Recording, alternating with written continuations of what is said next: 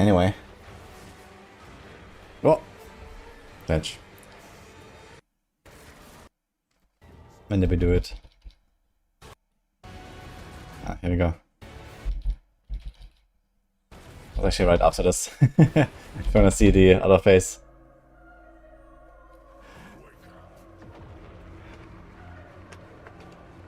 Hello, notice me, 8-9. No, it's the first time I'm here on T12. Wake up! How hard is gonna be in hardcore? Well, T10 Mephisto, I mean, he's basically just gonna walk in and blast him, right? T10 Mephisto has like no HP. Even 11 doesn't have that much. If your build can do Torment 12 and like farm, I don't know. If your build can farm like 110, then even like T11 Mephisto is easy, I think. Dude, this fucking swipe. How did I live? Oh, it's a dot. Okay. Yeah, I definitely have to go back and like learn to fight a bit better before I consistently do it on hardcore, I think. I mean, okay, you can throw in like an endurance wave, and you're gonna live through stuff pretty well.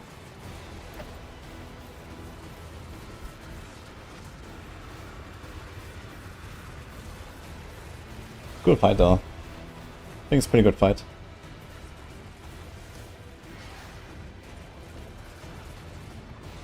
Right here, Giga Chat.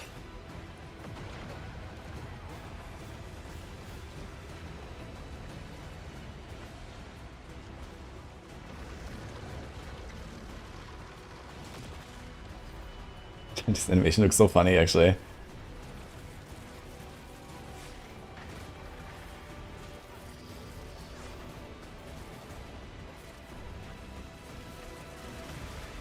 How many times is T12 puzzle gonna farm me? I mean, if you have never played against the lair bosses properly, you know, I would recommend you do that a little bit. I mean, you can also, you know, try the bosses on lower torments, right? You can just like not insta-kill them and like see what they do, learn their moves a little bit. Like they don't hurt that much if you're like on torment 5 or something, right? So you can throw in an Endurant Faith, that's always a good idea for lair bosses and stuff.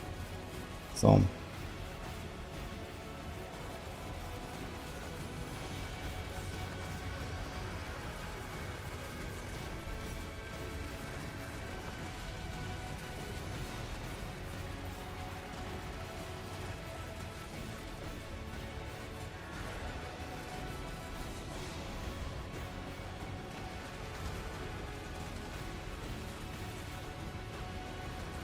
kinda epic music.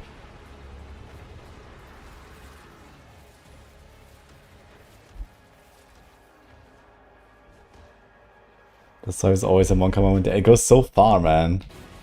Crazy.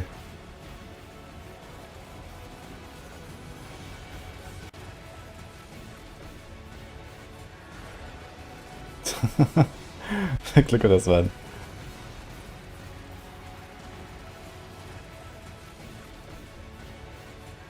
But you can see it coming. You just need to get away there, basically.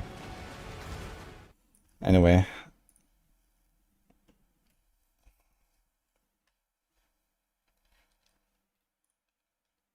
I started blasting.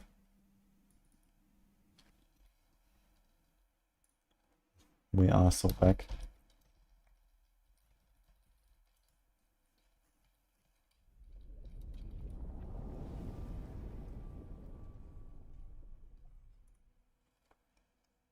No seal dropped, unfortunately. I got a Tyrius Might, I think, from this.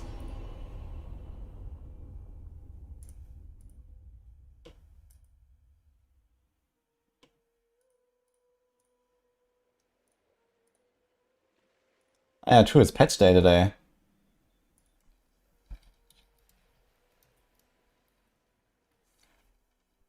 Let's go.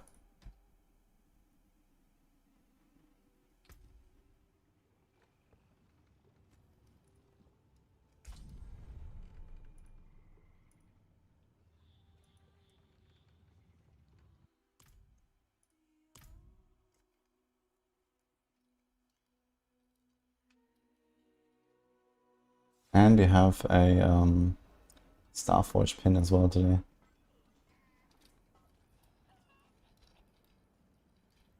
a big sale again. So let's do that.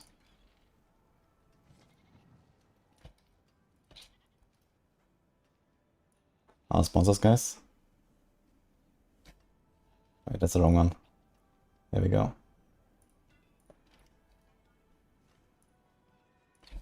Link is working. Okay. Memorial Day sale, guys. Looking for new PCs or parts. Fancy cases. Check out Stuffwatch.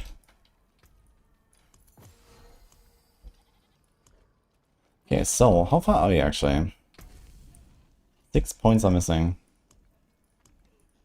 Oof. Okay then. We got a 0. This build is gonna get quite a bit stronger today, by the way. The poison multi-shot.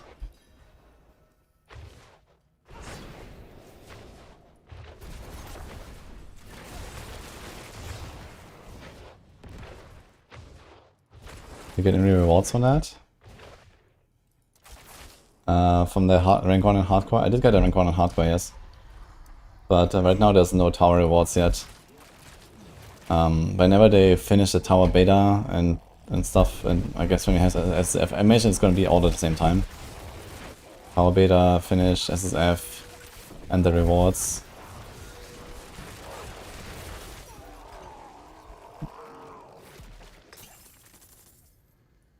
Then they're gonna add like, there's gonna be halos or something, basically. Dude, this character still has not gotten a single nemesis there, I believe. It's crazy.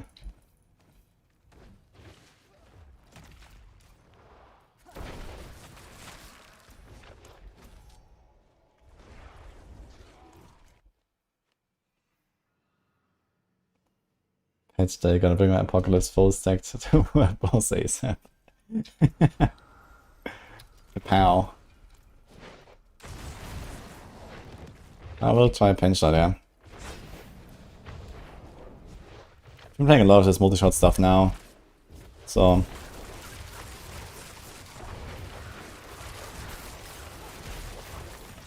There's gonna be a Duriel. Oh, it's not a Duriel. Crazy.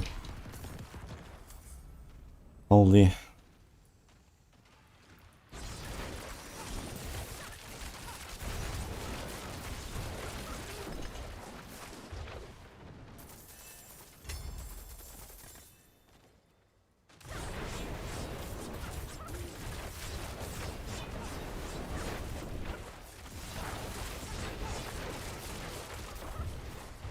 Yeah, I can't magically transform this character over to a hardcore, unfortunately.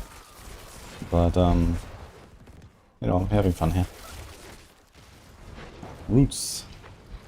Let's go. Can I plant multiple of these roots?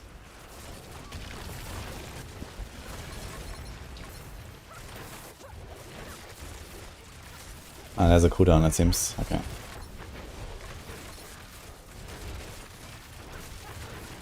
Your PC bricked. Oh no. Well, there's a pin. What will be the strongest after patch? My money is on all the same builds that are already the strongest. I don't think I really like nerfing anything or something. So just letting the Select stuff slide and the overpower glyph on Barb, I think. And probably gonna fix that next season then.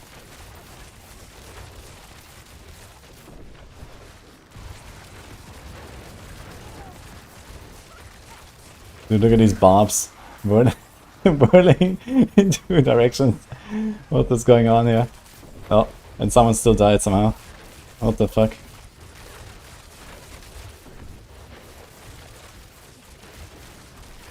How did he die?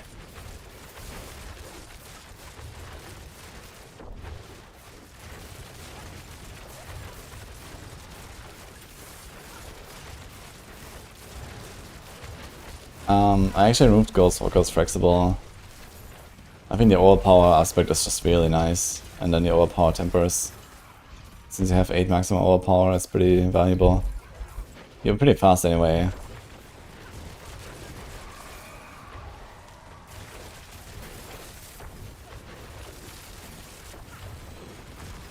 You have more power to do bosses and stuff like that, you know, easy, like much more easily.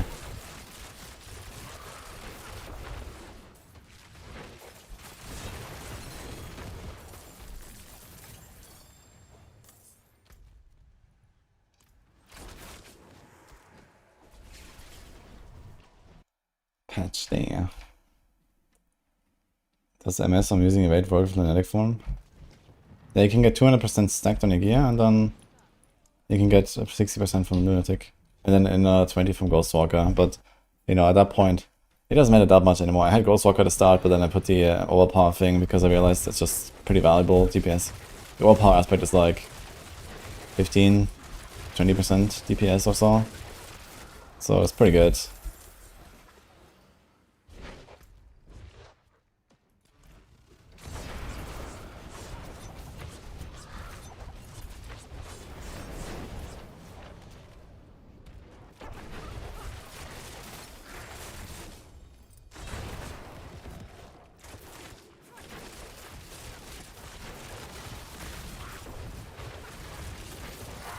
Oh, random mirror from the thing.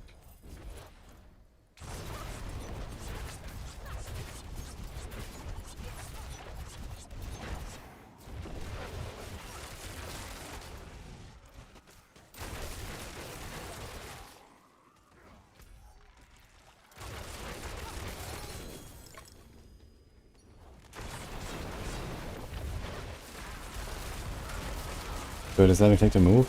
No, I have it done. But I don't click to move. But it's like, I don't think you can like interact and loot and stuff otherwise, I believe, if you don't have that. But most of the time I use WSD or scroll to move.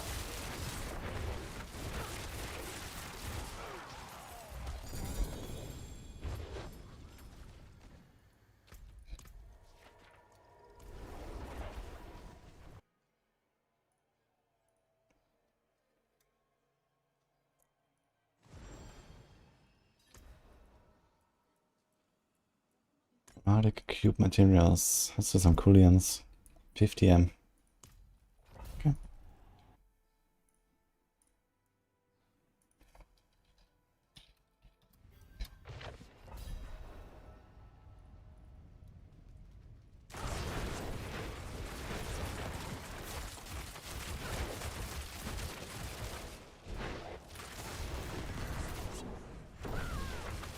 I went straight down there to the exit. I was like, huh, that was a short level.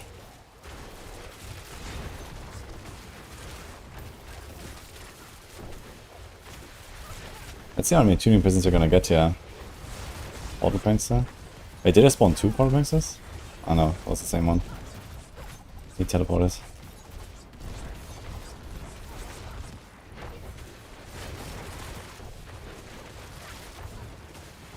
They didn't realize Wendigo brand is bugged.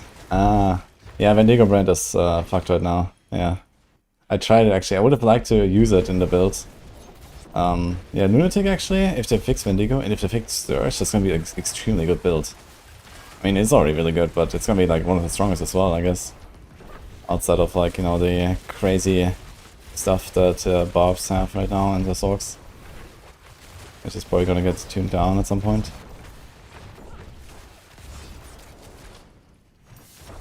Wendigo is gonna be really good for the Warlock.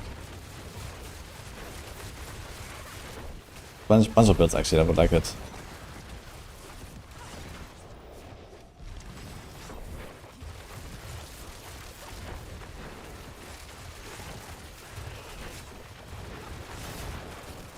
What's the safest class to play for first time hardcore player? I'd say Barb.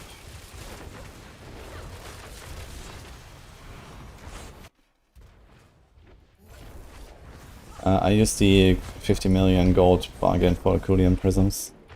Because you probably have to roll a bunch of necks. We have 120 of these. So I can do like 4 amulets with that. Maybe a bit more if I can choose one or the other thing. Let's see how many we get.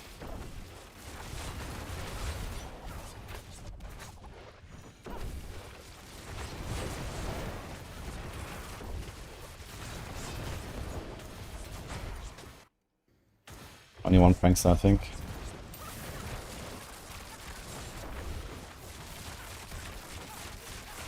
Have I been max my lunatic build?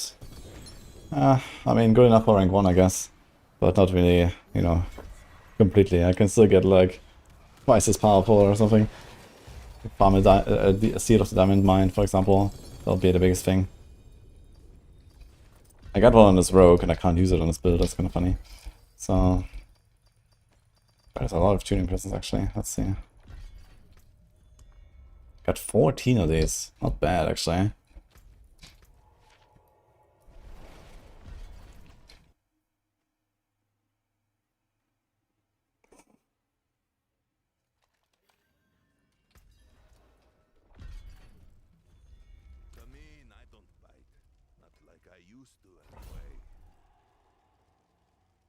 Vuln and dot pain gorges. That doesn't really work together. Damn it. That's a close one.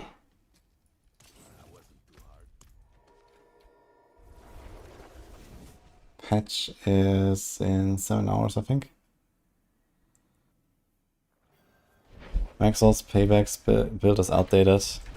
Yeah, you don't really want to play Payback, I think. So, forget about it, I think.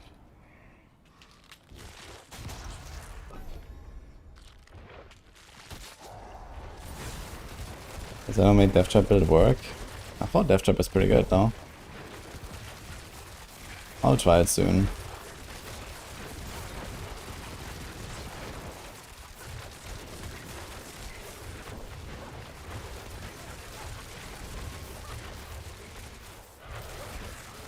Yeah, Spiritborn is down bad. So basically just have evade and not too much else going on. Yeah, like the entire Spiritborn class is cooked right now. They did a lot of crazy nerfs and everything. And then the other, like half is nerfed and the other half is bugged. So it's great, man.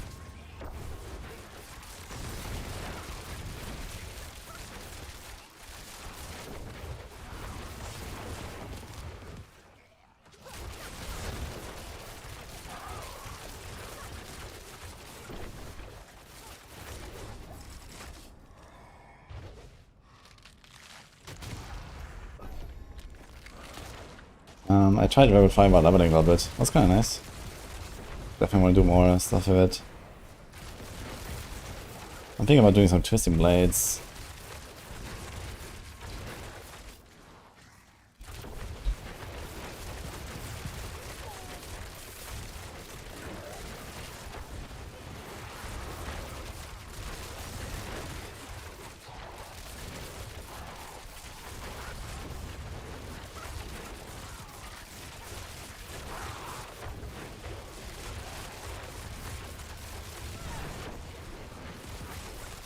Chain of Arrows Edge.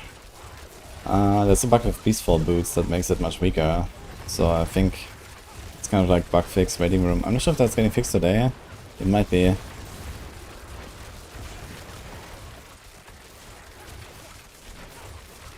was saying Tornado Druid cook soon. Yeah, Tornado Druid is definitely something I want to try. But I'm not sure if that's really going to be a thing. I know that all the bear druids are kind of happy. Because they have this Giga Resolve Sticking Ring that is like slightly balanced.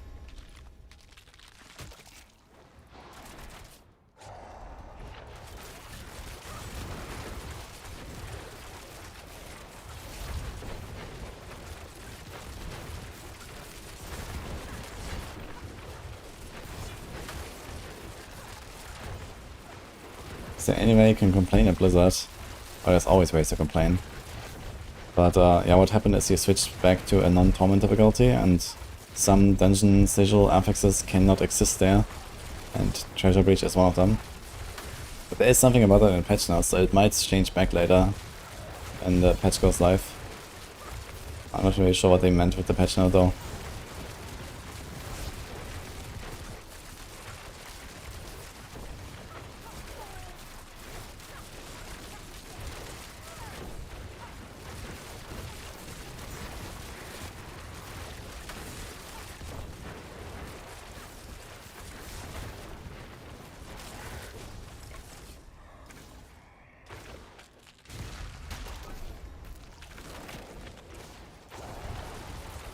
I was just there 30 minutes ago and he waited for a friend. Yeah, if your friend is in like normal difficulty and he invited you, then you switch to normal difficulty and then your sigils break.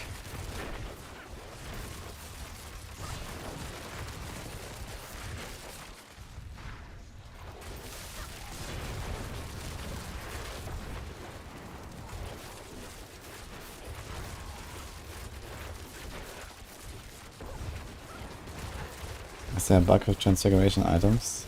Not that I know. Maybe you replace life with life percent. You can replace stats too.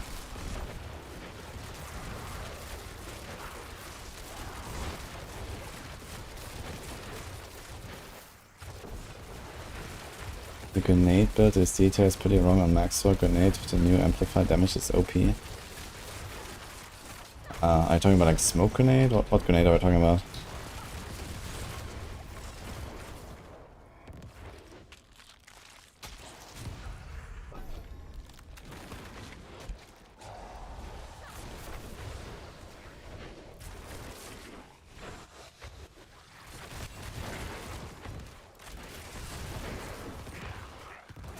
Yeah, I mean... What are you doing with your build? Exactly.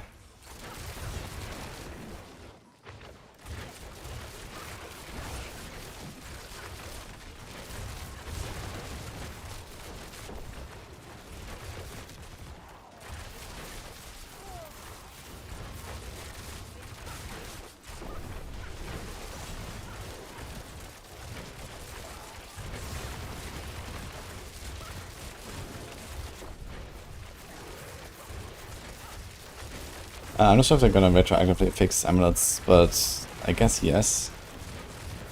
So when you transfigure the imprint, you only get the lowest imprint, and also your transfigured aspect is gone.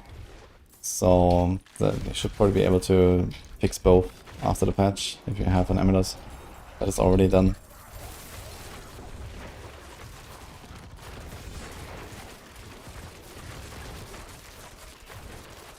I think any dungeon elf will have a chance to turn. Yeah, I wonder if it like just like remembers the affix it had and then just like turns that on again. Or if Dungeon Delve just turns into something. Like, I don't know.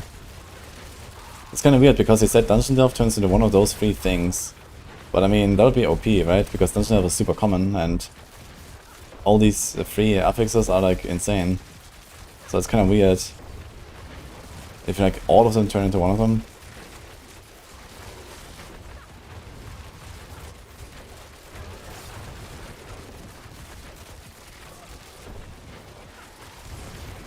Yeah, we'll see. But at the very minimum, maybe the sigils will not transform, right, when you like go back to lower difficulty and stuff, so that'll be something already.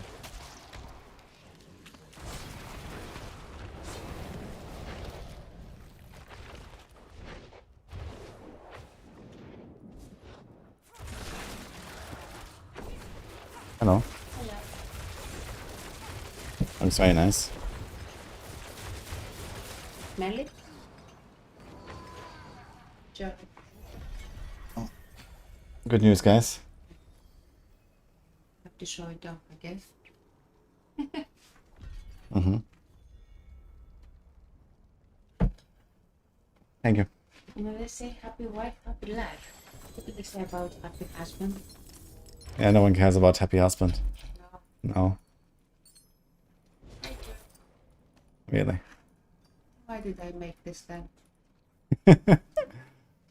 Okay. Really, he said. Are you doubting now? No, I was just joking.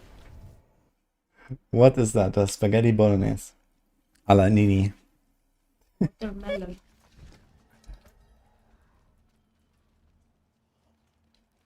Ah, look, here's a sign, guys. De Maestro.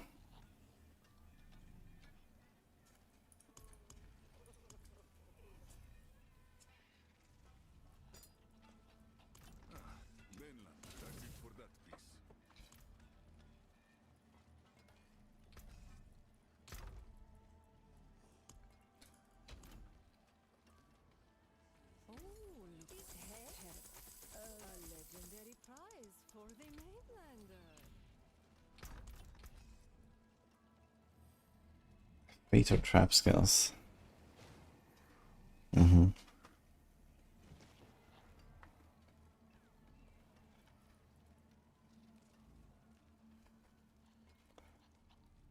Alright. Do I want Bait or trap? Shadow. You also need cooldown on this thing, so I guess not, right?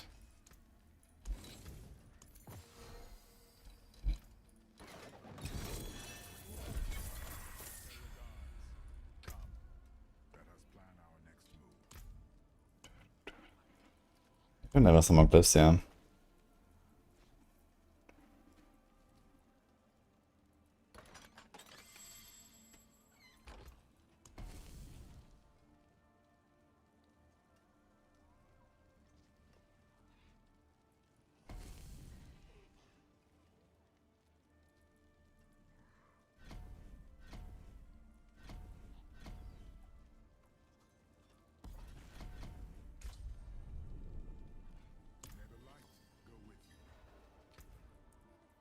Number 17. Perfect death trap, Emmy. Yeah. I mean, you don't need that crazy amount of ranks to refill your resources, right? You need like 20 ranks or something. Or maybe less. It shouldn't be that hard. You just need a few extra ranks, I guess, with the aspect to refill your resources. So I'm not gonna go for like a GA trap ranks. I'm just gonna go for like a, you know, GA crit or a cooldown or something. Like, it would be like trap ranks, dex, shadow, and cooldown neck, I guess. And then, yeah, no crits and stuff, so I don't know. Maybe don't go for crit actually. So if you go Shaco, I guess. Maybe don't care about crit very much, but you want at least Vuln as well. So you want Vuln and cooldown at least, I guess, on your neck.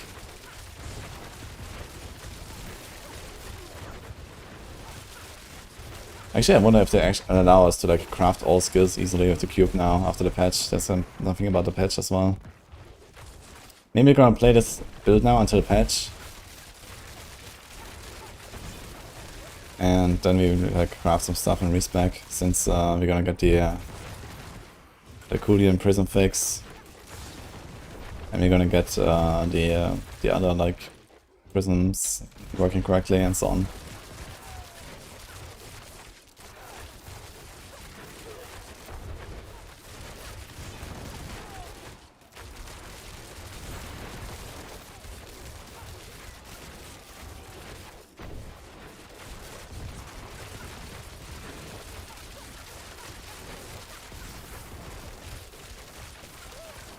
The build said you need 44 ranks. Wait, why the fuck do you need 44 ranks? What? Isn't the aspect like 9 restore per rank or something like that? And then the maximum resource you're looking for is 225? I don't really get it.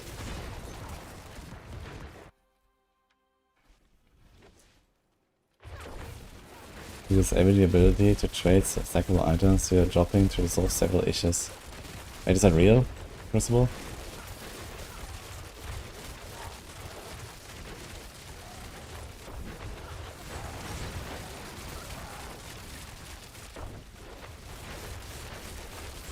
Ooh. What are they fixing?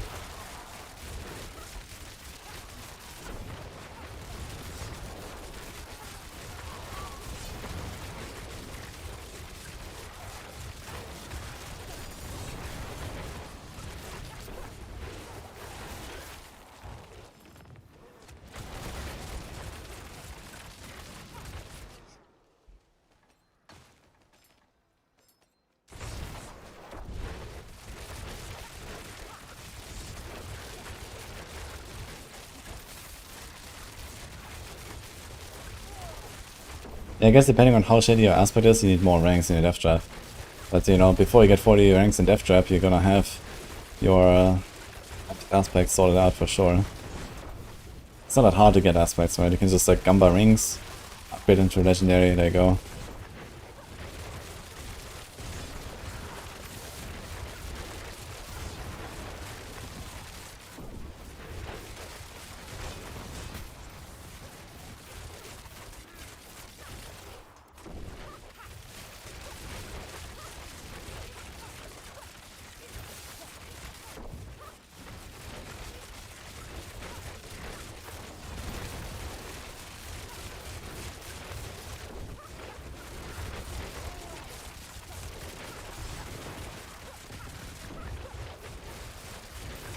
Any dev shop enjoys in chat? Like, how is it?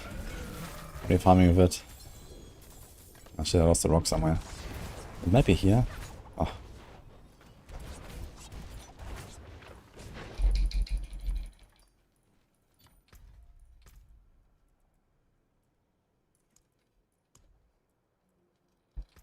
It's time to hide these non-incested charms. It's getting out of hand here.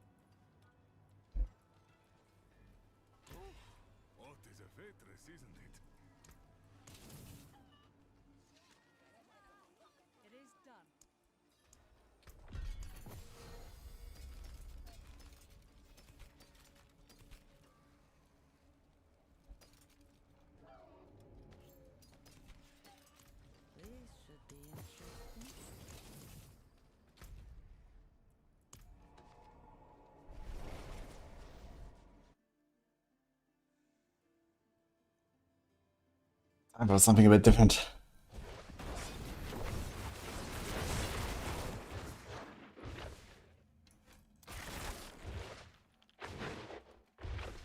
You're not a fan of ultimate skill builds? Don't worry, there's plenty of other builds.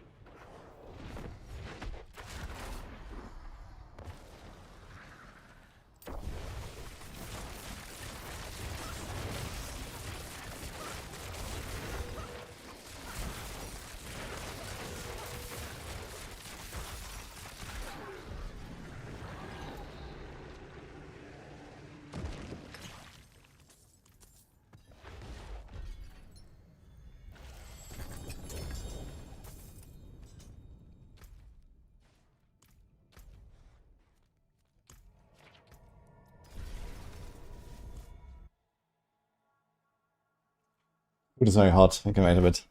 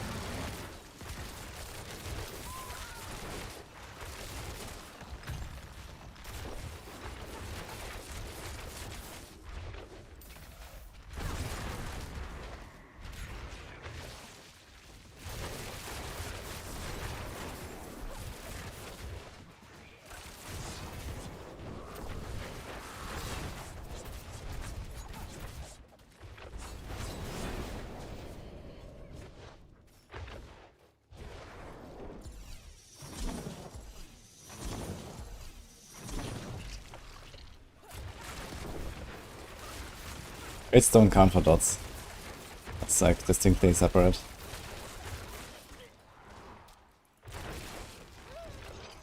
How many chatters are hearing this for the first time?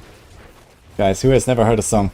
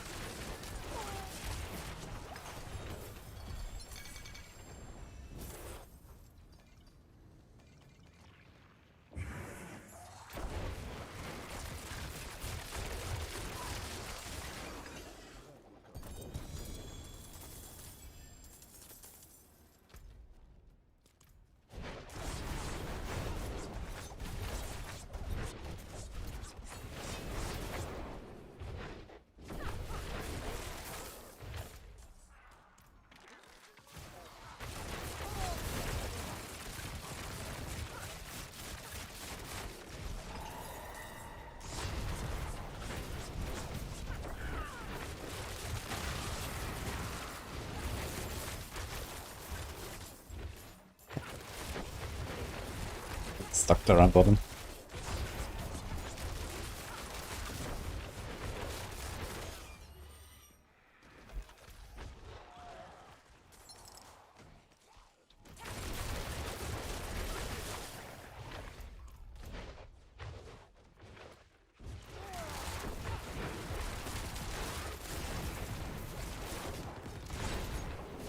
Holy man, it's been a while for some Prodigy.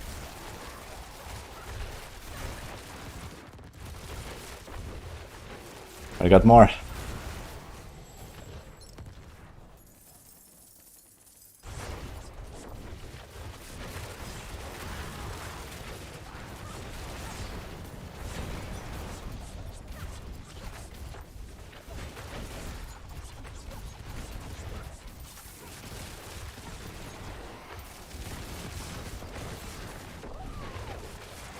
You know why I'm putting this music? Because one of the very first like early season videos I made was a UE multi-shot video. Solo blasting 10 Tom and 6 rifts in a row and timing it. And then I sped it up slightly and I put Prodigy on it. It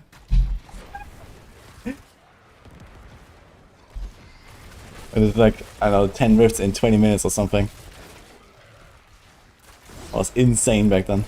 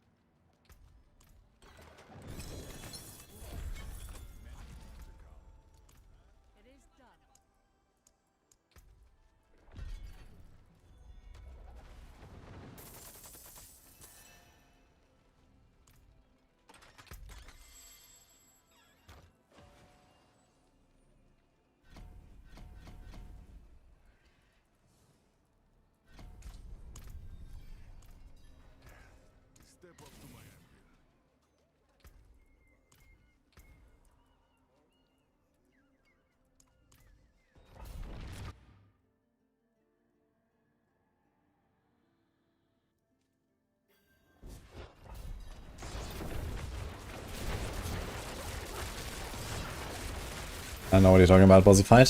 What?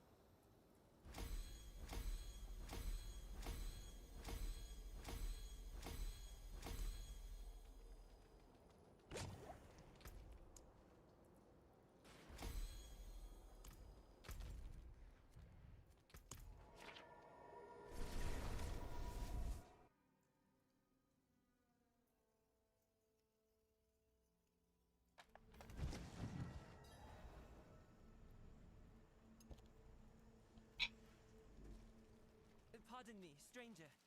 Could you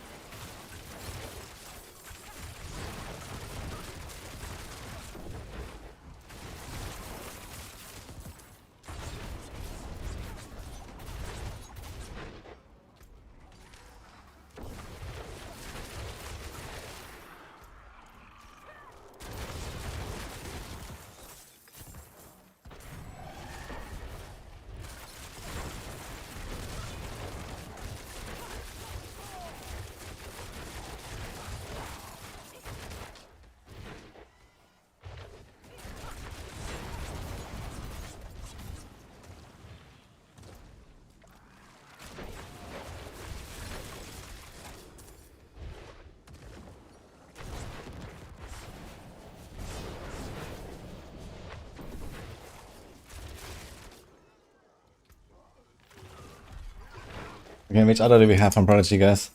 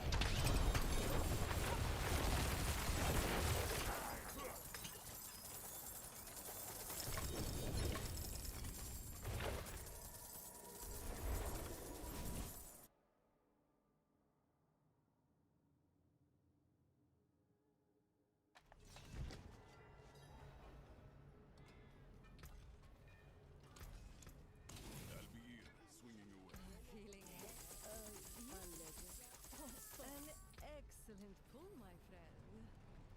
Fate smiles.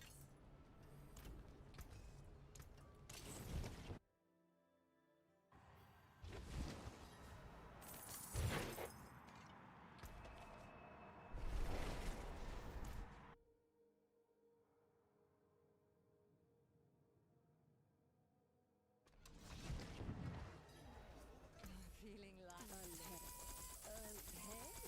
Oh, sorry. Try again.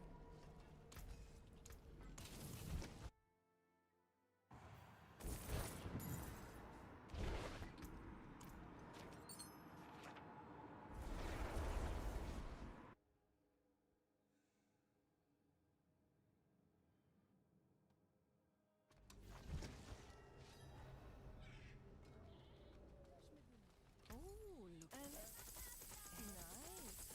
Damn. They can't all be winners, can they?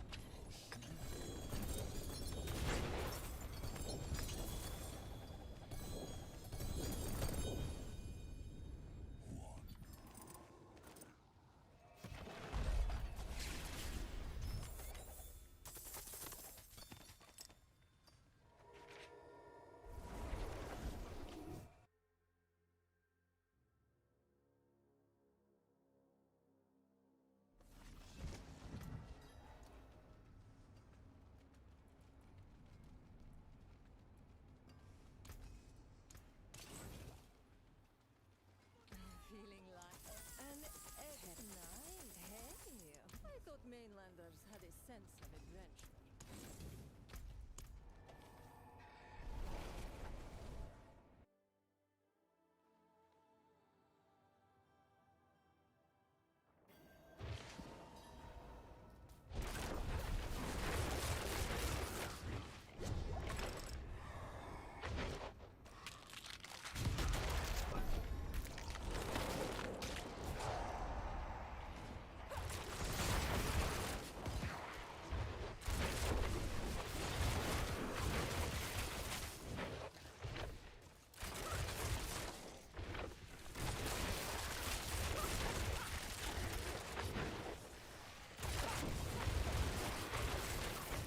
German translation.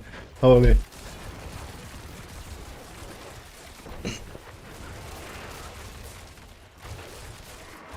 Hi Max. You don't get how so strong. I've got gear, level glyphs, and prodigy. But you can't hear it on YouTube, so that's unfortunate. That's probably the reason why you're not doing as much damage.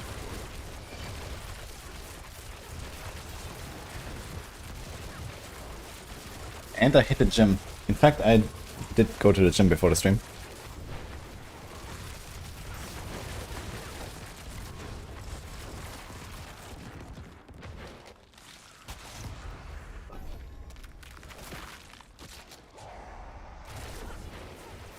Please put that in the guide.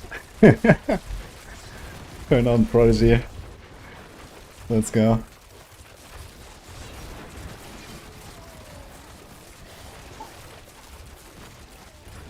Got the gem. Nope.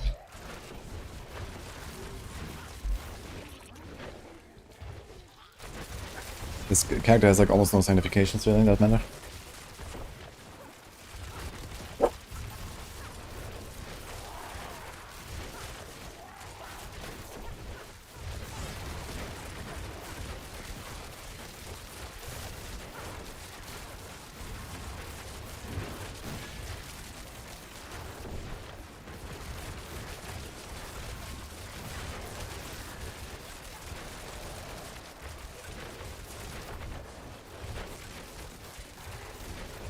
1 second.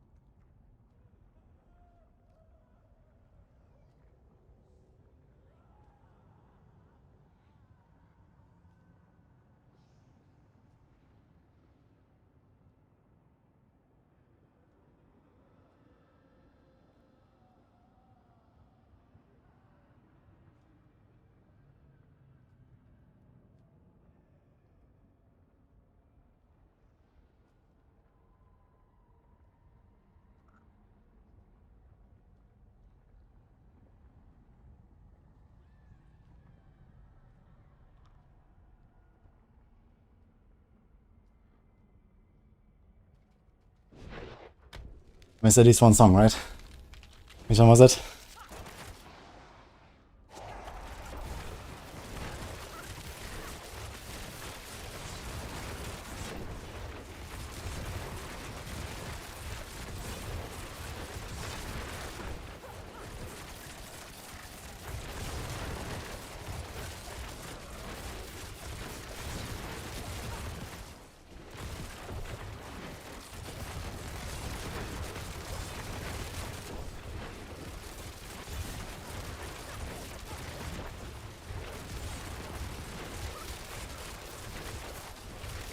Hello, Nelis.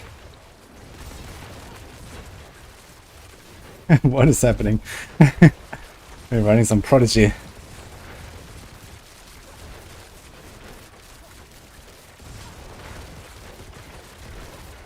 Missed brief. Okay, guys, I think you might have to listen to brief again.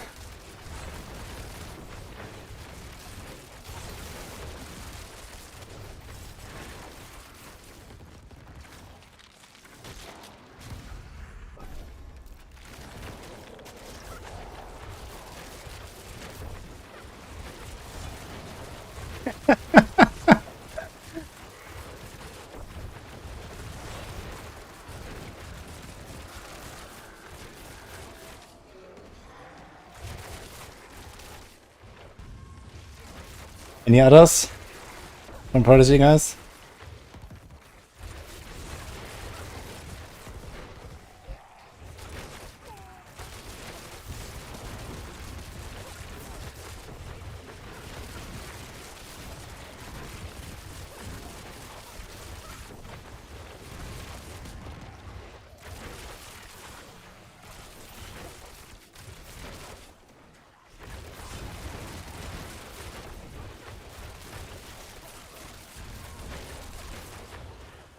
Benchmark boss loot, Kara.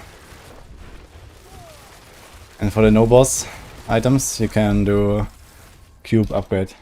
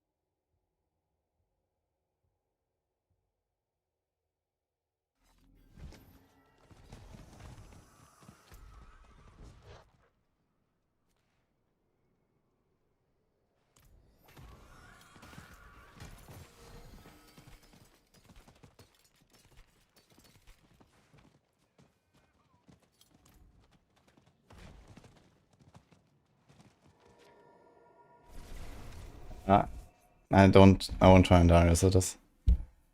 I don't think there's any build for on Darius really. Especially with like Fist of Fate dead and stuff like that. There's like no hope.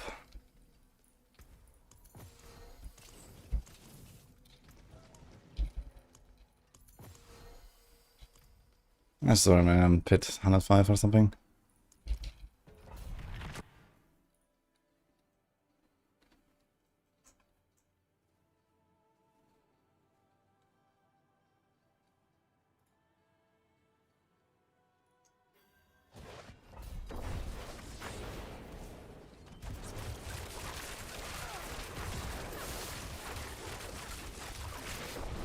Double core should be possible. I did dance with knives and barrage. You can also do barrage and rapid fire. Both is an okay solution for a single target.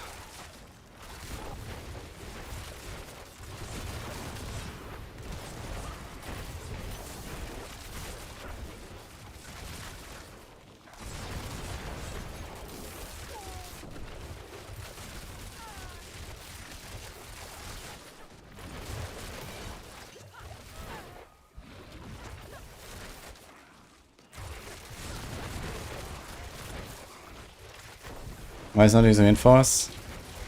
You can't do Windforce on poison. Anything that is like poison immune, you can't really do these skills with big buffs.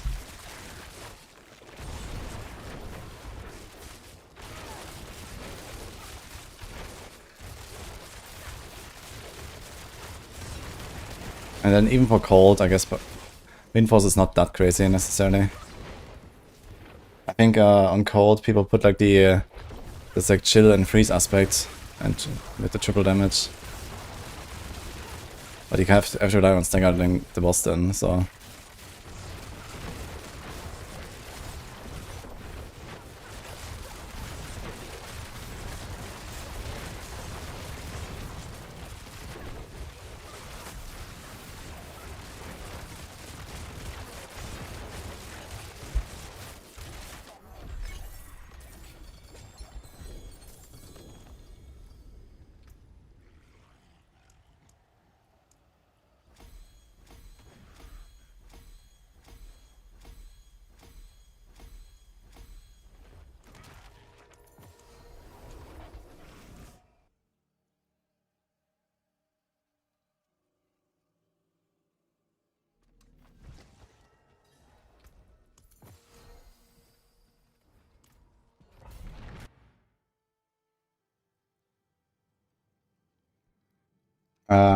Yeah, I play both hardcore and softcore. Usually I only play hardcore. But because you have the Mephisto fight, I wanted to make a softcore character to learn the fight.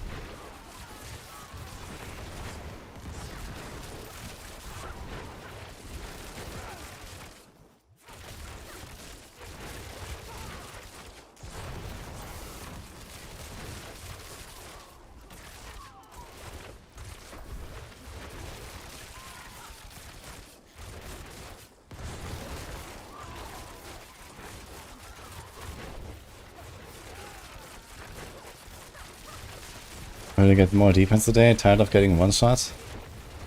The Paladins and the Spirit Bomb and the Druids are getting much more tanky today with the Glint's fix.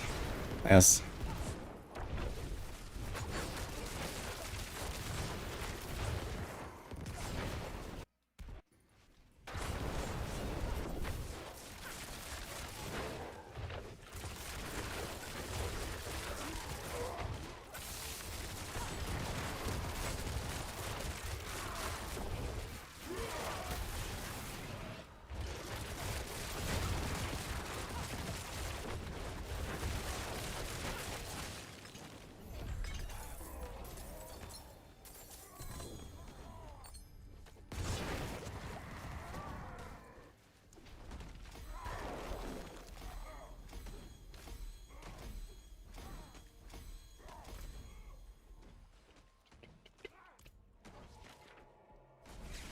Why no one uses Gladiator's Triumph for both characters?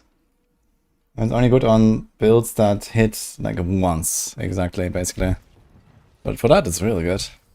So like Penshot could definitely do something there. But usually Penshot is played with Eagle.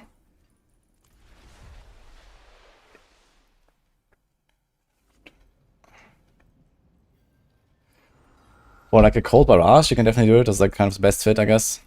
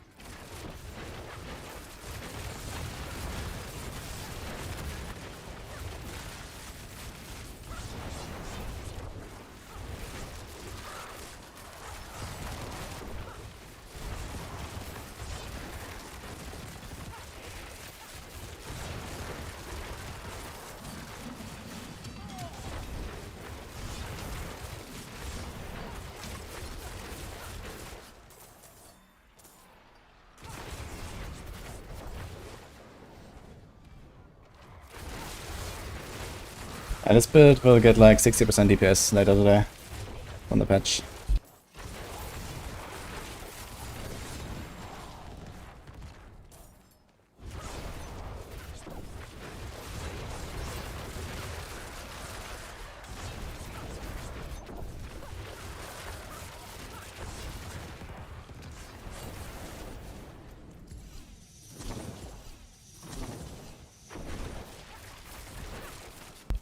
I would not change anything in this build for hardcore. In fact, I'm playing this like a hardcore build.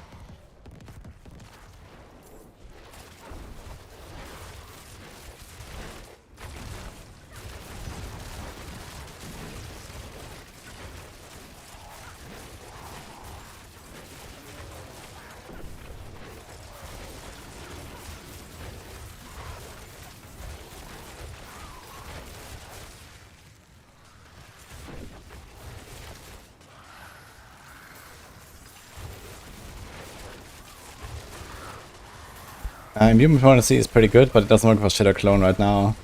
So it's not as good as it should be, basically. So you just put like Imbuement Potency and Damage Out Time, kind of like half off.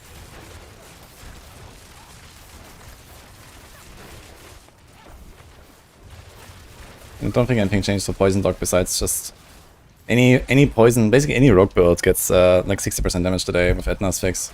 I think that's getting fixed today. Okay, I just need to breathe again because I was AFK earlier.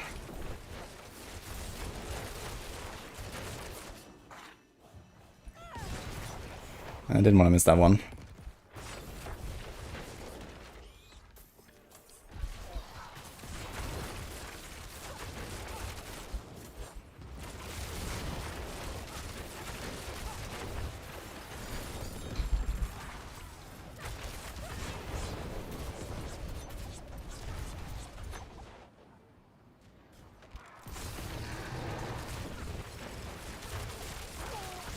Yeah, the last part of the Secret Lab deck arrived.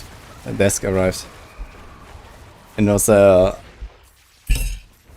desk, the tabletop basically. I was like, we had to carry it all the way up here. Oof. So that took a few minutes. How fitting that this song is playing.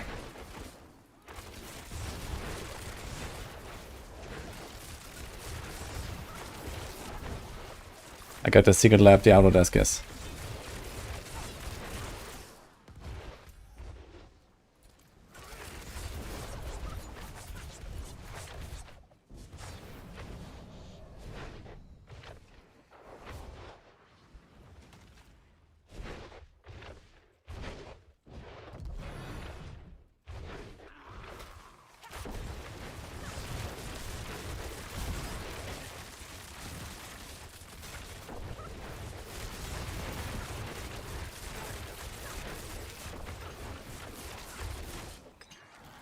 This one.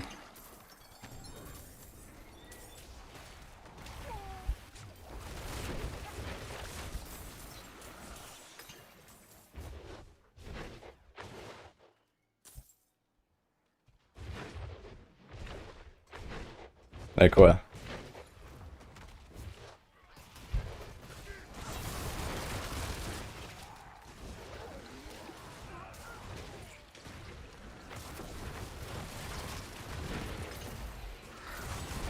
And they gifted me one. Looks fucking badass and goes with the chair. This is the Secret Lab Lilith chair. They're selling them again, by the way. The Lilith and the Enquiries chairs on launch.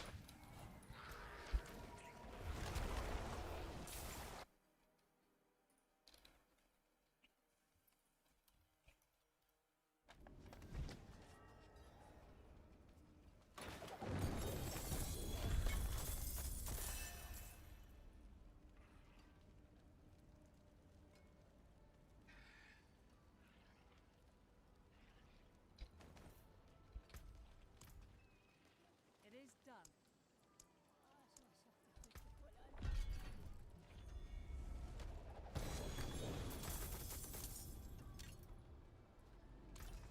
Mm-hmm.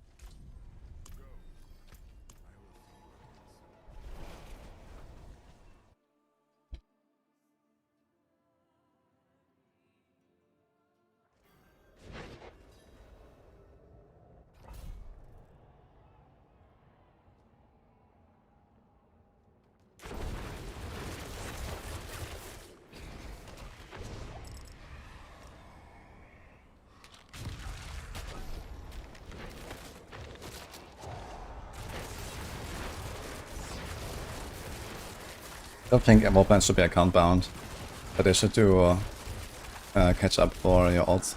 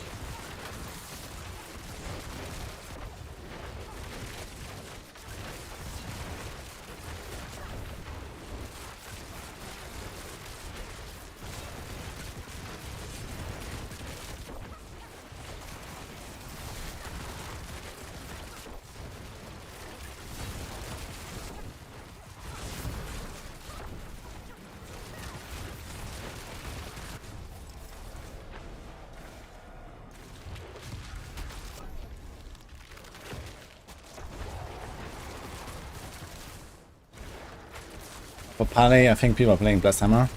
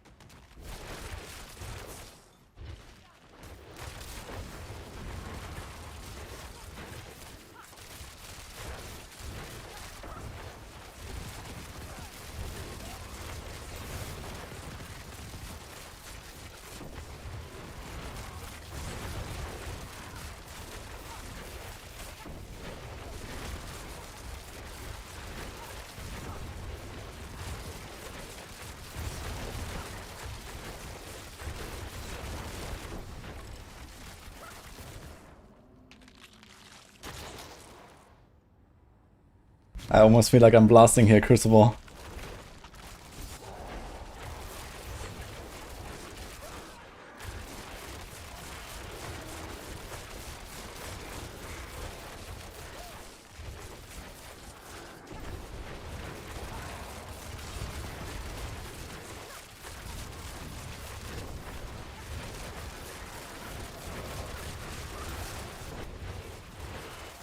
Yeah, I just showed it. It just arrived actually at the Secret Lab desk.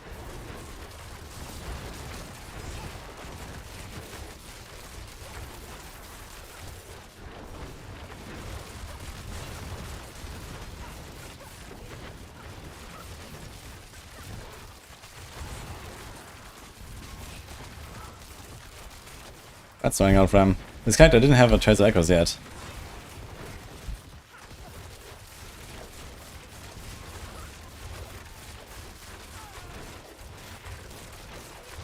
Where can OG? Maybe. I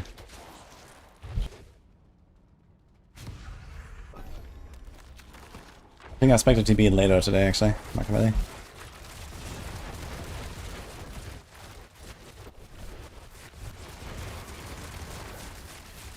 I got the big table, yes.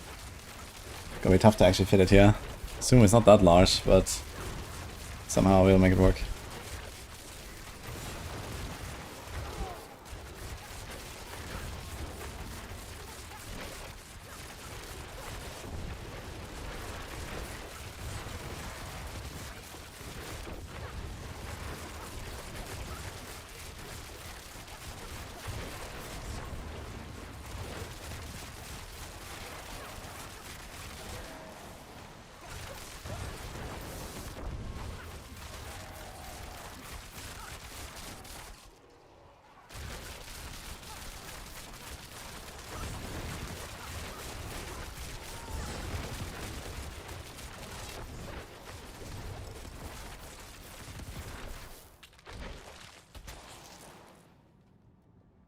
Yeah, we haven't really like exactly discussed with the whole Maxo team what we're gonna do about loot filters, so it's something we're gonna have as a topic in our next meeting.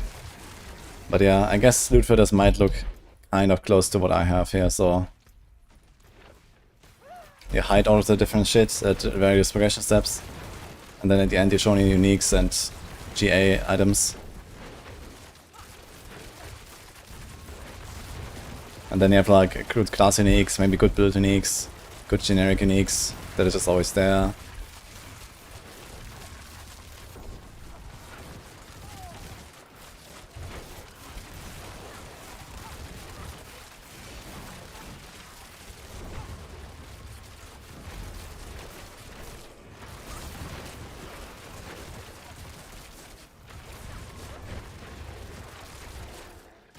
The green scars on a planet on Maxo. This shows you what was added since the last step.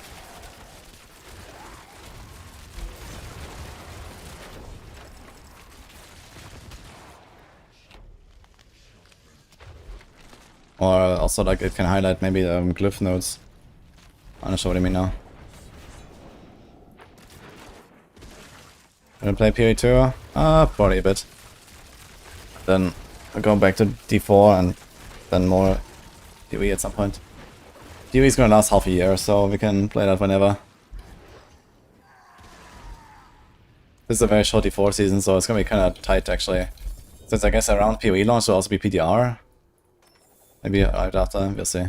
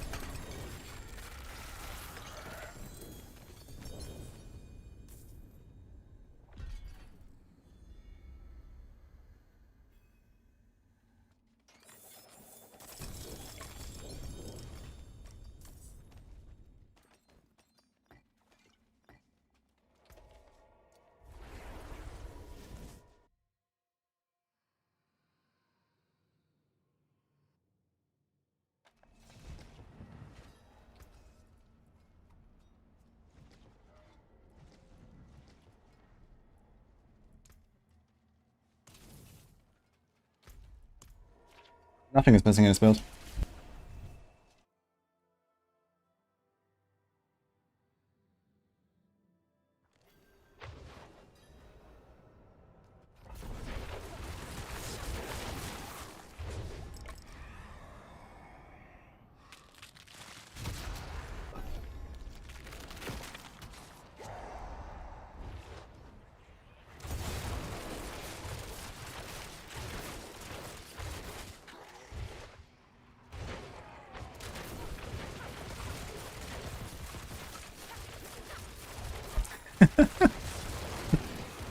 It's a great observation there, Sarok. I love it.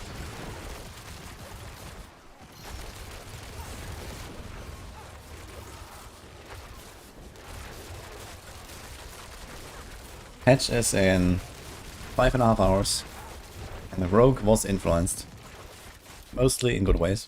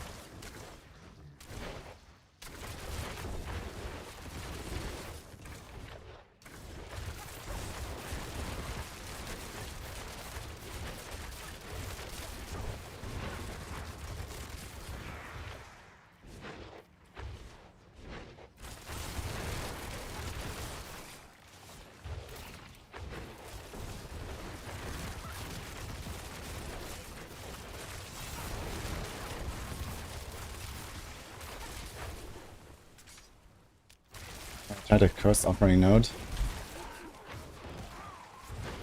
I mean this? Oh, which one?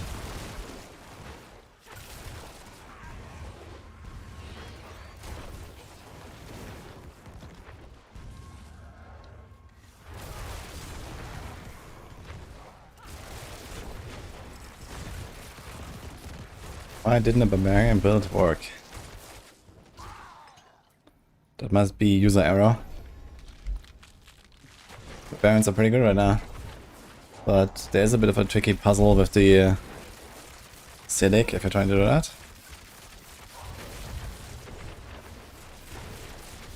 Okay, finally we got a goblin wave, let's see it. This should be a good build for goblins, I think. What do you say? Although, unfortunately I'm not playing cold. The dot is a bit too slow.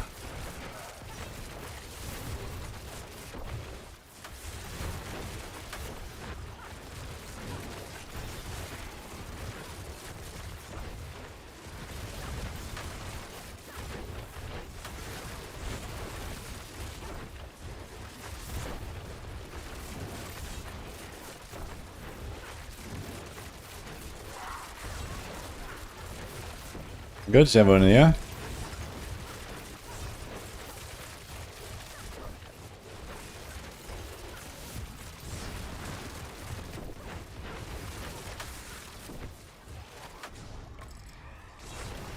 Okay.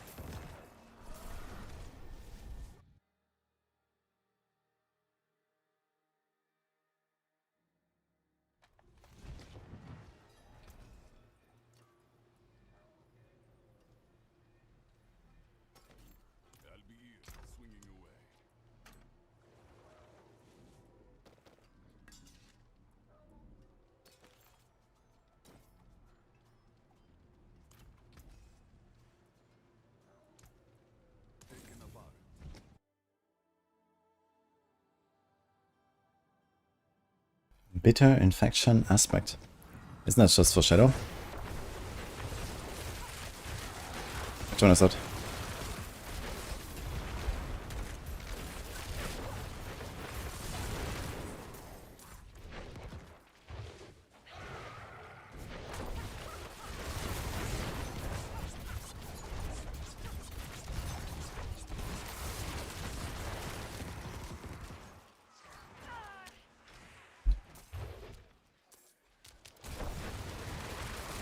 Ah, okay, I changed this. Viewing skills have 100% chance to do 100% increase damage. I think this is just the imbuement part. So basically, Shed Imbue. Like technically, Poison Imbue has like a hit chance, but that is kind of a lie, I think, because it's a dot, and dots have like really weird behavior of like a hit. I don't think that with infection would be something, but maybe for Shadow Imbue.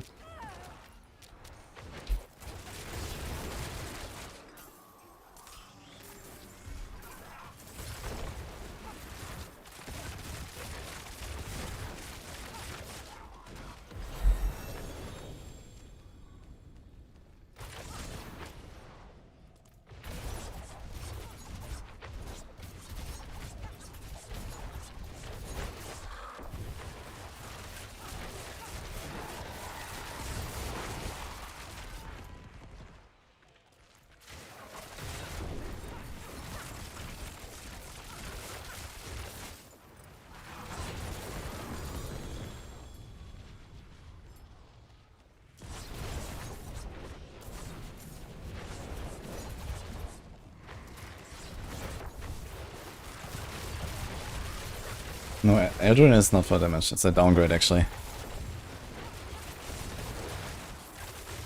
But doesn't matter. I didn't even unequip it and we still did Mephisto T12. So there's that, I guess.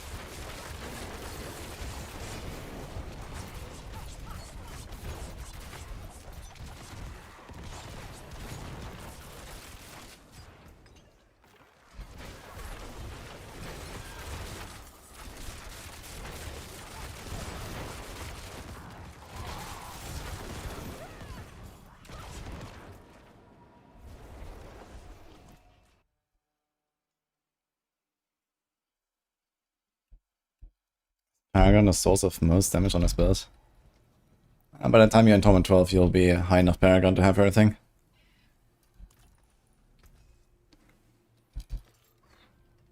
Nice.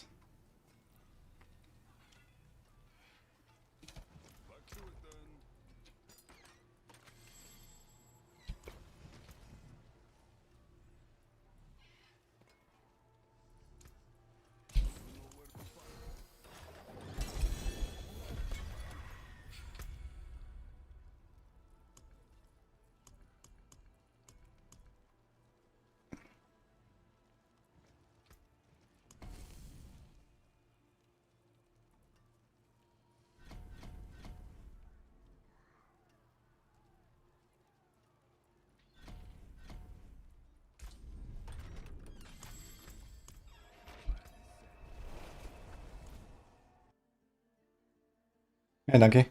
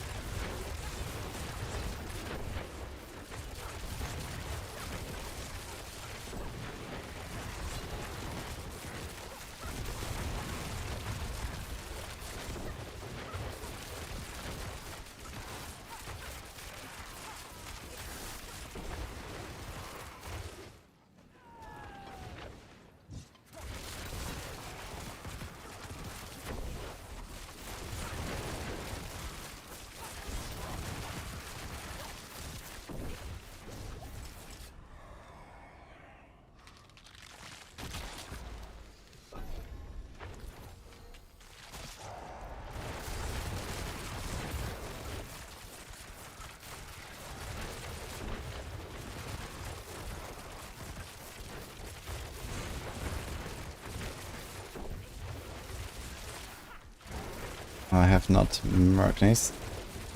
Stonies. The patch should be in 5 hours, guys.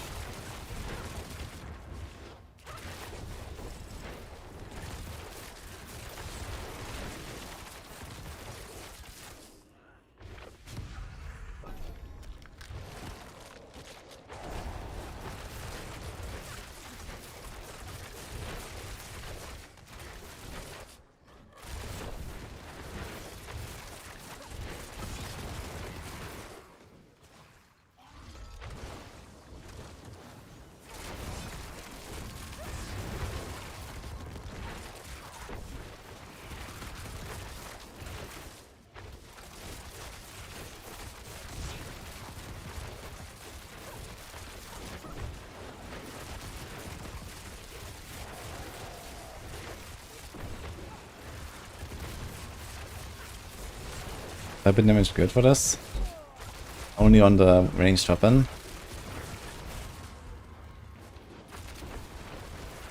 But on the unique weapon you can't get around it. It will always have weapon damage.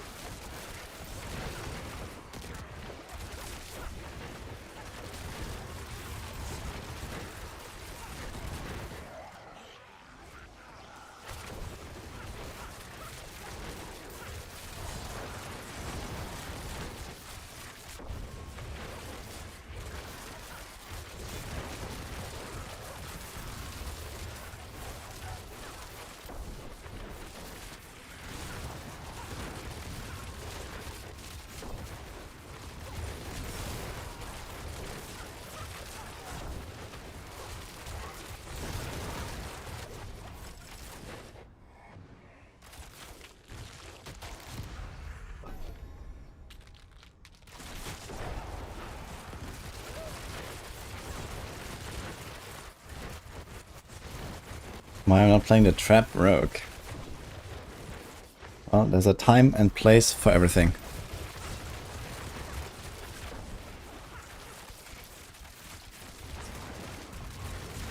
But currently we live in the multi-shot era.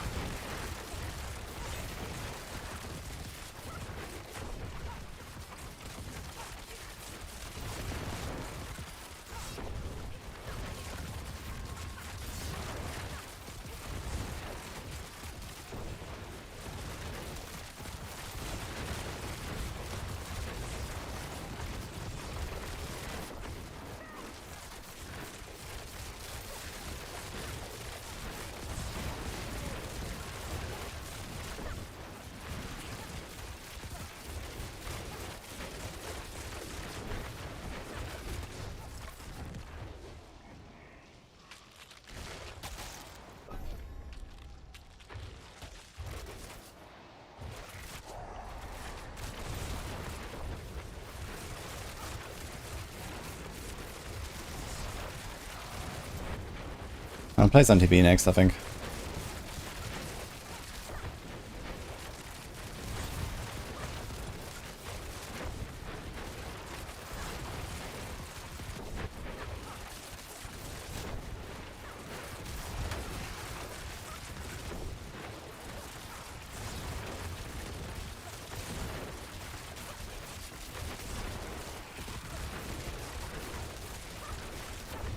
You should watch my video, let me know.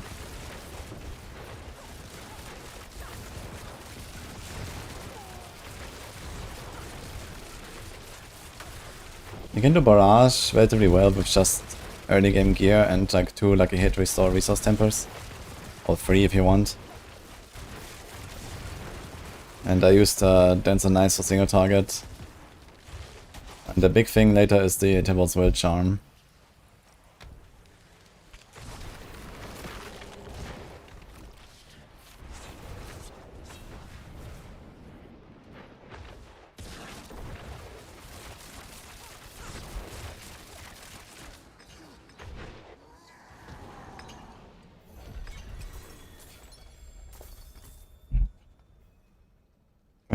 Ranks to Rallying Cry should go +1 of ranks to defensive skills.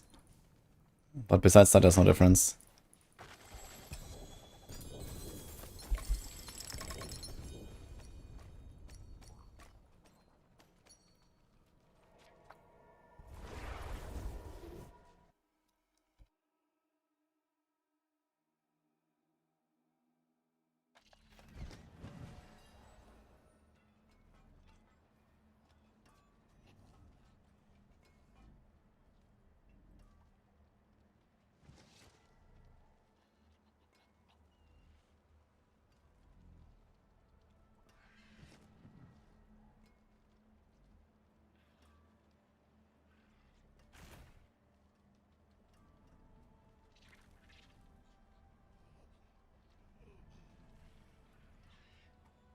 Wait. Halt. Mainland. You know where to find me.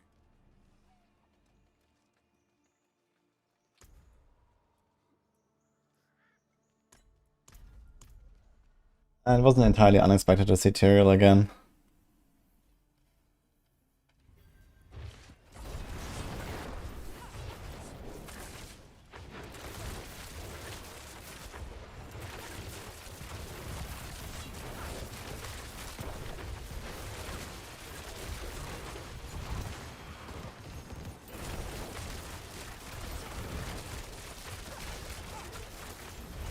There's always Tyrael who has to clean up our mess.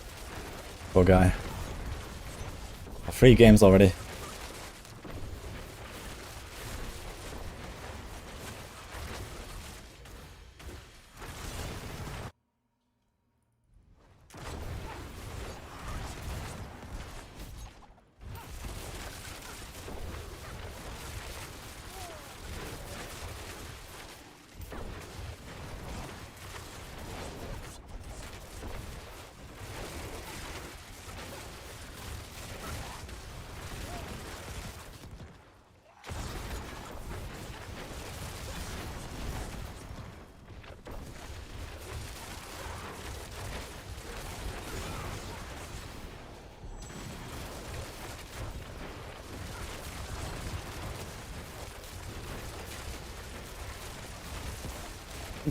He. It's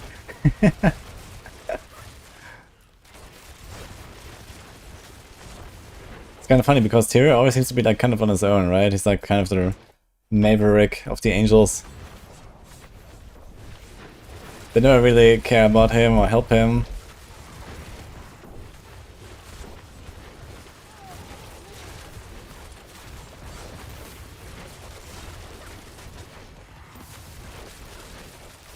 Sometimes I feel like the angels actually want the humans to fail and die. I don't know.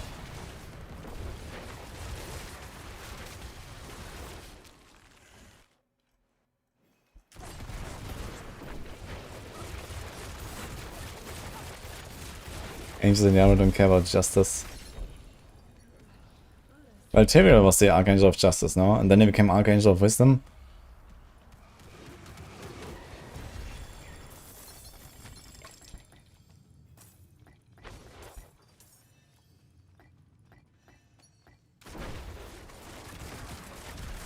Oh shit.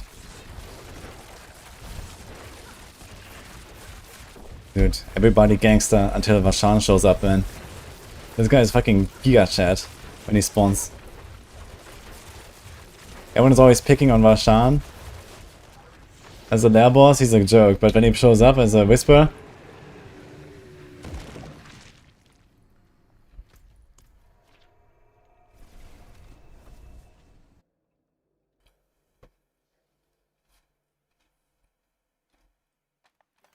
Yeah, the angels view humans as an abomination.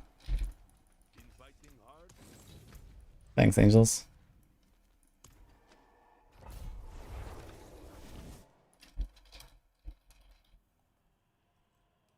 Okay, guys. I think we don't have much more from the Prodigy.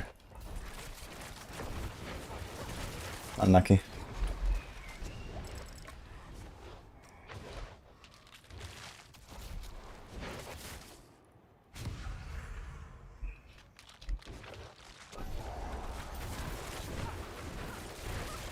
This build one-shot Mephisto T12. No. But I did get him, and it wasn't too hard.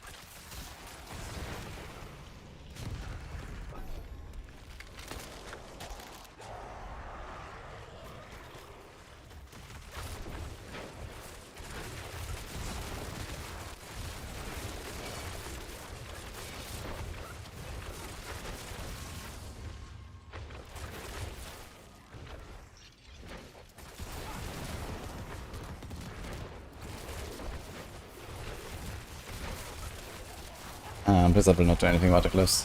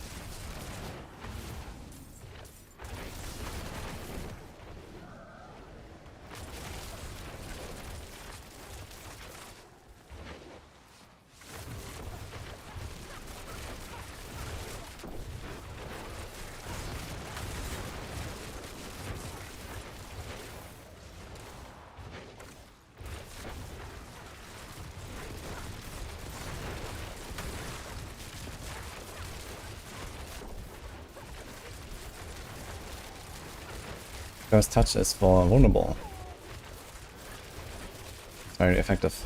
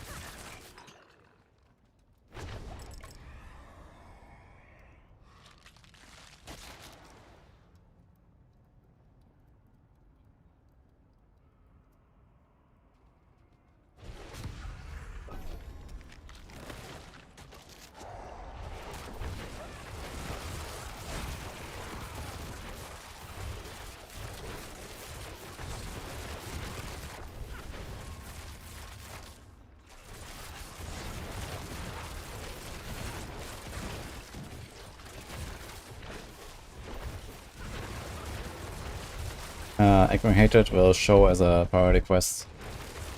You have to talk to someone in Timis.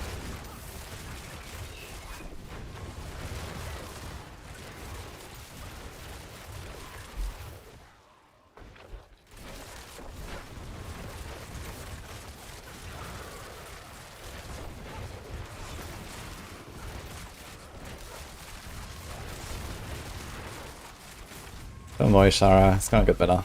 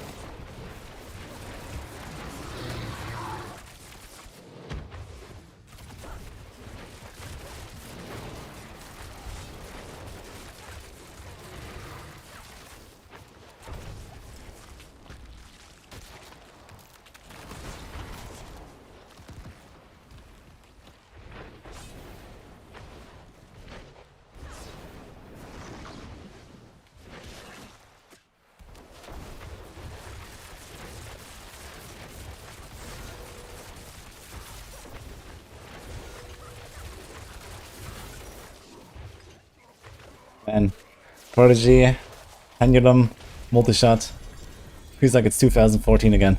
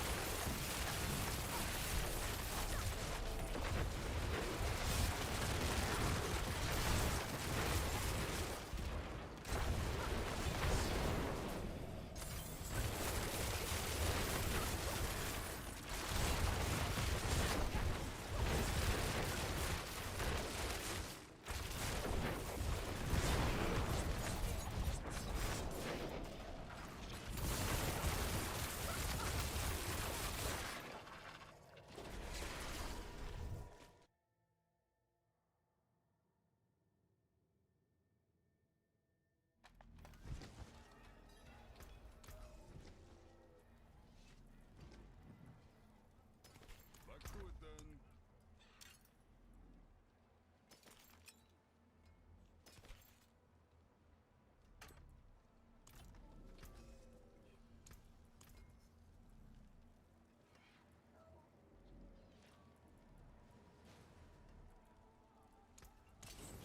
I'll be here, swinging away. Care for a game? Oh, it's me. Hey, nice. Next one will be even better.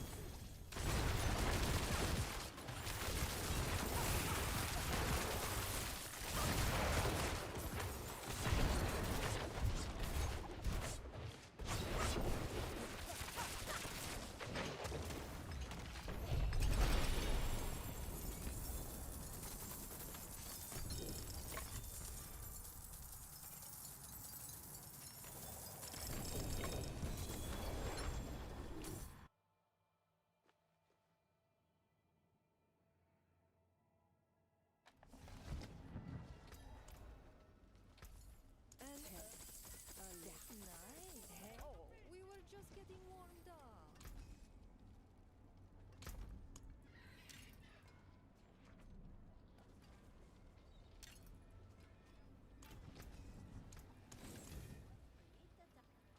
Care for a game of Oh, sorry.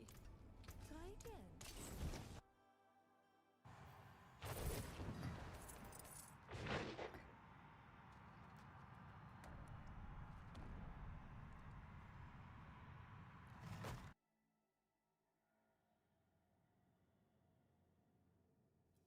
You can just get blues or white items from Gamba, and then blues you downgrade in the cube. I actually made a video on this yesterday, you can check it.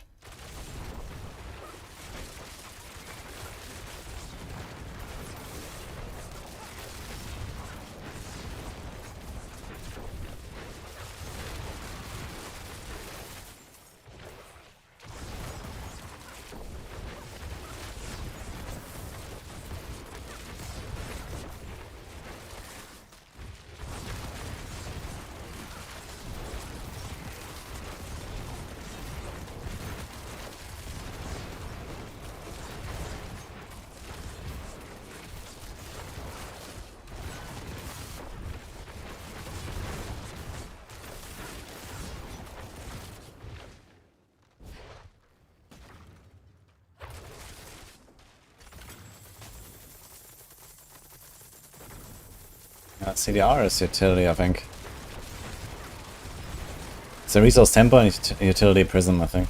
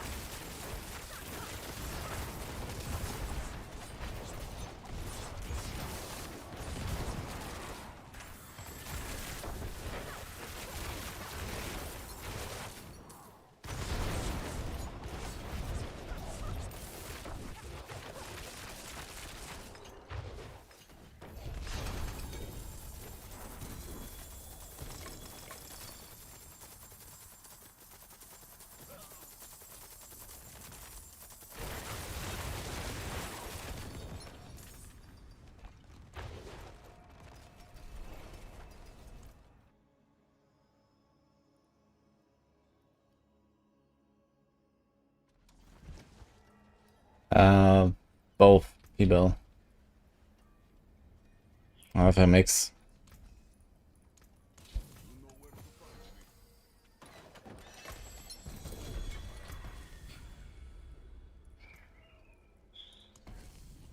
Let's reconsider.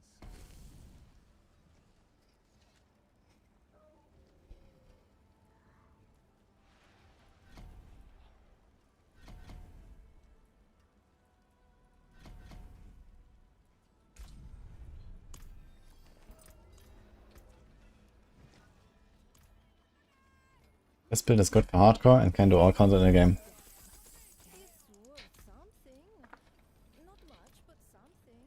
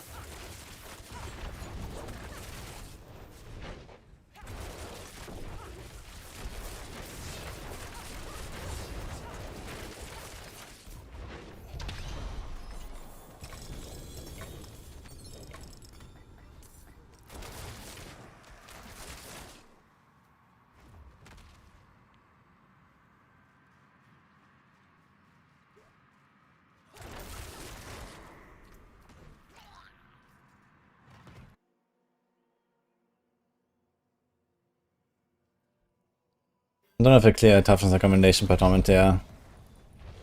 But like 2 female in torment 12 and softcore is okay. And like 4-5 in hardcore.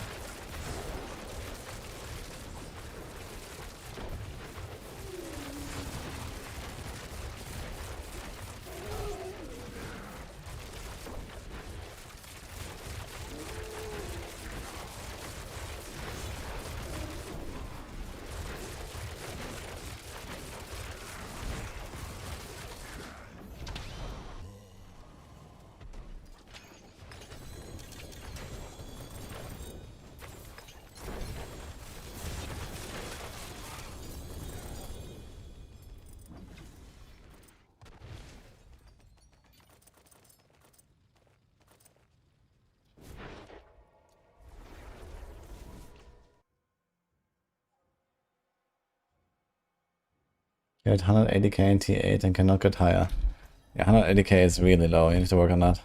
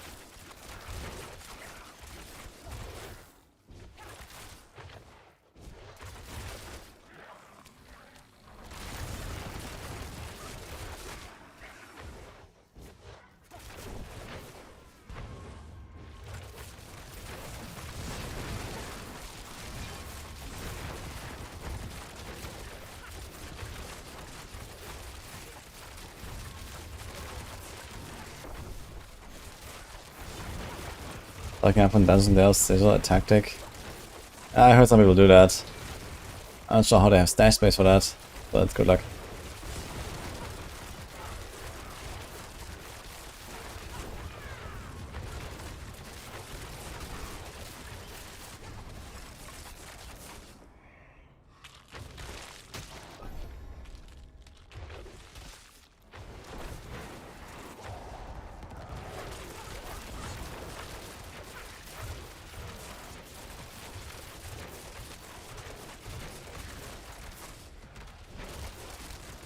Worry, Elboro. Gonna get better. In fact, it's gonna get roughly 30 times better if you look at what my character has.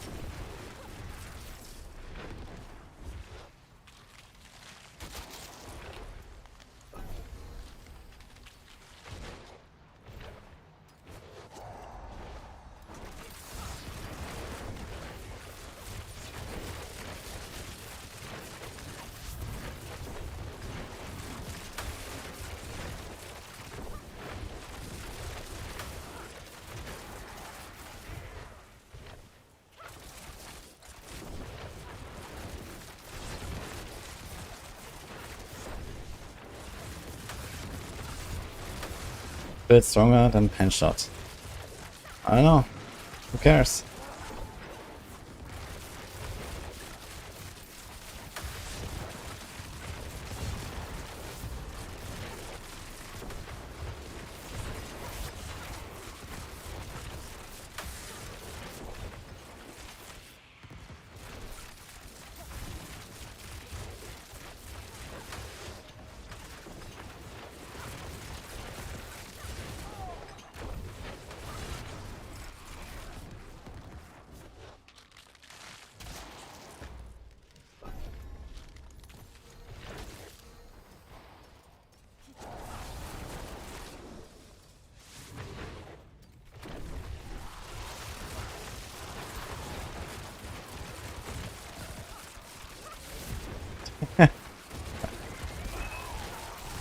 Okay, good to know. Ignition.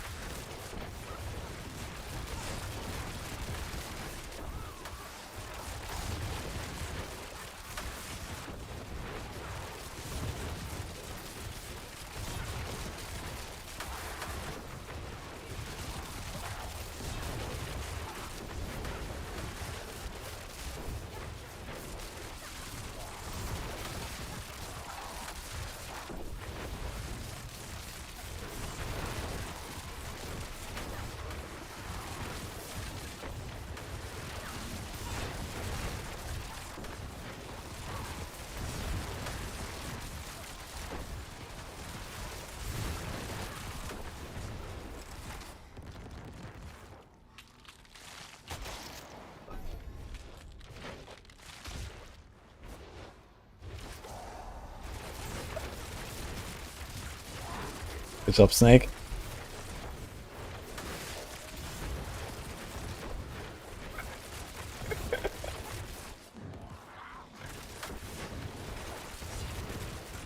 Yeah.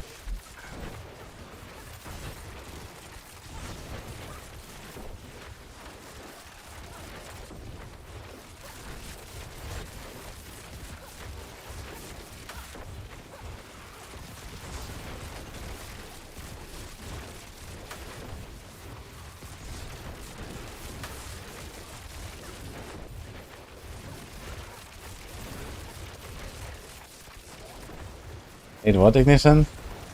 Like if you swap back, you don't even get the old one anymore, or what?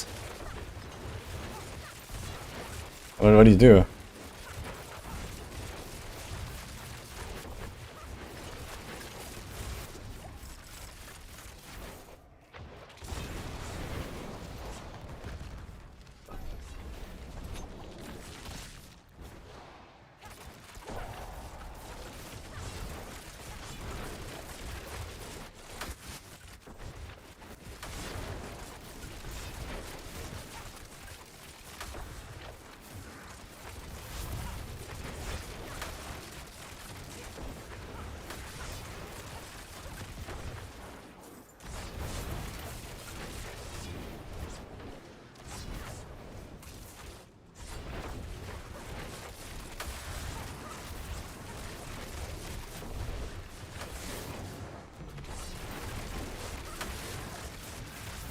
Huh?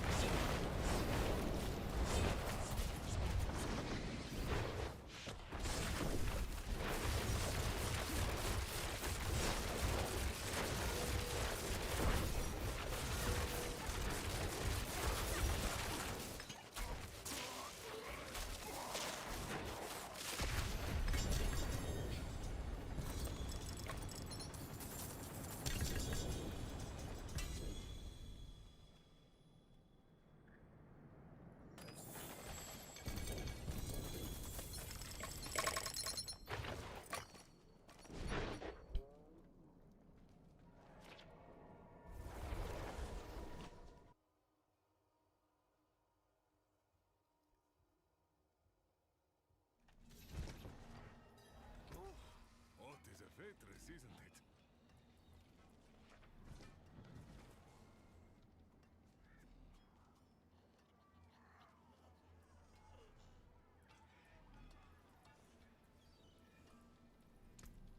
To break another work.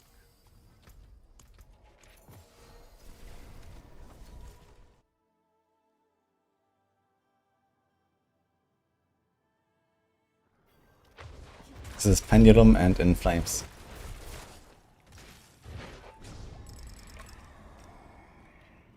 Dude, I haven't listened to In Flames forever.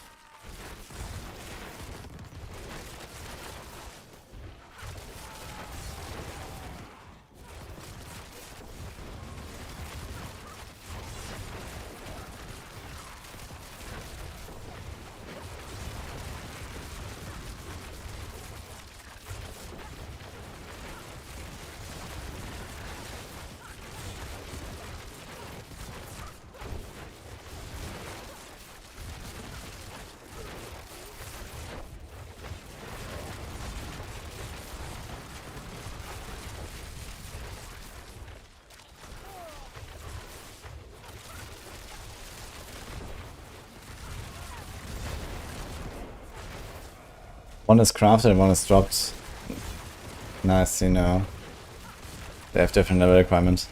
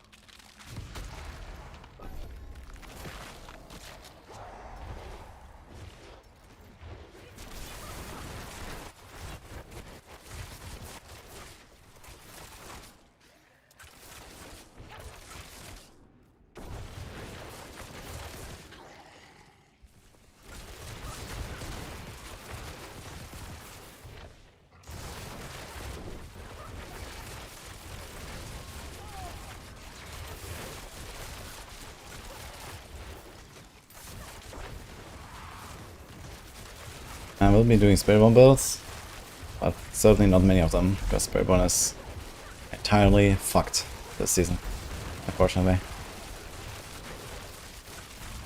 And Payback is certainly not one of them I will play.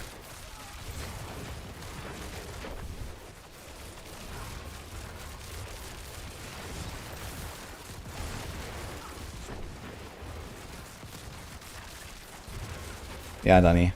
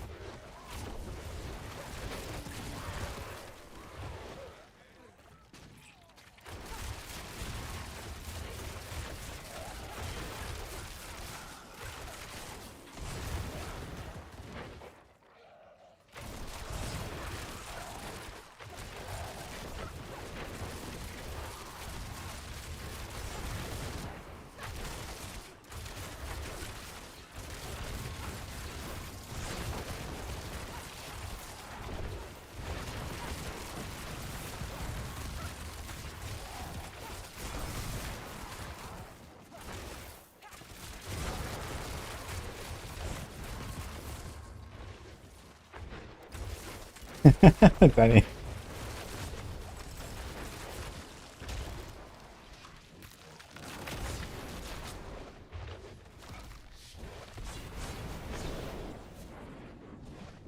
What the fuck is this softcore bullshit? Yeah, I didn't want to wait until PTR for some pistol action. So here we are. Also I have an entire stash just for the rogue, which is kinda nice.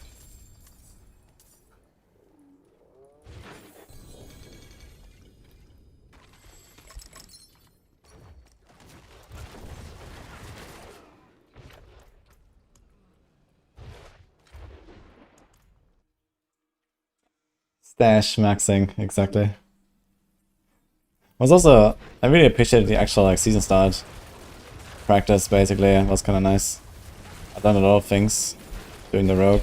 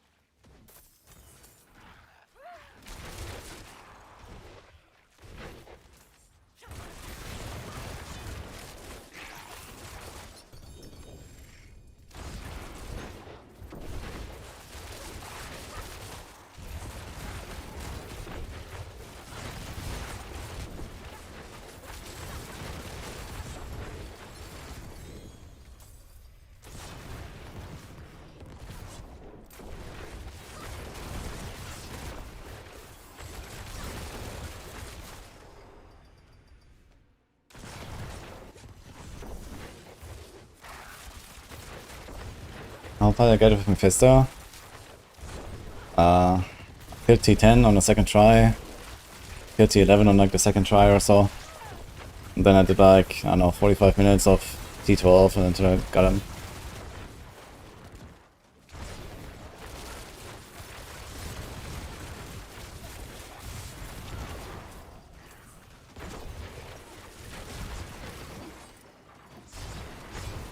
I was just practicing the fight and stuff a bit.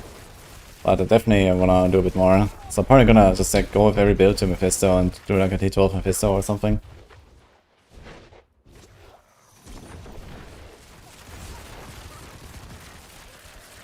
No update on Mephisto right now.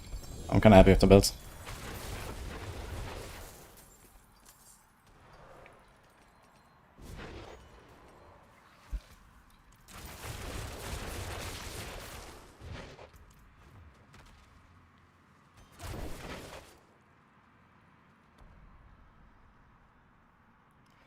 Vi talk about what I can put T12 Mephisto.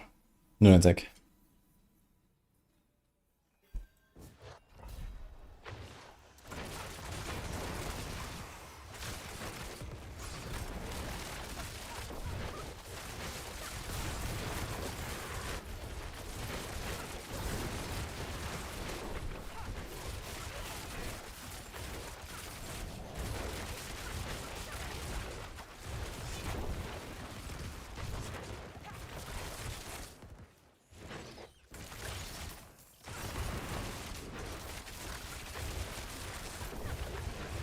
Yeah, T11 Mephisto in hardcore, nice. Yeah, for the T12 you probably want to run Endurance Faith on hardcore to be a bit safer. It's easy to make a mistake there. Like, it's a relatively short fight if you have some damage, but still kind of tough, especially phase 2, I think.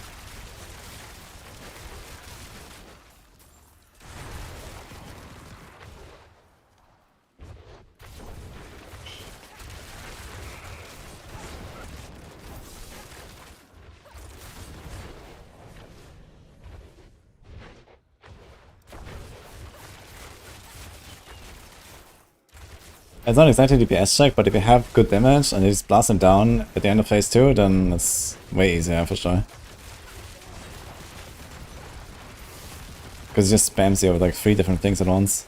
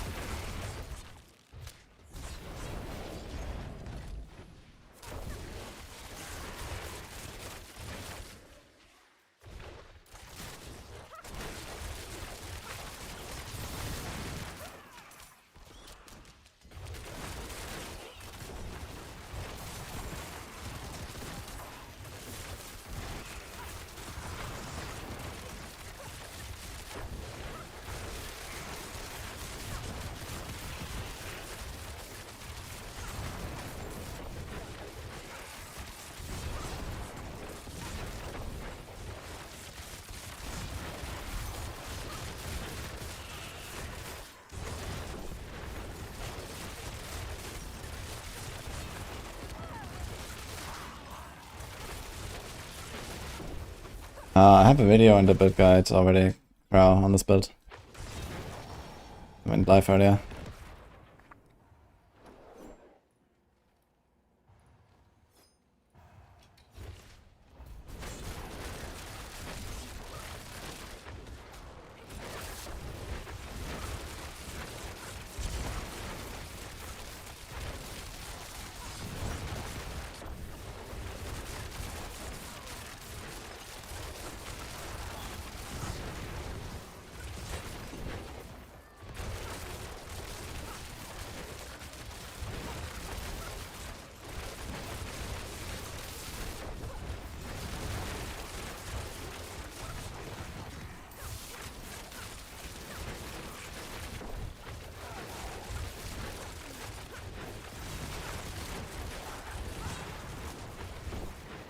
Any 26 roadmap. They don't do roadmaps really. But we know that the season will be around 2 months. Short season.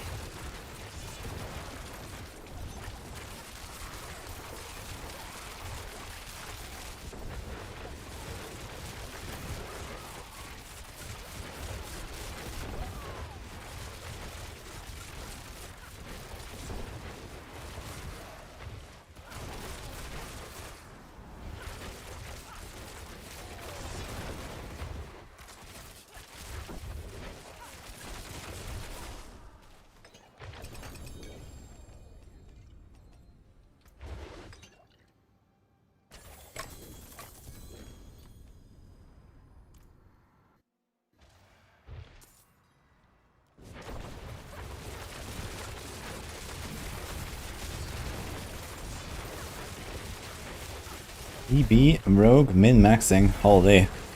That sounds like something I should do actually.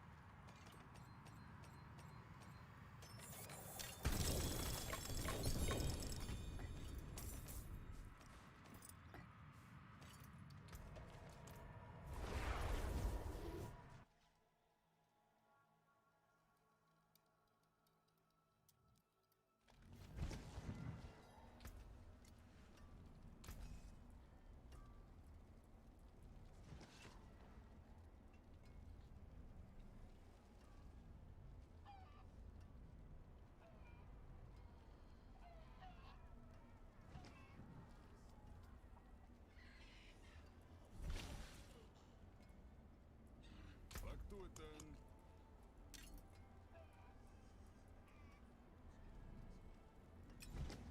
Damn.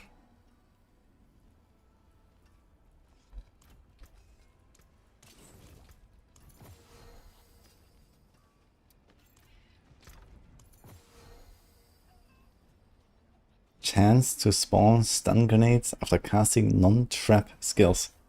What the fuck is this?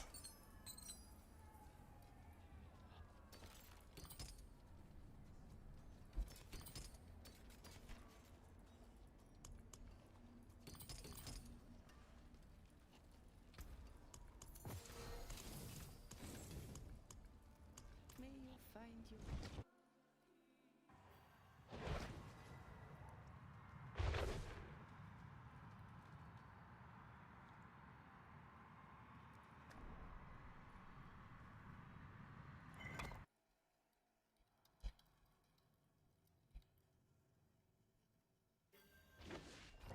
Oh.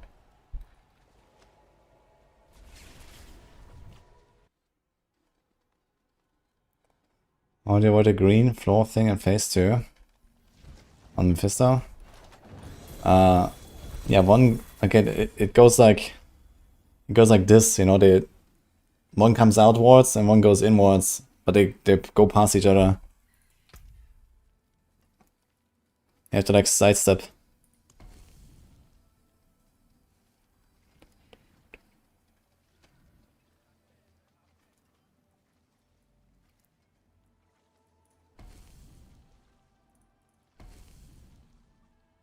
Yikes.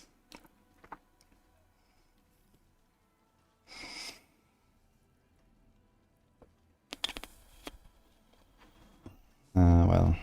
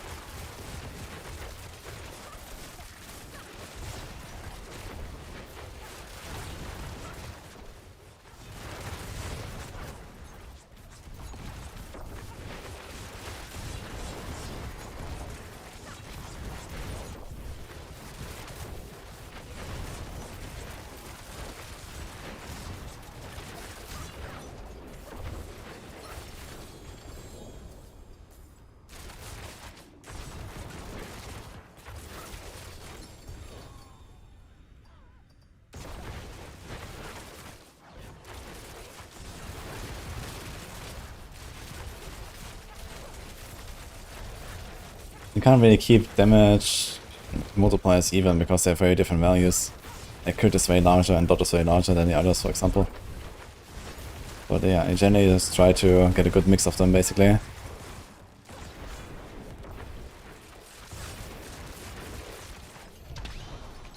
Mainly especially want to focus on the dot, the vuln, or the crit.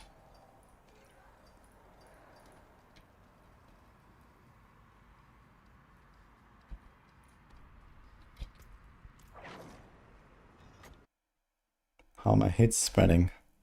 Well, I opened the skill tree and then I clicked on Barrage. And then I clicked on Multi-Shot. Here we are.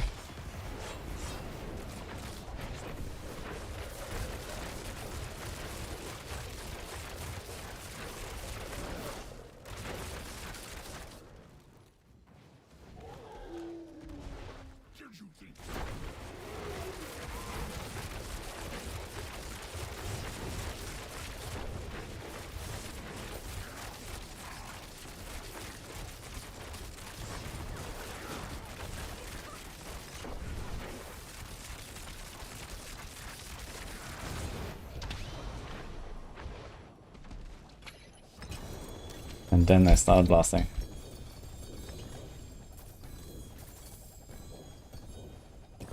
Aha!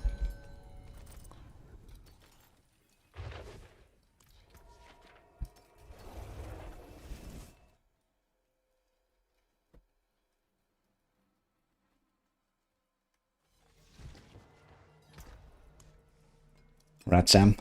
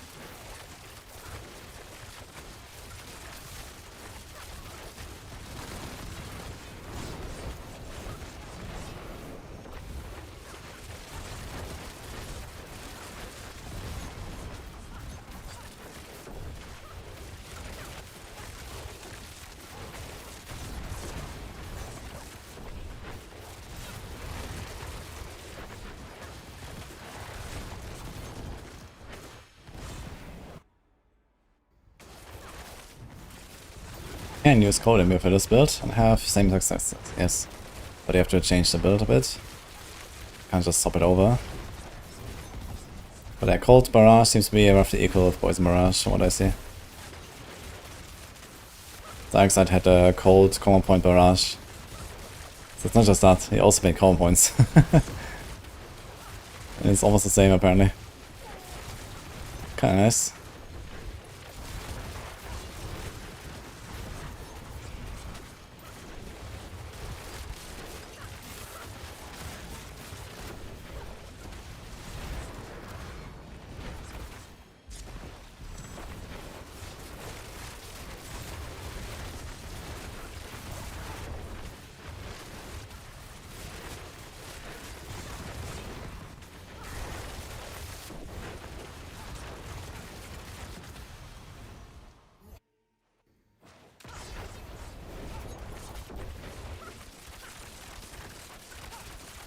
Oh, I skipped the entire floor 3.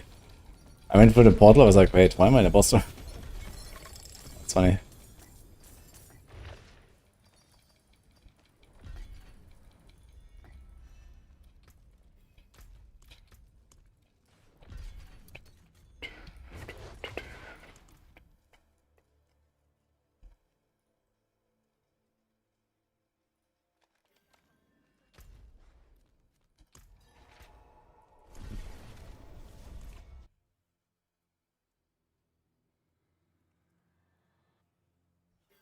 I have a whole game explained video actually limit that might help you from like 2 weeks ago.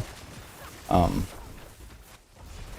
was going to make a video like how I reached Torment 12 in 1 day, but I haven't made it yet.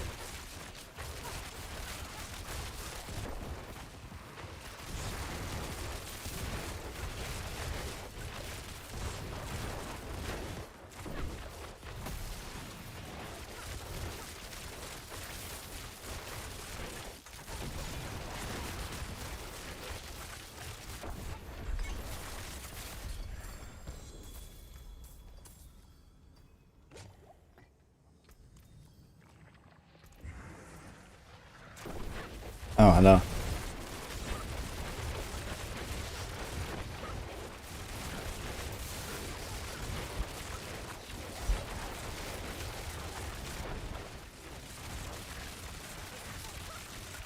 Dude, look at this guy, man. He's only 105. Bashan is such a fucking giga chat, man. It's insane. And then when he touches you, you fucking get blasted.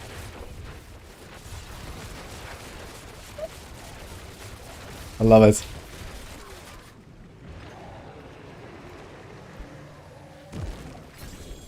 Yo.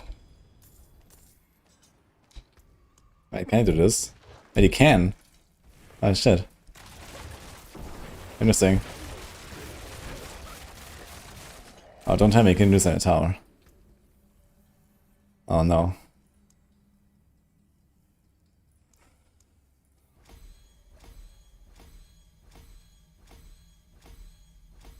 Just get all the upgrades, okay?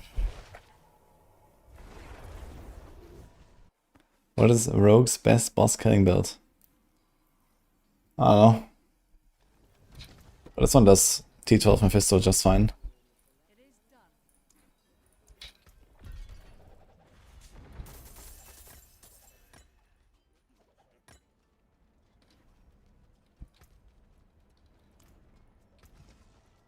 Bright ass cam like the old days. Yeah, we brought back sunshine. After years of research, we managed to bring it back.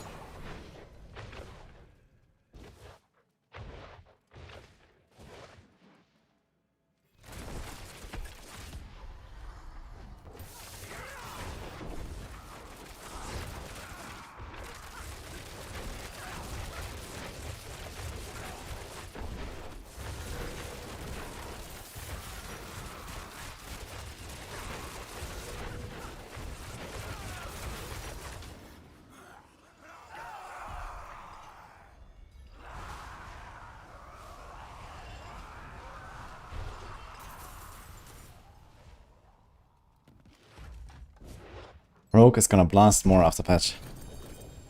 Thanks to fixes.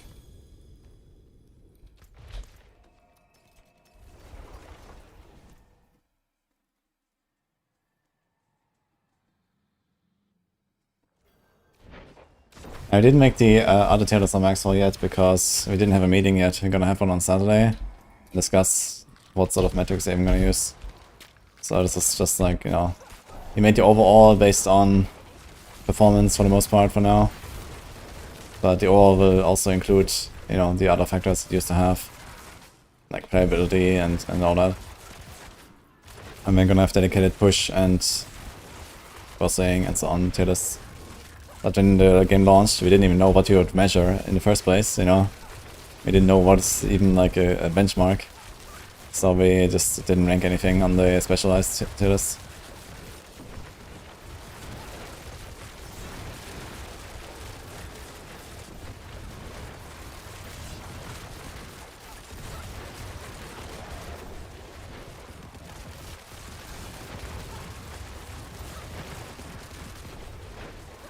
It's a poison build, yes.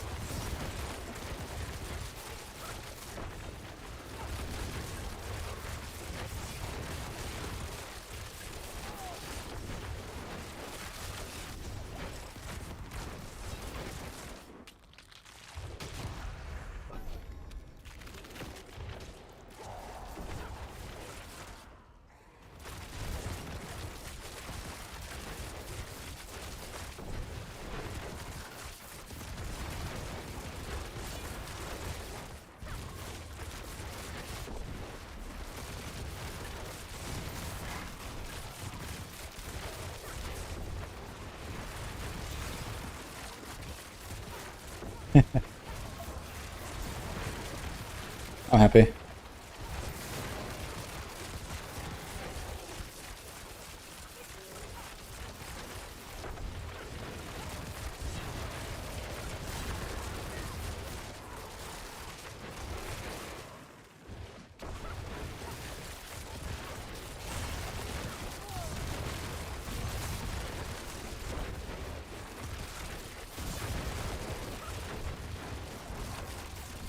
Yeah, in 4 hours this build will do 60% more damage. It certainly needs it. Might just blast until then. Then try another Mephisto, just because. And I guess we respec later, and then craft some new gear with the X cube.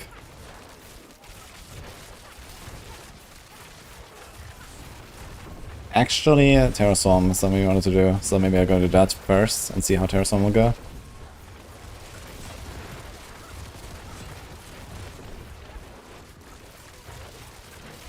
Yeah, they're fixing it around 50 bucks. There's lots of bug fixes in the update. Cube fixes, some bug fixes for classes. The escalation sigils now, they work without doing strongholds. A lot of stuff in there.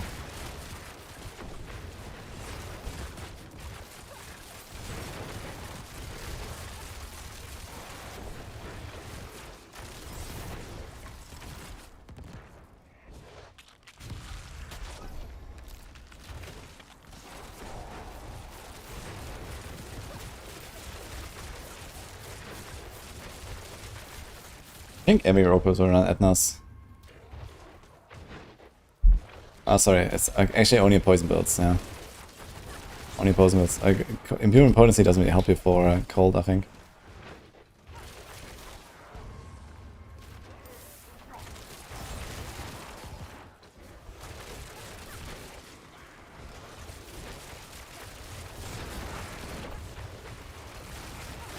Did it say Terra zones in D4?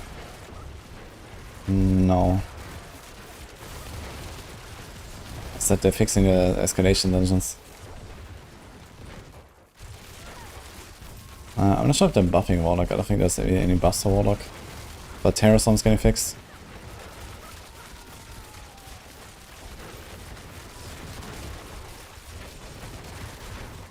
.5 minutes world boss. Oh shit. Have to be fast here. Where is it? 2 minutes, okay. Oof. I guess I won't make that one.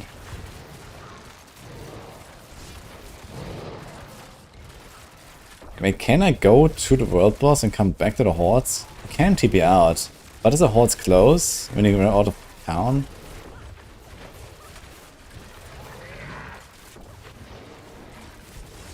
Okay, I'll try.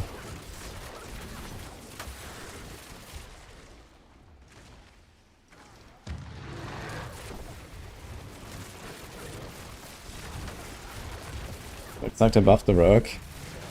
What if I told you they didn't?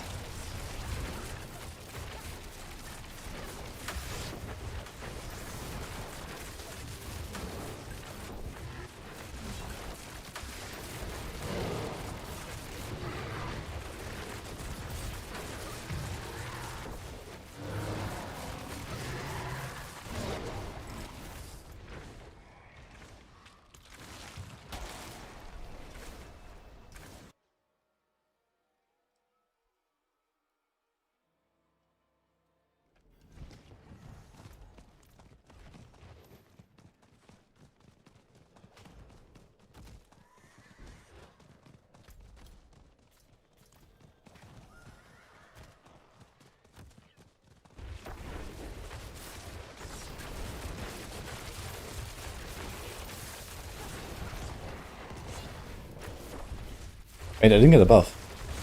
What the fuck? Where's my Eldoran buff?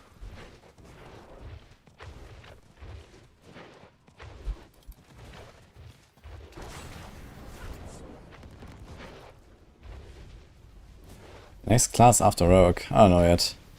But you're gonna be at least another week on Rogue anyway.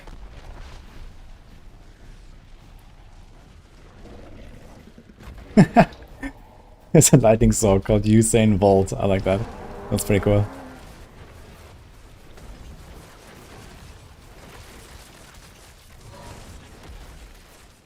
Druid. I'm actually low-key excited for Druid. I want to play Tornado, so we'll see. I'm not sure if like the Storm Druids are actually a thing.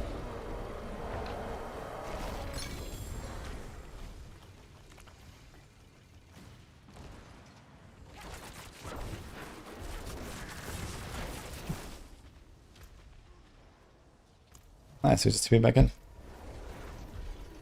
Zoom more if you evade Spirit Bomb. Yeah, I guess evade goes even faster.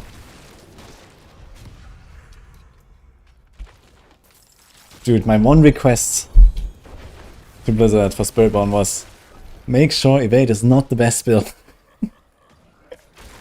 God damn it.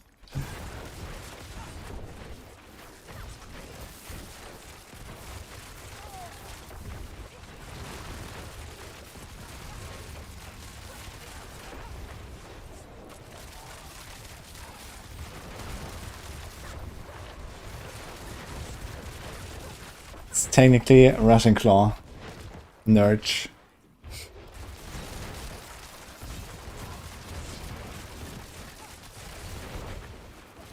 Yeah, I guess it is somewhat different, but still.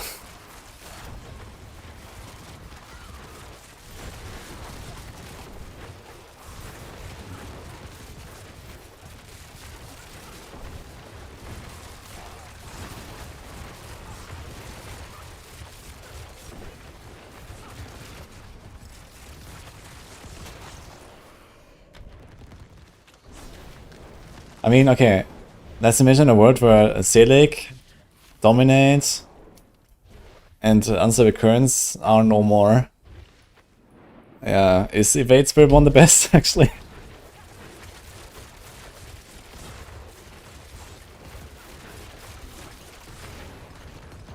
They're kind of zooming.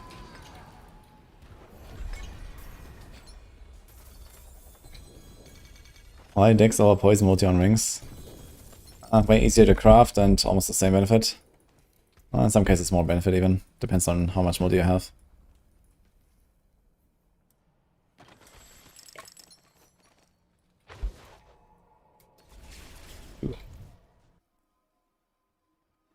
Isn't Starless Skies good for this build? It is acceptable, but not better than Long Ring, I'd say. And also scuffs up your clone cooldown.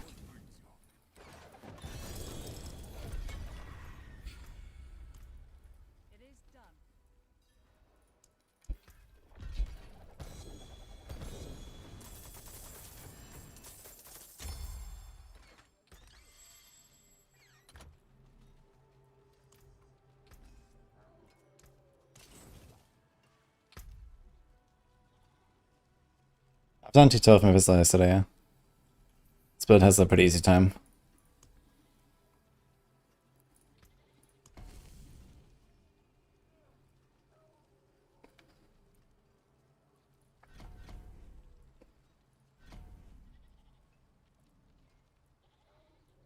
Almost 6 on Infernal Hordes, guys. Holy. Getting there.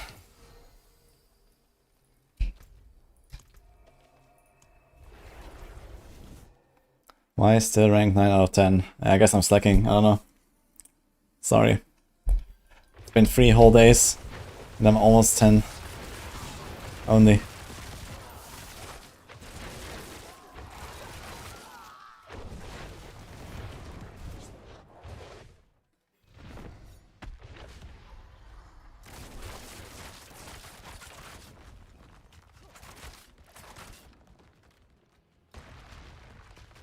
Gravity's fault.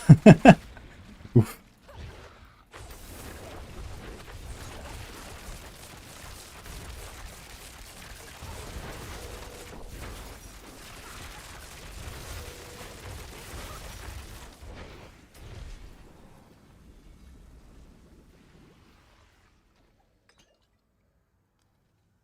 You need 2 Mythic Seers to do the exploit, not just 1.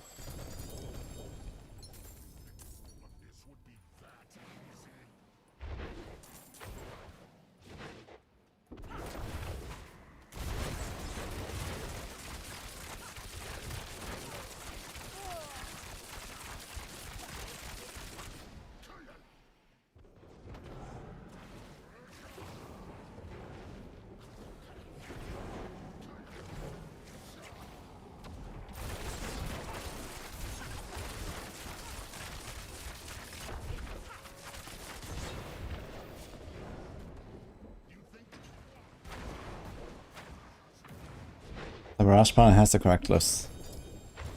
Thanks, Vanka. Appreciate it.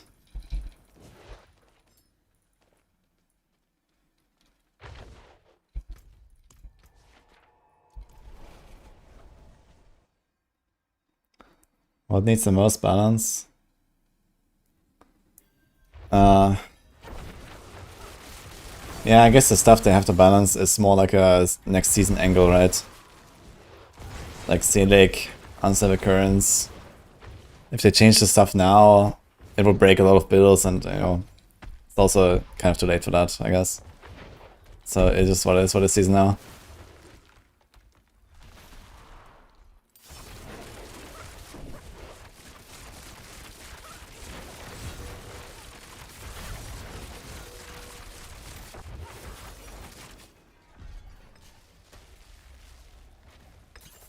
I think Etna is from Astaroth, if I'm not mistaken.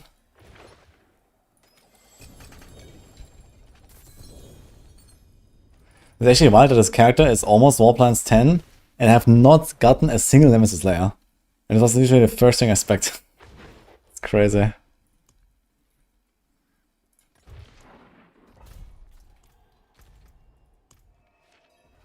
Etna is Harbinger. Oh, okay. Yeah, even better then.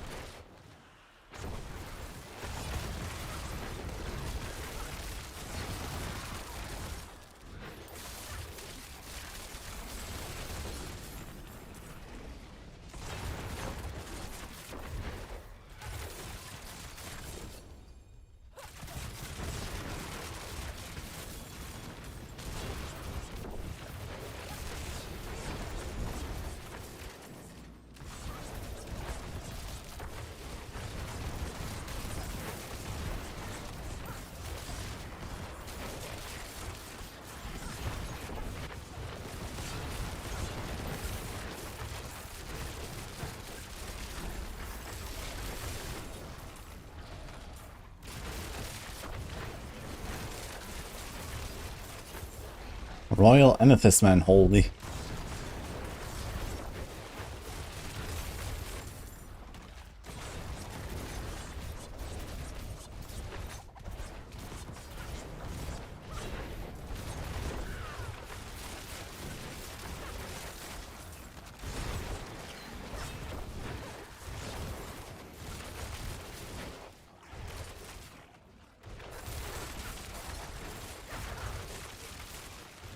Have you seen me using Umber Crux after the patch? Highly doubtful. I think Umber Crux is gonna be very useful. Umber Crux has only ever been useful when it was bugged, so I don't think any legit build ever used it. And I don't think we will. But they did raise the base values from 20 to 50, so maybe... Like, it needs to be some build that doesn't have like any AoE, and then you put it down and you have some AoE with that, and... Can't be a poison build, I guess. I'm not sure if a crit will even work with this, I don't know. Have to do some mechanics testing, I guess.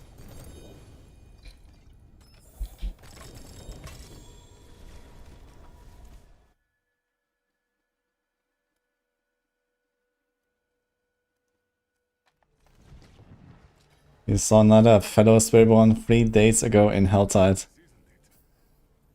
One of them. They exist.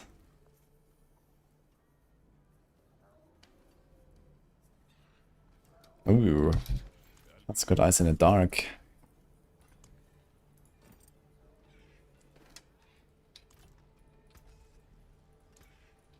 Back to it then. Care for a game on a legendary? Oh, sorry. Try again.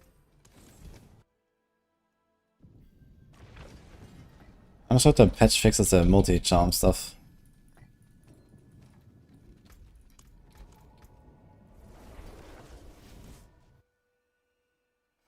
Yo, Mongas.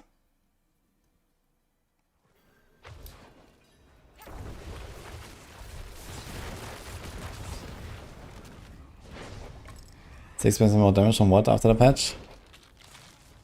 Etna, the 60% non-physical damage part currently doesn't work on Etna.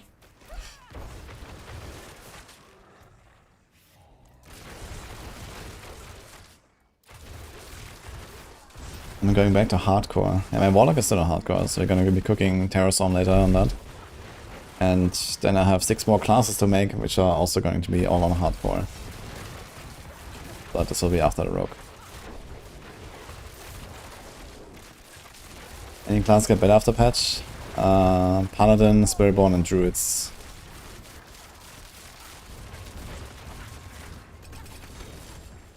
What the fuck?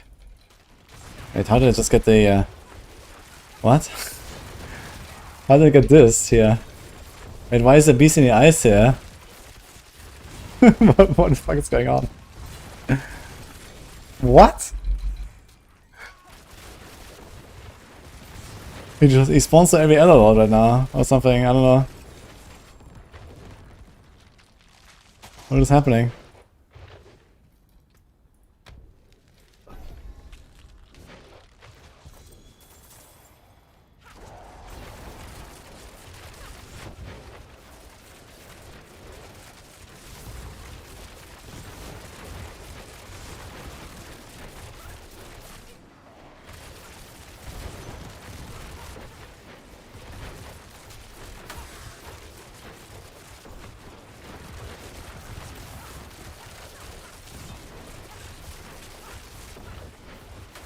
That's wild.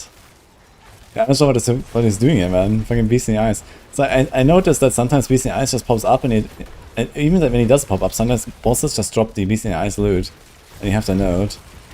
But what is happening here is wild. Wait, didn't I have any Elder Lords? Must have clicked Elder Lords at some point. No way. Like, why is it happening now?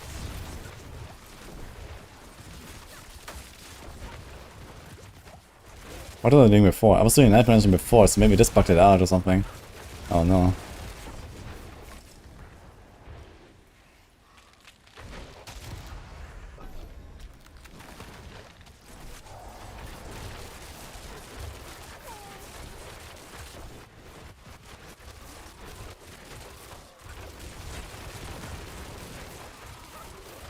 Dang.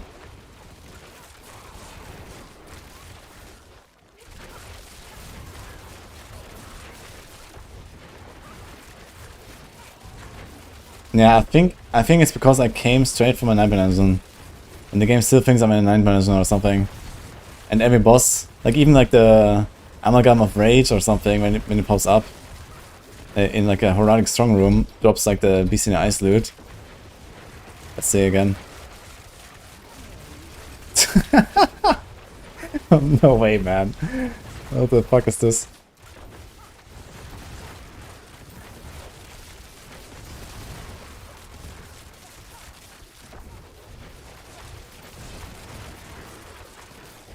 I can't get Astaroth to spawn in hordes.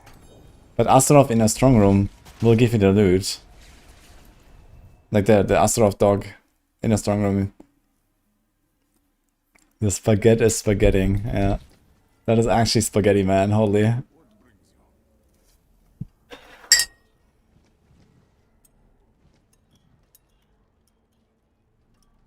reminds me.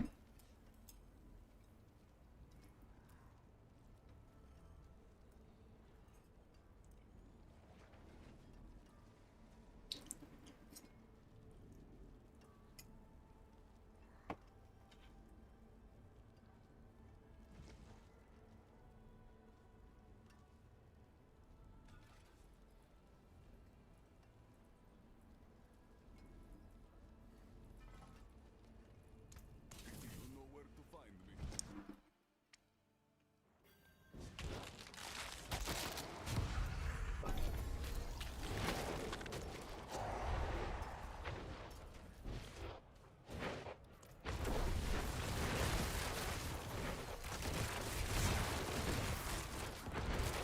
Oh, Guto.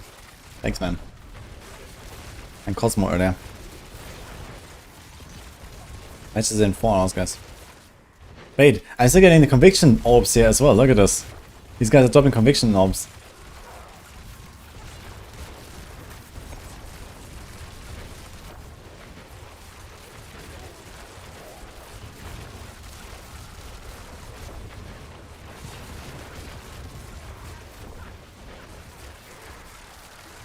You got a Mythics here, 12.8 barrier gen. Well, this is not the thing you look at usually.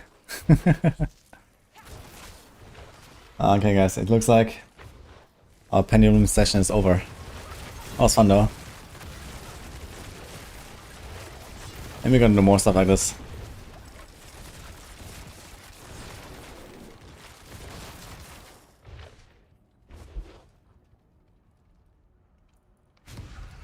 Thanks for watching, guys. I'll see what Nini says. I did play Blood Sugar, yes. You missed it.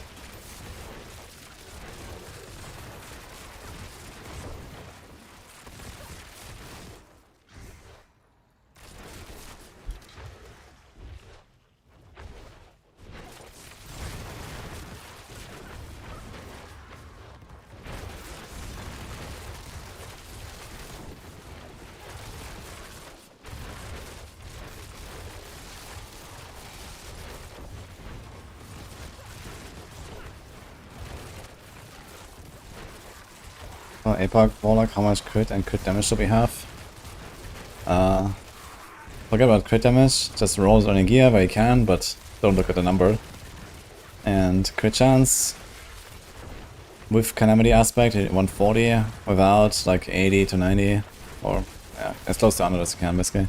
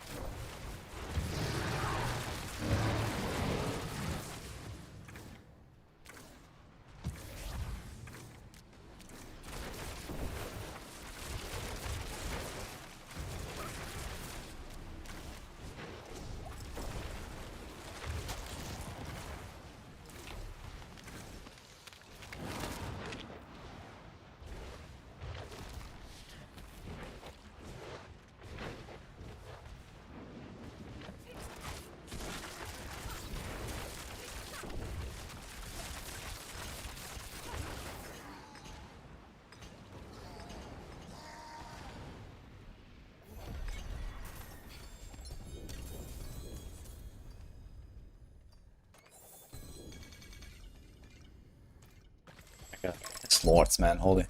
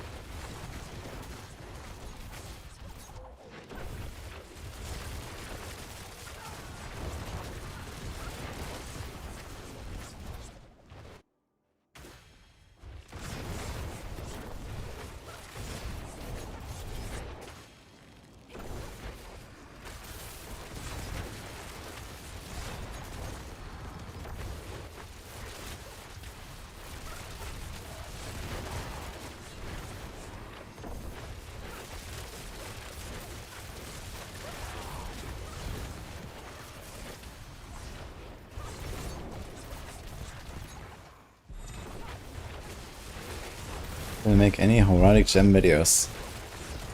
I did not. I have royal gems.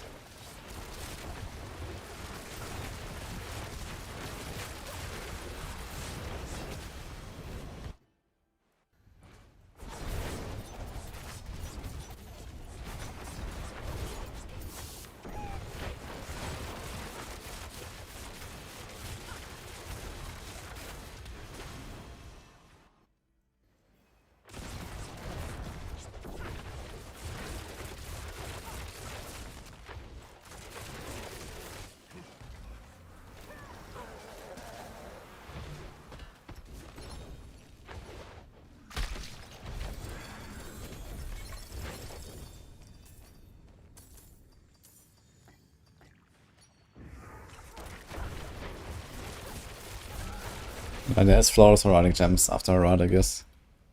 That's another tier.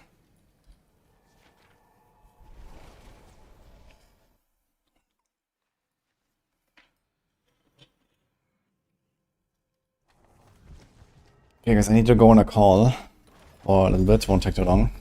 So I'm gonna mute for a bit.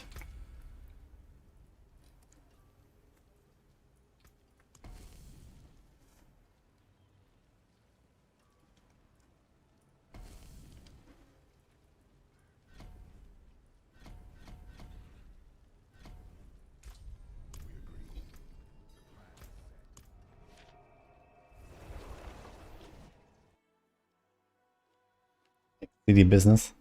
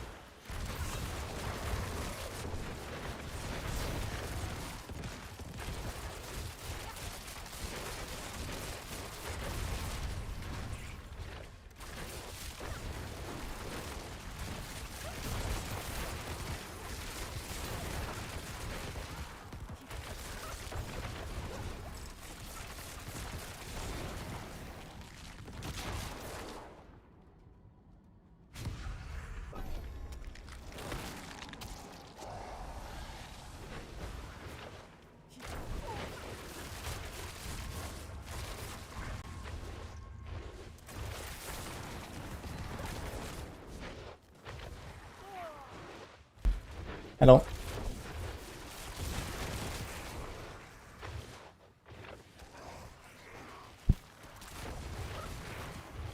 Okay, we're back.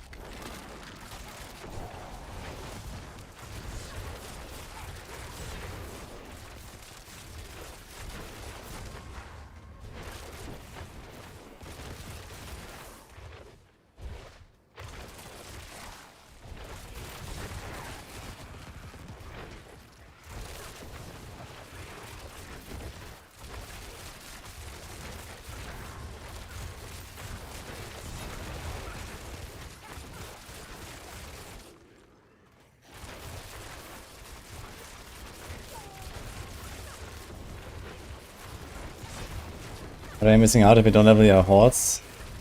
If you don't have a hordes, the full, you can't get to rank 10 on the wall plants. You have to have all trees fully completed to get to rank 10.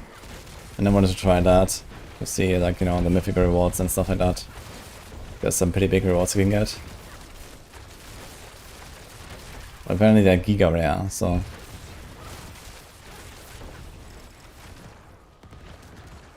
Yeah, I decided to just go for it now on this character, but yeah, my other characters I'm definitely gonna skip hordes, that's for sure. What's our knowledge right now? I already gave some feedback on this.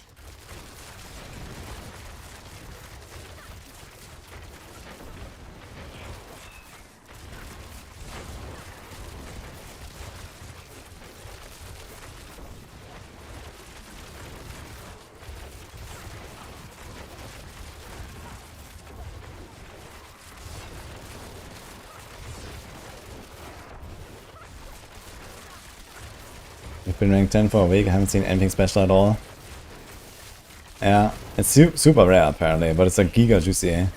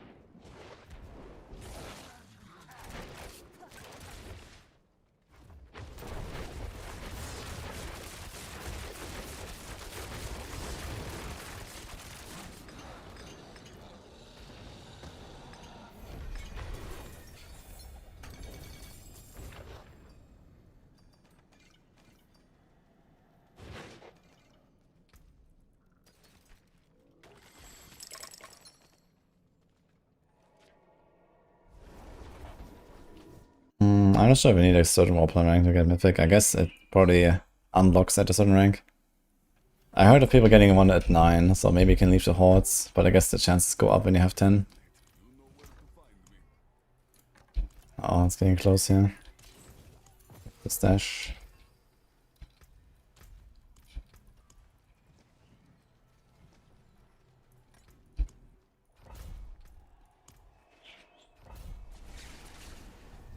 I've seen someone get multiple at 8. What do you mean multiple mythic rewards?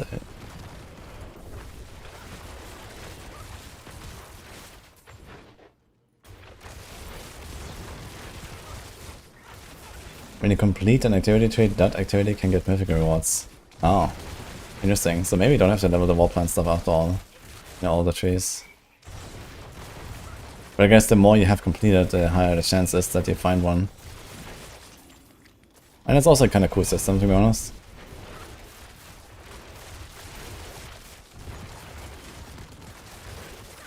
Catches in 3 hours, guys.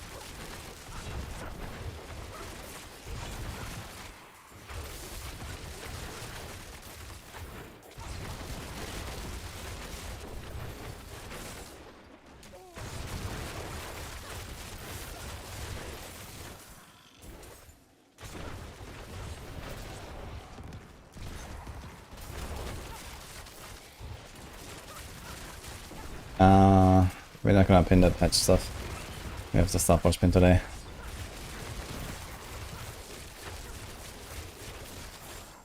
I'm in Greece right now, Nexus.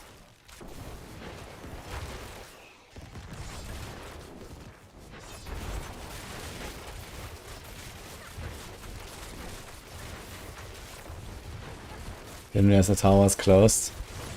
Yeah, the tower, they said in patch weeks it's gonna be closed until Thursday. So they can like fix stuff worst case. That worked really well last time, I guess. We don't read the pins anyway. I appreciate the honesty.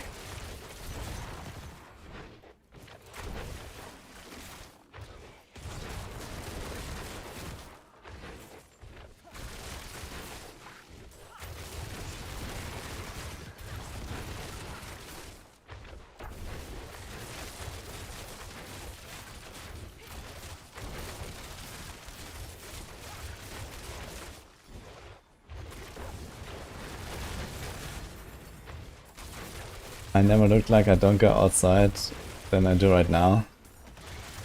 Well, I don't go outside, but I bring the outside to us, you know? Actually, I did go outside today. I went to the gym earlier this morning.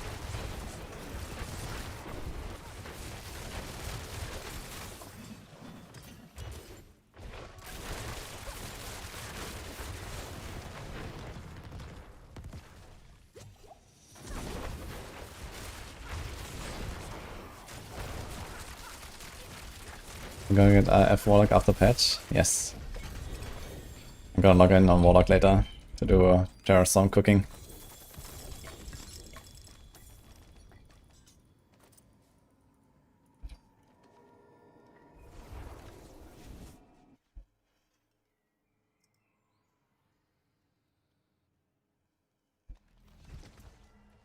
Ah shit, there's a redeem actually.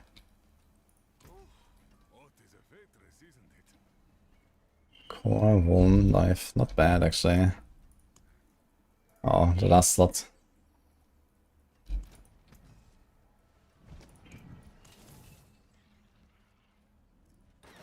Where's the others?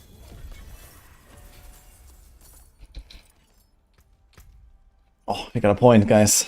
Infernal Hordes. I should actually help quite a lot here to 50 Adder for free.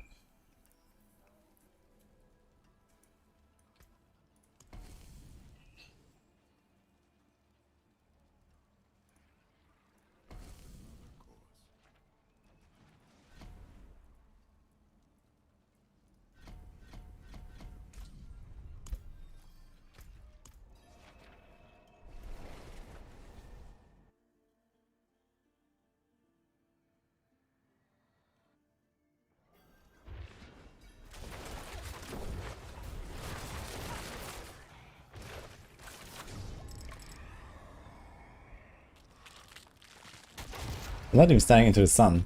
So I have like a whole window here, and then like 85% of that window is covered by the curtain. And then there's like this little sliver there that's open. And the sun is not even there. I can't even see the sun. I'm not sure where it is. It's like somewhere behind the curtain. So it just looks very bright, guys. It's just like indirectly shining against the wall, and then to me.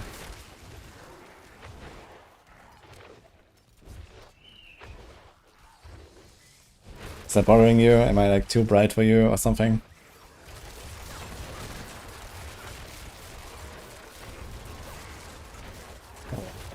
Little howler. Thank you for that.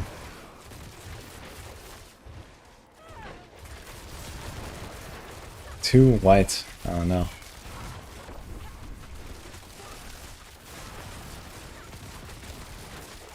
Do you have any GAs? I have a few. Been grinding for a few decades.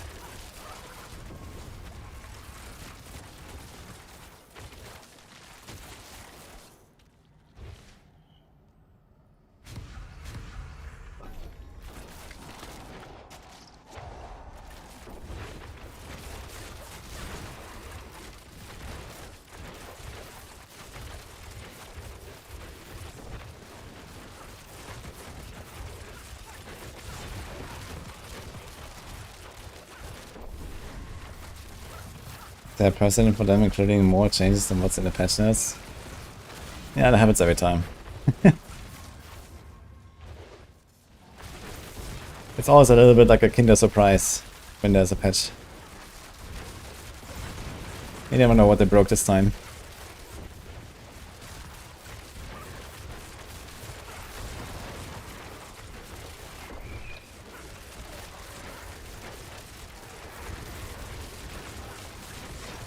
Hi, Jux.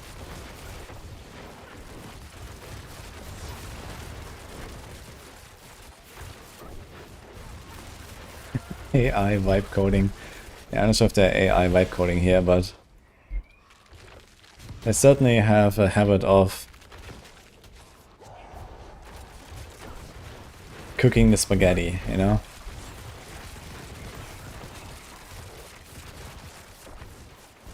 The spaghetti is strong in this one.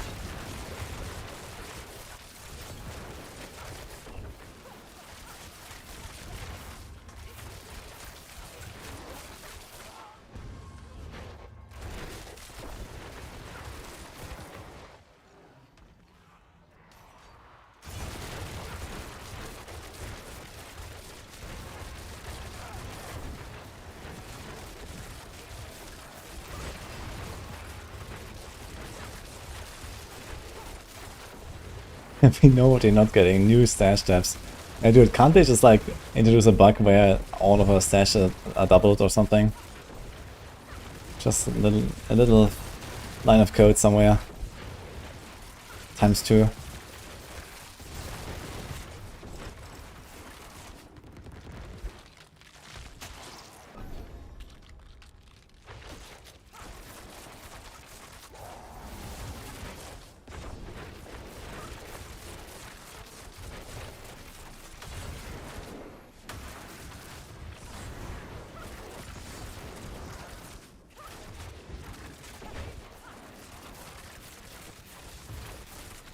Buy 2 games to double your stash space. Holy. And then you can mule everything on your alt account as well, man. It's gonna be great.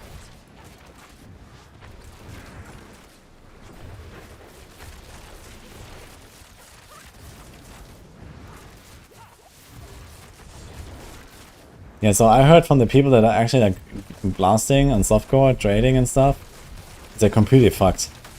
Because you get gold capped easily with like, you know, 1 or 2 sales from like a really good item. And then you have like a bunch of other items sitting in your stash and you can't sell them because you're already gold capped, so it's just sitting there. Sellers are not selling because they can't hold the gold anymore. So they're just sitting on the item. That's so good, man.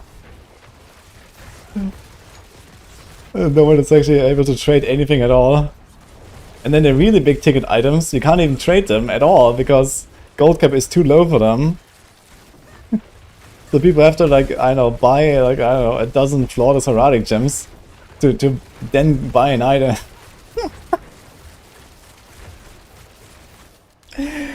Oh god, man.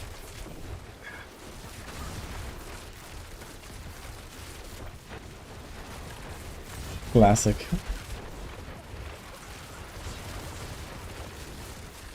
Just trade directly with PayPal, man. It's so much easier. True.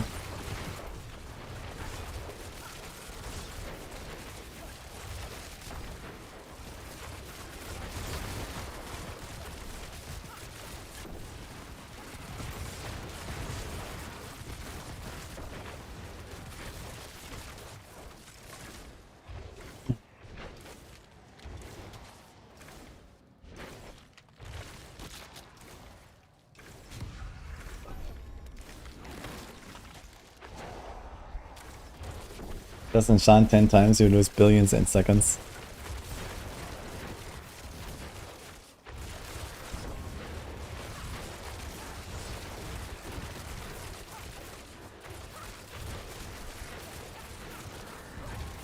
Moin.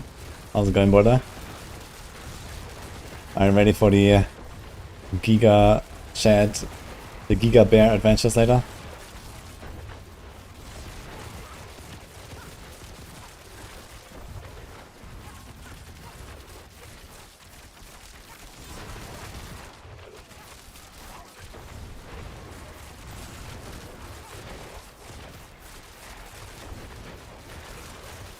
The Giga Fridge.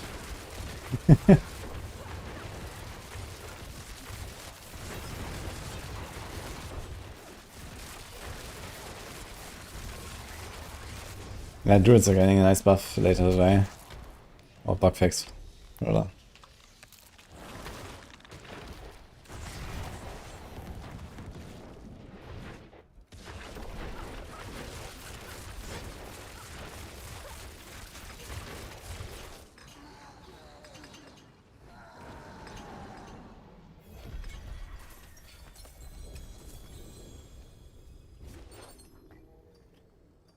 You're at 60 million per try on your glove. Oh my god.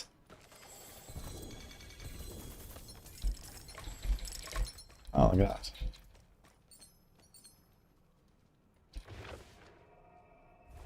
Oh, Ava as well. Hello.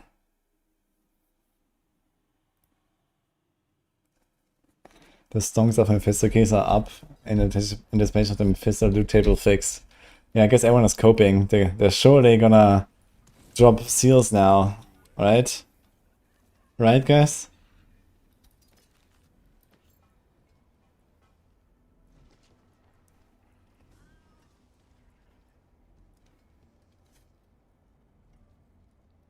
Surely.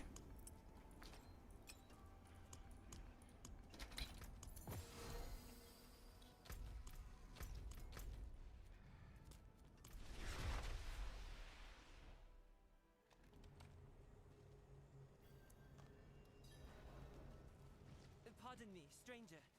Could you... What bugs did the patch add? Oh, we're anticipating greatness. But so far the patch is not out yet. How much V-wooing are we expecting? Dude, I had a pretty big V-woo moment earlier. To the point where I directly DM'd Aaron about it.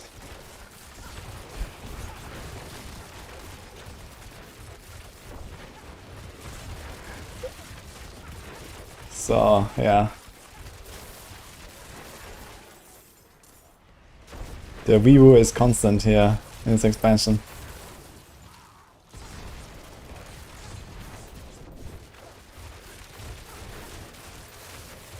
What's the best use case for Eldarin Sword?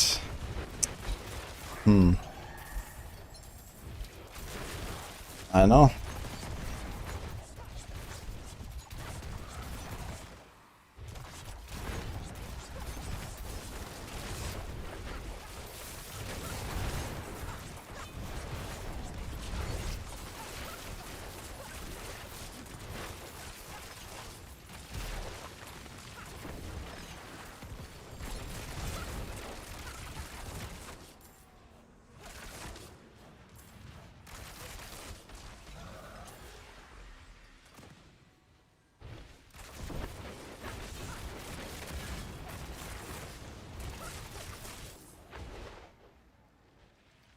Okay, I guess I went over the head. Unlucky.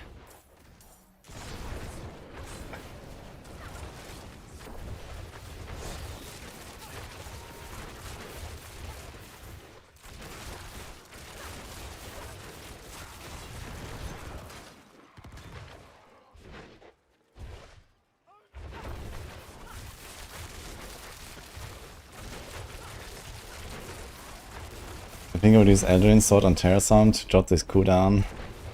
Nah. I mean, it don't work it on bosses, for example. I don't think we're gonna do that. And the Warlocks really love their two-handed weapons.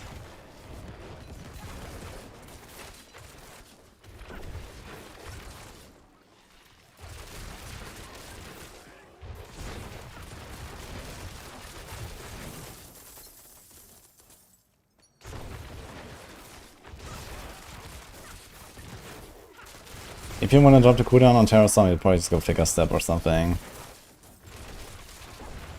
There's other ways to do it. And Flicker Step won't even be like really difficult to play around because you have such a long timer.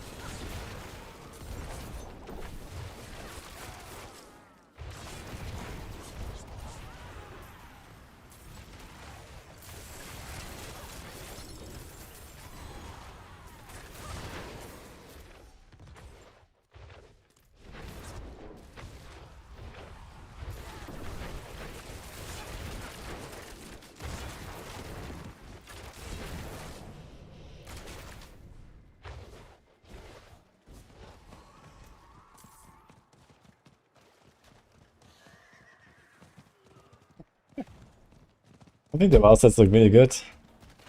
Almost all of them are pretty high quality and, you know, old school. I'm excited for the Paladin one actually, when I play Pally.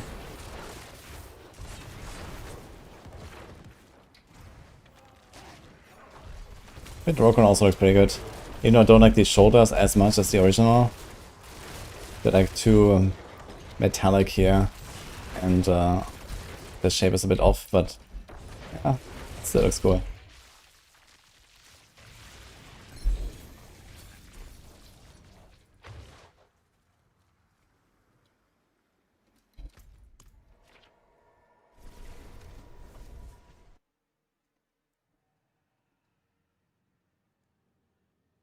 Any FSC combinations useful for Rogue? You mean like the Mythic Seers? Well, the Diamond Mine is usually the one you care about. The other two can only have a chance of being useful if you roll the +1 slot.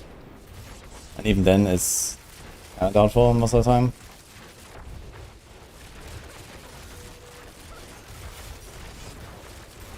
But in this case, Diamond Mine doesn't even fit. I can't actually combine Poison Imbue with anything else here. Like there's no other set that even works. Maybe when they fix the Alchemy set or something. Or for example, if I was swapping over to like a grenade skill, then I could do the grenade set. So there's some stuff there, but not for this build. So I just have it in the stash for now. We'll see.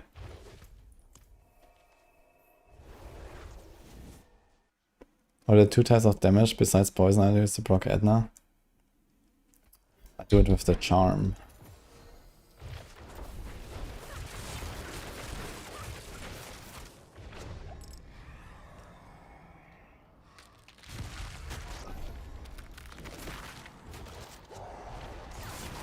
We should make all the vows that's free from the Dark Citadel. Totally. The end boss is replaced with Nefarian. Let's go.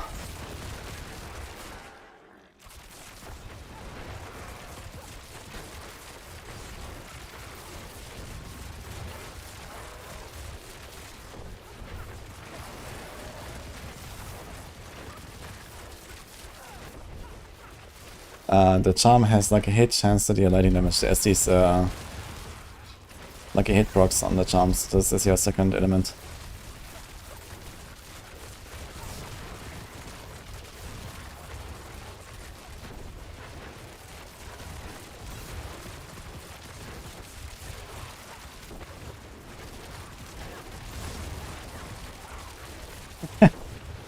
Holy shit, he's in chat.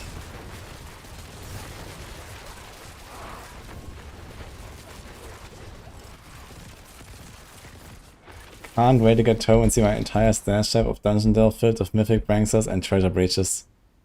Surely, yes.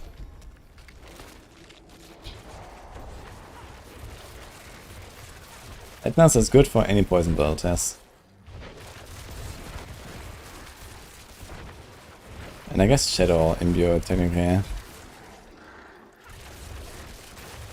It's kind of interesting about it actually, because when you play a Shadow Imbue build with Edna, it buffs the Shadow Imbue more than your original damage, but the original damage is still buffed by a good enough amount.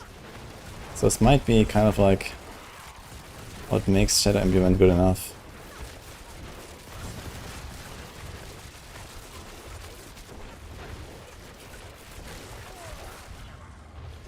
I'd not be surprised if Zeta gets forgotten by Blizzard. Meanwhile, all the Shadow Blasters print mythics, making new alts, running the Citadel with their weekly caches.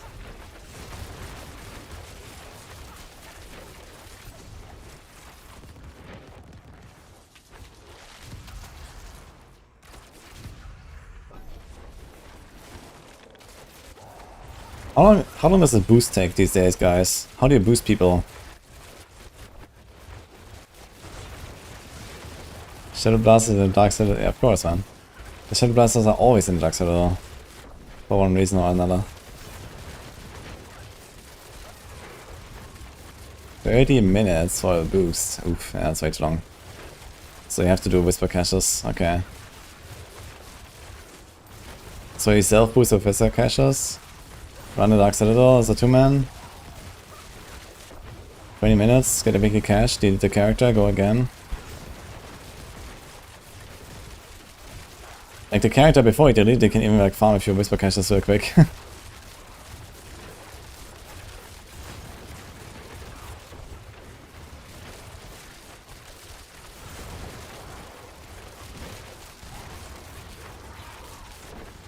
They have follower rates and WoW. What do you mean?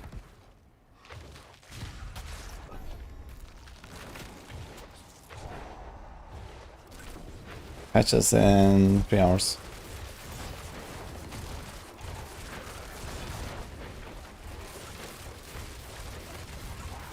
Wait, so they actually have like NPCs that do the raid with you?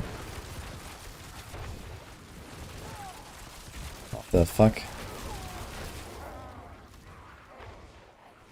What about LFR? It's looking for raid not a thing anymore?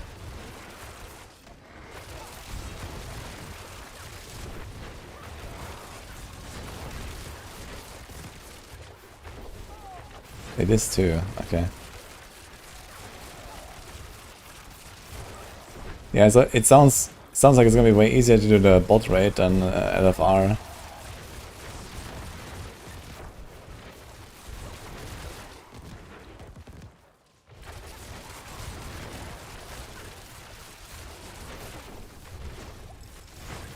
It doesn't yield loot, okay, so it's just like a story time. Interesting.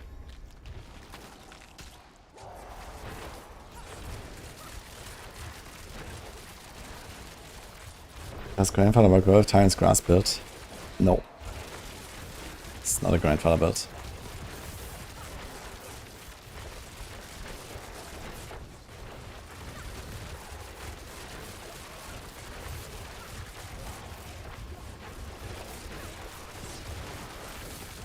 Dude, what happens if the bots mess up and you vibe?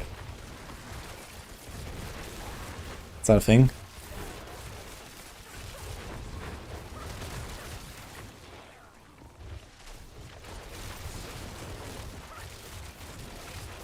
Really try to vibe.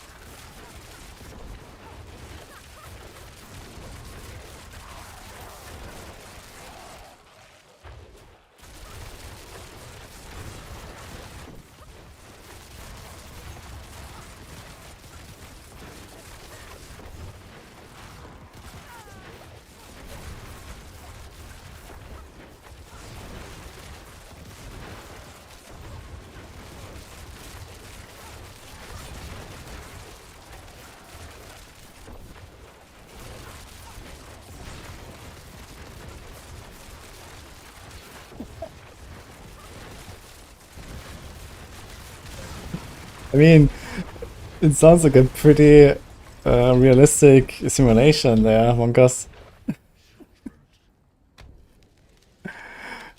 They're not following the raid leader properly. 3 guys are AFK in the previous area. Like, it's just like a typical pug raid, no?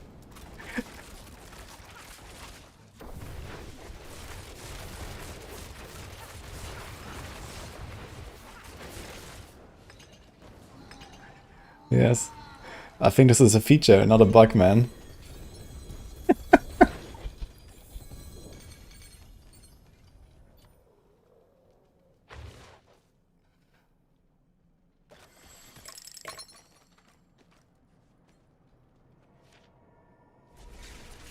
The Hunter embassy jumps stupidly around while DPSing. That's great. Does he also randomly send off the pet to pull the entire instance or something?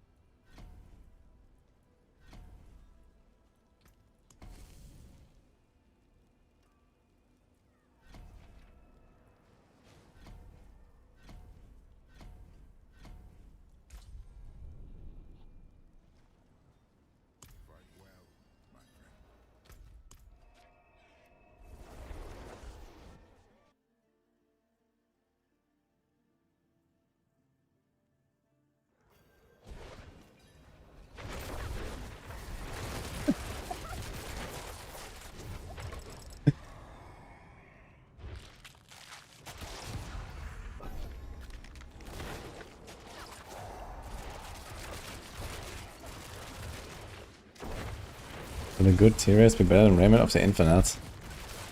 Now Raymond is insane. It's 50 DR now. And the pull. Like, I don't think I can beat that on a Zork.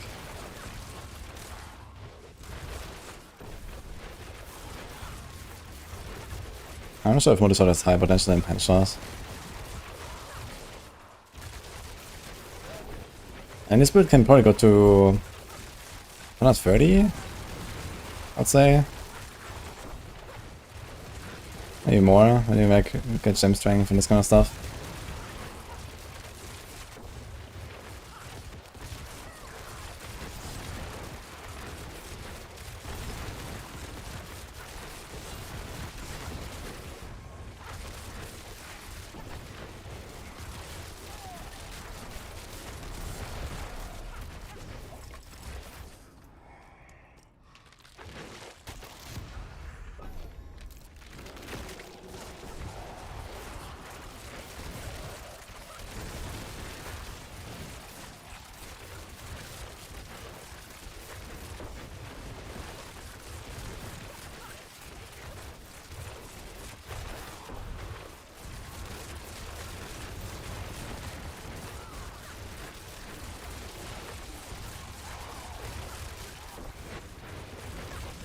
I go for cuts.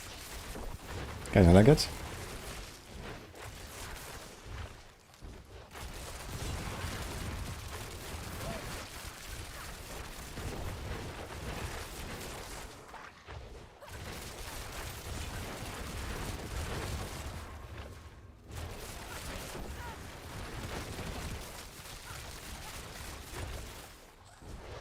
Oh.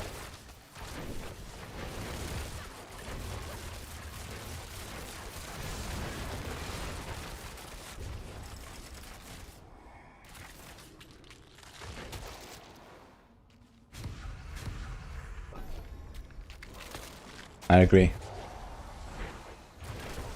Well, Hasbe, there will be a vid for this. Because I actually did like exactly that with this rogue, right? Where I figured out how do you actually start a fresh character. But there TLDR. I mean, you already have a set and a seal, so you're kind of good on that. Your main priority is get legendary aspects. So try to focus on gambling and upgrading in legendaries in the cube. For offensive slots especially. Make sure you don't neglect imprinting and the tempering. You can forget about masterwork until later, but whenever you get like an item that you know you're gonna keep for a while, so you can maybe start masterworking whatever you get. And then focus on XP as well. Paragons are a pretty big boost early on. Up to 200 Paragon, you want to try to reach that as soon as possible. Which you can do, for example, from the Helltide. So I focus on Helltide a lot. Just rush the maggots. Under City, you can rush the XP globes.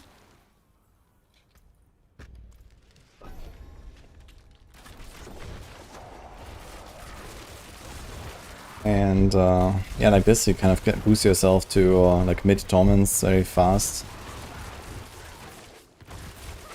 Whenever you feel like it's getting too easy, you try to look for some pit objectives and try to run those. Get your glyphs up a little bit on the side. Getting the legendary upgrade on your glyphs at level 50 is kind of nice. So that is like Torment 7.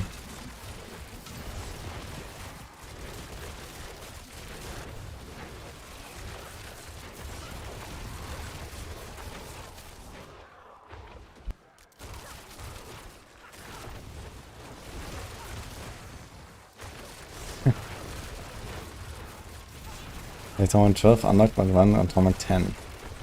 Yeah, so Whisper turn-ins actually scale up, but the Warplans turn-ins don't. They scale based on the Torment you did the activity on. So you don't have to sub for that.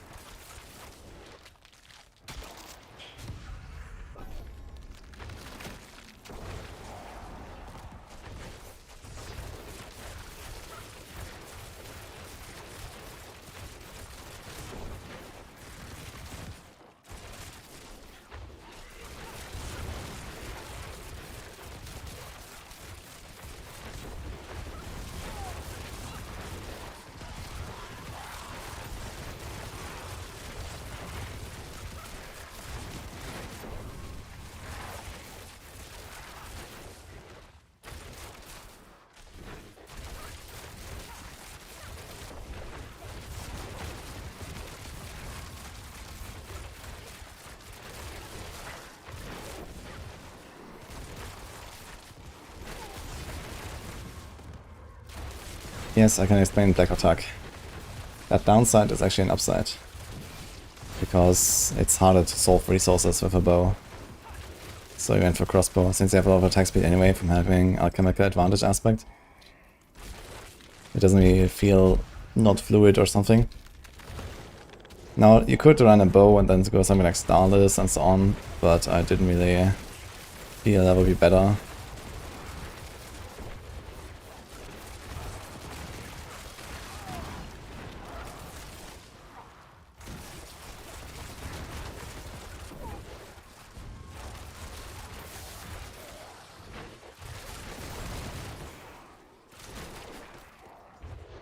Hi, Queenie. Thanks, what's up? How's it going?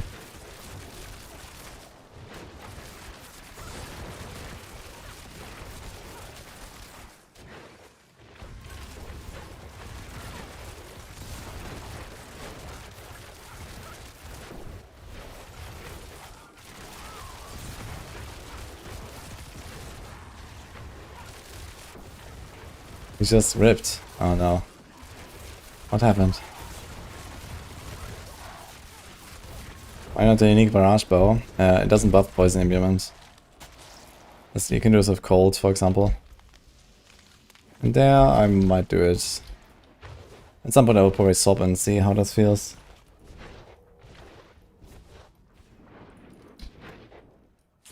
I have to make a bunch of the other items here.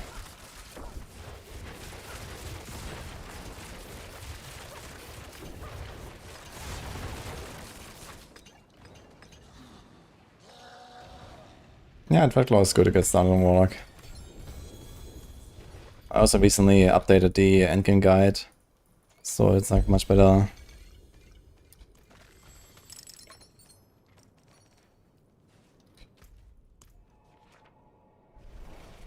I've dropped everything. Yeah, I never really imprinted it actually. Yeah, for pushing, you want to go everything aspect, or if you want to do Mephisto or stuff. Like actually for Mephisto, I would just drop the Eldrin and put everything weapon there. Or maybe even better, imprint something else everything and then put like a Ruspit and Dagger here.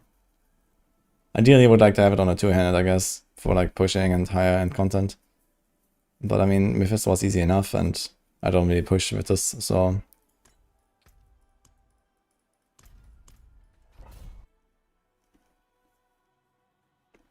Warlock is really a thing, yes.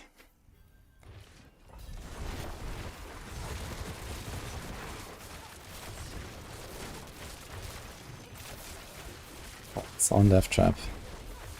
Another build I want to try on hardcore, so we'll do it on this character at some point.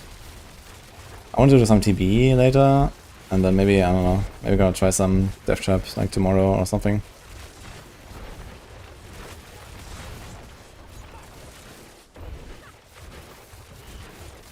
Let's see, new Clash Paladin builds. Oh, that has been around now for a while, no?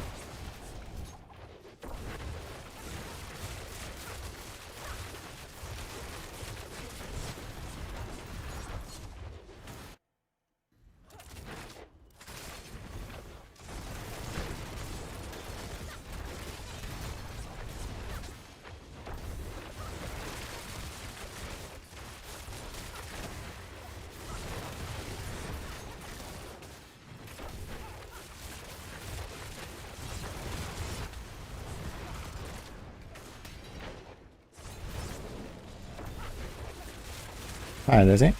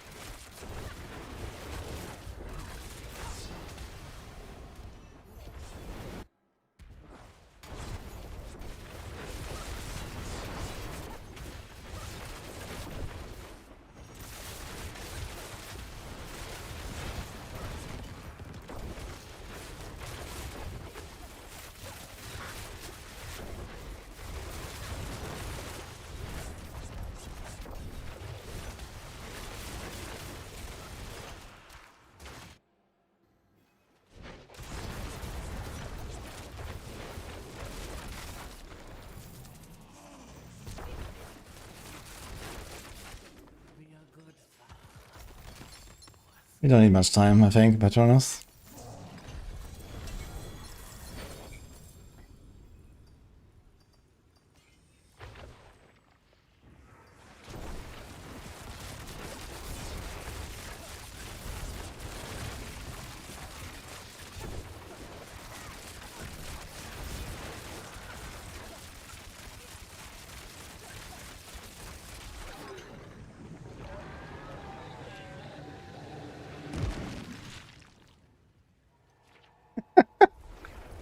The sound. There's no animation. The post pops out. Oh god. That looked funny.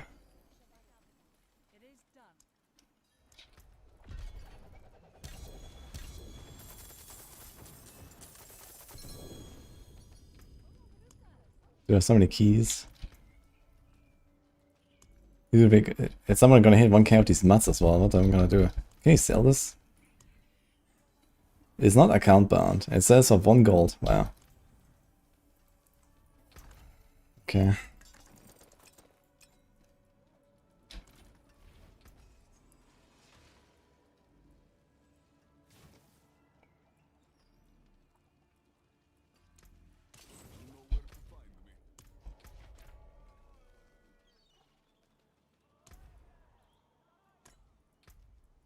You don't have to unlock wall plants and cube on alt, you just have them if you skip the campaign.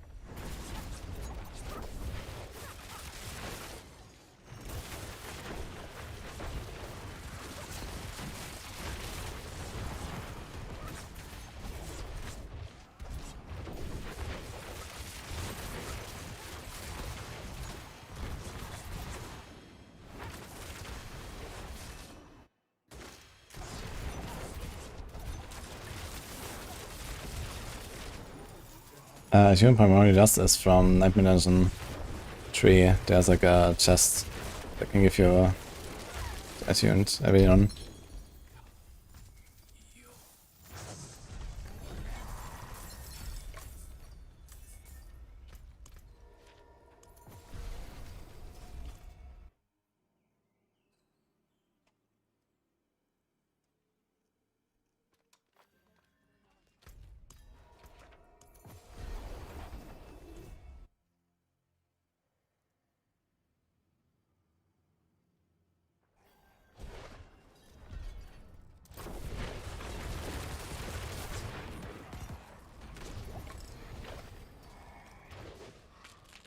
And where is this coming from? How did I get a blue charm here?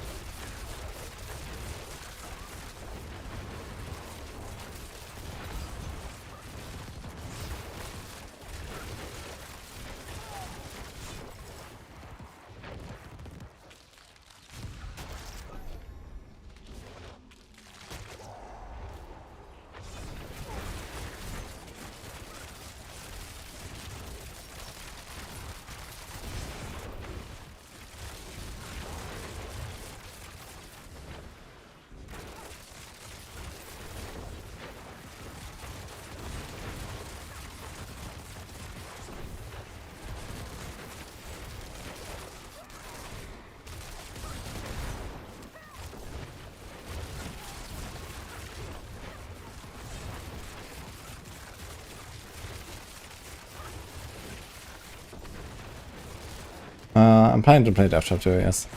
I've been collecting a few items of cooldown and stuff. I have a GA cooldown Shaco, I have a GA cooldown Rings, GA cooldown Next, so it should be relatively easy to actually build Death Trap from here.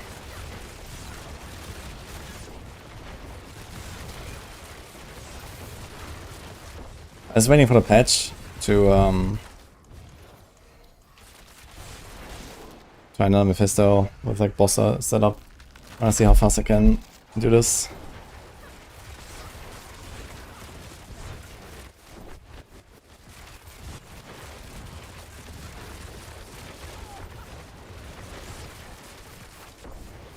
I just in 2.5 hours.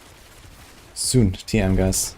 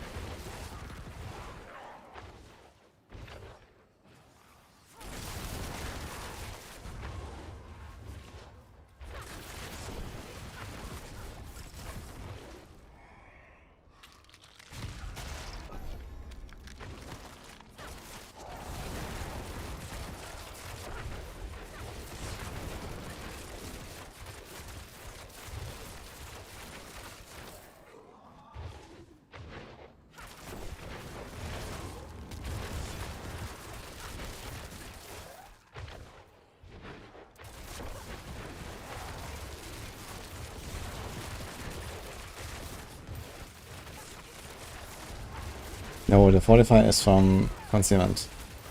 Some of the variants.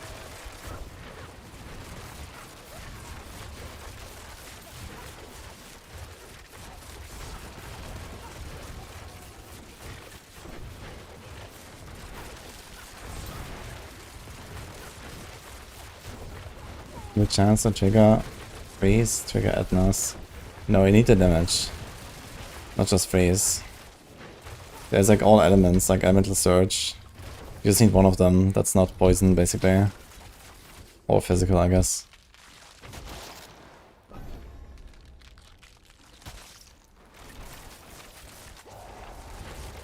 Goblin Wave, let's go.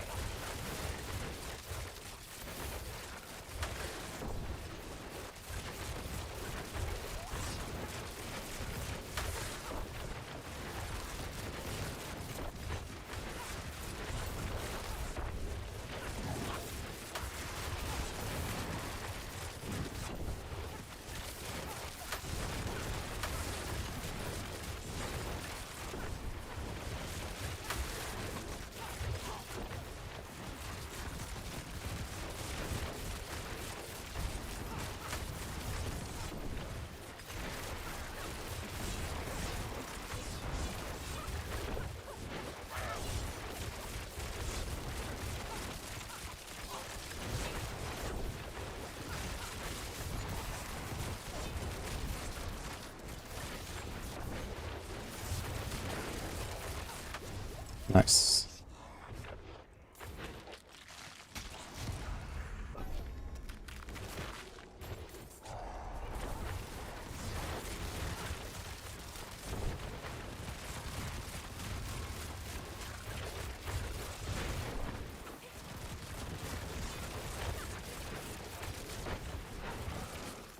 Wait, can you have Elemental Surge and Skill together? I thought they occupy the same spot. Yeah, Fire Res. Like you can have this and CC, yeah? Ranks and CC exist. But I thought like a hit damage is like the same as the ranks.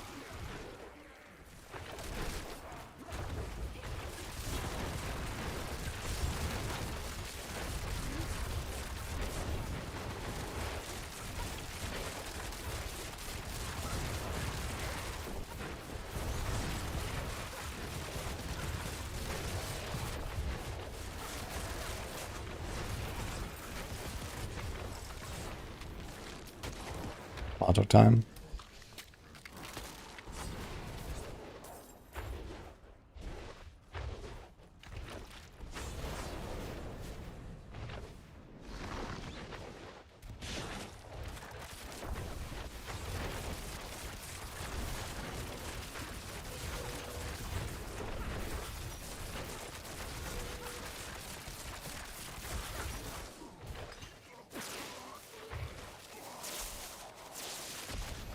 And what I use for region is this, yeah, towards Will.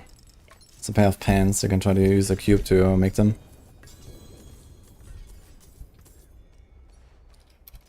Okay, get a random Eldarin from Bartuk.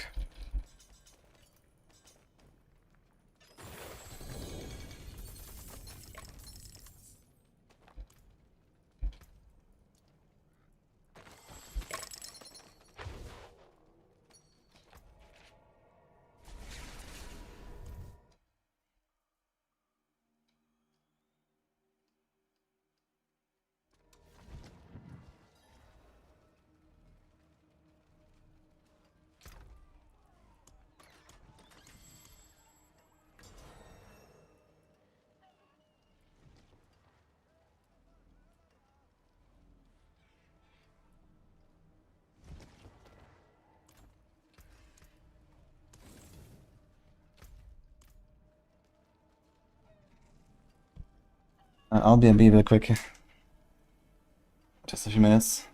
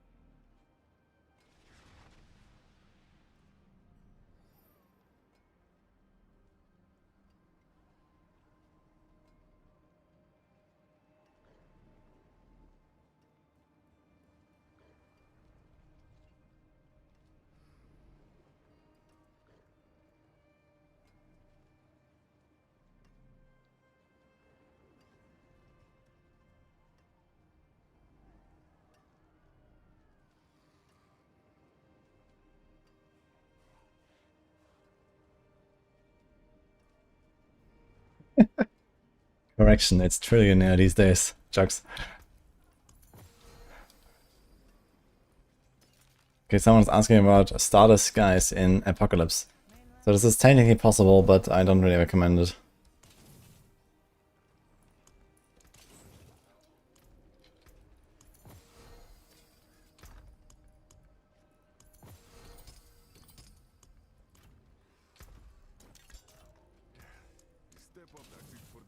Okay, I have 2 hours to go until the patch.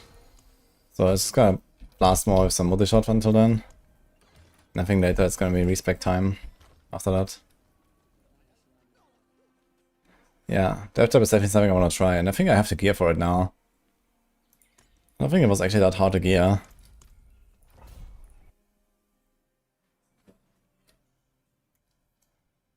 Sauron said he watched my stream in a recent interview. Oh shit.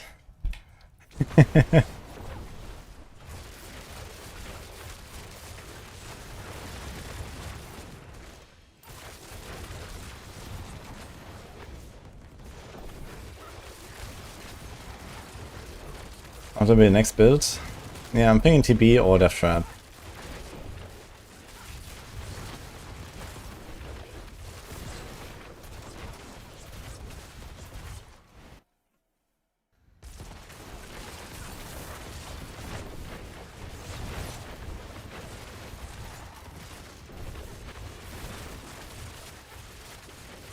There's many people asking many questions, man. I can't put everything on the screen. It is what it is. When is the patch? What is the patch? Will rogue be better? Will rogue be worse? Is penshot better than multishot? Is poison multishot better than cold multishot? Why are you not playing Death Trap? Can you start a Skies with this build? Where do I find echoing nightmares? Where do I find mythic seals? What's the best way to farm mythic seals?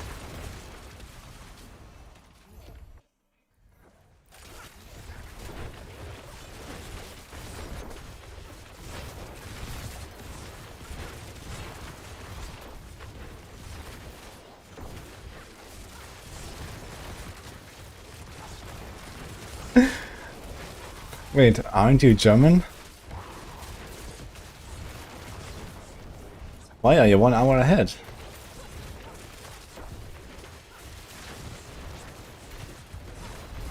How too hot?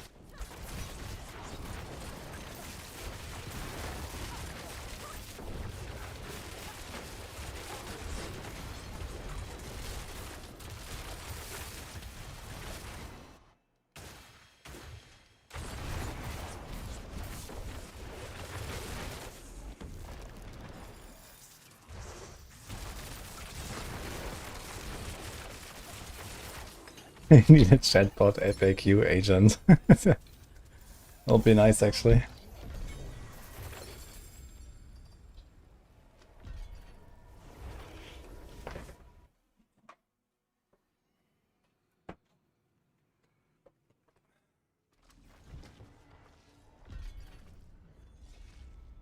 Favorite content in Diablo 4 right now?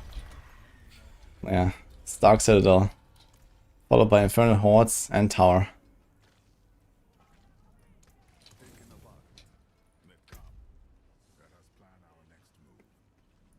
Look, we're ranked 6 on the Hordes, man. Holy.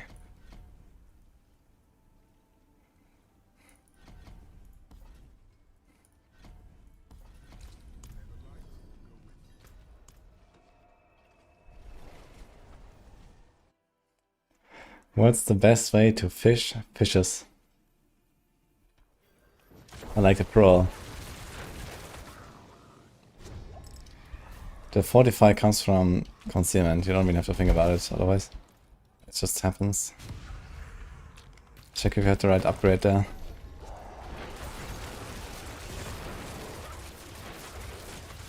Can you play this build on your fridge screen? Only have 4 buttons. This build is very playable with 4 buttons actually.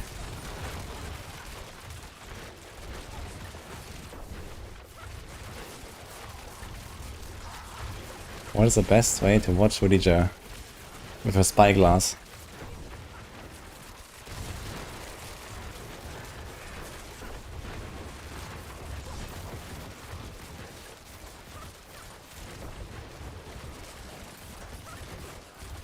How can you be sexy like me?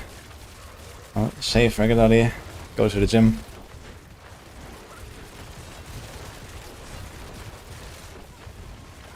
Eat kamakia every day.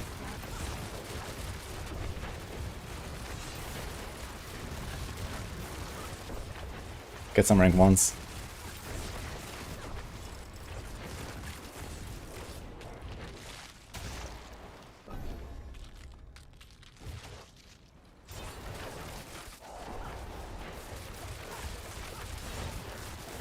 I cannot switch off the sun.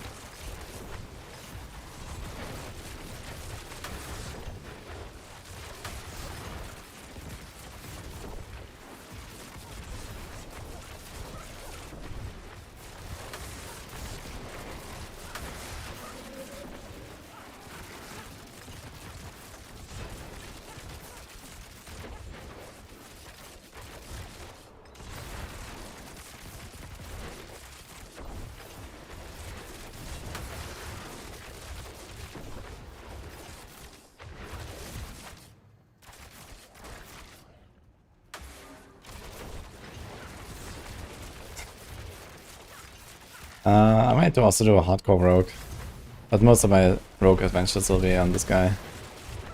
But yeah, maybe I'll send like one build or something, just without any stash clutter, you know. Unsure what though.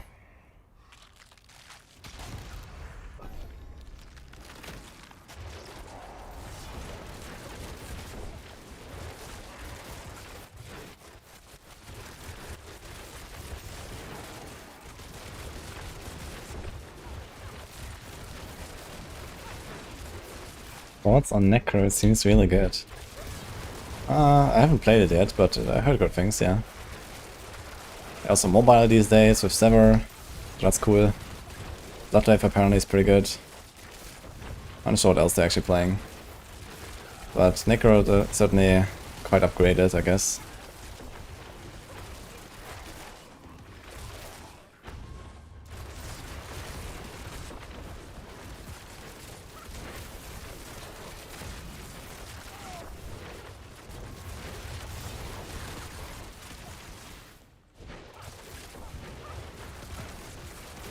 When updating Maxwell, it's always being updated.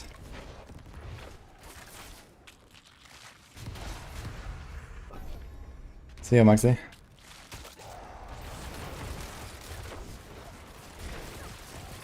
I'm not sure if we have a tier list update coming right now.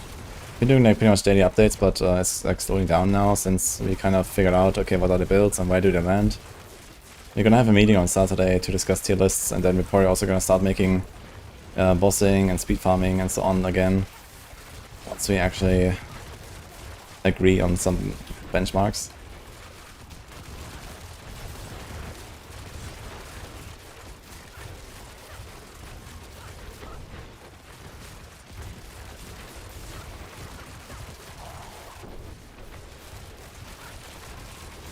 I appreciate you anyway, Wonka's Wonders.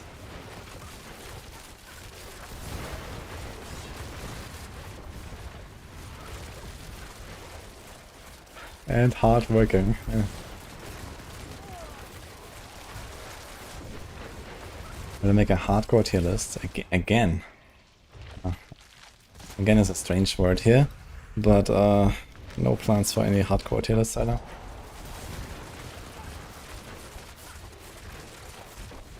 We need Druid build guide maker, seems to be lacking on Maxwell big time. Yeah, we're kinda figuring it out right now. Yeah, we don't have Boiler anymore, he's not writing guides anymore. So it was Danger alone at the start. And now Panda is helping him. I think Panda released like a guide already or two, I'm sure. And yeah, it's gonna be fine. I mean, we are on the lookout for maybe a Druid guy. Now that the expansion is out, I imagine there's like generally like, you know, more blasting going on, more content creation from maybe some people switch mains and so on. So we'll see.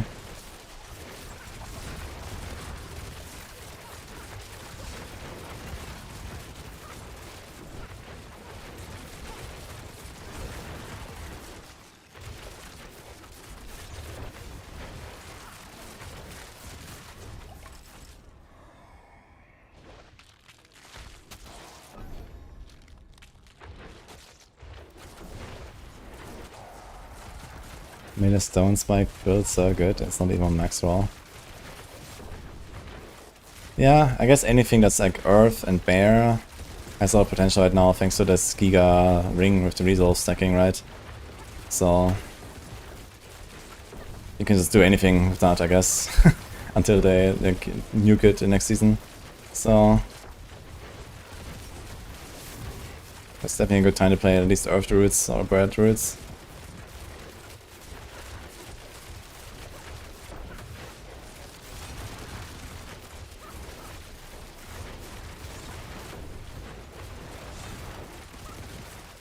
I don't think uniques need a remake. I'm happy with how uniques work.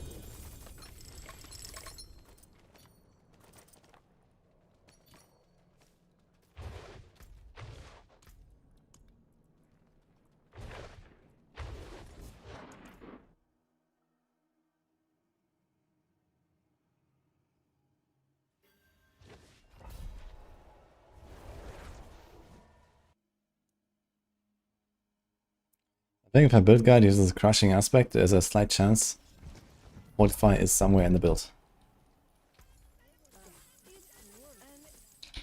And Barbs have easy access to that usually.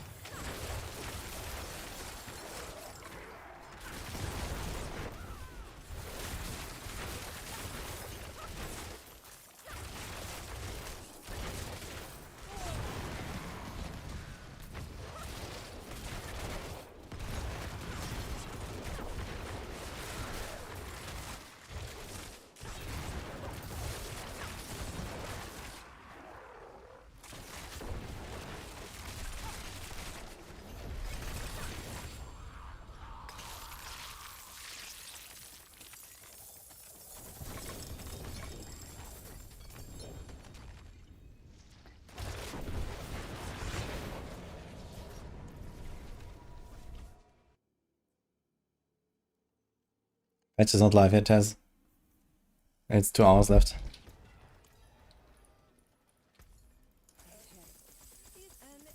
But rallying, reversal, we don't care about the number on it. You know, you can have any crappy roll and it's fine.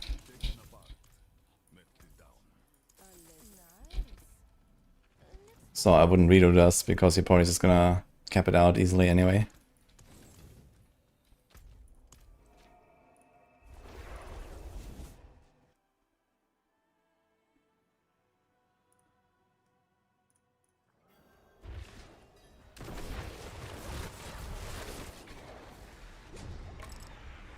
Will Elish bounty be fixed? I think it's not in this patch actually.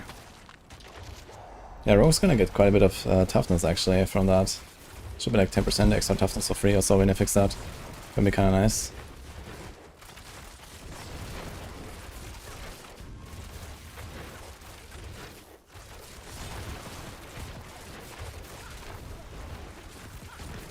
All your dungeons also turn into mythic ranks, yeah. All of them.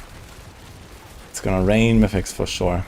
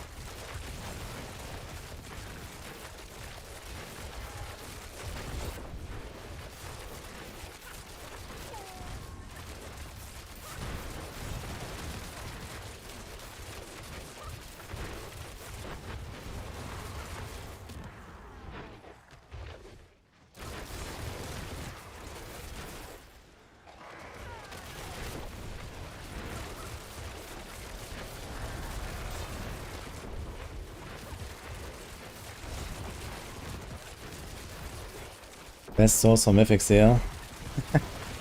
Yeah, that's not really a good source of it. Pistol is supposed to drop them. Maybe more after the patch, we'll see. Dark Citadel weekly cash might be something.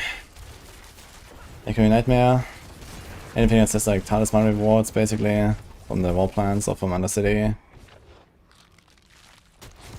And the lair bosses, I guess. If George is fixed, what about Selig, Lunatic? Yeah, I tried this and I felt not tanky, and then I didn't really pursue it much because it was kind of risky on hardcore.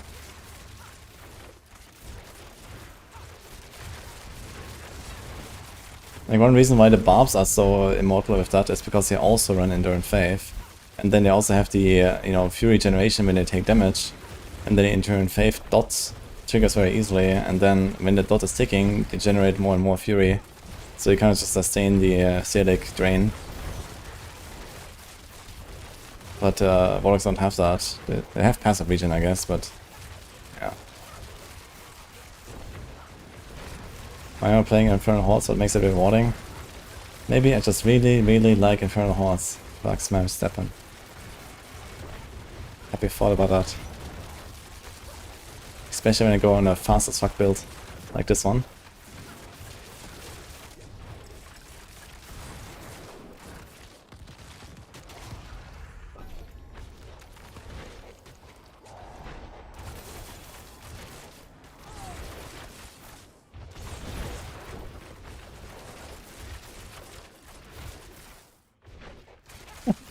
Players like me are the reason it will remain in Warplan.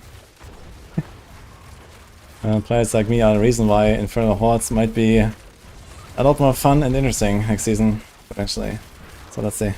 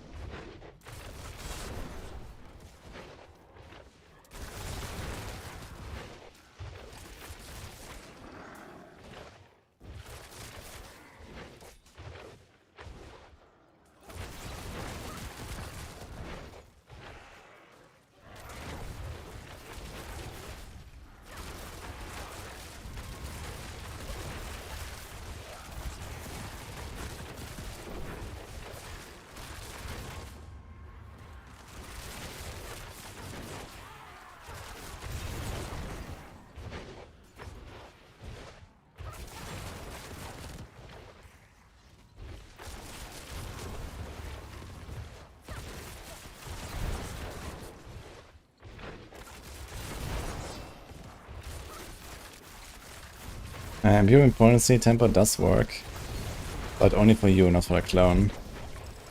So it's not as good as it says, unfortunately. But when we fix that, it's gonna be extremely strong actually. But it's still worth having a little bit of it.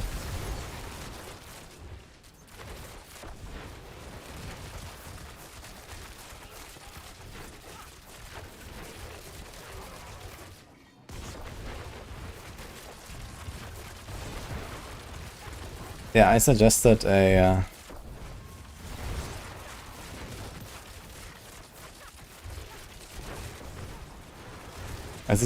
Infernal Horse upgrade that just says when you reach 1000 Edda, it immediately ends. And then another one where you get half the waves, but it's like 2 boons every time. I think stuff like that could make Infernal Hordes more interesting. And then they just need to like choose up the actual rewards with something useful.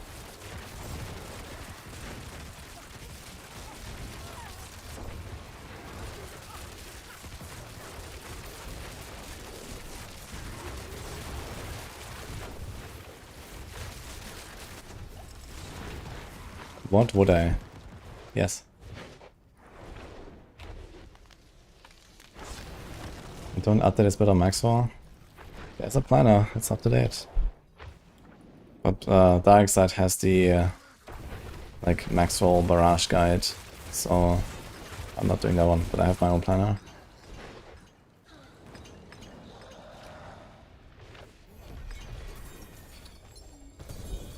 Is Penshot Rogue fucked after today's patch? Nope. But they're fixing the 150 bugs.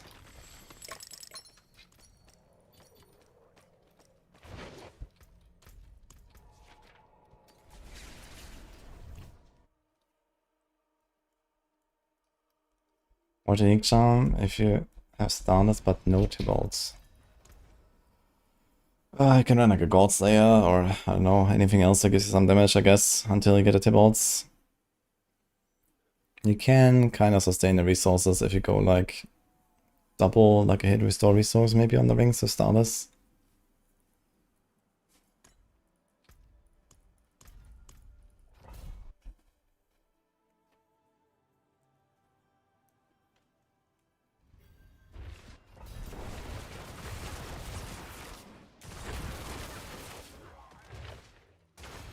Yeah, I think times 2 activity XP for Infernal Horse would be a good start.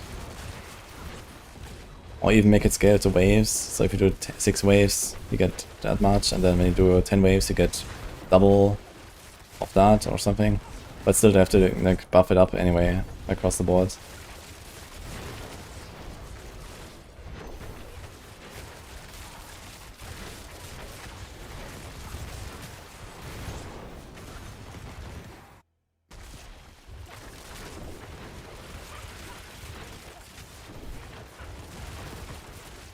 If you have the Mythic Amulet and any life at all, the whole thing falls apart basically. The Spaghetti is strong with this one. So even just having a tiny bit of life will just murder you basically.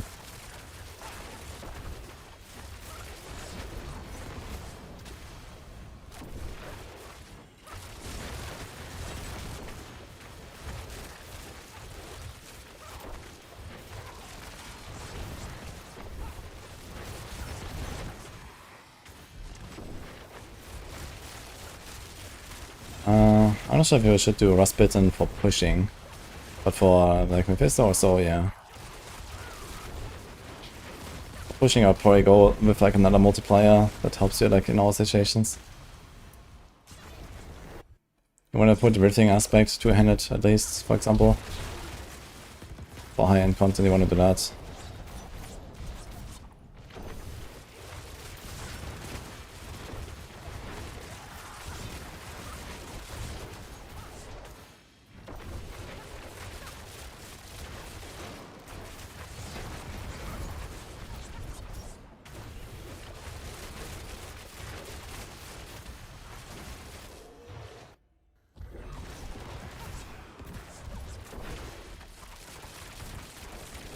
That's the best start of hardcore. Not sure how the buffs are in the early game, but they're certainly like the overall best hardcore class, I guess.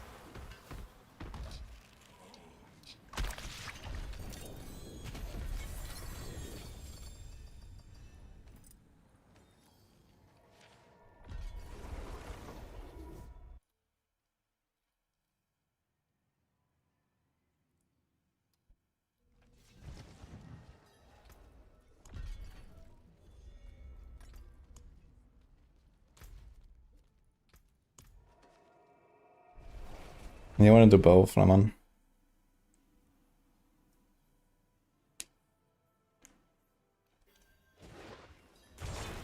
Yes, bot in. All damage and element damage is the same.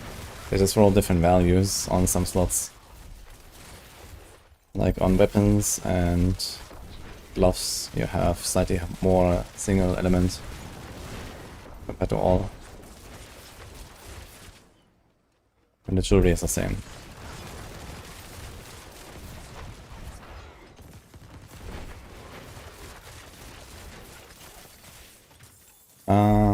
Yeah, I think Transfiguration could definitely need some slight tweaking. Like, the tuning prison is certainly relatively worthless. And at a minimum, I feel like it drops way too much. I have 200 of that, and I've used 1 the entire season. 0 on this character, so on hardcore I have like 500 of these. So they can reduce that by a factor of a lot. And besides that, I mean, gem strength needs to go, I guess. So that will just like be deleted, I guess, next season. And then it's actually gonna be kind of fine, I think.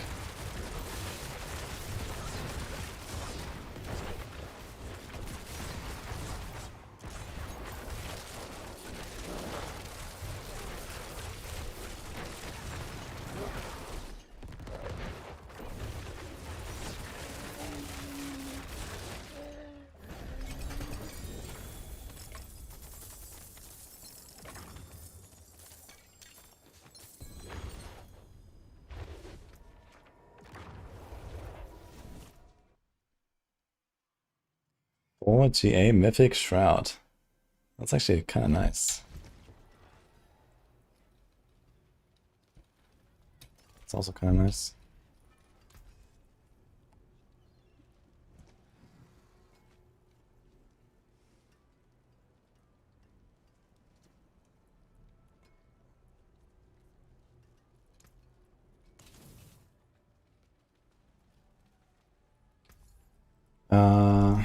Yes, armor and jewelry always has main stat, and weapons always have weapon damage. I think they need to change the weapons to also have main stat instead.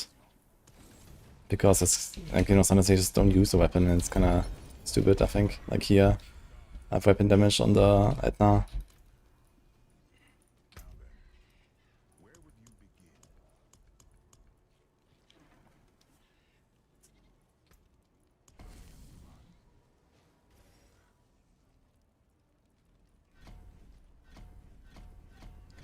Yo, the triple horde, man. Holy.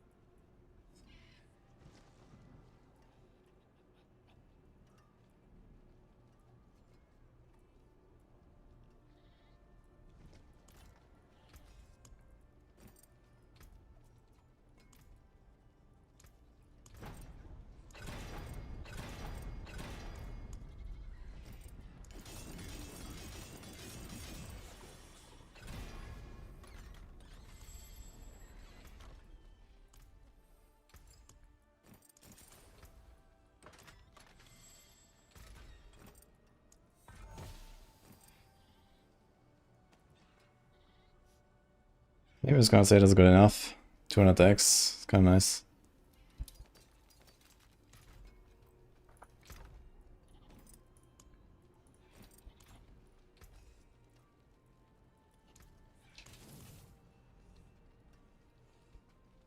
Hi, Eisenmacher.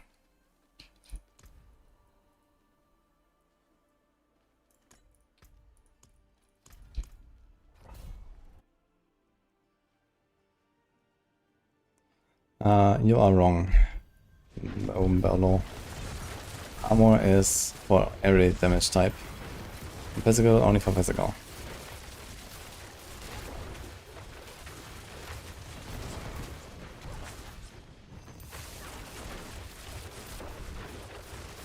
How good will Etna's be after the fix?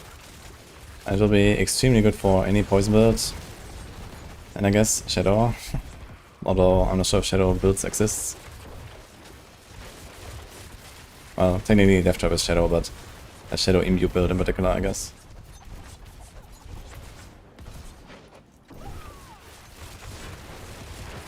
Yeah, Cold Imbue doesn't care about imbuing potency, so doesn't really help you there. You can just go for a normal weapon with a multiplier.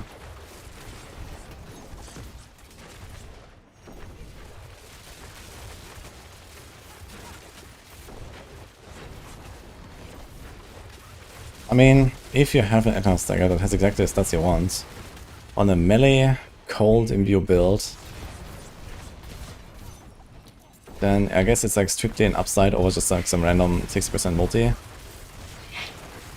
Not exactly actually, you still have to do 2 different elements at the same time, so you still have to do like one charm that has the different elements proc or something. But not too bad at least.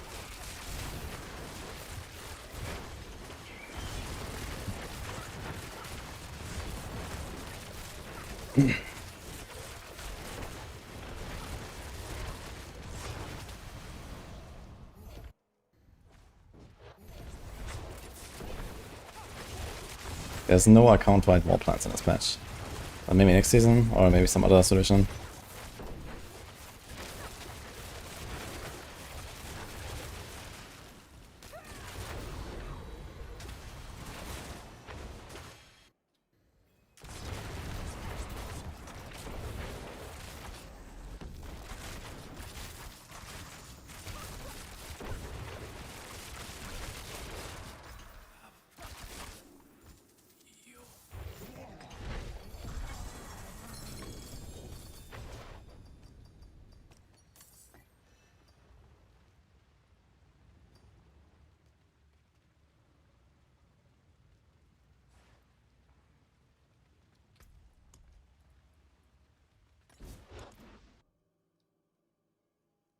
Minus Blessing plus 100% Warplan XP.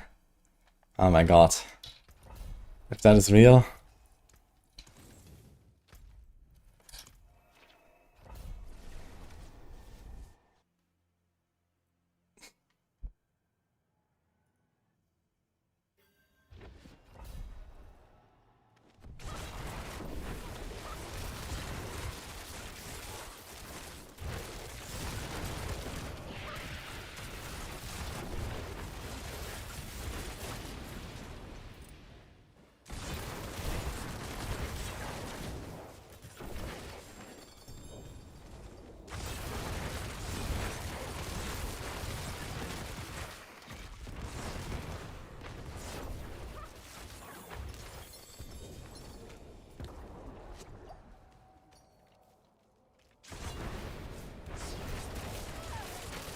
the filter is in a planar for this build.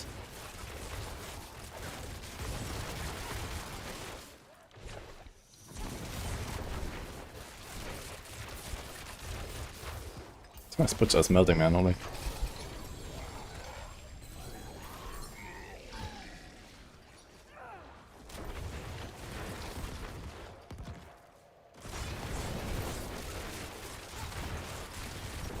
Kinda crazy how many good uniques I already have on this rogue, and I haven't done like any bosses at all. I have not done any boss session.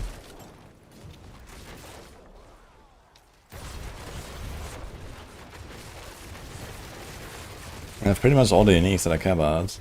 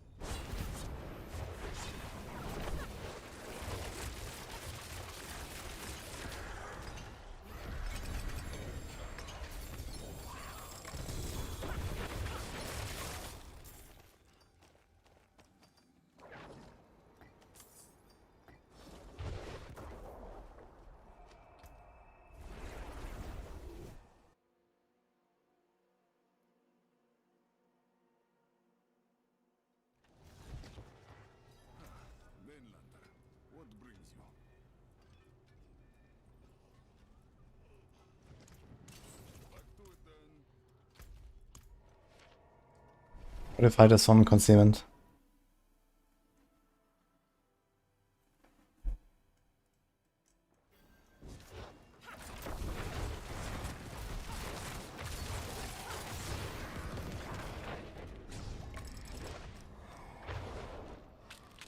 And yeah, you can put Imbue in ranks if you get it like this here.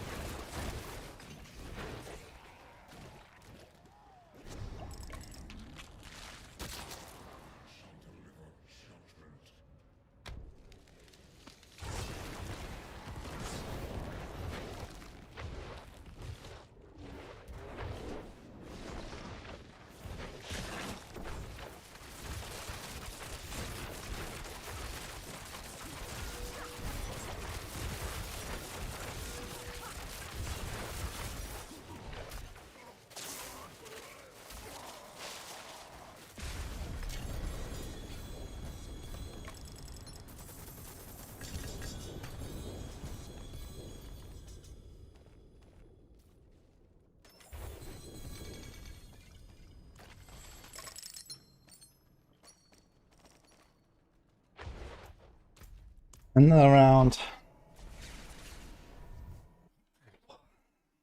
The hordes, man. Ballistics, thanks for the sub, by the way. Appreciate that. And Grimstar. Wait, are my alerts off or something? No, they are. Okay, I just missed it somehow. Why hordes? I want to get to 10 out of 10 war plans, so we're finishing this. We're kind of close now. 6 and 1/3, so I need... I don't know, we get 125 per run, right? So after the turn in, I will be at 9, 1150. So 1850 left. It's like 16 runs or 15 runs or something afterwards. Let's say each of them is like 8 minutes. Oof.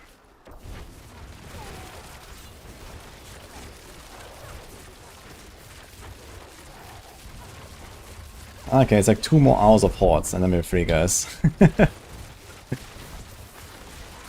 The 6th wave is when you teleport in from the wall plans. You can choose 6 or 10 like this. Rank 7 is max for the tree. Wall plans total is 10. And you can only get it if you have all trees maxed.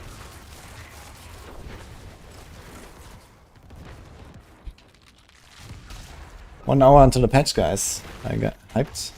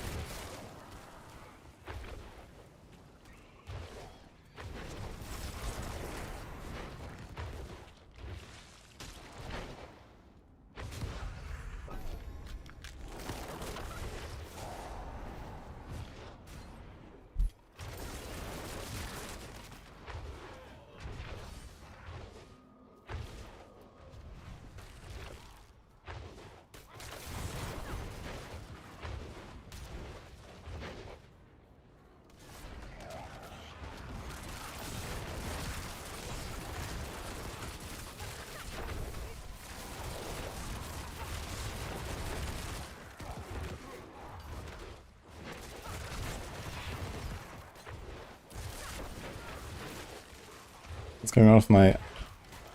Okay.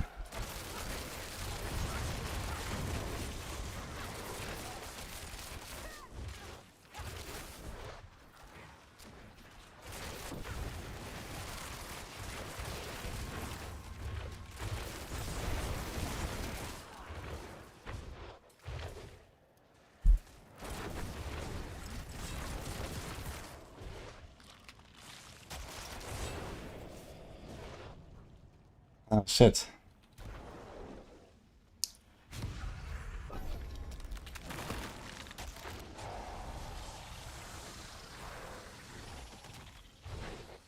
I should listen to this song later.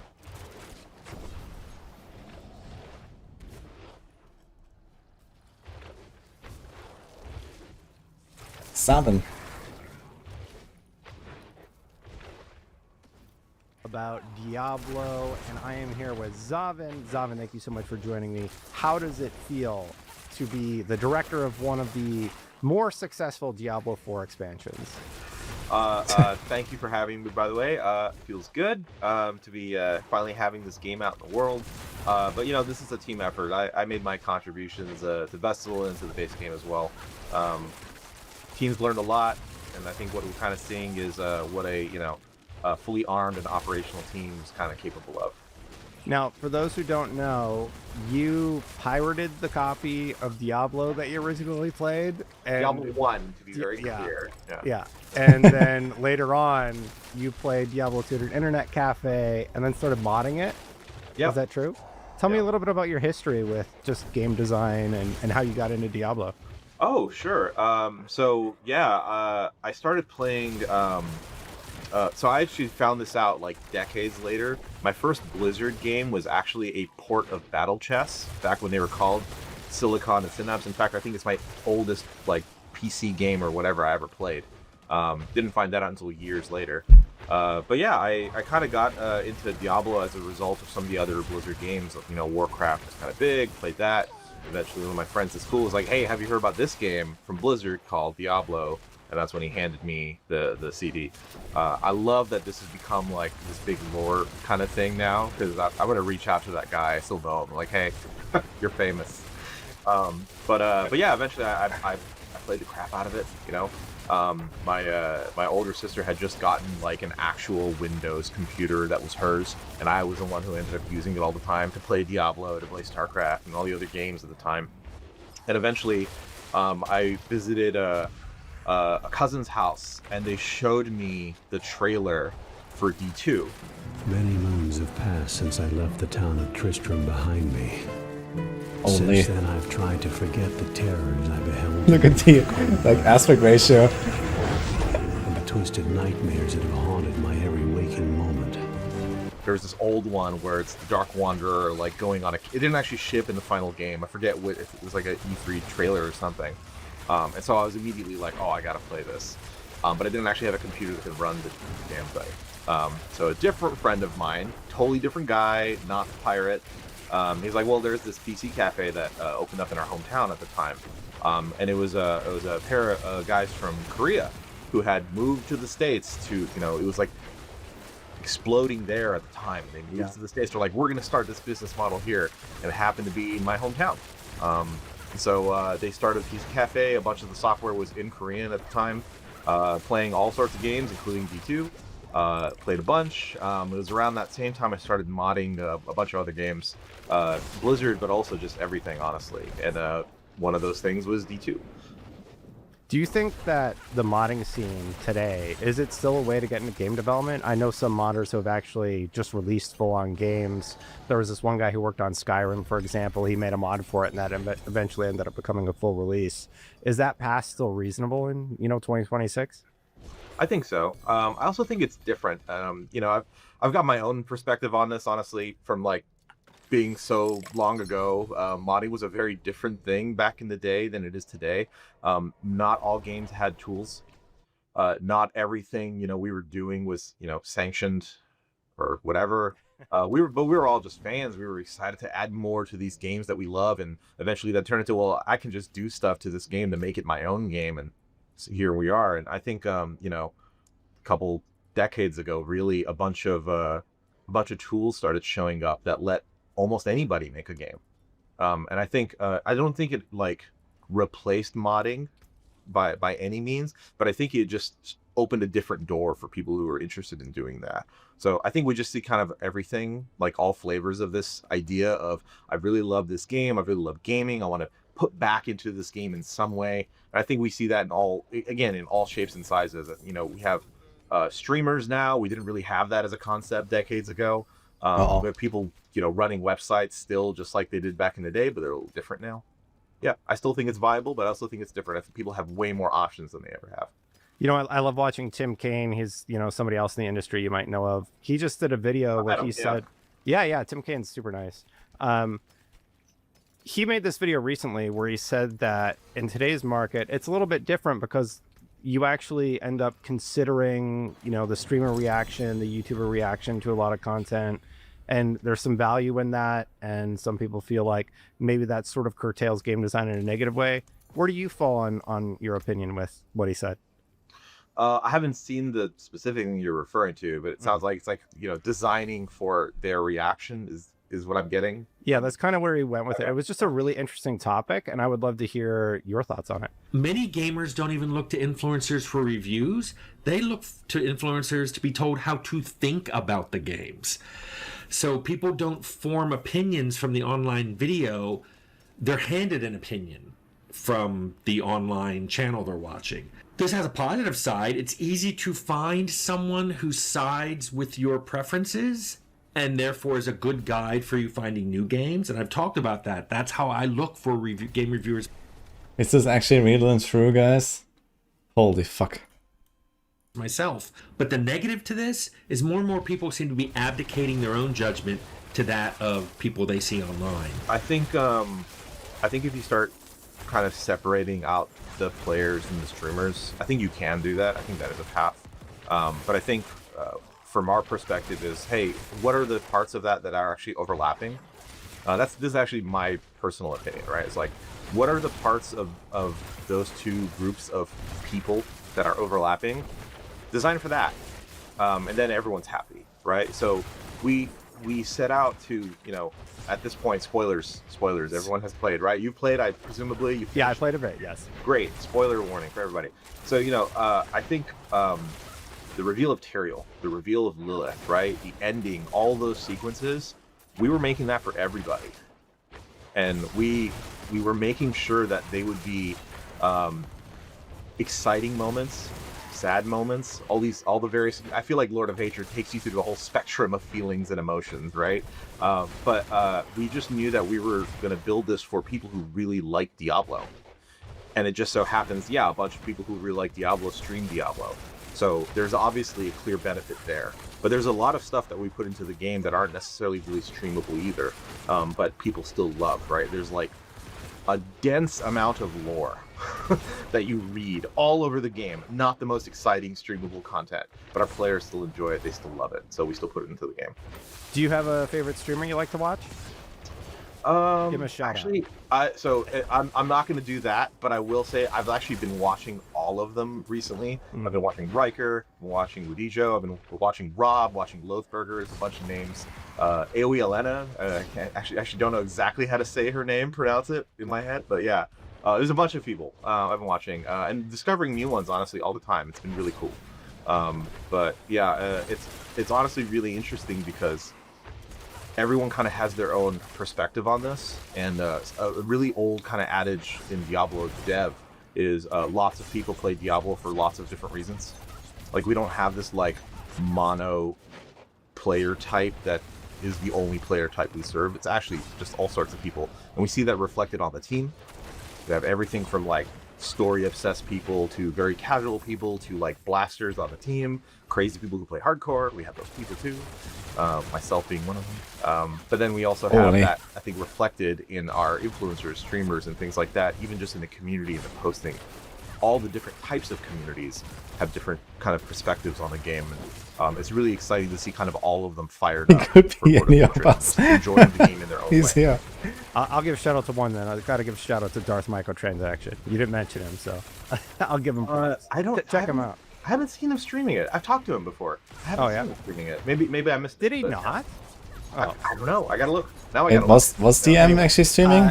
The current season, doing incredibly well. People are responding really positively to it. What are the biggest lessons that you learned from the less popular seasons in Diablo 4?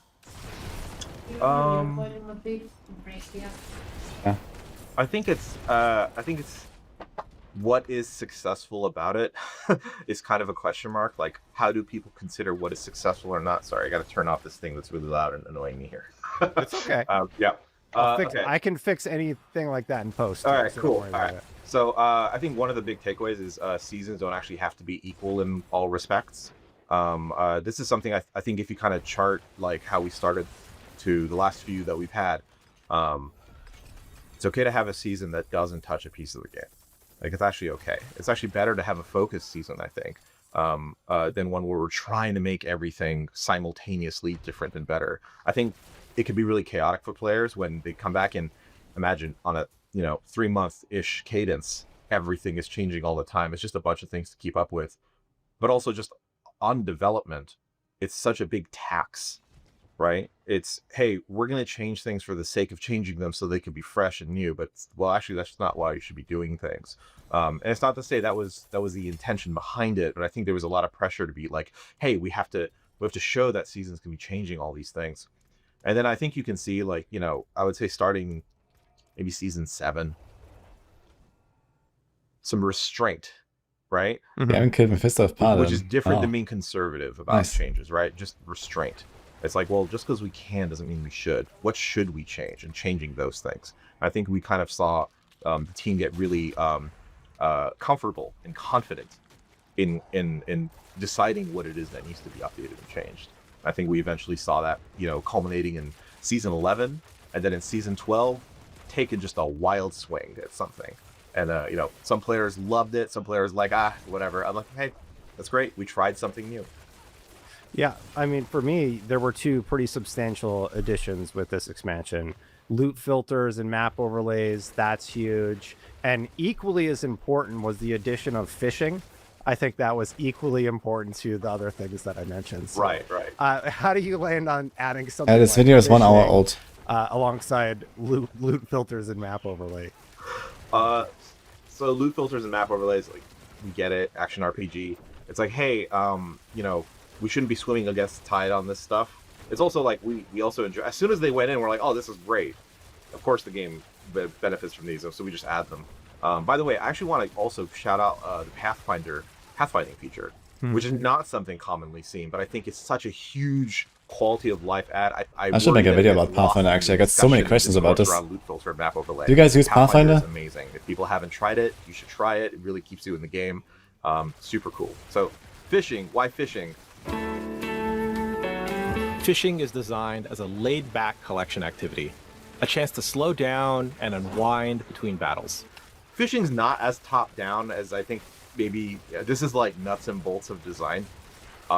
It wasn't like, oh, Zavin loves fishing specifically, go put fishing in the game.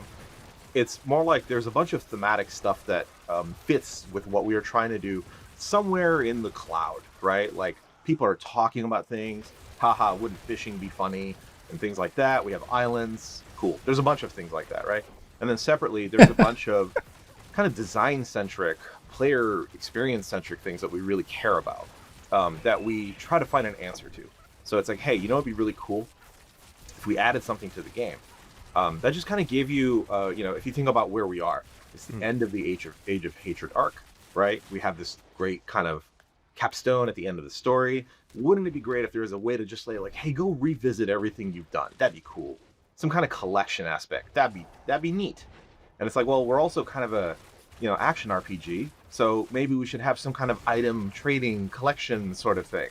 And it's like, oh, well, you know, what kind of wraps up all these ideas that just kind of fits, right? Is that. Yeah. There was a bunch of other things too, by the way. It wasn't just those. Like, you know, I think we've all had the experience of I'm waiting for my friend to log in. Mm-hmm.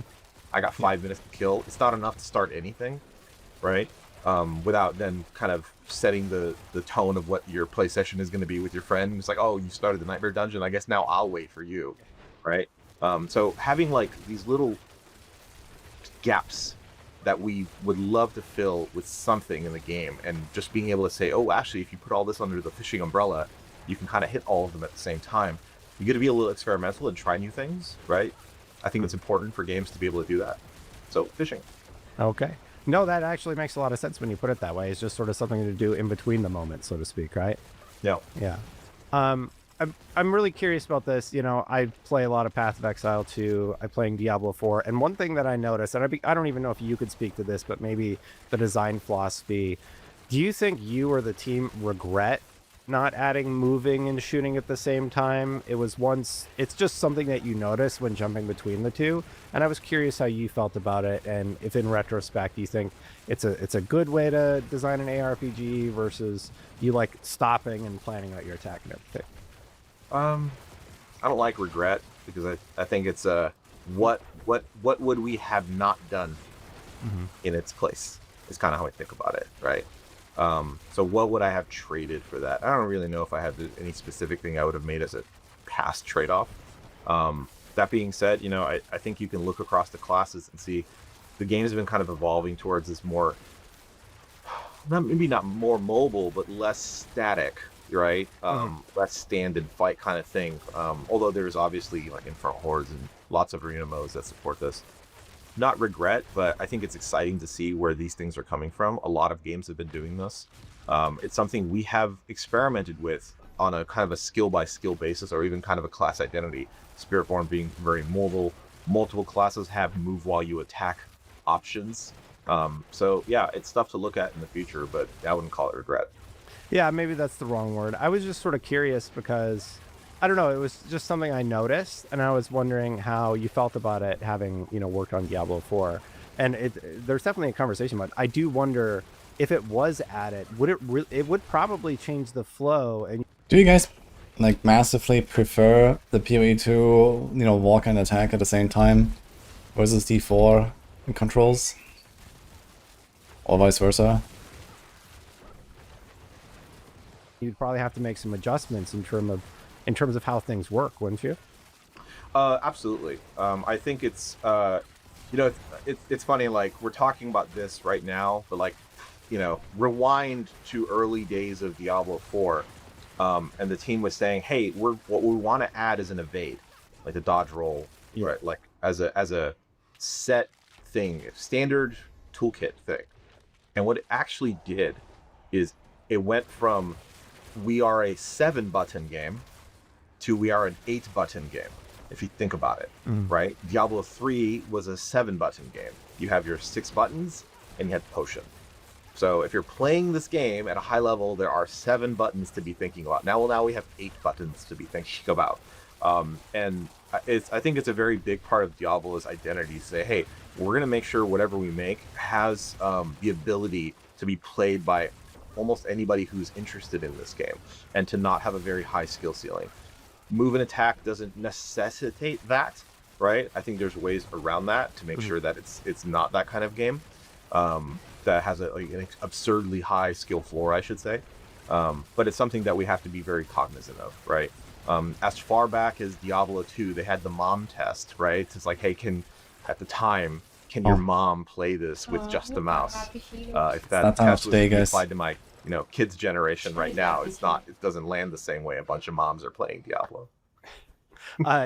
Do you find that more of your players are on, you brought up console button pressing, and made me think of the PC versus console audience. Do you see a split there? Like, is it more console or more PC? What's the percentages? I can't talk percentages, but I will say it's not as clean as you might think.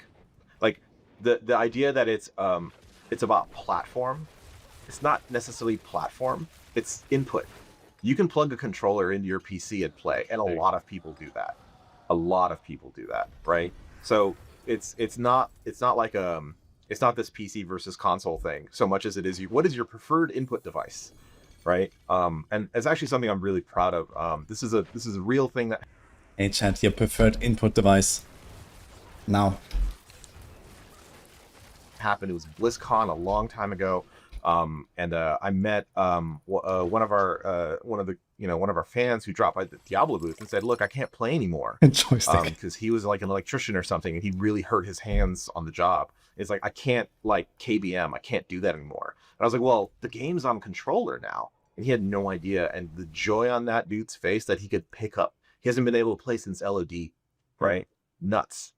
So I think having lots of options puts us in a bind. It makes everything really complex to develop, but the benefit of that is we can meet our players wherever they are, right? If they want to play one input device or another, we can support both.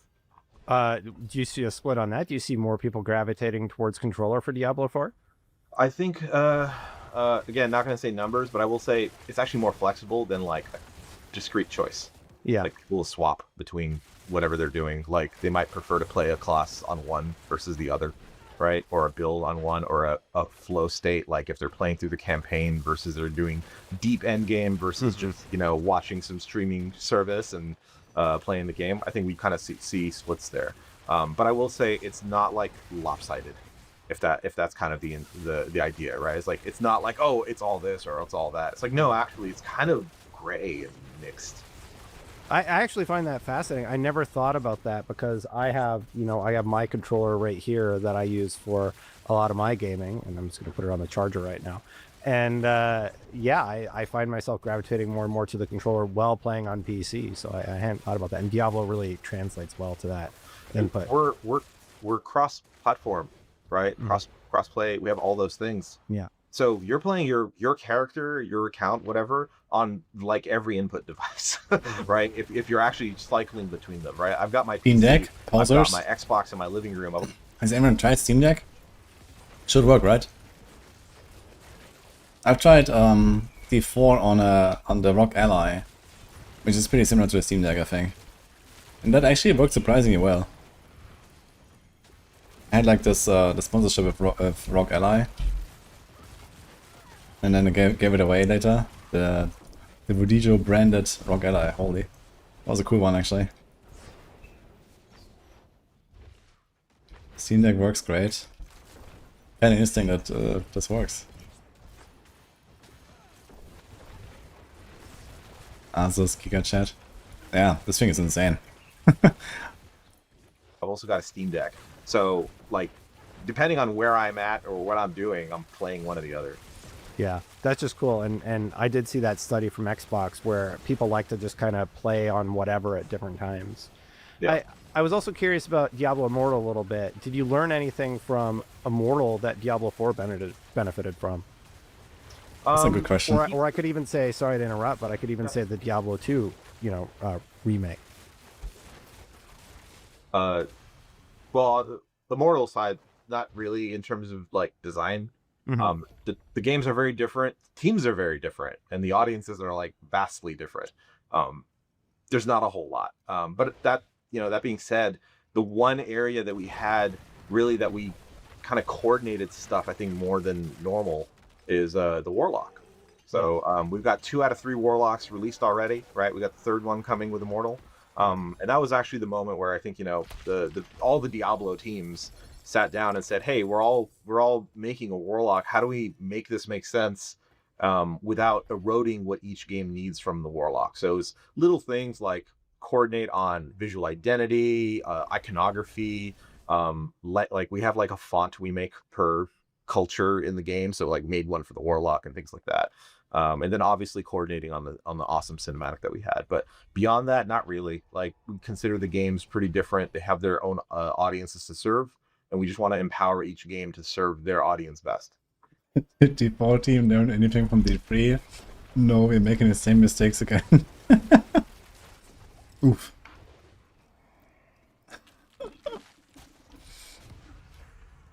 That's a good comment. The audience is the same since Diablo 2 and 3. Yeah.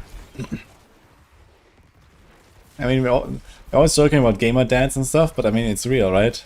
That is the audience. Any gamer dads in chat?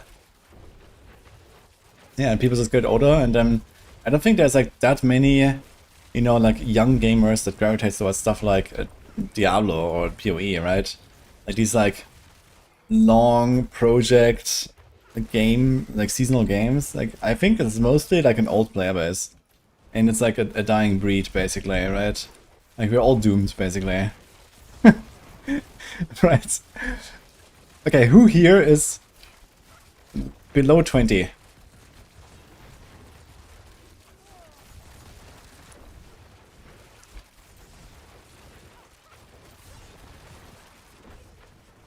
Not a single soul. Yeah.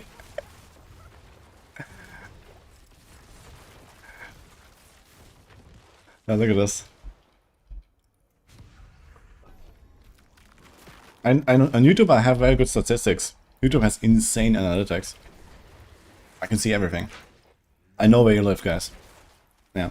And the average viewer of mine is actually like a few years older than me. And I've been making content for 12 years now, soon.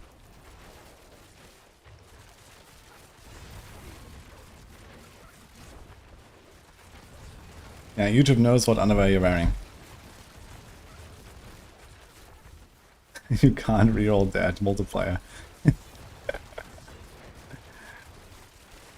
I'm 33.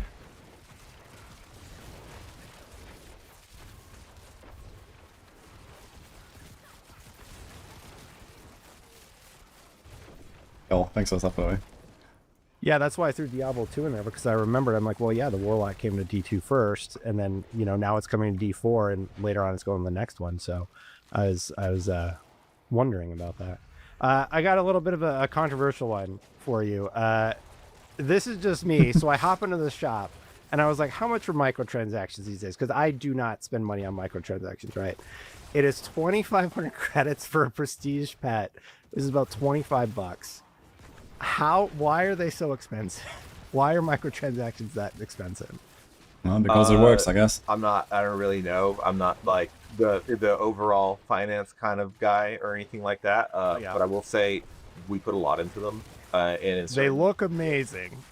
I mean, they're incredible, right? Yeah. The game has a bunch of stuff in it too. That's something we had kind of said really early on. It's like, hey, there's gonna be cool stuff that comes from the game, right? There's gonna be cool things that you can earn. When it comes to like collabs and things like that, we try not to put that into the game directly, like because then it starts muddying the waters of like what is and what is not Diablo. Whereas a collab is like very distinctly not, canon in the game. Doom collab was awesome, but no, like the Doom stuff isn't part of Diablo per se. Hey, Doom guys, so not canon in Diablo. Keep this like nice separation between the two. How do you, just talking? Wizard PR is insane. He's trained to dodge like Matrix. I mean, it's obvious that he's not gonna answer this question or straight up, right? And yeah, he would be stupid to do that, I guess. So this is also not his territory, right? It's just not something that he's even thinking about. I think he's game director, and all the shop stuff. I don't think this has much to do with what he's doing, anyway.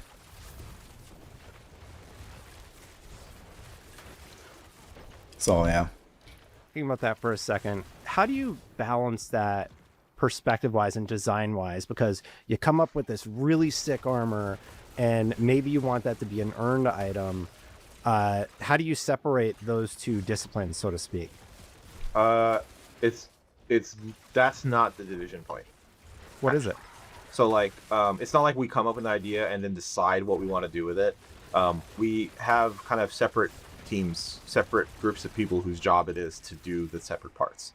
And so we just tell the team, hey, no matter what, you're gonna be making cool cosmetics, whether it's new armors or whatever, because we're gonna Scovos, like we're gonna be making cool stuff, no matter what. So it's like your job is just to make all that dope.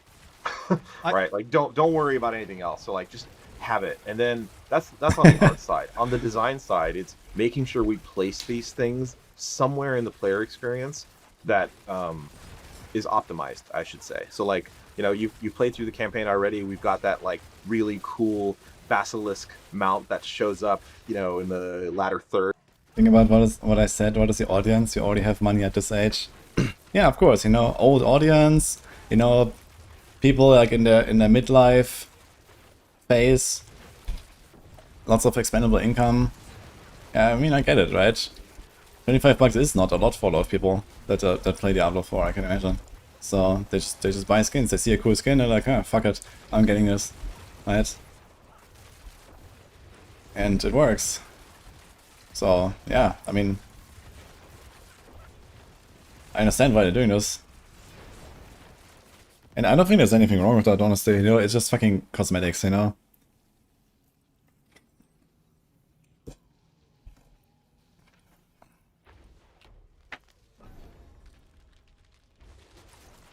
Like in my book, they can monetize the shit out of cosmetics. As long as there's no, pay to win stuff or whatever. If people buy it, they buy it. I mean, we can't blame them.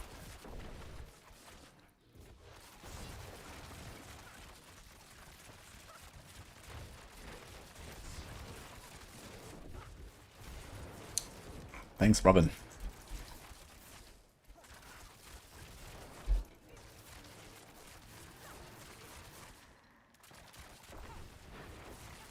They're charging 75 bucks for a housing decoration pack, and wow, holy shit.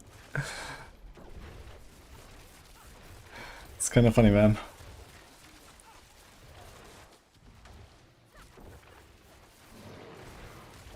Thanks, Jonathan. Oh shit.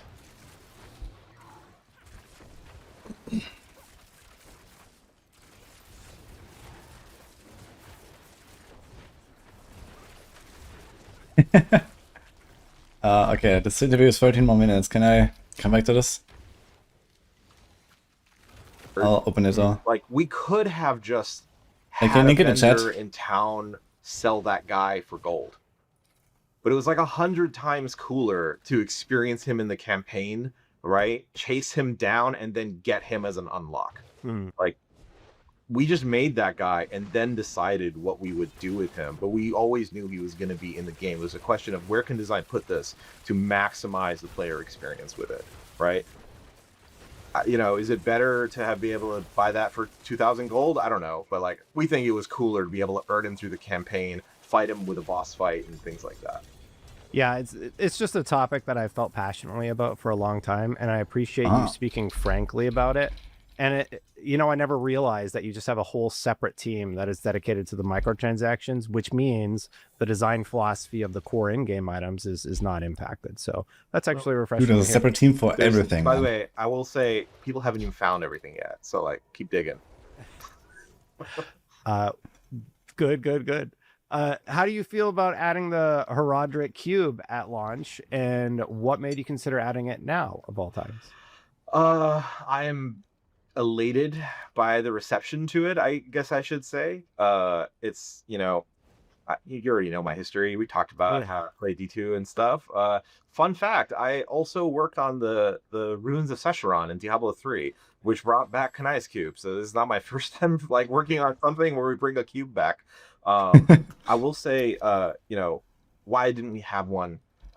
It's not like an easy answer. It's not the best answer, but I think every time a team is faced to like go make a sequel, you have to kind of decide what parts are going to be kept around, what parts are going to be changing, what parts you're not going to touch yet because it opens up a route to try something else. I think one of the challenges with action RPGs is it sits in the wider discourse of RPGs in general, right? Yeah. And it's when you're especially now, you know, we're on the 4th iteration. You know, if you count Immortal, right?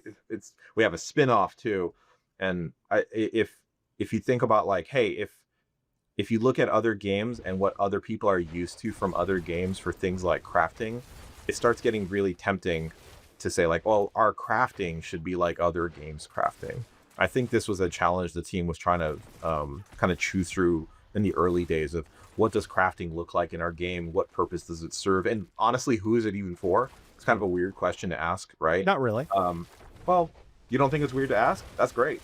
I think people are puzzled by it because usually they can only think about the crafting they experience, right? But like crafting in an MMO is so different than crafting in a survival game. It's so different than crafting in a Diablo game. So part of this was like, hey, figuring out where these concepts sit in Diablo 4 was just a process.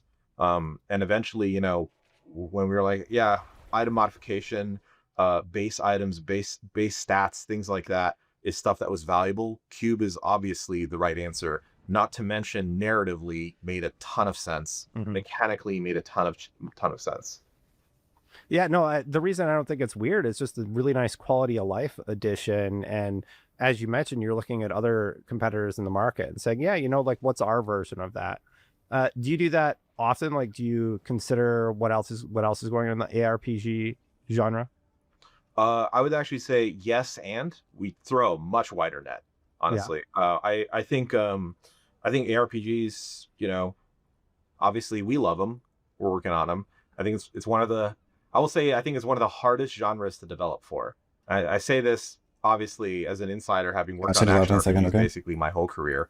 But whenever people who have worked on other genres join the team, they tell me that. They're like, in like a year or two, like, holy crap, this is so hard to do. It's like, yeah, welcome to action RPGs, right?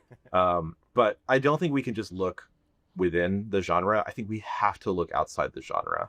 And this is a truism going as far back as, you know, Diablo 1, which birthed this idea kind of, and Diablo 2, which refined it. Even they were looking outside the genre to some degree. And I think we just have to keep doing that wherever possible.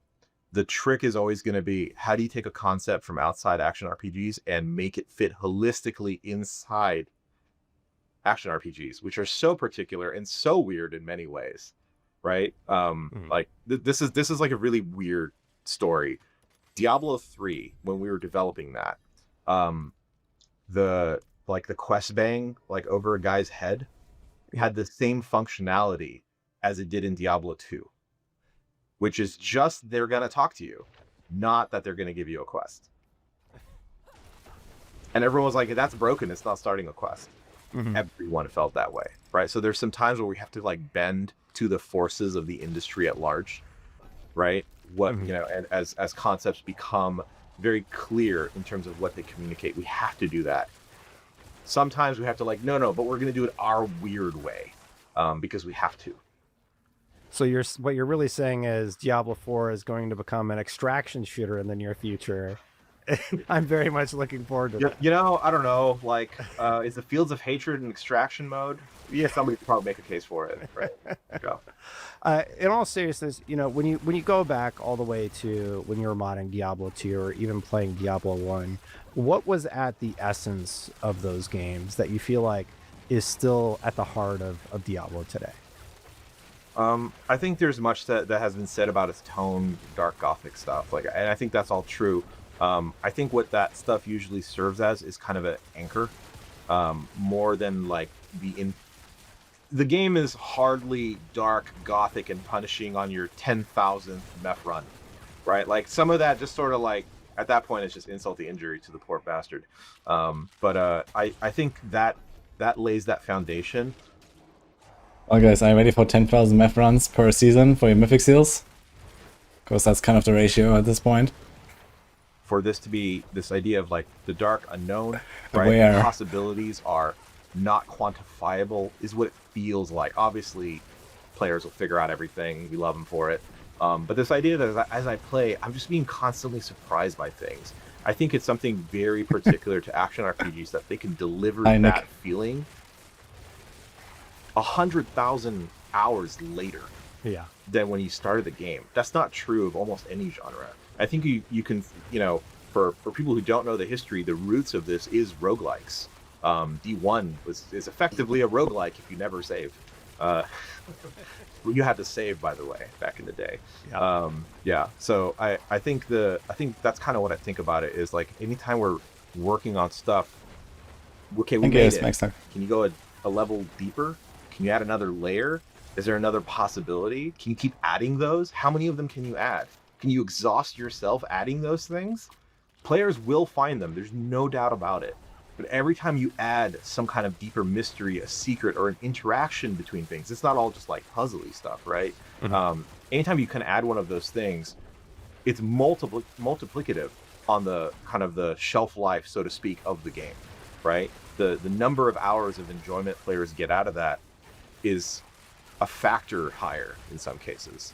So I think that's something very unique to action RPGs. Or at least I find its impact to be very specifically, like the size of that impact is unique to action RPGs. And I think that's a very Diablo thing. Anytime we talk about this, it's that layered approach. It's a very Diablo thing. Yeah, I totally hear where you're coming from on that. It actually sort of makes me wonder, when you're starting out, you're developing a new season or whatever, do you have a North Star in mind? Like, what do you see as success when you're working on something like that? Community is, I know, like, oh, he said community, but like, no, sincerely community. Like, what we're seeing right now is honestly sort of that was the hope, it was the goal, right? Like, I've got a slide deck where we basically laid out what we were hoping to achieve with this, and we're kind of seeing it right now, which is all the player types are engaged. Everyone who looks to Diablo for whatever it is that they look for is finding it in the game, right? We're not picking favorites. We're not saying this type of player is more important than that type of player. None of that. This is Diablo. Diablo's for everybody. Our whole community is invited. It's a hell of a party. Come have fun, right? So like anytime we're making stuff, we have to think about this. And honestly, maybe the biggest version of this is the classes, right? We could have just added a class. We probably could have just added Paladin and have been done with it, to be honest. But we know, and we have the player types on the team. We don't even have to look outside, although obviously we do that as well, right? Not everyone wanted to play a Paladin. I love them. I'm happy for the players who are happy, but not everyone wanted to play a Paladin. Are you happy, guys? Any happy Paladins in chat, guys? Paladin. Some people wanted to play something darker. A lot of people wanted a fresh class, something new for them to do. right? They've played paladins. They wanted something new. And so, great, we did that. We made 2 classes. No player was abandoned. But by the way, some people just want to play a barbarian. And they wish their barbarian was fun. Okay, screw it. Everybody gets a skill tree update. Like, Okay, how about the barbs? Any barb enjoyers? we basically said, I don't care what class you play, whether you want something new, something old, or, you know, something that we already have, there's a bunch of stuff in here for you, right? Again, very community-centric approach. We probably could have just shipped a paladin and been done with it, right? But that doesn't align to that goal. Mm-hmm. Well, you know, hearing that level of passion from you and like how much you care. Yeah, so a little story time, right? So when I went to Blizzard last August, when they showed us the expansion for the very first time, I was there with like 9 other people. Maybe you've seen like my my post back then and whatever. I talked about it here and there. I can't really tell you details, but one thing was definitely, I was there for 3 days on campus, right? And the very first thing on the very first day was, okay guys, here's expansion 2, class number 1. And we were all fucking blown away. We're like, what the fuck are you guys doing? That was the start of this whole event, man. And they showed us the Warlock. Yeah, that was kind of cool.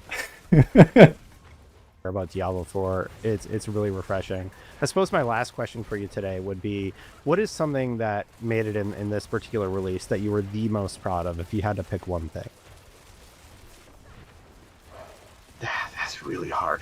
Yeah, I figured it would be, because this is a substantial expansion, just what you've listed during the interview today, plus there's stuff that I probably don't even know about that got tweaked in the background. A lot.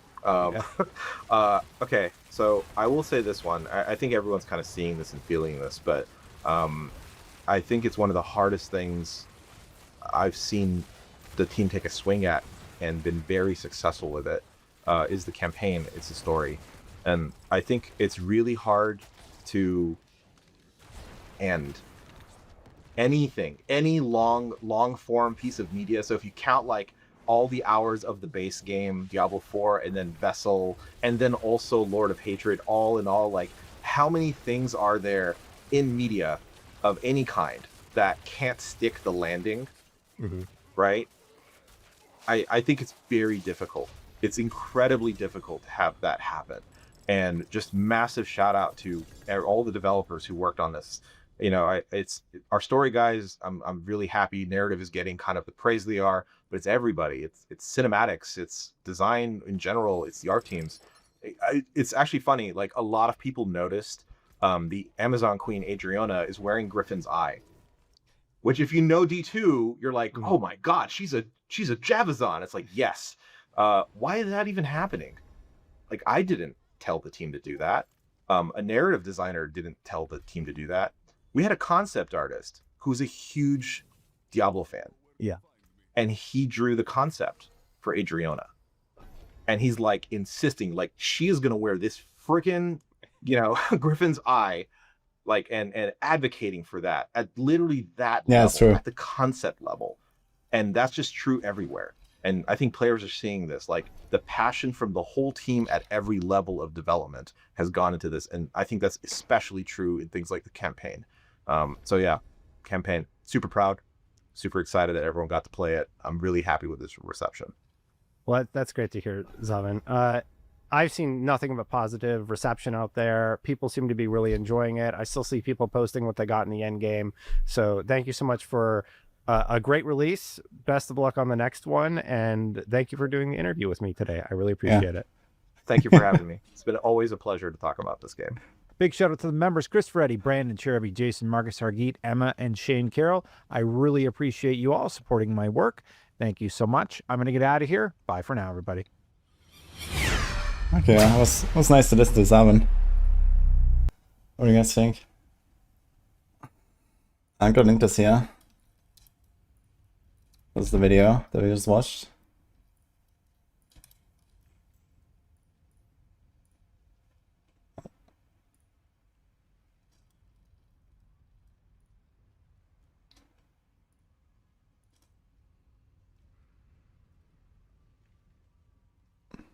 Okay, who was that earlier with the dono? Razi, are you still here? With your planner? We can go over this after the run. And also, we're gonna have a blast cast with condos, guys.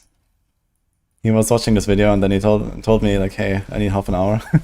Then he linked it to me, so we just watched it too now, so he should be finished. Are we past patch? Not yet.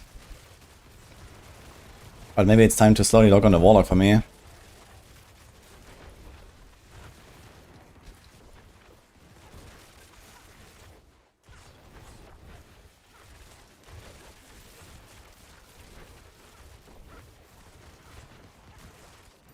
That's the only class I hit the mark in terms of balance. Yeah, I think Warlock and Rogues are doing kind of nice with balance too.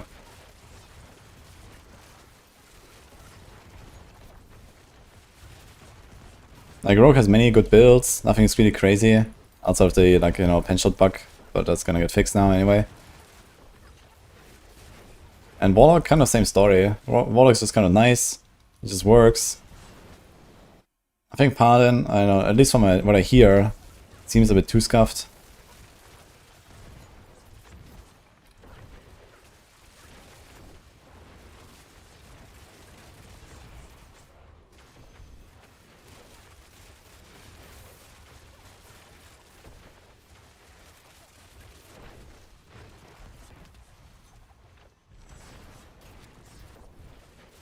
Buff Necro. Do you need buffs?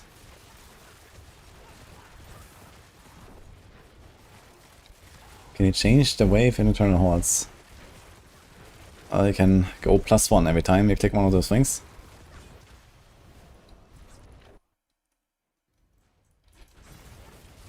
Okay, I didn't see a message from Razi. Is Razi in chat? Donated earlier and sent me the planner with a Sadic Rogue. I mean, worst case can we nick the timestamp, I guess.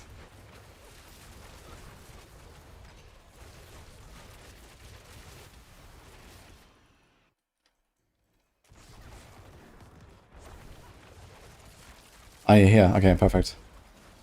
I might have missed you. Okay, let's do it. Sadic Rogue is a dangerous idea. So let's see what we're gonna do here.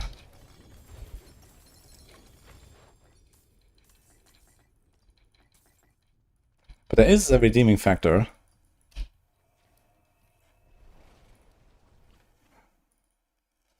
Okay, so what do we do here? Sadic, Starless, Scoundrel, Shard, Etna, Bands of Icarus Rose. Okay, so we have one whole aspect here. And we are playing Poison Puncture. Holy dude.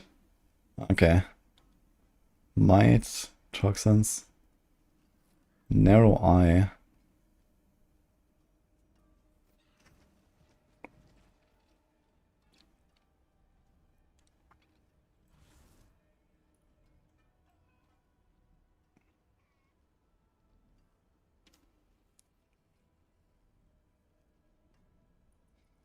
This build certainly has a theme. It's very green, man. This is a touch grass build.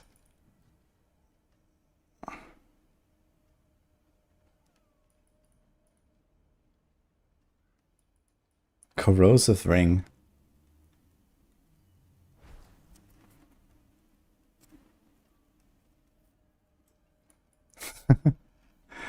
Oof.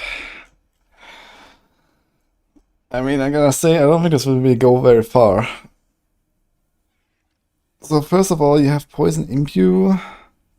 And then, wait, how do we do this with the imbuements? There's like some way to imbue your puncture, but I forgot what it was. There's a thing that says your basics can be imbued. Like, they normally cannot be imbued. It's like, is it Etna? Oh yeah, here, those basics are now imbuable. Okay, there it is. Okay. Yeah, so the problem here is that you are scaling two separate sources of dots. Like, you have the poison from the puncture itself, from the skill, and then you also have the poison imbue. But they kind of like work completely differently. Like for poison imbue, you have to not scale skill-specific bonuses. You cannot scale marksman bonuses. Like, this entire set doesn't work for Poison Imbue. And I'm kind of doubtful about stuff like Shard. And Scoundrel probably also doesn't. So I think the whole idea of like trying to do damage with Poison Imbue at least needs to go. So maybe the Poison Puncture itself can do something, but it does 25% of its base damage. That seems absolutely awful. When you can do like Poison Imbue with, I don't know, 400% or something with some ranks. So this seems weak, I must say. I think the Poison Imbue from Puncture is, this Poison variant is mostly there to like, get the debuff, extra crit and whatever. And then you have a bunch of Poison Traps.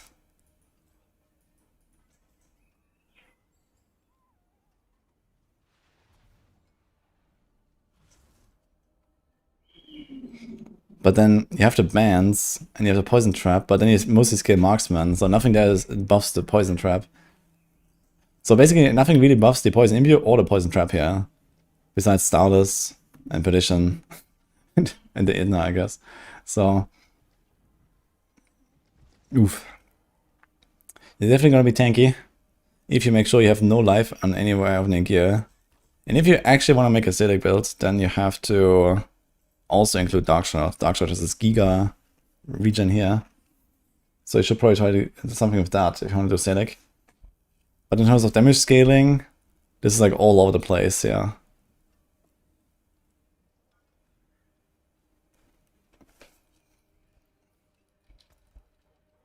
Yeah, I think you're better off actually just like full scaling. You would have to check which modifiers work. Like maybe Shard of Raphael works, maybe not. Because Shard of Raphael says only your basic attacks deal more damage, so it might not actually boost the imbue that comes out of it.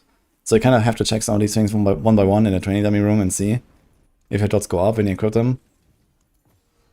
But yeah, generally everything that says marksman skills, or like, you know, that skill only or something.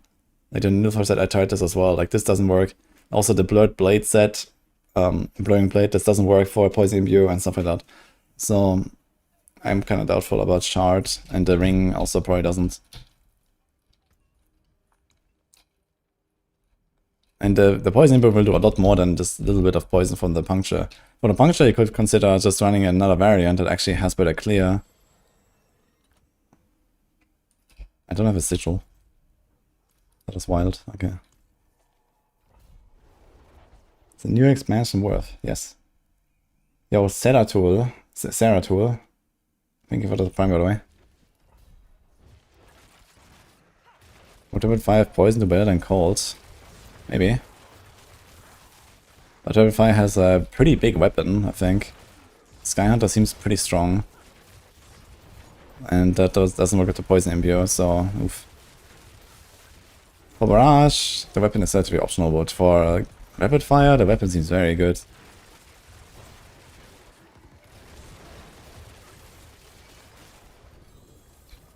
You're gonna try it anyway, I guess. Let's see if we can do anything.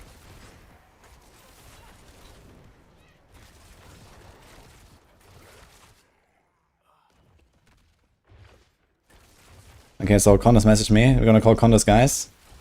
Maxwell Barb guy. Let's see what he's been up to. We're going to do blast cast with Condas.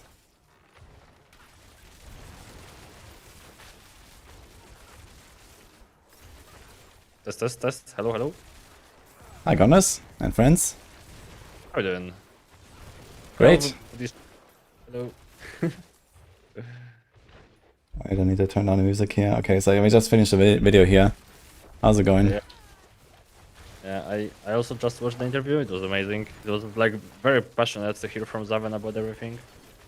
Yeah, he's always good at interviews, I think. It's nice to see what he has on his mind, or like, you know, the way he answers some questions is very interesting. Yeah. The one part that I really liked, because I resonated with it a lot, was that he said that you can put any game into ARPGs, and I really love that. Well, it's a proven concept by GGG. yeah, of course. Yeah, so maybe we can also see something like that, like tower defense text league. Let's go. Holy man. Blight League and D4. Who's logging in, guys? Everyone's logging Actually, in. I heard the Legion event in Skovos apparently has something like that going on. They made a special event there as well, yeah. I haven't done Legion event in Skulls, so Yeah, me neither. But apparently they have some special thing. can't look at it. Okay, I think patch should be in 15 minutes, so it's gonna be... Yikes. Or maybe it's later, who knows. But anyway, I wanna do a shared chat for this. My chat is in Polish, so it's gonna be kinda hard. Okay. We can do stream together anyway, I suppose, and no shared chat. Then, Yeah. Okay, I'm gonna send you an invite in a second. Oh, okay. Anyway, how has your season been so far?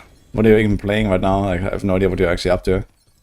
Yeah, I've been kind of spamming characters, even if you can say that, because I have like 150 hours plus already, so it's not like spamming every class. But yeah, I've had 70 hours on Warlock, then I did 30 hours on Barb, I did 30 hours on Sork, and now I'm finishing Druid, who is also like 20 hours plus in.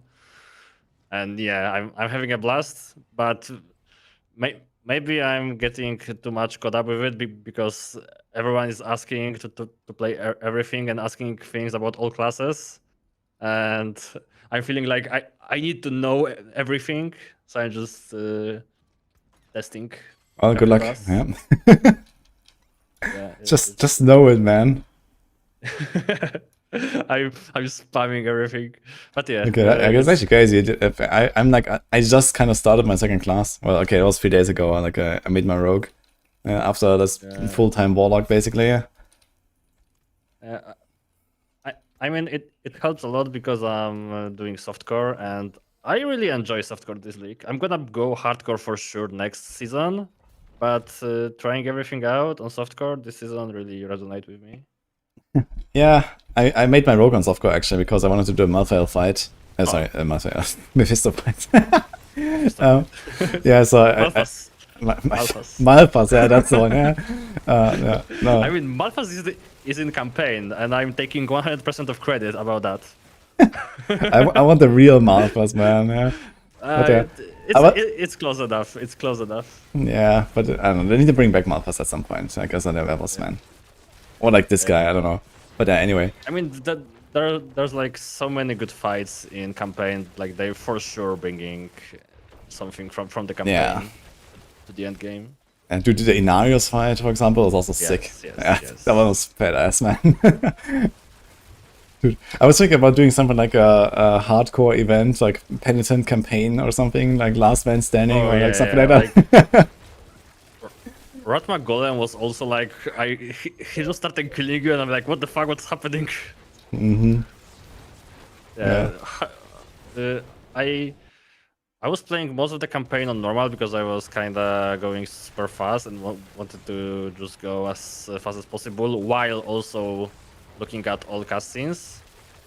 But I was doing all fights on normal so they don't take like hours. But for example, for Mephisto fight, I just bumped it to Penitent, and the fight was really cool even on campaign. That's cool. But yeah, like the first fights, like even the rats in the sewers on Penitent would be so hard. Yeah, I don't know. Obviously, maybe it wouldn't be Penitent, but maybe an expert or something. You know, just to make it somewhat reasonable. But yeah, I was thinking about an event like that at least, so it could be fun maybe. Yeah. But yeah. Anyway, I'm actually playing softcore as well right now. So the rogue I made is a softcore guy because of the Mephisto. Yeah, I've did like I don't know, like 50 tries before I did Mephisto on my first warlock. I mean, my first like end game warlock was Handlock, was the Tyrant Grasp warlock. Mm-hmm. But like a lot of people were so crazy that, oh no, everyone's playing this build, why are you playing this build? And I felt like inside of me, like no, that's too much. I'm too proud for this. And I made a Profane Sentinel warlock. Holy. And, he's like super good boss killer. Yeah. But I had to evade every mechanic because I had like no life. It was like super glass cannon. But yeah, interesting. Yeah, there's actually the damage was guy. there. Like this build is actually pretty powerful, I heard, but also kind of awful yeah, to it's play. I very think strong. because they're like not really doing what they're supposed to do. I feel. I haven't really tried too much. They have problems with targeting. Like you spawn like 5 of those profane sentinels, and they just don't shoot for like 5 seconds. Exactly. And you're like, guys, please, he's attacking me. Help. Yeah. So apparently for pushing or bossing it's okay or something, but yeah, I finished with like 8 trillions DPS. So like okay. it was That is a lot. very Yeah. nice. Yeah, like, the guy in hardcore, like I was with it. Yeah, I was pushing on a warlock with the lunatic build, and I got the 130 down with that. I got the number 1, and then the second guy was actually 128 with the sentinels. So it's pretty strong build for sure. But yeah, I was not really willing to try it out since people told me it's like scuffed and stuff. So I'm just waiting until they actually fix that, and then I'm gonna make a build maybe. Yeah, I didn't hear about the fixes for this build in patch notes, but maybe there are like in the additional fixes. It's about this. Yeah, okay, I wasn't expecting for this patch, but you know, in general, right? Like I just don't want to play this when I know it's gonna feel bad anyway. So. Yeah, for sure. What was your favorite build so far? I mean, you haven't played that many, but. I mean, I've done like 10 different things on Warlock or something, yeah. And yeah, Lunatic for sure was my favorite on the Warlock, I would say. So this is also like the one I spent the most time on, and you know, I min-maxed it and all that, and I pushed with it in the end. So that was nice. And it's just like, it definitely reminded me a bit of like, you know, some combo of Rogue and Barb, the leap, and then like some ranged gameplay and so on. So that was a nice package. It just works and it's fun.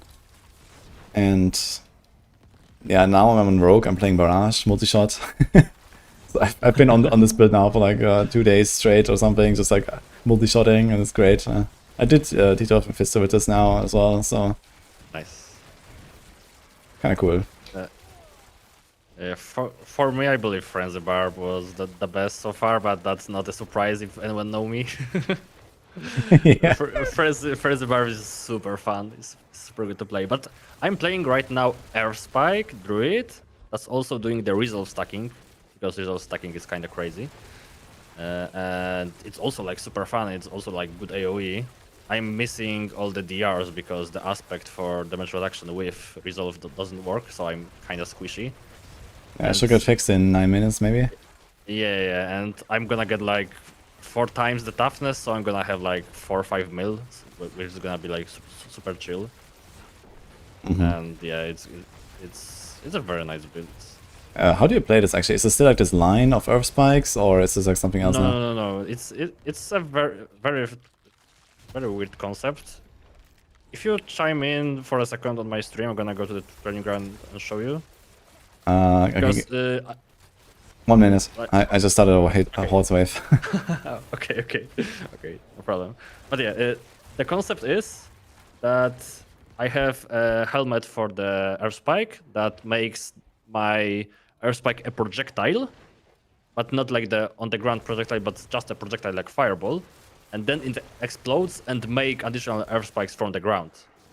So I have like a small projectiles that if hits an enemy, I'm just doing like big AoE in one place, which can also shotgun. So for example, for Belial, I'm doing basically 4 times the damage. It melts bosses. Oh yeah, that seems kind of sick actually. That seems very nice. And it's not even pain gouges or something you have to deal with, right? It's just use blast. No, yeah. I kind of hate pain on this build because you can't proc them that well, so I'm just like going full blast. Yeah, I mean, you also have so many hits that I guess the pain gouges wouldn't even be good. Okay, this is what it looks like, guys. Yeah. Okay, very cool actually. No. Yeah. So, and also I can just like stay very far if I need to. It's kind of fun playstyle too. And what can you do with that? I mean, you can shotgun. No. I mean, like, I mean, like, okay, like, what pits are you farming? Like, how optimized is your setup and so on? It's not optimized. Like, I'm just like farming hundreds, and T12, but the toughness scuffs me, so I'm just waiting for the fix, and then I'm gonna try it. Okay. I did like T10 Mephisto without any problems, just phasing him, and probably if I finish this character, I'm gonna like do all content like T12 Mephisto phasing. Okay, that seems pretty good. For pits, I'm thinking like T5, T10 speeds easily. Like a just well all-rounded build. Yeah, seems nice. Didn't really push with it because that toughness is bad. How do you feel about the mobility on Druid? I'm playing with Yach, of course, so it's not that bad. Trample is okay-ish. The AoE saves me all the time because the AoE is good. I might try this actually. Aspect looks nice. Yeah, I'm probably just gonna play like some bear or earth build as well because they have like the Giga resolve ring, right? Exactly. So that kind of like saves all those builds. It makes them like ridiculous, I guess. So we'll see. Trying to make like the most hipsterish builds possible, and then I'm just gonna try to maybe go more with the meta next seasons. But for this season, when everything is not like solved, then I'm just like trying all the stuff that no one is trying. So which other classes do you still have left now? I'm gonna play Paladin next, and there's like a very cool things for Starfall, but also the aspect was bugged because I want to play this with Orange Herald, but I can't like lower the cooldown of the Starfall with it. Oh, so okay. I'm waiting for the fix. I'm gonna play probably that. Try to play that tomorrow. We'll see if it works. But there's like the new variant for it that explodes like 3 times in a pattern, so it should be like super good speed farming setup.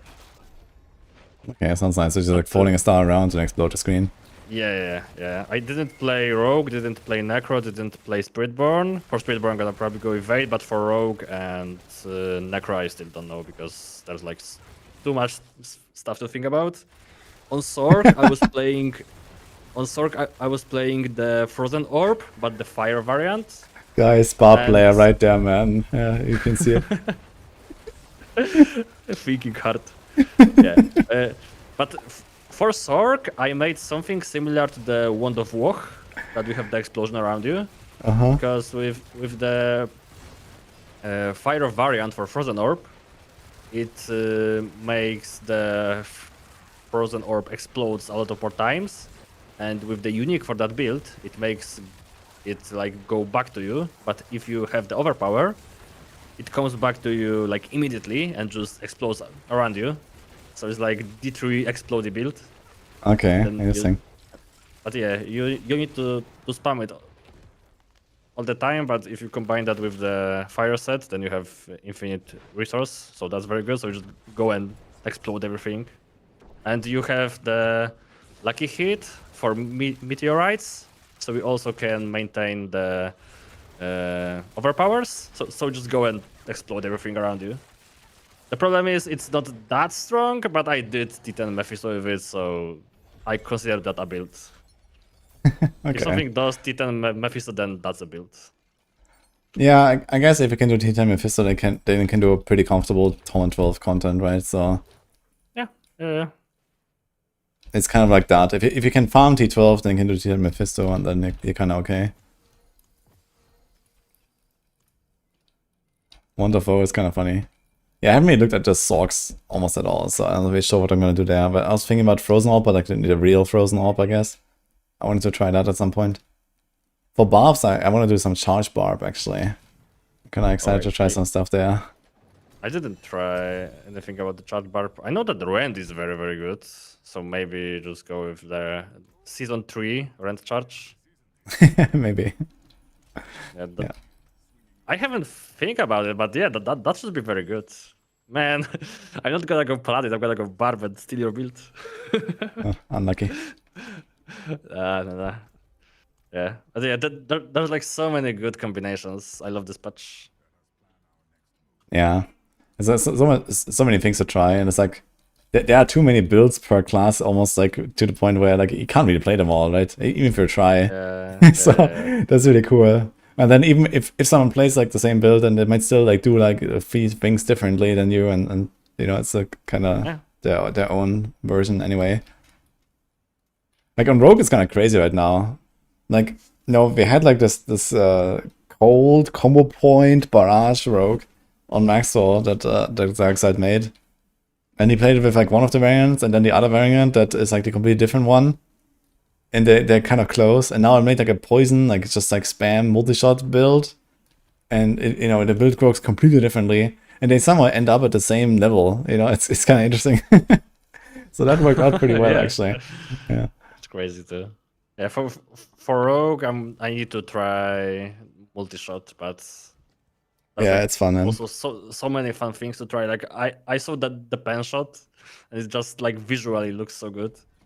Yeah, yeah, it's a good old pen shot, right? Like the pen shot we know and love of Eaglehorn, basically. Yeah.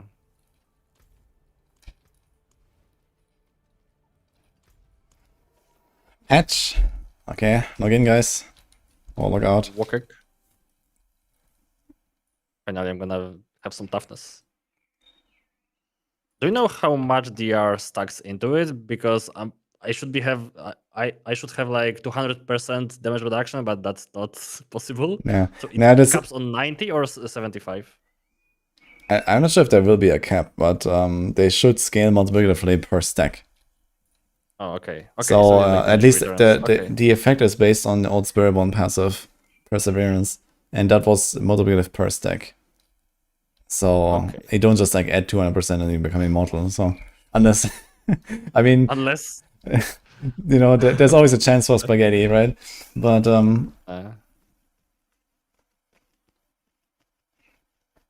okay, I got one guide. There's no patch. And someone said that. I have the patch. What? I have the patch. Just restart it. What?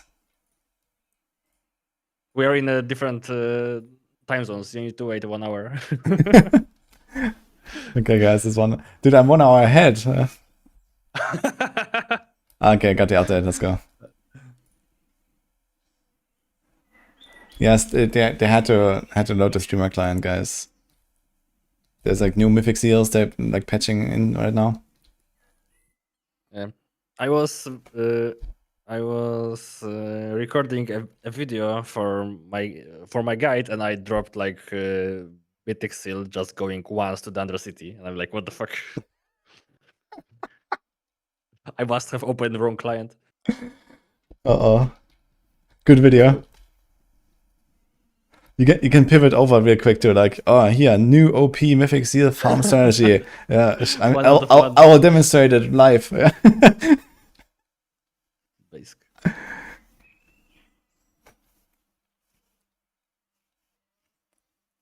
Okay, I'm downloading at 0 bytes per second. That's great. Same. I was just looking into your stream, like if everyone has this problem, but yeah, 0 is. Oof. Oof. Okay. Take some time. It's like the Steam download is hogging all the bandwidth from the Blizzard servers. Unlucky. Yeah, people saying they already downloaded it on Steam. Classic. How much time for this rogue to do 110? Oh, I can do like in 2.5 minutes. Tower is it tomorrow. Everyone is downloading on their Steam decks. We can't download it. Look at this. It's not moving. That's crazy. Yeah, I have literally 0, like the same as you. Oh no. Any other EU folks who are downloading here? So, what's your plan for the rest of the season besides like making a few more classes? Like how long do you actually play, and like are you gonna go PoE 2 at some point maybe? Yeah, I'm gonna go PoE 2 for sure, but I think I'm just gonna be playing D4 until like the start of PoE 2 because like there's so much things to try. You just log in and send it basically. Yeah, like to be honest, if I even feel like I didn't finish everything I wanted, it's gonna be a good feeling, and waiting for the next season, it's gonna be like even better next season. But yeah, dude, I'm definitely not gonna finish all the stuff I wanted. Yeah. I mean, for farming strategies, I believe like I did most of things because it's usually just if you don't know what to farm, you just go war plants or just send undersea tributes. Mm-hmm. But yeah, for classes, there's like so many things to do that it's you can't just finish it in the season. Mm-hmm. Yeah, I mean, if you play like 1 or 2 classes and then actually make a few builds on each, then you're already going to be busy. But yeah, like now it's like everything new. Like it's not just that everything is new and I want to try so many things, but also it takes way longer to try things because we have no fucking clue. Yeah. So there's that as well, right? So Yeah. I mean, the rogue was actually cool. Like I just loaded up the rogue, I started blasting, and I just kind of clicked things on my tree, and then it slowly came together. That was actually really fun to do, I must say now. And I don't know, like if you've tried rogue, have you tried? Yeah, No. Okay. Yeah, but it was just a vibe from the start, man. Like you just load it up, you're fast, your shadow imbuement explodes shit, like all your core skills do something. It's great. So it just works, Yeah, like my mind for doing builds now is just like I need to hyper focus on one thing because if I'm just gonna go all the way, like my first druid was supposed to be lacerate, and I was just looking into 10 stuff, and then like I was looking at the planner, and it became 10 different builds, and I'm like, no, stop.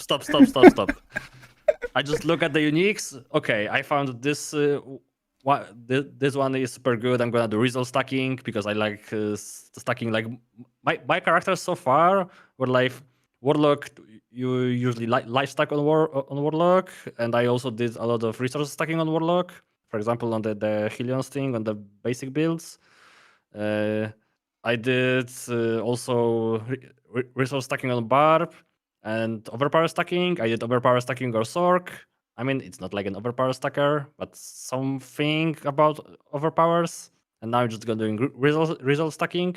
So if something is stacking, that's my build this season. Yeah, okay. So probably on Rogue you also have like the overpower on no, that's a different part, right? On Rogue there's like a barrage. On Rogue there's a ferocity stacking ring that's really good for marksman skills. That's the only thing that comes to mind really. Yeah, on Warlock I have a bunch of stuff. There's like overpower shenanigans with the occultist builds. And then you also have like resource stacking a little bit with like the Seed of Horazon on many builds. And also if they fix the Dirge, it's like kind of buggy right now. It's like almost unplayable. So when they fix that, then you can do some crazy like lunatic warlock or maybe even other stuff like Doom. You can probably do that even. So yeah, I was playing like my first Sentinel build was Lalish plus Sentinel, and I was trying to make that with the 200 mace that gives you plus ultimates, but it didn't work with the Lalish ultimate upgrade. Yeah. So I dropped that. But yeah, there was like so many things. I remember trying something with Lalish as well. Yeah, it's a very good build by itself. But I just added Profane Sentinels to that to have more single target because it was like more AoE-shy. Mm-hmm. And then I just went, okay, I'm just gonna do all Sentinels. People are saying they moved stuff around in Timis. Interesting. Oh yeah, so you won't click the portal with the blacksmith. Is that actually a problem? I didn't really notice this. Yeah, people clicked chests and blacksmith a lot. I mean, clicked portal instead of clicking for blacksmith and chest. Okay, how many dungeon delves did... Oh no, wait. There are still dungeon delves. Weren't they supposed to like change? Wait. Okay, so yeah, I heard of people trying to stockpile dungeon delve, and I think that absolutely nothing will happen to those. I think nothing happened. Yeah, I think there is a chance that a sigil that used to be a treasure breach and then converted into delve, and then might now convert back to treasure breach. Maybe it remembers, right? So this is the only thing I believe that will happen. But if you just like stockpile 100 dungeon delves, I don't think anything will happen to them. I literally baited everyone. Yoink, my views. Okay, so chat, I need to know. Did that happen? Did anyone get a treasure breach or prankster from your sigils now? I have dungeon delves everywhere, yeah. I have a stash full of dungeon devs. Basic. What the fuck, man? Everyone is coping, man. I'm gonna farm pranksters now. No. Gift of the tree is life. Oh, here we go. Doesn't have Can war level plan out XP. even faster.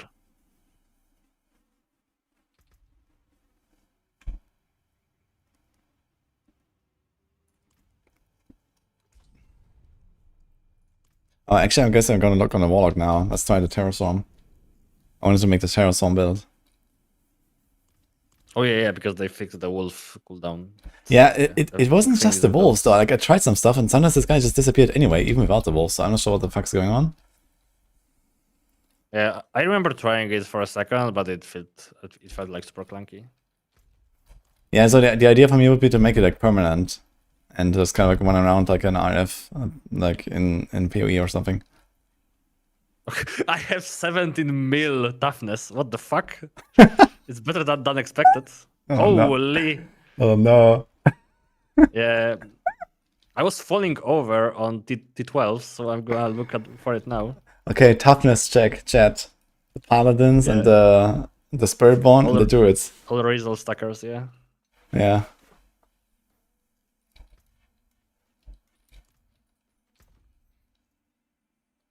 Oh, someone says I lost toughness. Classic. Maybe they are looking in town.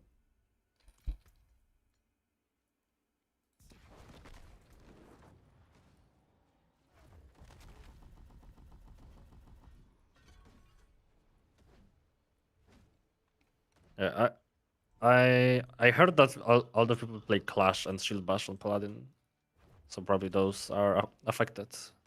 They should be staying in Resolve for sure. I think paladins are gonna be like super tanky now, and we can like, go for more offense now and stuff.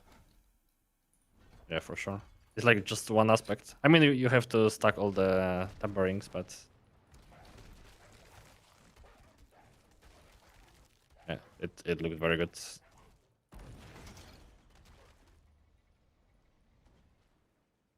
Instead of falling over all the time, my HP doesn't move. Seems good, yeah.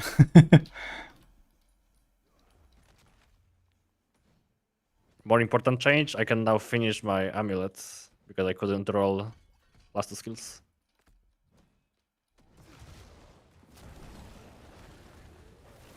Oh yeah, we can craft now as well. I was kind of like holding on to craft a few items. Yeah, and there was also this bug with totems that didn't roll weapon damage, so I need to find a new base now. Oh, do you care about weapon damage that much? Yeah, of course. Weapon damage is good. Yeah, no, I feel like it's kind of like whatever between like main stat and weapon damage and stuff, so I kind of, yeah. Like usually I put like dex or like main stat, life, and then and offhand they also have crit chance, I guess, if you have an offhand build, if you want to go for crit. Okay, my Terrastorm is not disappearing so far. Cool. Yo! Righteous Fire login. Yeah, I need to cook this later, yeah. I'm gonna do this when we're done here, I think, so... Now it's gonna be kind of stressful to talk and do this at the same time. So I might just blast a little bit and then... Okay. It seems functional though. The sad part is there's like a one limit cap on how much you can extend your summons. You can't like, cast them forever. I was also like thinking about the big guy, the backpack demon on Warlock. Oh yeah. And there's like the glove where you like sacrifice your other demons and then make him really large, right? But yeah, the idea would be like, you know, you start like a pit run and then you like, you know, just summon a bunch of dudes and sacrifice them all and then you just carry this guy to the end, right? But you have to do this again after 1 minute, unfortunately. So oh no.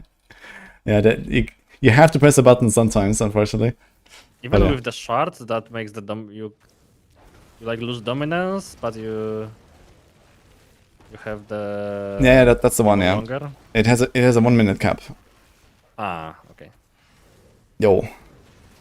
Holy shit, 20 subgifts on G Furion, man. Thanks so much, dude. Need to call Bliss to fix it. We need infinite demons.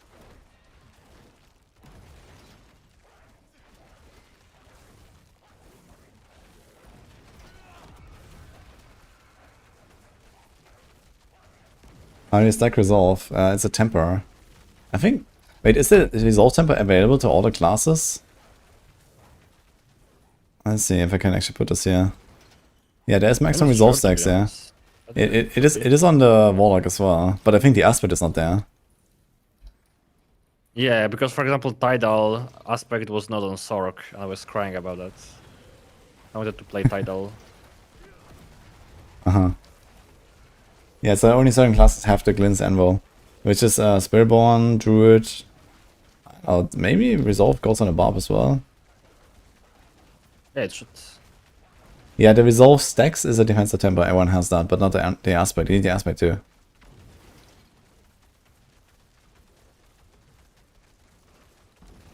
Yo. Cooks little. Thank you as well for them. Yeah, the armor from Resolve doesn't get more. Like you don't get more with more stacks, so it's not like the best in slot defense. Yeah, is it actually if you don't have an offensive value from Resolve, like you do with like the ring or something, is it actually worth defensively with Glint's Anvil to do it?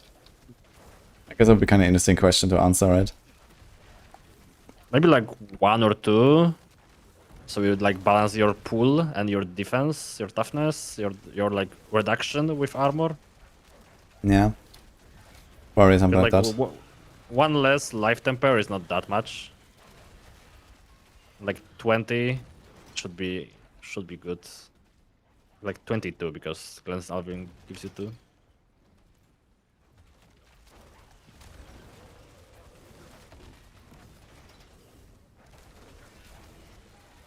Probably depends on the build.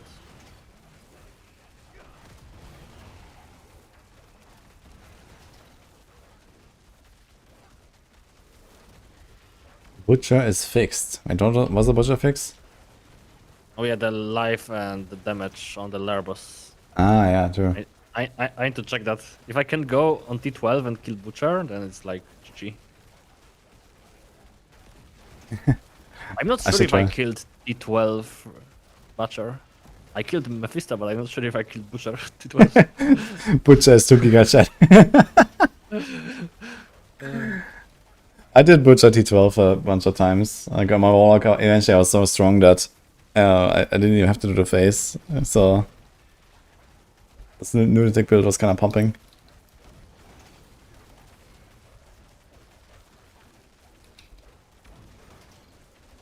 Yeah, he dies. Nice. Oh, nice. Okay, so this Warlock stuff seems promising. We have to see later. We're gonna cook the Warlock later, guys. Yeah, maybe not with the call. If Terror Swarm is a build, then for sure. Yeah, I'm not sure how strong it'll be, but maybe it's good enough to just like walk with Tone 12. And if you can do that, then I guess that's gonna be plenty. It's gonna be enough. Oh, and someone says they fixed a double unique charm exploit. Holy. Holy. Time to update all the big... Oh, wait.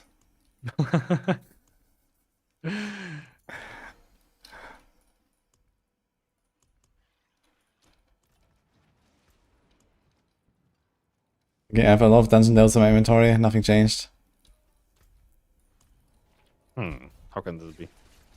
Okay, let's see that blacksmith. Okay, blacksmith. Okay, it's just a bit further to the right, basically. Okay, and the stash. Okay, so the stash is now there where it was the wall plants thing. Okay. The left and also like on the around right side. Okay. Yeah, I mean this is a good layout, I think. I would actually like to move the vendors up a little bit. They're so far away.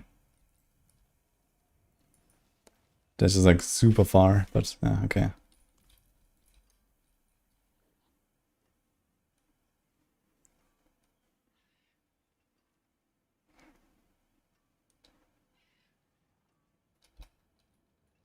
D12 Mephisto has way more HP now. I'm gonna try a Butcher. Wait, what about Mephisto? Chat says D12 Mephisto has way more HP now. Really? That's curious.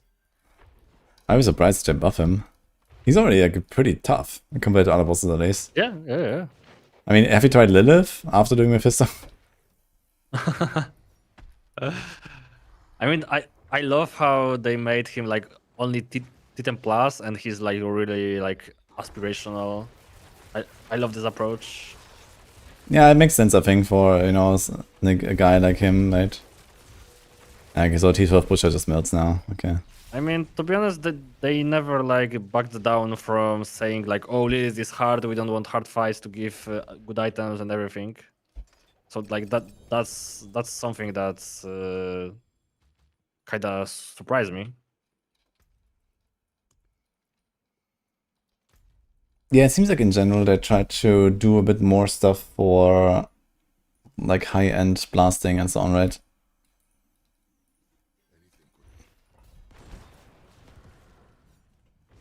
Uberinarius next season, Wokek?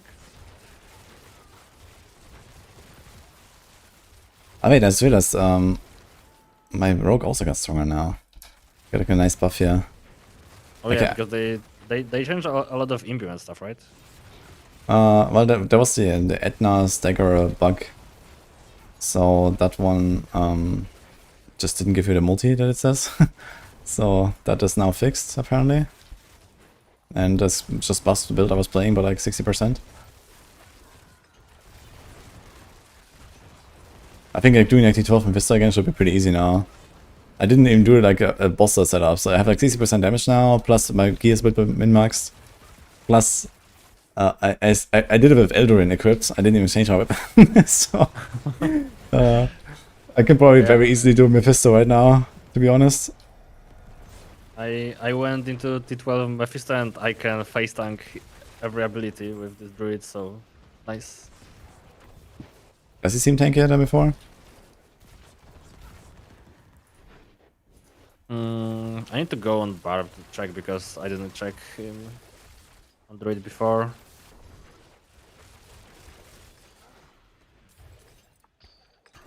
Like feeling wise, it's not feeling tankier. But this build is very good for bosses, so maybe that's just this.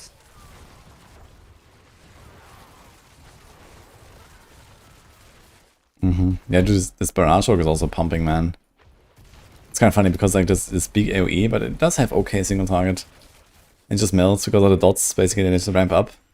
So that helps a lot to like give it a good feel on the bosses anyway. Because I have my damage optimized in a way where, you know, I just do like a lot of damage fast, so I can actually blast packs. But yeah, like on bosses it just ramps up basically and they melt. That's kind of cool. Yeah, nice.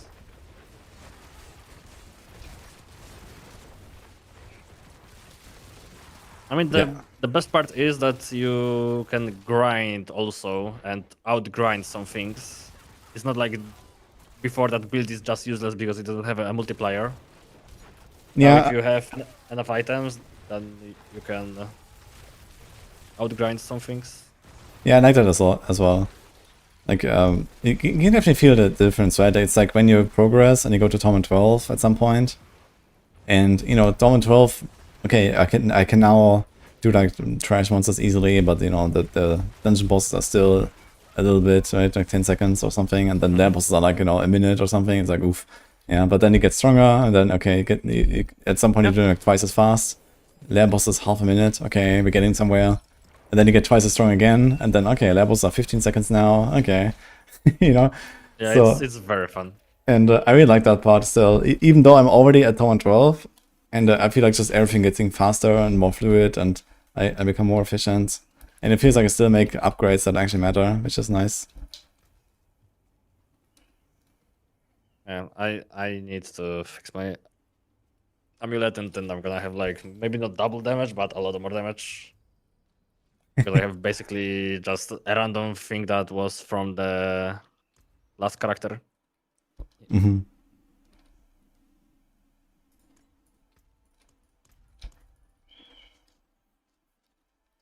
Someone says Winter Glass nerf. Wait, what happened?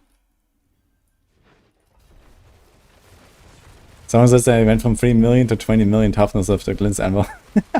Oof. Oh my god, man. 20 million, what the fuck? Yeah, they need they need to nerf something there. That was crazy. Okay, they didn't nerf Winter Glass. Okay, so fake news.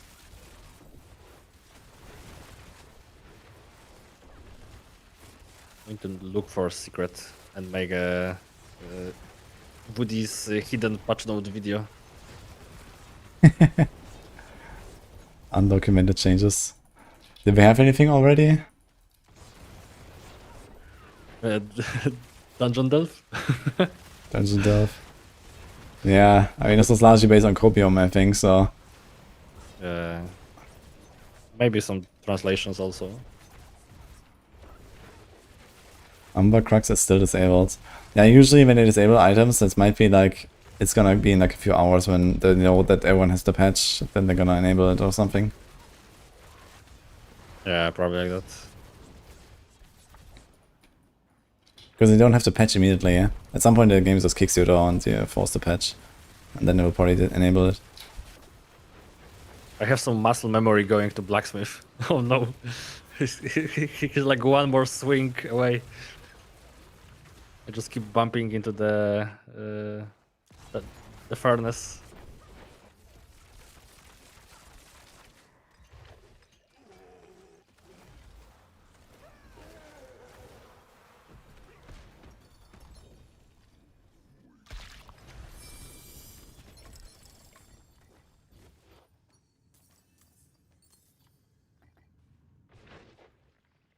Oh, there's a new icon now for charms on the minimap, and it's so large, what the fuck?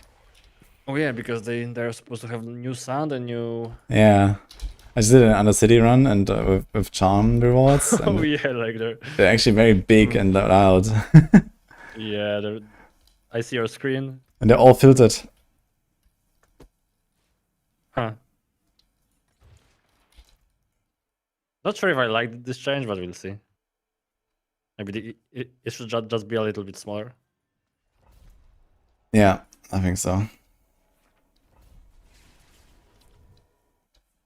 Okay, someone says Druid lighting builds hit hard with a fixed set. What does that mean? Oh yeah, the werewolf build is now multiplicative instead of additive. Something like that. I don't know what happened there. Yo, funsies, thank you, man. Sounds like hitting for 50 trillion. Oh no. Oh no, indeed. Oh, Wait, no. what? My build now, yoink.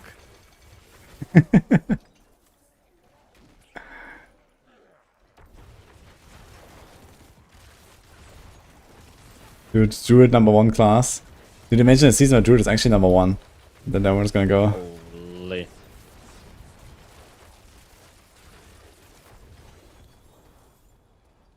Mephisto still not in the party finder. Mephisto in the party finder would be funny, man. LFG. I mean, they are making LFG for the Echoing Nightmare, right? And no one has the entrance ticket. I believe everyone will be just inviting each other and then just waiting and we don't have invitation. I think you can share it in a party, right? So Yeah, sure. I guess people are probably gonna try to like fish for party members that have one. Just leech. Exactly. Easy. Easy. A party and someone will join with a key. Easy new mythic seal farming strategy discovered. Yeah. Just list a party for Echoing Nightmare. Echoing Hatred. Wait for someone to leech from. Kick everyone else. Kick everyone else. Oh no.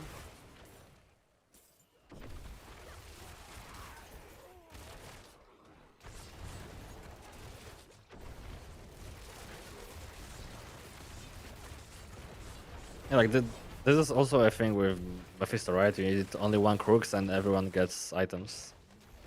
Kinda crazy, yeah. Yeah, it's too much.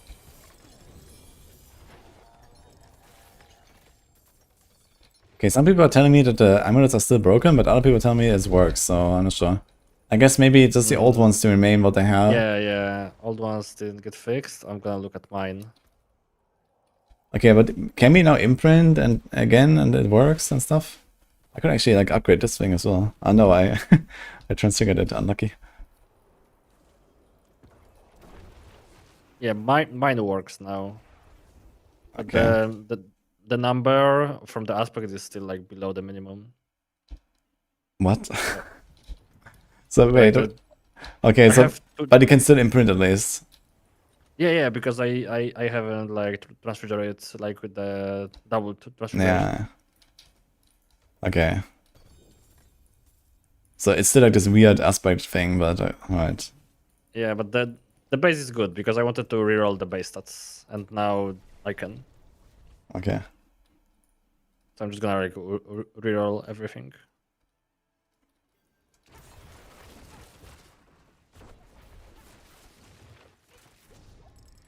How did you find your like crafting material like income?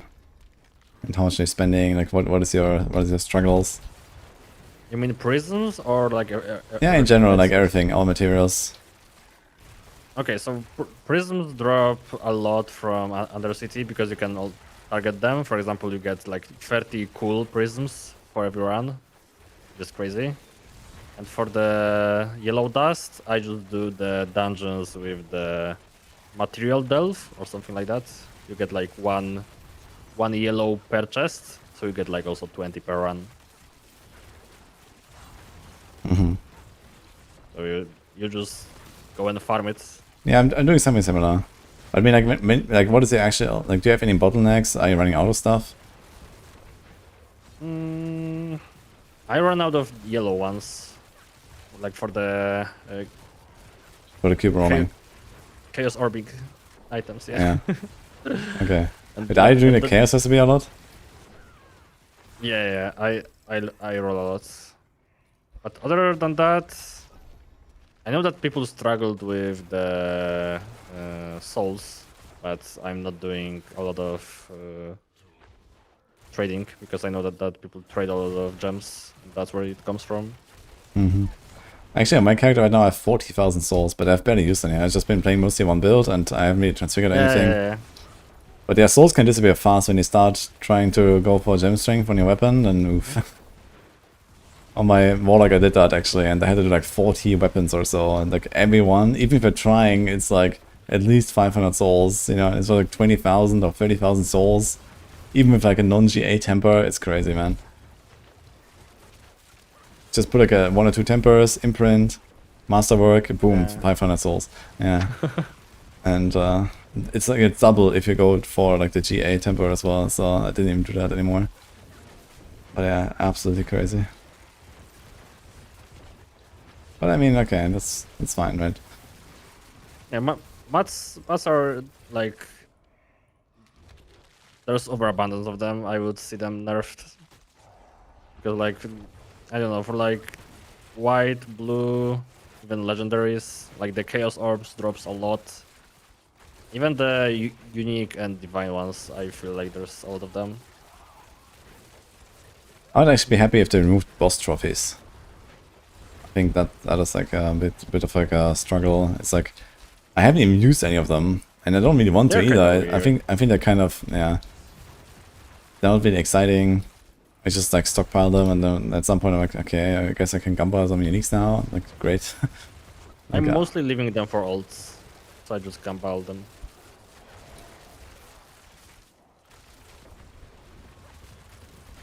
There's like very low chance that you get Ancestral 1, so for like endgame builds, they're kind of worthless. Yeah, I see the point about alts, but I don't know. I feel like it's also just fun to like take your alt and just go kill a boss a few times and get the item you care about, I think.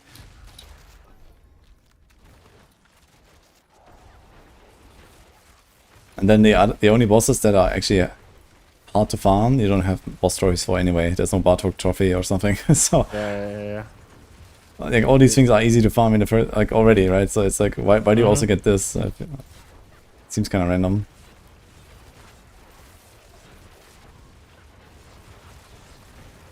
Yeah, I think they're gonna change them.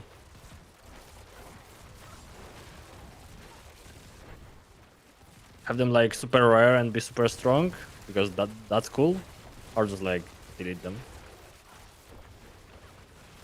Someone says they removed the core skill tag from ball lightning, but the other master skills still have it. What is going on?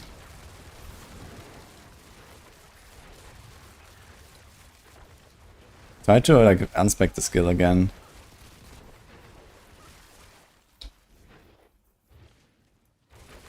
Yeah, maybe something with the side upgrades because they did change like the upgrades. Portak is gone, lost 10 skill ranks, yeah. Fuck.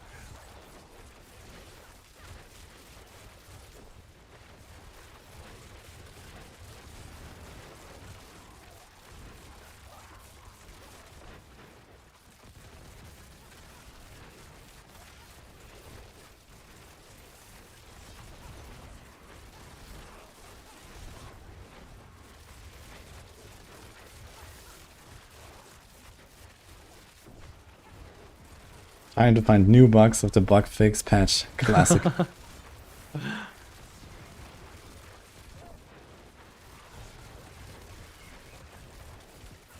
It's Meteor time, I hear. Holy. Definitely need to log on Meteor at some point. Yeah. I hope it's gonna feel as good as in D3. D3 Meteor is sick. Meanwhile, Meteor in D4, it's gonna be like Comet or something from PoE 2. Oof. Oh no. Oh no. Login.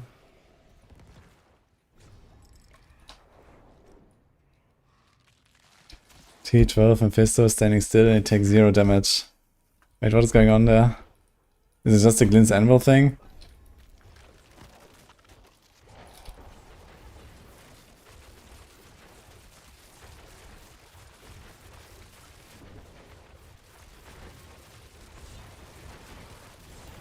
I mean, if ball lightning is gone on Sork, there's still... Firewall was extremely good, I think. Blizzard was also pretty good, right? What else is there? Yeah, there's a lot of good stuff. Don't need to worry.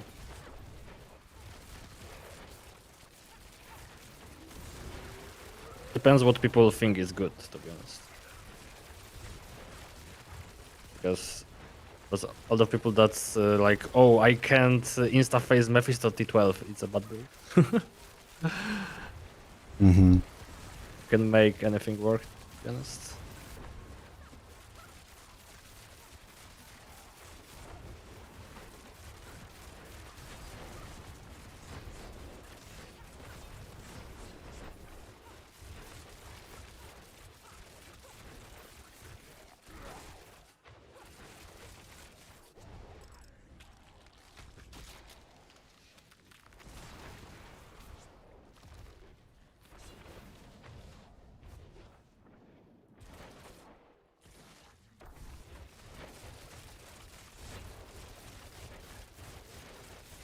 Didn't lose any skill rank, but didn't have core skills on equipment either. Yeah, then he shouldn't lose any skill ranks.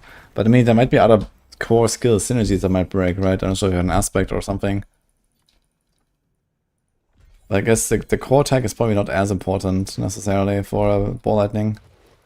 It might be just the skill ranks for like Perdition and Stardust or something.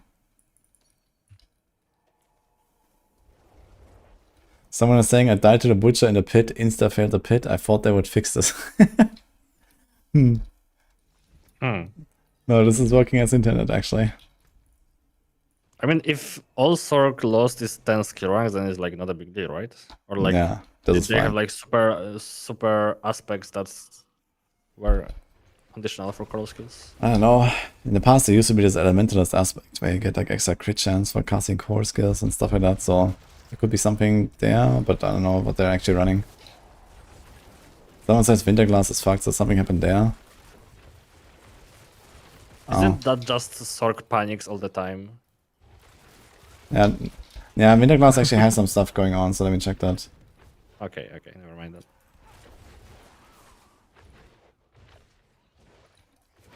Yeah, okay, so Fracture Winterglass says casting a core skill has a 25% chance to summon a conjuration of the same element. And then Because it's not longer a core skill, right? Yeah, so now he can't trigger this anymore, so this is a big deal for sure.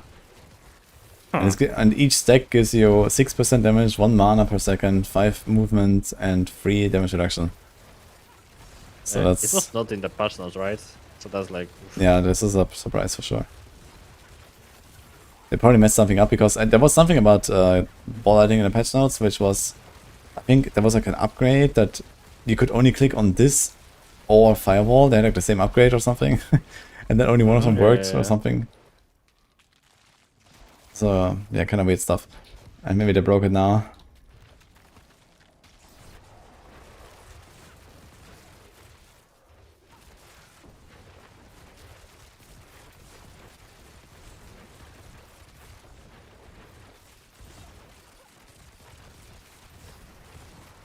Okay. I think I'm gonna go cook the Terraswarm builds.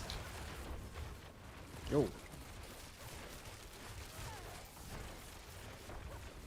I need to finish Diablo because I tried to roll mine and I destroyed it because I had like 50-50 roll and I lost. It's a new base. Okay. Yeah, I fractured wrong stat earlier. Fractured. That's a nice way of putting it, actually. Yeah, it's fracture. Yes. I like it.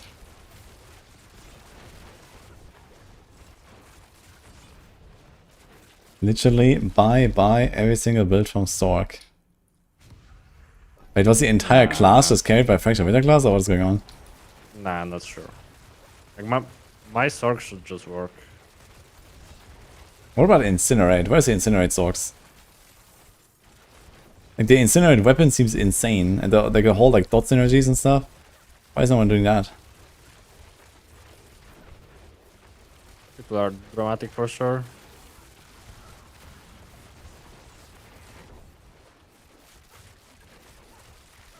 Firewall XC. Yeah, Firewall is really good, I think.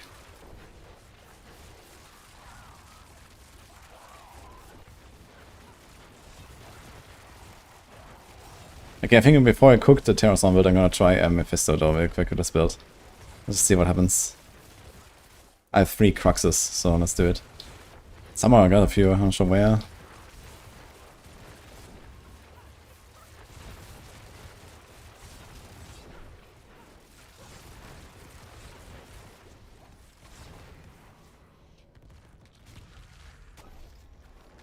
Umber Crux is still disabled. Dude, so many people ask me about Umber Crux, man.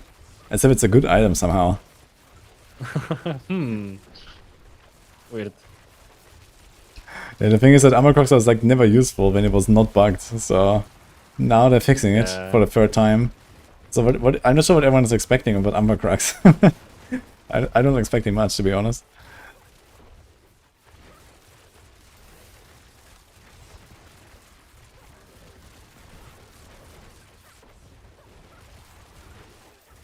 What is better for bossing? Lunatic.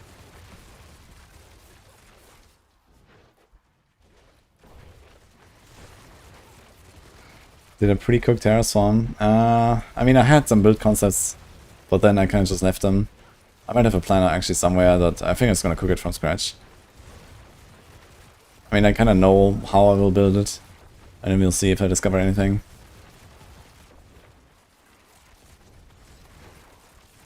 Rip Penrogue, feels bad, man. Wait, what happened to Penrogue now?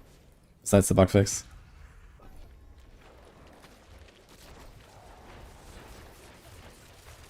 Nothing. Okay. But it's Rip, guys. Yeah. Dude, the chat is wild right now, man. This is... Dude, Sork is cooked. My Sork is fine. Yeah, Rip Penrogue. My Penrogue is... cooking. Like, I don't know, man. This is... Rip my druid. Rip my druid. I have 20 million toughness. Yeah. This is great, man. People just vibing. Okay, chat, did anyone get something that's not Dungeon Delve? Or like some decision upgraded or anything like that? Everyone said no earlier, so... I wonder if anything happened there. Barbs is the only constant. Yeah. You can enjoy 6 more weeks of Sedic gameplay, guys. And then comes the hammer. I am using Eldritch Bounty, yeah.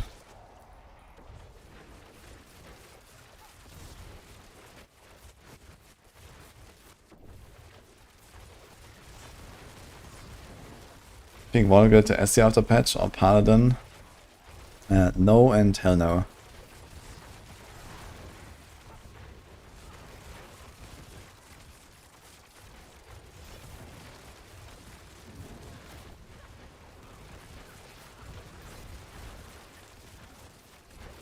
Is Zorg, Maxwell, Norfa still in game? I mean, he's fighting our Zorg guys, yeah.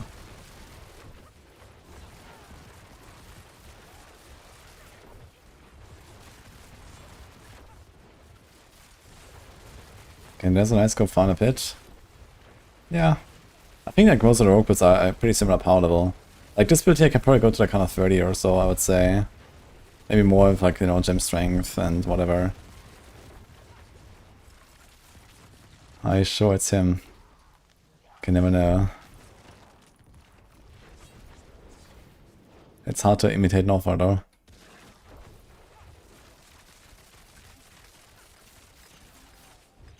Okay, let's try Mephisto.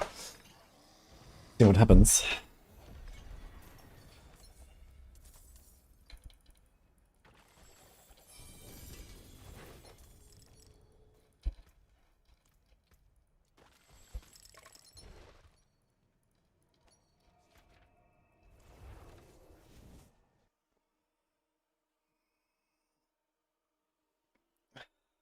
Someone says the Whisper Cache is bugged, you don't get a second one. Oh. Oh, from the event. Oh, it's kind of weird when you turn in your wall plans at Tyrael now, like it drops like off screen to the bottom. It's kind of odd. What? Because they moved the stash. Oh yeah, there. because there's no chests. Huh. Yeah, it's a bit weird, I must say. And the muscle memory definitely throws me off a little bit here.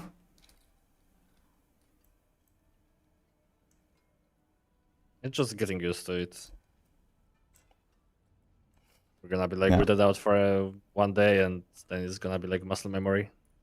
Yeah, I guess so.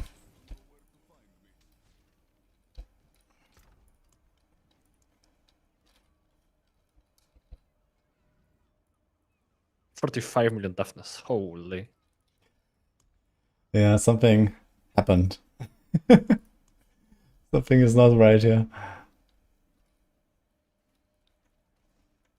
The fixed too much.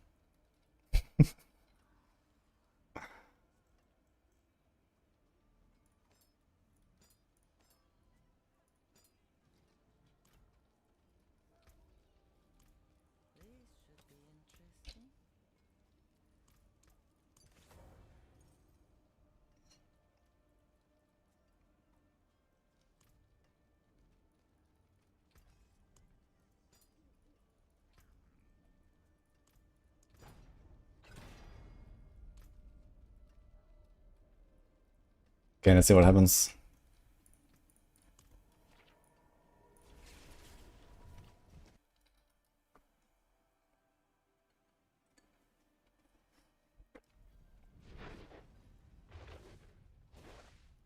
Someone says Balllight never had a core tag. Really? But they added a core tag to all mastery skills on Sorg like some seasons ago.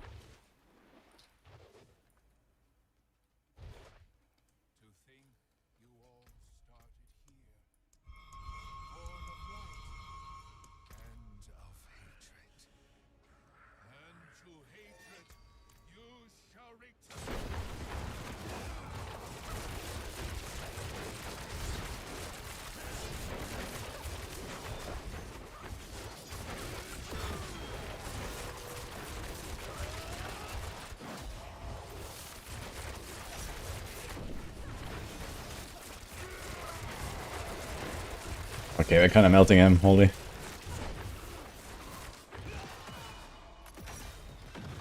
Yeah, nice.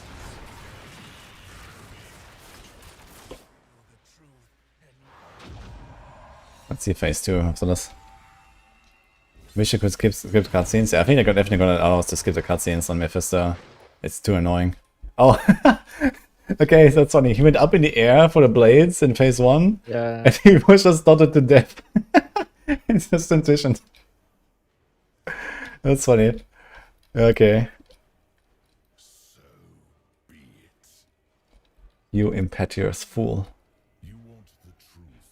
Any changes to Apocalypse Warlock? No. Did they fix the game server and stability? I'm sure they did various stability improvements. Improvements. Classic.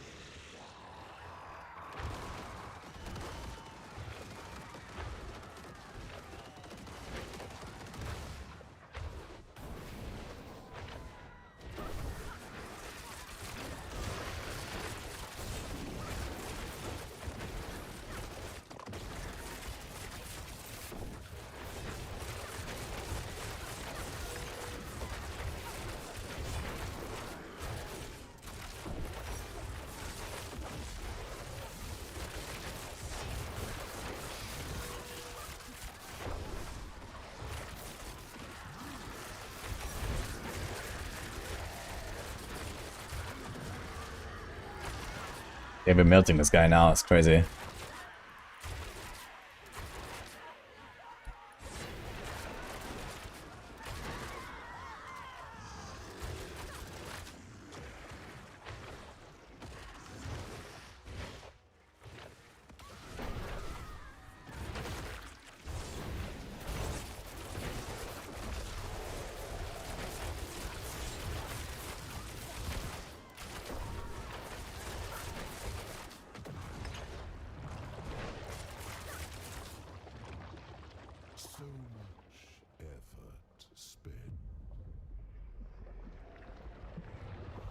What's the best class for pushing high torment like T12?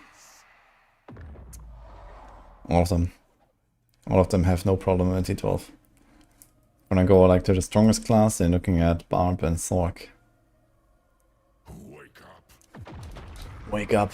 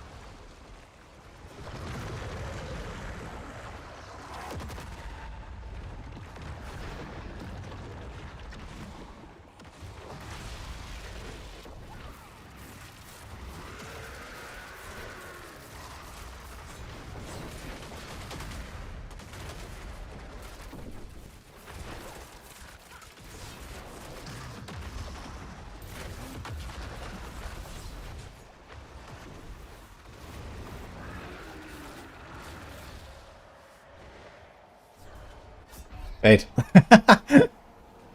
Okay. It's not over. Okay. That I was died. close. That was close. I didn't realize it wasn't over. I thought it was just like the animation when he dies. Yeah, I was very curious if you get this phase because I died like 5 times on my Sork because I had to do this phase and it's every ball would kill me. Oh, interesting. Okay. Yeah, Anyway. you need to be very careful. Like if the totems show up on the screen, then you just need to be super ready to dodge everything. Okay, so you just go like to the outside, or like, what do you do there actually? going into the middle is kind of the play. So you like see the whole arena and see the like empty spots where to go. Is that what worked for me because I was teleporting immediately? Maybe on Rogue where you have to dash through, it would be harder. Okay. Well, it was nice. First try. I mean, he's melting now. Like this build looks like so much stronger than last time I was here. I could just like throw in Endurance Faith and just easy peasy kill him, I guess, with anything. Kinda crazy. Give up like 130 for damage, but I mean, who cares?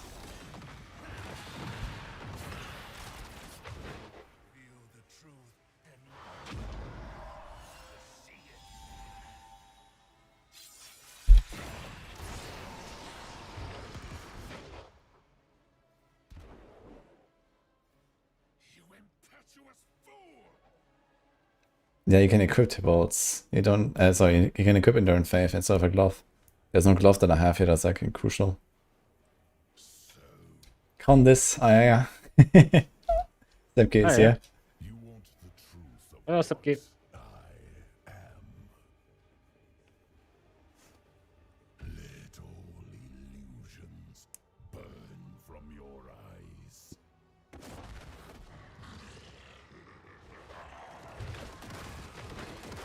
They surely fixed the Mythic Seal drops, right?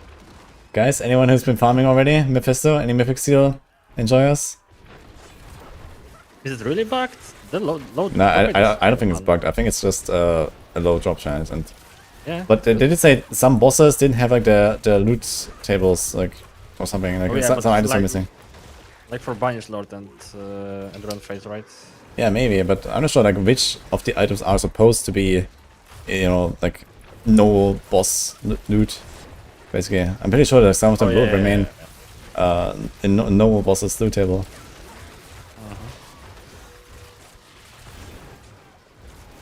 To grind and see. Like apparently Oculus was not dropping it, and I saw that on patch notes and I like, yeah, I didn't drop any. Wait, no one missed it, I suppose, but to be honest, did it change it now? I mean, it's for the TP damage, and you can have infinite TPs now, so it should be a build. Yeah, it should be a build. Like, Sork is faster now than before, because you can have like infinite teleports.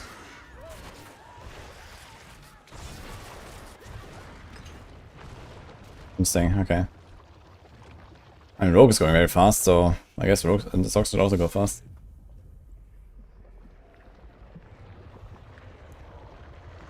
Yeah, Sork this patch are hitting very good. People are too caught up with the like one build and not cooking with others. You have a lot of cool stuff. Wake up. Lair Butcher is dropping Mephisto Seals, got one right now. Ah, look. Everyone go farm Butcher, I guess. Okay.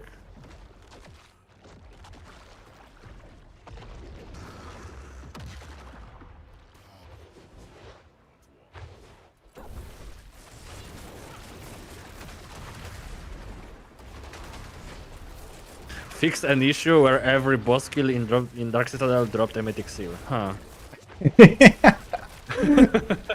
Oof.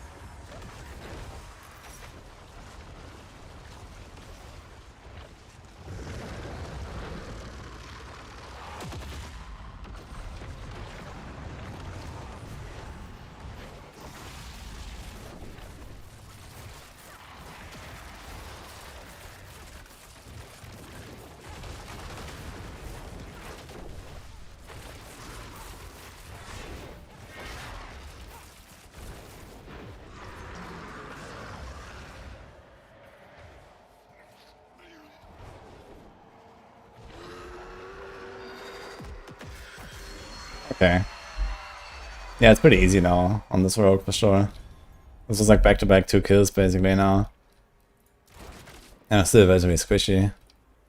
Could make this tankier and this will be super easy. Well, let's get a seal, I guess. What?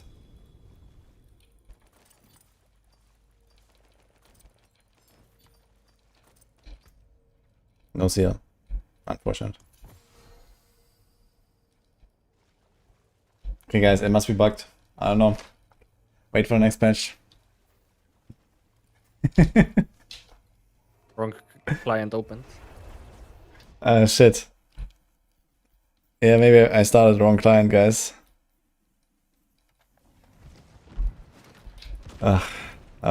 Okay. Anyway, I guess it's cooking time, guys. We're gonna go on the warlock. So Condis, I'm gonna disappear in the training dummy room, I guess. Yeah, no problem.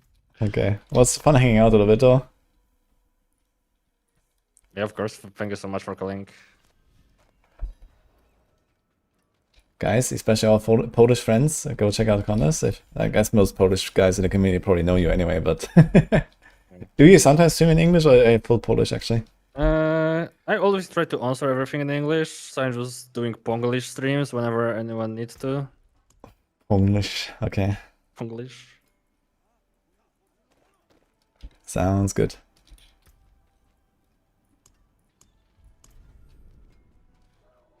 Ponglish, I like that. Yeah, it's. Do you have like, if you're speaking German and English, do you have like word for that? English. Deutsch-Glish? Oh yeah, I can't even pronounce it. Yeah, Yeah, we say Dinglish or Denglish. Okay, English, yeah. Ponglish sounds better. It's like a kind of cute word.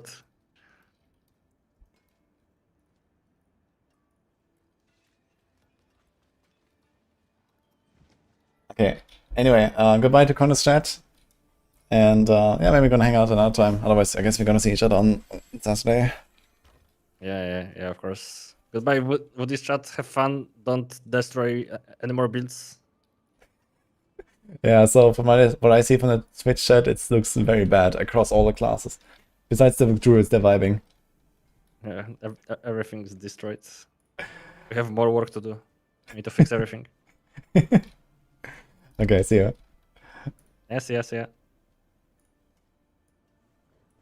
Okay, let's see what did I cook here, man. Okay. This was like launch day when we had the planner, and I just like put the stuff in here real quick, and then I just left it there with a few notes. Okay.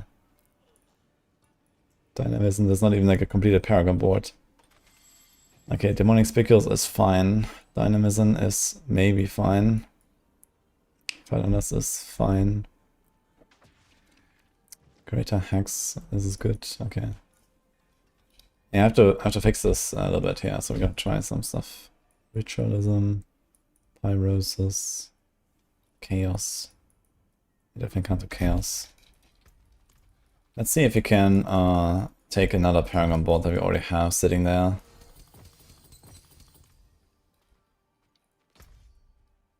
This one is Fathom, Demonic, Dominion, Greater. Which boards do we want? No, maybe, no. So this is Vile in demon form.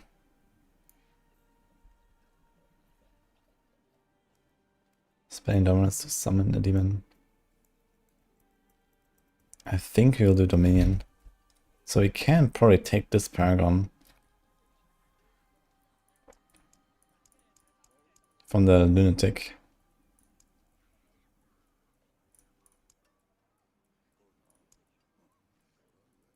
It might be fine, actually.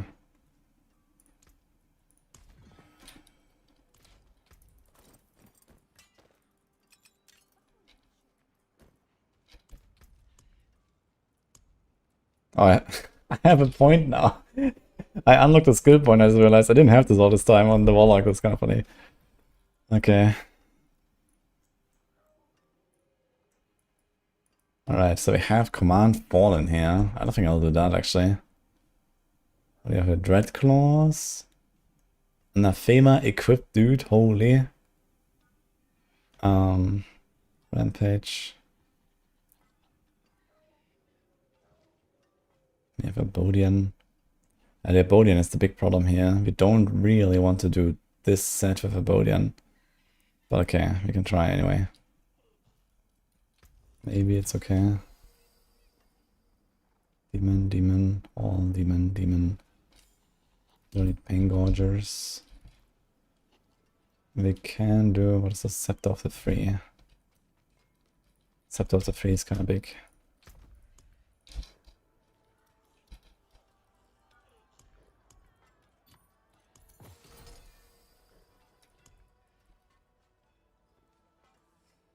I don't think I need Stardust, yeah.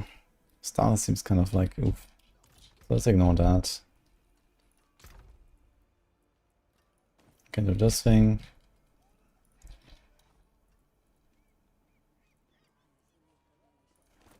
Oh, that is a juicy one actually. Exile.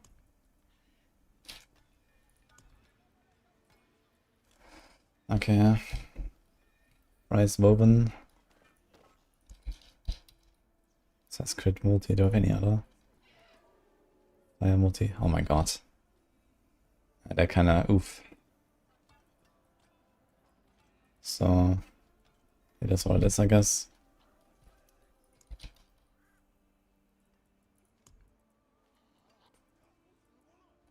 Oh, do I have an Anathema on a mule?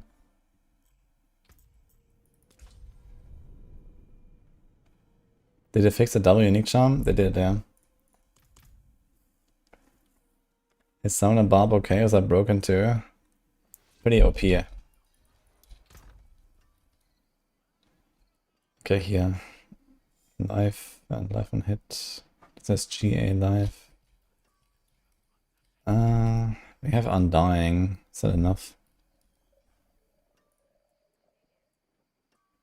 Let's go throw both in here.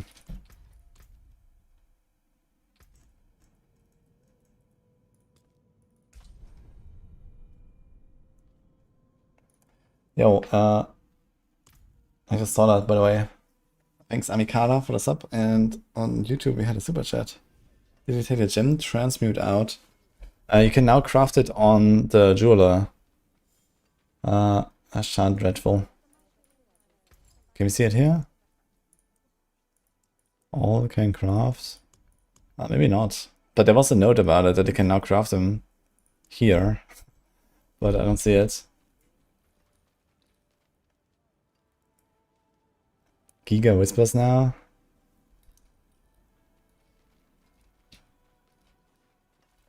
The Lunatic loot filter does work in other classes. You can use the Lunatic loot filter and then change a few things, like the Abyss stats and the class uniques and stuff like that. But the rest is pretty generic.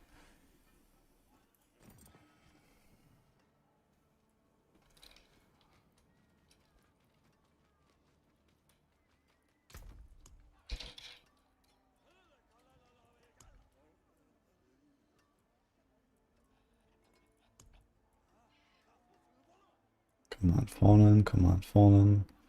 Okay, we have this here.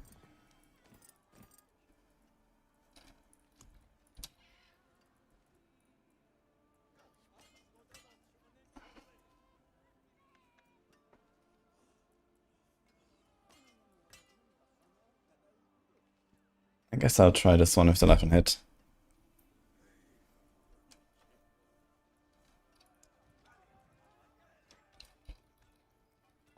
Okay, let's see what I got for rings.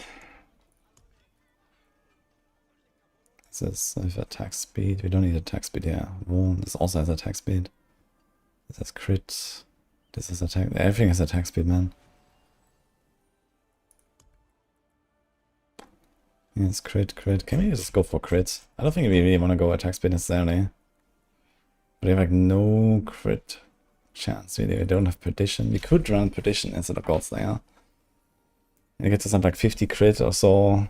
Maybe it's fine. I think I'm gonna build it as a non-crit for the start.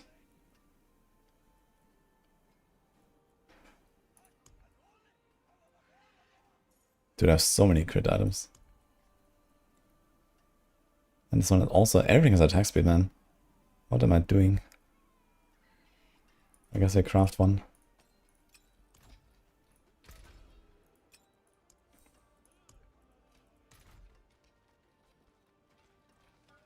Actually, stash closer to the cube is kind of nice.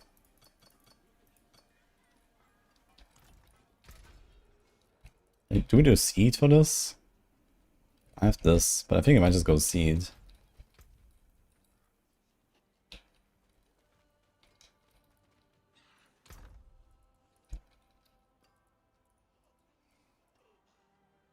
All and crit.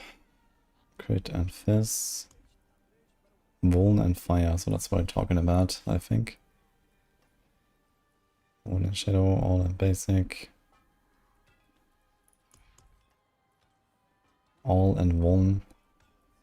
This is already done, and it has a rallying reversal. I don't think I care about this though, so it's technically a bit juicier. Bone, Riz,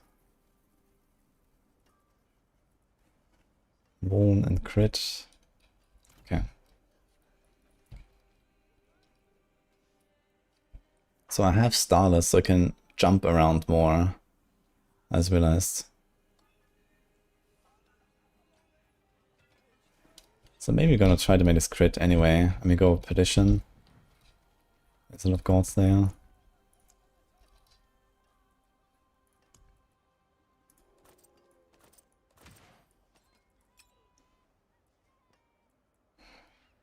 One.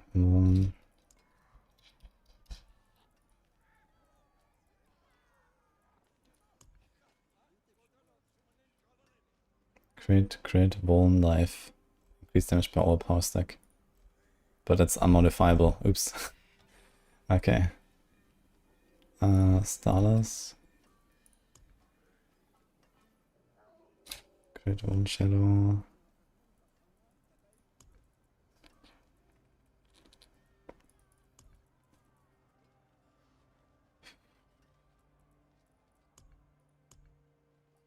Without an offhand, it's gonna be kind of rough to get enough crit.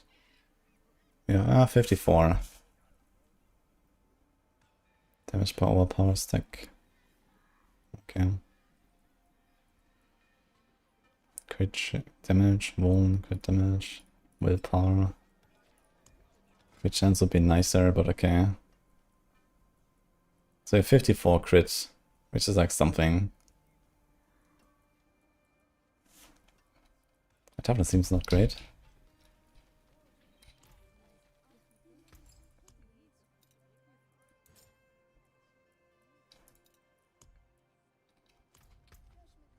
So there's bone, fire.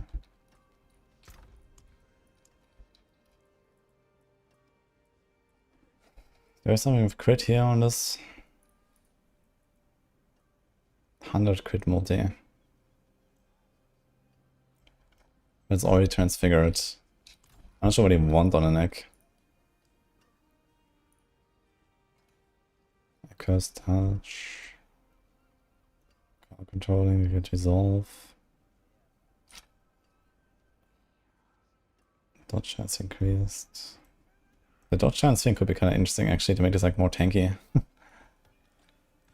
That's not even so terrible, I think.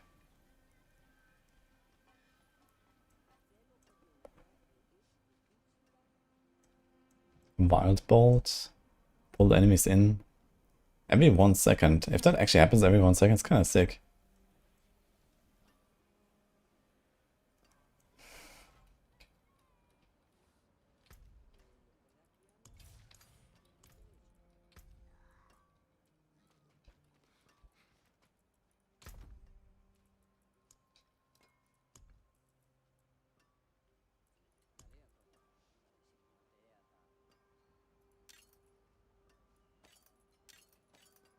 Let's try this one now.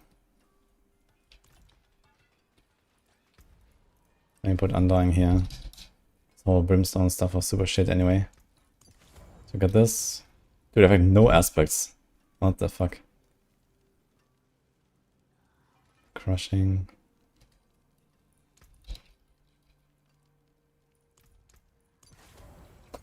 I have 2 aspects on this entire build. And heavenly strength, I guess. Okay.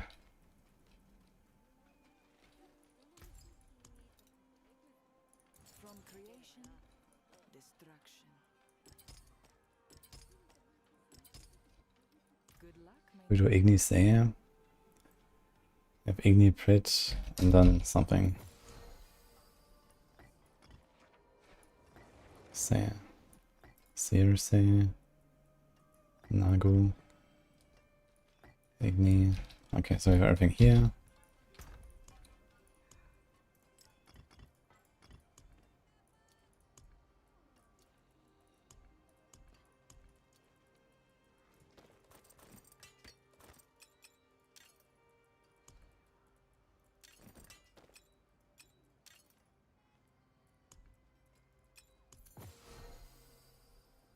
Hellfire, all stars.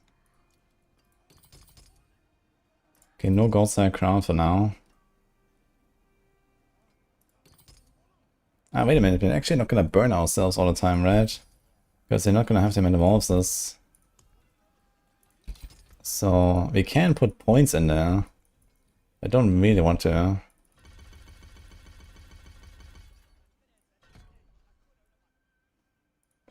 Instantly spawns and kills 3 lesser demons per second. I don't think we need that, so we could do the pull maybe.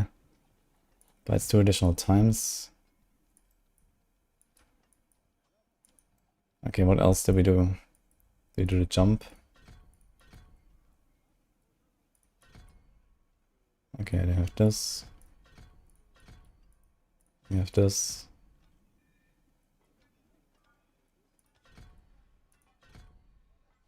I need regions somehow, basically. We have this.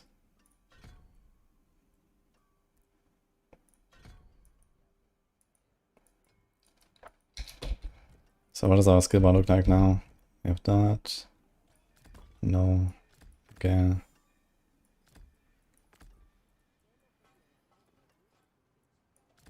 It's bombardment here. This one should just be extended anyway. We do this. And this is a skill bar basically. The only question is what to do about resources. I might just do the command fallen. Just give us resources.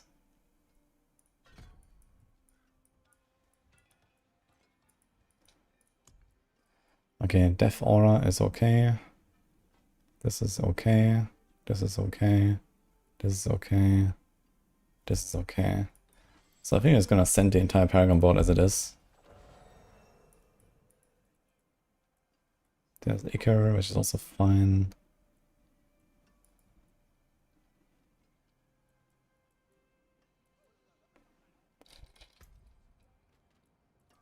$1.4 million toughness.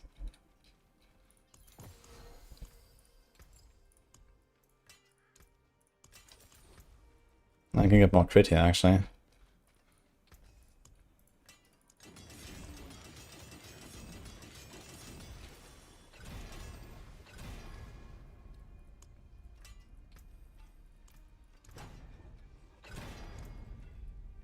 Yeah, 65 crit.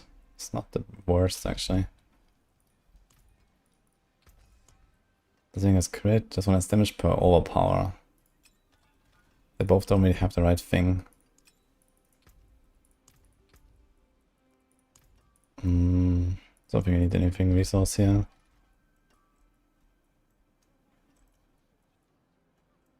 This thing is armor and all stats. Okay.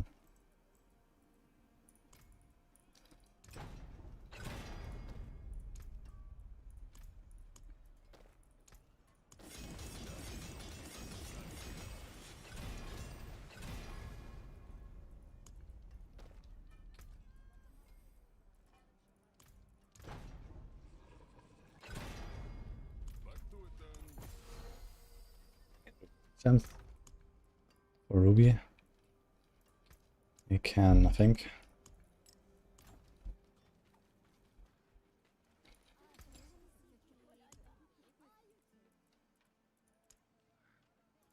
300 souls.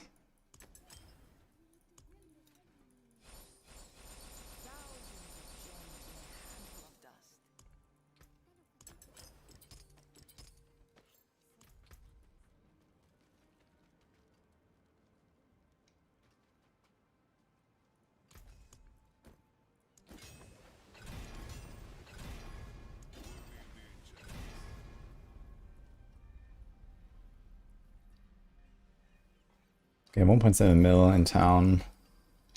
It's not terrible. Shit. My stash is terrible though.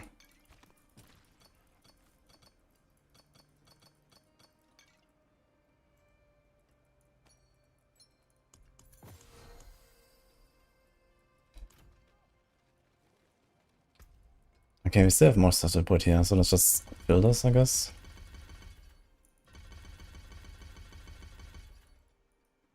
Technically, we don't need all of them, actually. This extends Demon Form, and Demon Form grants us more life, right? And Demonology skill damage, okay. So it's kind of nice to have Bombardment and this. We need something to produce kills. And we have nothing to spend Dominance right now.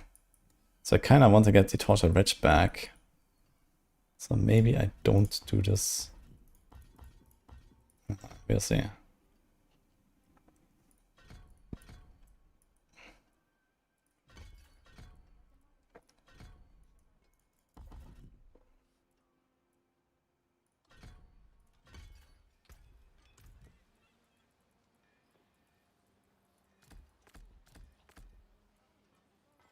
This will be weird. Okay, what's our toughness?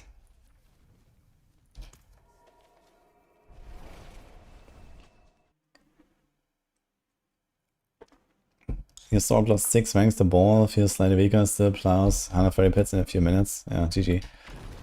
Nice.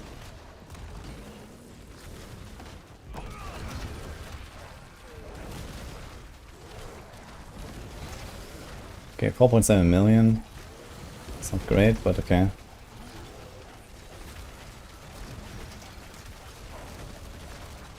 Actually, we are spending dominance on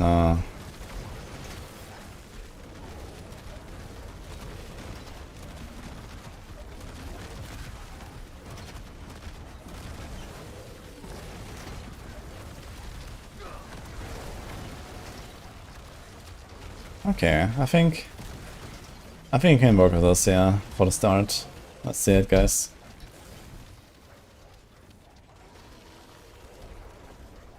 Bloodseeker fixed. I'm not sure what happened with Bloodseekers.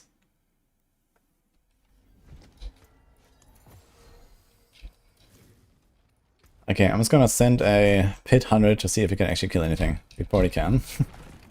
We have a pit objective, so let's just go. You expect Mana Roses on a net new deck to Terror Saw and the damage sucked. Yeah, I'm not sure what you're trying to do there, but that is not unexpected, I guess.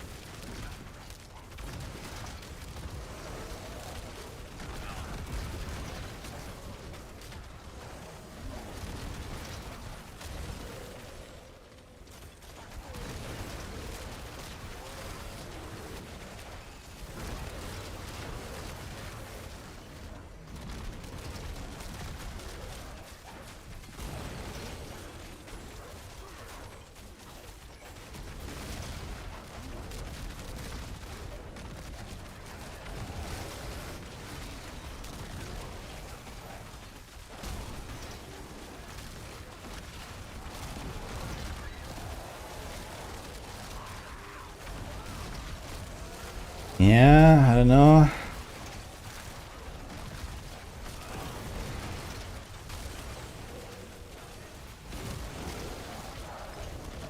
These guys are a bit too tanky, I would say. Oh, were they lifelink? Maybe they were lifelink, actually.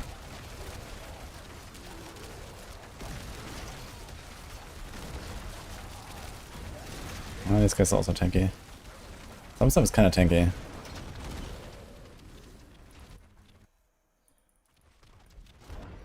Oh, oh shit! Never transition kills it. Interesting. Okay. I have to recast it.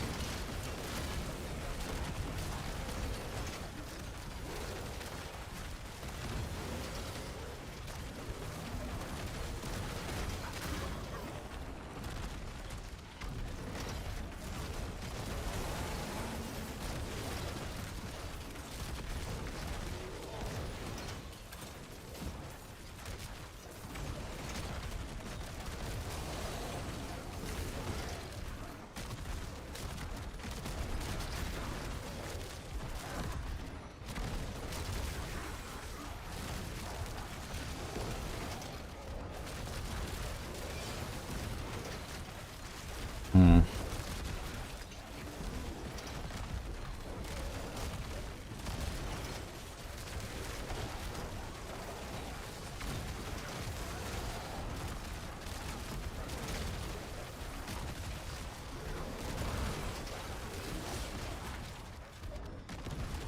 It doesn't feel particularly strong or fast, to be honest, right now.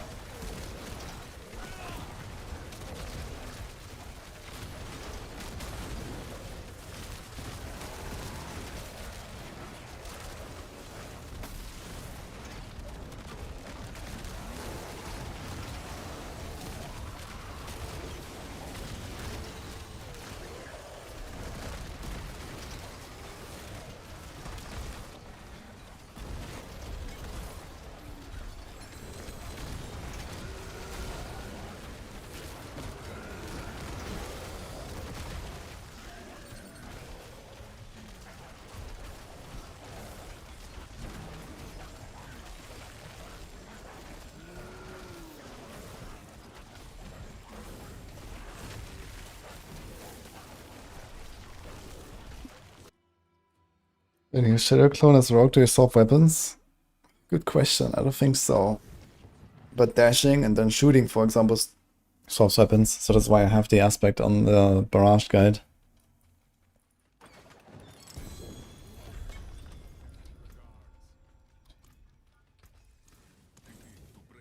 Hmm.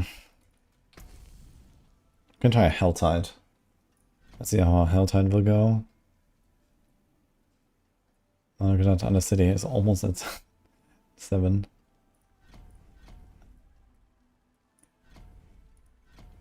What else is missing actually? Just hordes after that. Okay.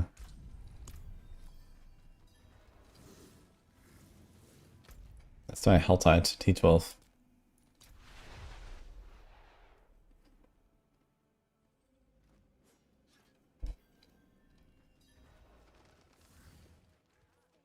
It's a 5-piece nameless set, it's not automatically activating Sigil of Chaos. Well, it does that every time you trigger Apocalypse. But you need to have the glove equipped. Do you not have the glove? Other than that, it should always activate. Oh shit, what have I done? You can't walk in and press Terrasol immediately, you have to like wait for the Okay, let's try this again. Because I've stepped off the 3, I need to trigger, I need to first stack this to 20.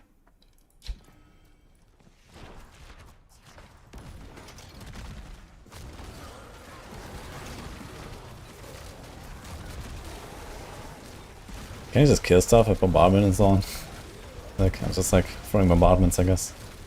Okay, here comes Terrasol. Yeah, I would say it's surprisingly weak, man. Give me T12 here, like normal trash monsters. They are too healthy for this, apparently.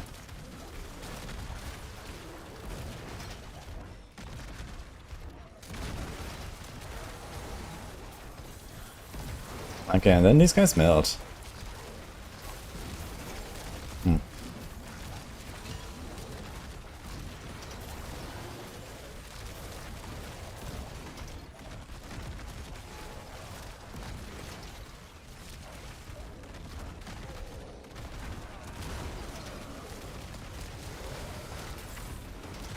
Try a Blood Maid and see what happens.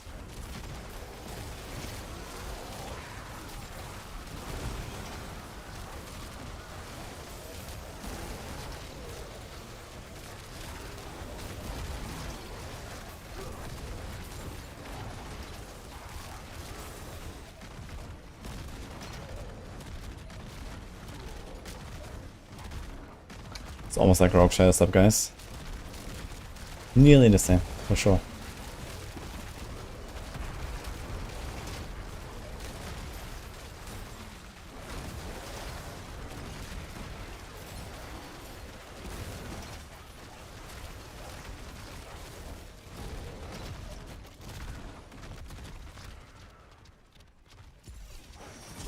Okay, I see a Blood Maiden. And then maybe a Lair Boss or something.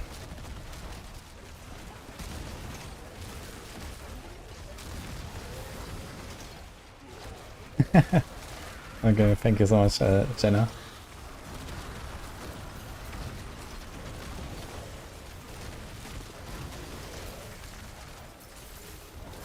Okay, name ideas, guys, for this build.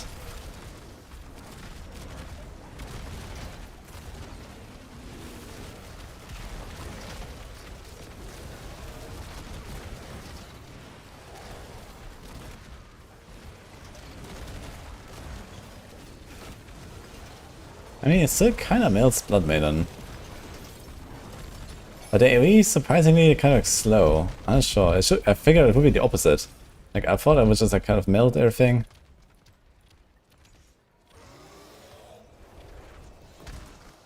Anyway, junk. I'm not sure what's the problem. Maybe try unequipping a set. Or try to unequip everything and then equip it again. Turn it on and off again. Maybe something is broken there. The gloves and the set should auto-cast this. Maybe you have not the right upgrade selected. Check the upgrade here. You want the middle one to carry it around. Demon Blender. Try the Abyss version. The Abyss version you can't carry around with you though. So that doesn't really help us. The Abyss version you would have to... I don't know what you would do actually.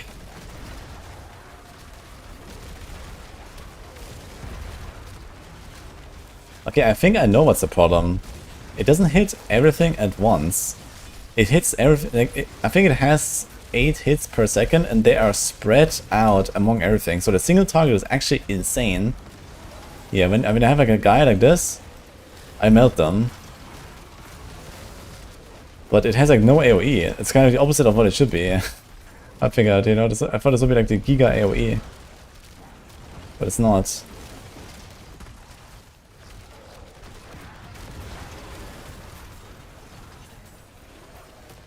So this is actually what's happening, as well as... So it hits 8 times per second, but it's like spread out among everything. Yeah, look, these guys are dying like one by one, you see this? I'm standing here. I guess that makes sense of like how the skill works, because the skill is just like these individual things that hit stuff like a single target, basically. But I think they probably have to make it so that it hits everything 8 times per second. And then they could actually like walk in and just do AoE. But yeah. That's definitely a problem. This is why it's so slow. It just don't clear anything. Look. But then this guy's alone, I melt him.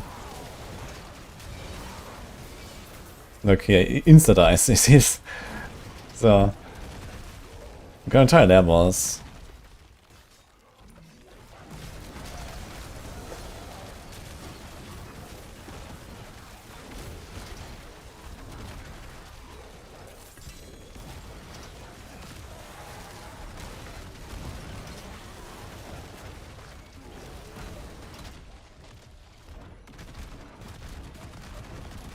Maybe you can fix the AoE somehow. I mean, I'm spamming like Bombardment, and I do a bit of damage with that, and I could try to lean more into Bombardment or so, but I mean, my setup does scale Bombardment just fine. I have Starless, I have Perdition, like all these things work. I have Anathema, that works.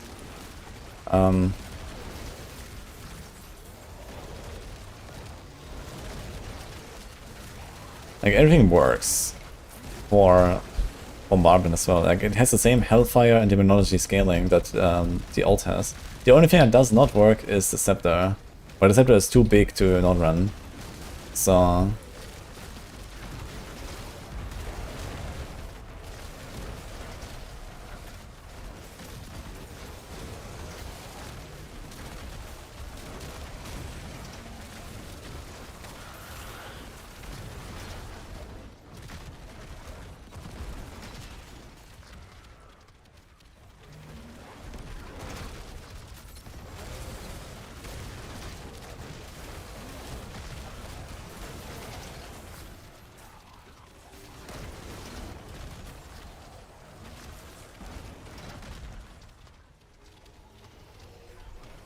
Yeah, let's try like, I don't know, quick war or something.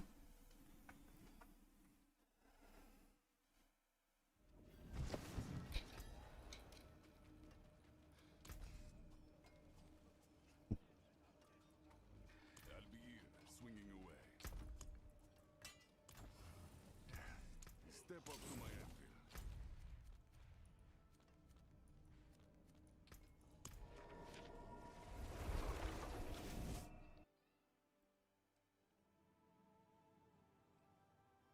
Save his class for 1 to 50. 1 to 50, I don't know. Should be kinda comparable, to be honest.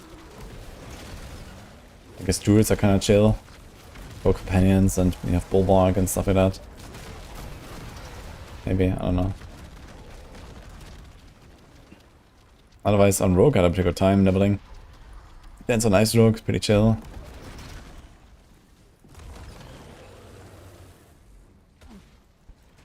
Wait, he knocks me down while on the thing. Yeah, so you see, single target is actually kind of decent.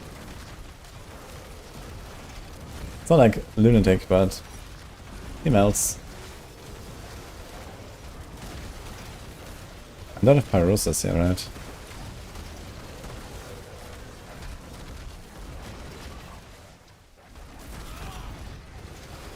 Oh, wait a second. Why did he die so much faster? Also, we have like damage overflow on this thing. Wait, what? Why did he die so fast there at the end? That's a bit sus, I must say. Let's try this again. Yeah, Butcher is now fixed. We can't test Butcher anymore. There's a target dummy.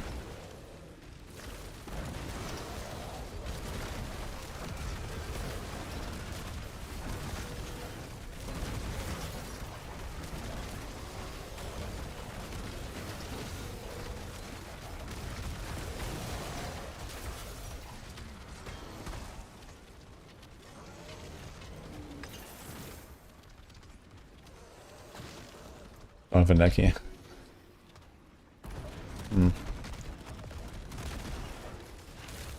Yeah, so boss damage is fine, for sure. But I'm not sure how to do AoE here.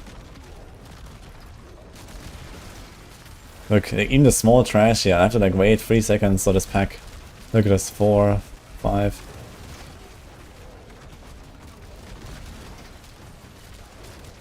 Like the moment I don't have just a single target, it's just like not great.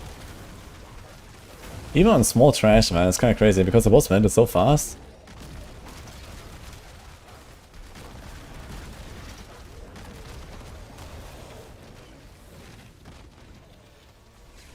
Yeah, I don't know. I don't think that's really worth it, to be honest. I'm not sure how I would like supplement this with like enough AoE to make this feel good. It needs like a lot of AoE, and I'm already like spamming like a bombardment. That's not terrible. So I mean, you could also get Blazing Scream in there and then drop the Command Fallen somehow with some resources, maybe. I'm not gonna give up that Rampage, that's for sure. Torture Wretch is optional, but you know, you kind of want to be tanky on a build like this where you stand in the middle. So Torture Wretch is nice. And then what would be a solution to AoE even? Like, I'm not even sure what would be a solution. This guy. I guess you can't spec into it, right? We can't even take this guy, so if I could put the points at least, I could take this guy and we would have like a bit of a combo here. But I can't put the points in there. Yeah, I think this is maybe what's missing. Like the Scepter of the Free, like it just allows you to equip all ultimate skills, but there's no point in doing this. Here, this is a good combo. This is like the big single target thing, and you have like a big cleave guy. This would be something, and they all scale the same shit. They all have exactly the same multipliers. This would be good. They need to do that. Can play Set of Apocalypse, yeah. I can play Apocalypse. I have 66 seconds, man. Sick. Insane.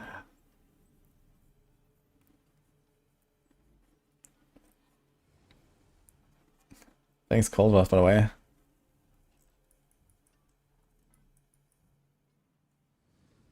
I mean, what else? I mean, I have an LFM I equipped, you know, technically I could do some stuff with Demonic Grasp, but without the ring, no way. I'd say.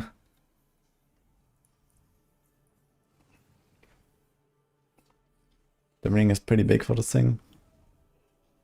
But then we also have like a resource issue to solve. I don't think it's necessarily much better than just spamming bombardment anyway. It does do a relatively good amount.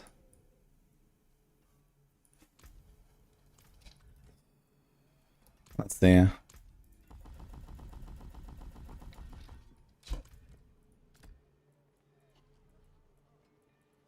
Fuck. Okay, I'm gonna leave out the torture wretch just to try this.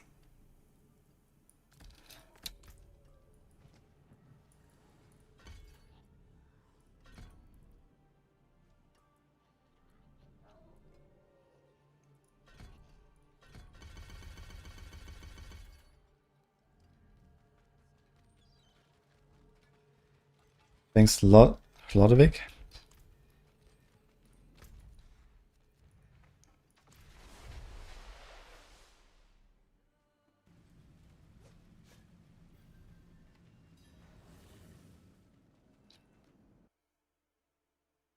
They changed Nether Step? I don't think so, did they?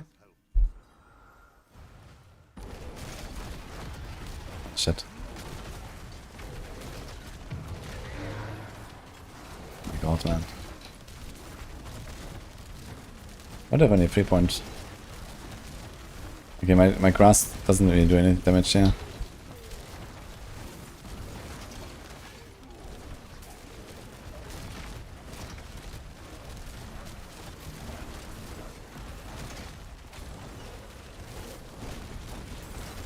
Yeah. I mean, this is like a weird combo for sure.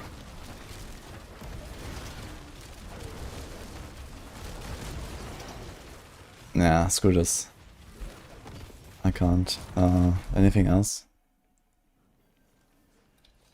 They changed Nether Step, really?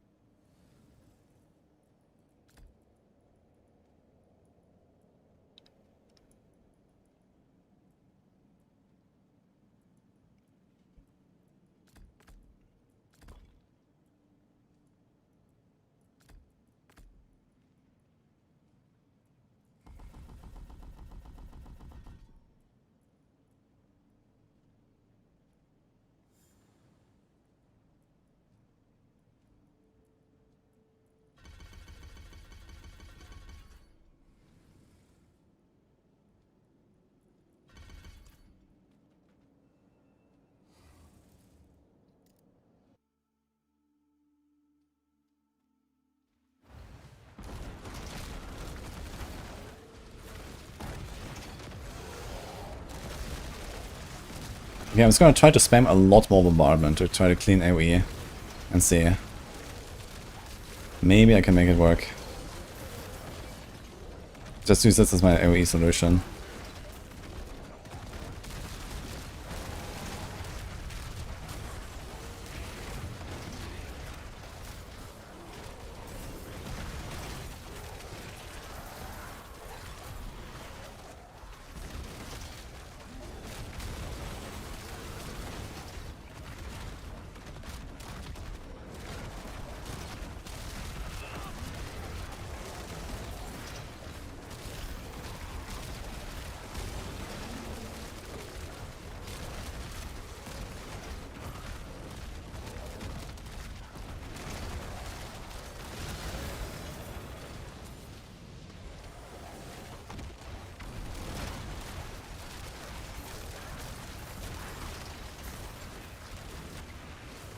Visual clarity is like insane again.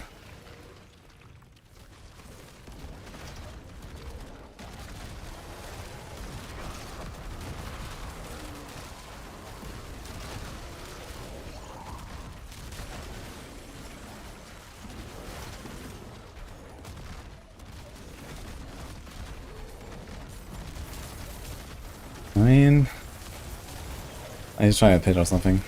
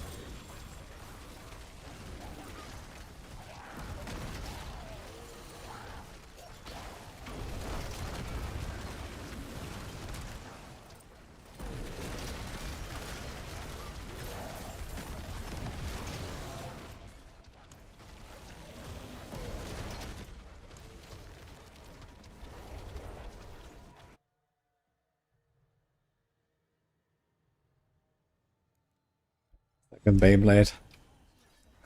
Okay,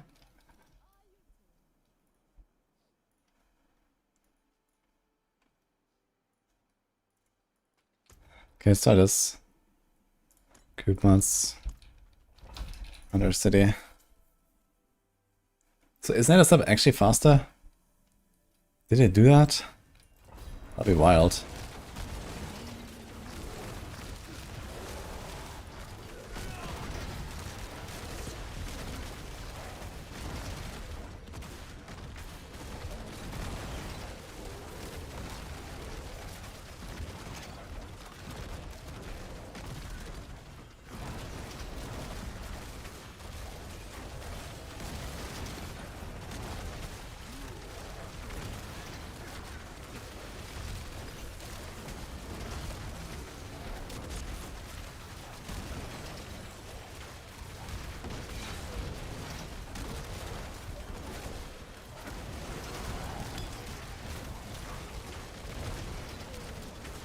Okay, I can't really clear these braziers, man.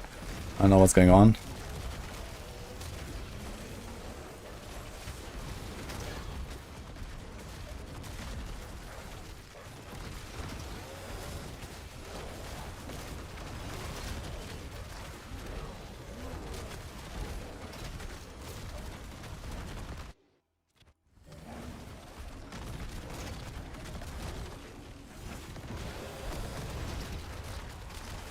Oh yeah, the level transition removes the Terror Swarm.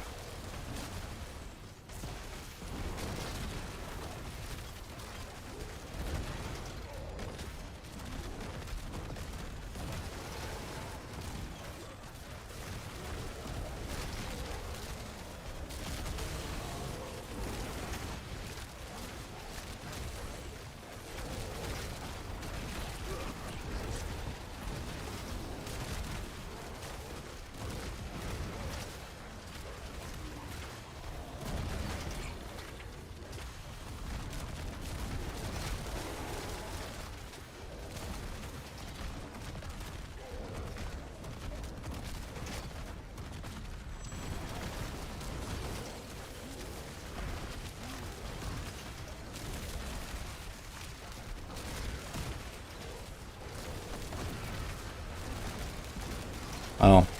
So now I pressed it, and I think I'm gonna go next floor, and we're gonna have cooldown. Watch. So I kinda have to predict when to press the second time, because I think I spent like a minute here, and I was like, okay, it's gonna time out after some point. And now we have cooldown, and there's oh, Terror Storm. Oof. I came back because of the Undercity buff.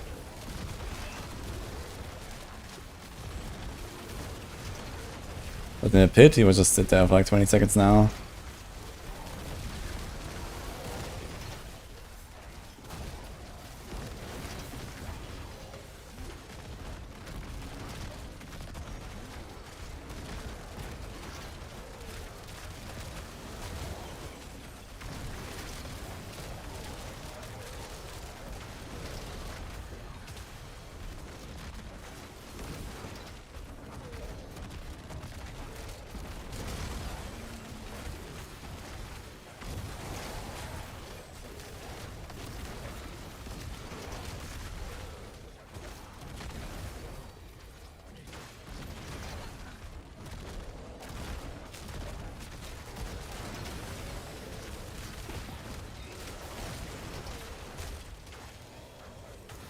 Does it like instantly remove my Scepter to 3?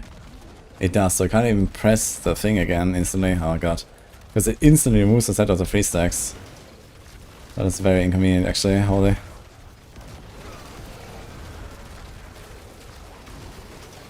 Yeah, the single target is so good on this thing.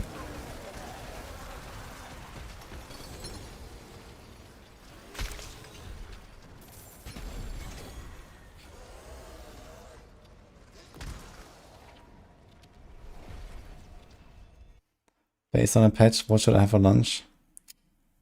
Chicken fillet.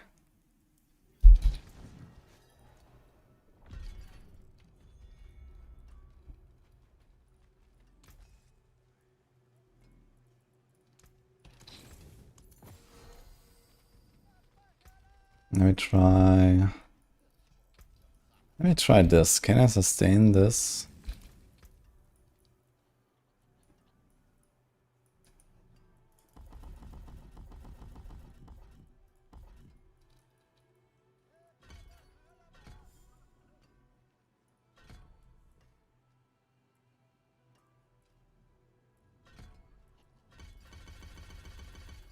It's a no generator. Got me Monka. Let's see if there's enough. Okay. GA temper, 45 lucky hit. 4% lucky hit on bombardment, oh boy. 1% on terrastorm, oh boy.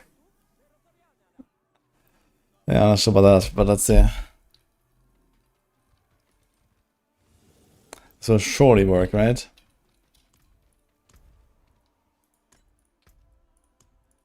In Undercity. In Undercity, nothing can go wrong, I guess, but outside, we'll see.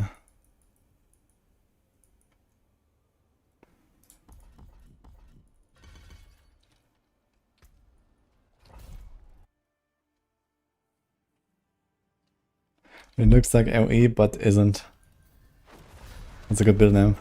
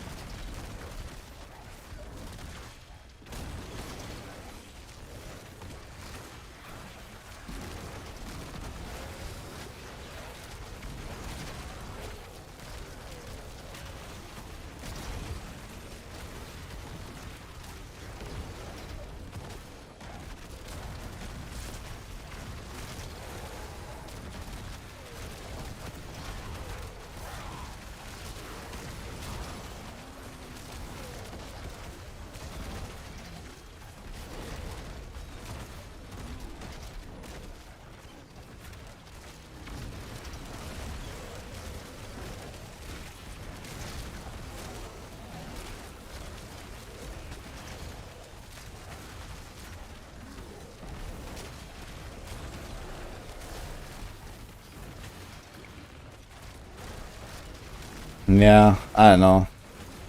It doesn't really do it for me, I must say. It kind of clears stuff, but not too well, I must say. And there is actually a lot of clunkiness involved here. Like I have to do a lot of things.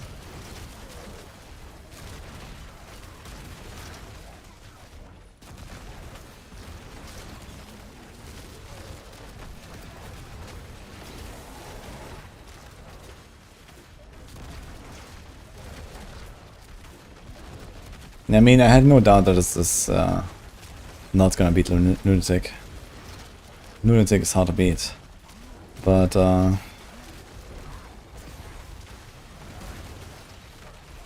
like it doesn't feel as good as I hoped. You know, I thought I would just walk through packs in T12. Like with my gear, my Paragon, my glyphs are 130. Like I have good stuff here. And it just kinda works at this point, right?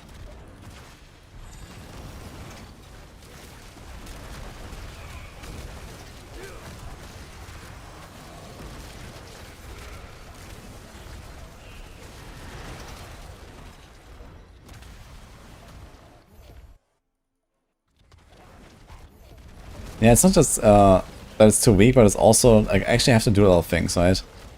Like I just want to press Terrastorm and have it around me and walk through packs, and then maybe do something on the leads, some bosses, and that's okay. But like I have to like cast shit on like every single pack because I have just no clear.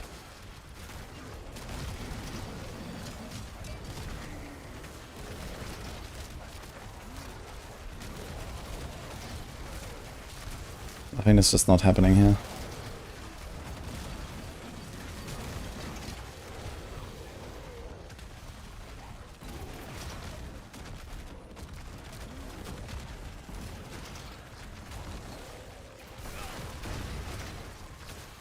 I wonder if Paladin is any better now. Her Paladin should be like 5 times more tanky now at least. So that should help.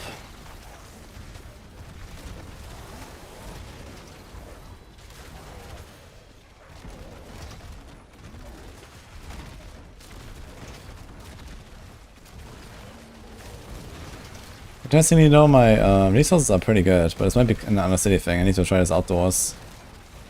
Or like in a pit or something.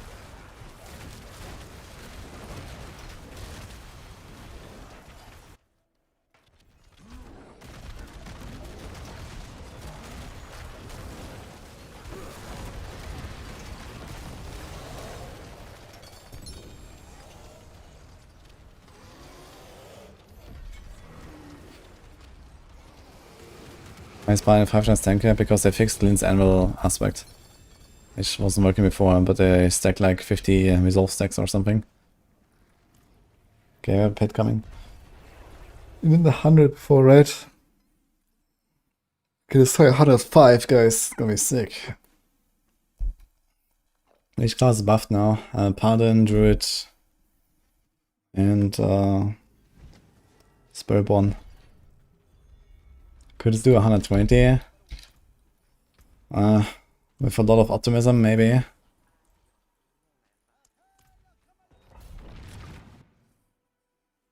Paladin is more tank only for. I guess the Juggernaut builds do resolve stacking, right?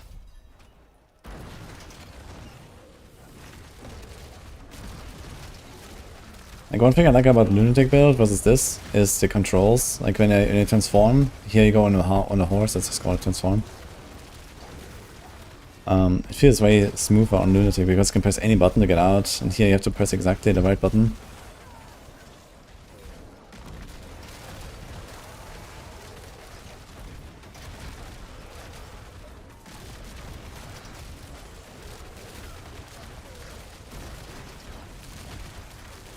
And the lack of clear is certainly a problem here. Look at this.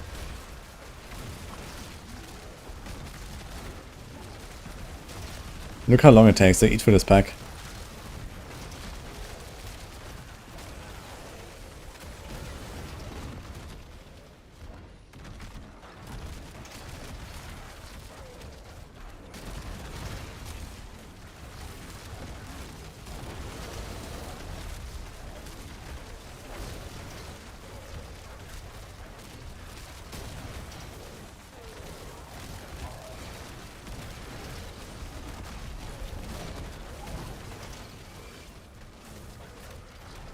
And then once you clean it up, it's like everything melts.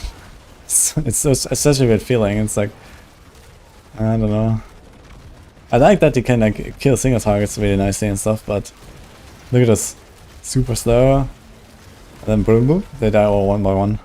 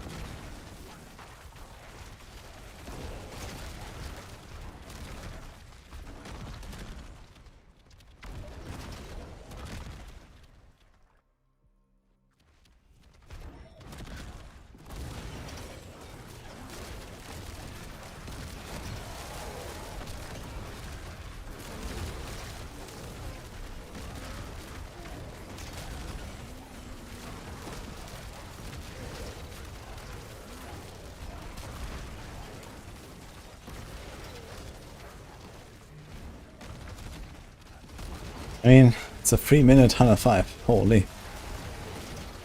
But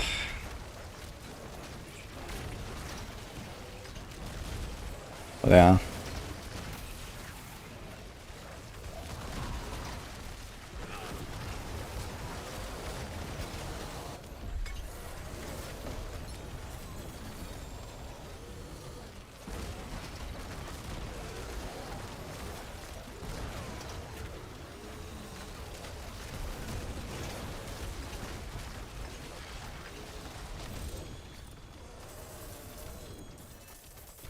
Gift of the tree.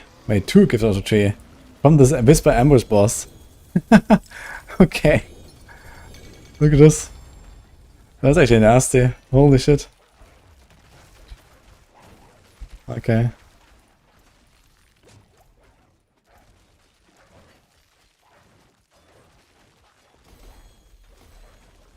It's a pit with all ends of monsters now like they said. I don't think they said anything about that.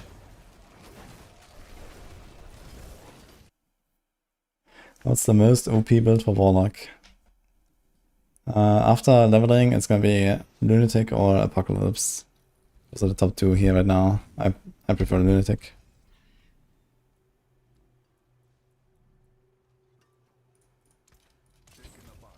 I don't think I'm gonna try much more, to be honest. I'm not sure how I should be able to get so much more out of that setup.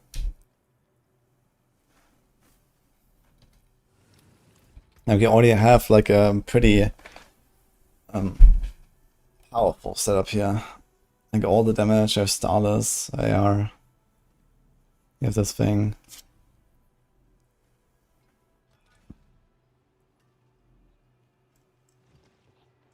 Even have the attack speed there. This is a bit scuffed affix, okay. There's like some side optimizations here, this and this. I could get like 15% DPS or something. Maybe a bit of better stats here and there. So if something maxing, maybe I could squeeze out like 50% damage or so. Not counting gem strength in the weapon. With gem strength in the weapon, I would be looking at like double.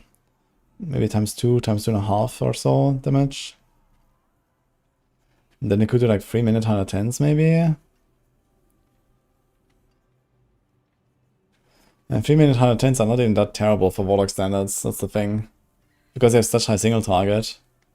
Once you eat through the packs, you can actually kill stuff, but it's like, yeah, I don't know.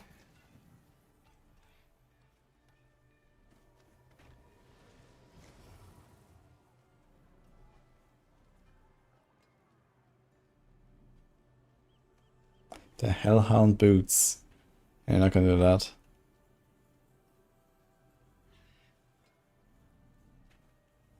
Other build?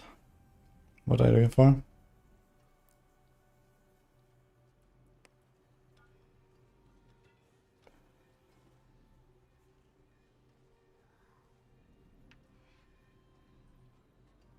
Does any in-game build use Shaco? I think the Death Trap rogues like it. Maybe there's some others.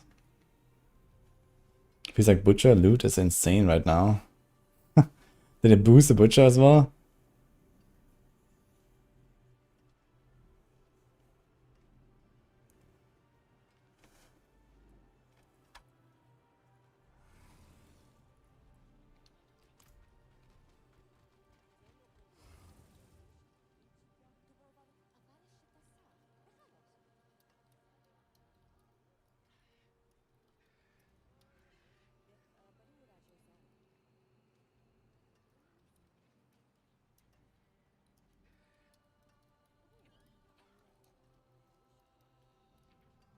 Yeah, I started that. Channel Swarm.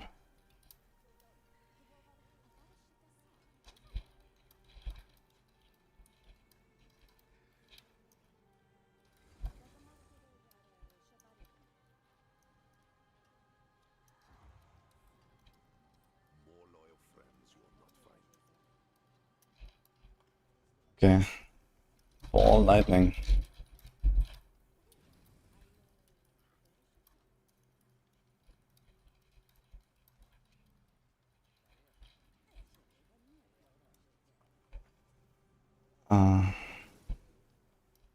What else?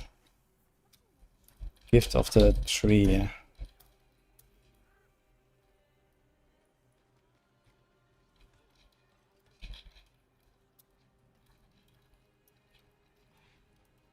Dude, I just got 2 gift of the tree from ambush. Kinda wild.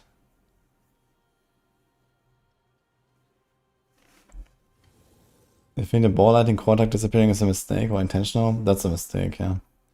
All mastery skills have a core tag on the Sork.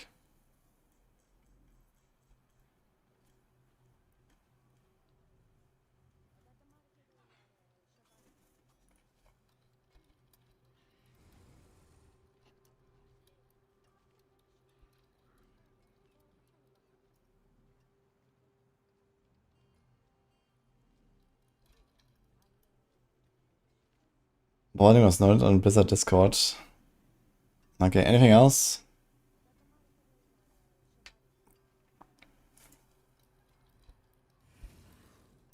Known issue, but who knows what known issue means here. Let's talk about Umber Crux. People have been asking. Nemesis Portal has a timer. Oh. So it just auto closes now, so it can like stay in the same zone, basically.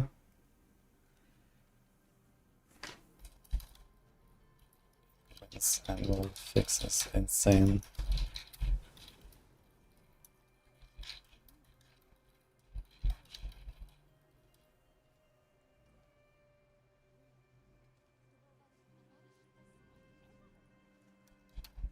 Okay, what else do we have? Nemesis Layer.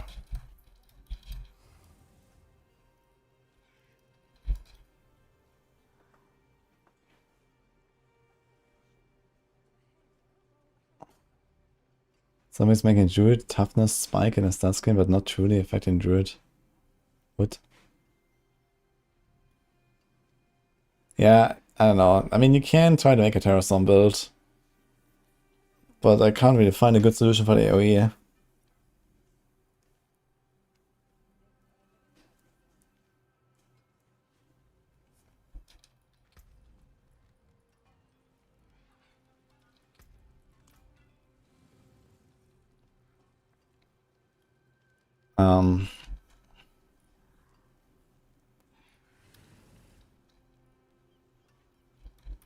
I guess I can at least put this planner out there.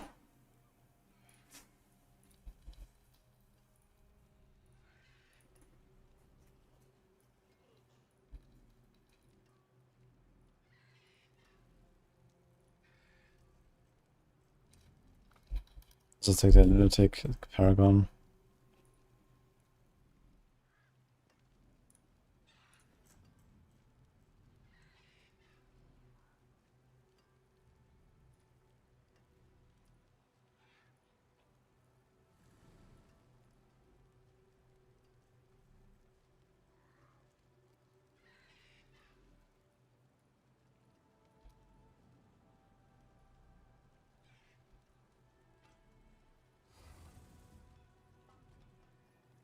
So this real quick.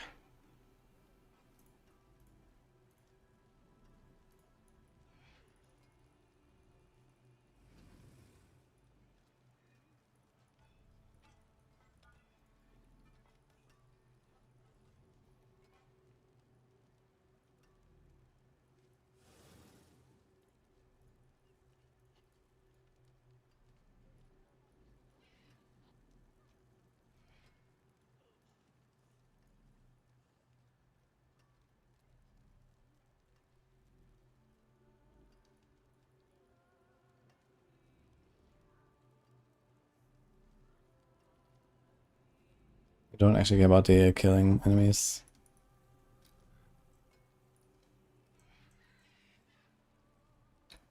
Scepter, crushing, really undying.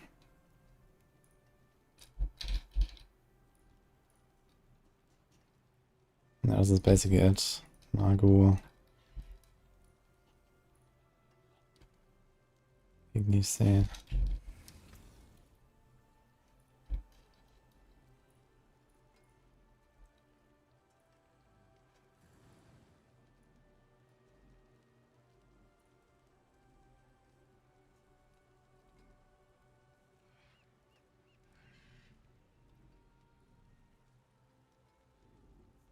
Okay, this is not true. This is not true. This is true.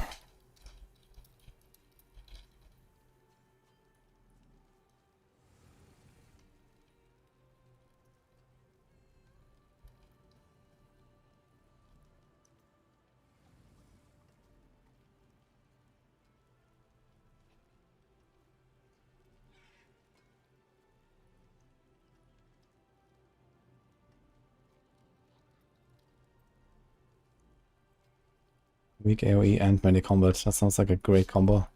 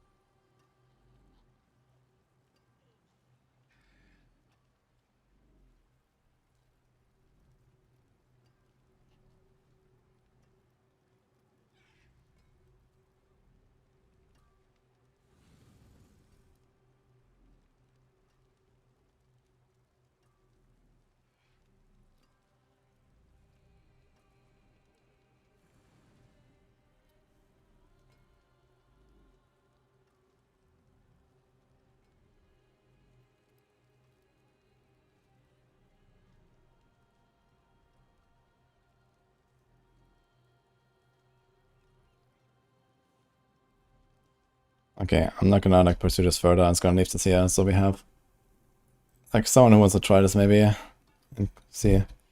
Okay, what else do we do, guys? Undocumented changes or anything else for the patch? Some summary. I want to do some summary. Exile is not on Warlock. I think it's only Paladin, Druid, and Spiritborn.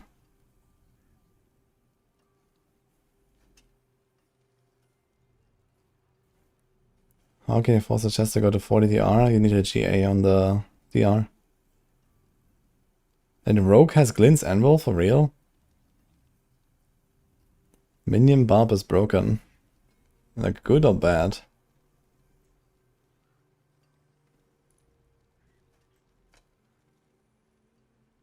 Rogue has Glint's Anvil, what the fuck? I could try that.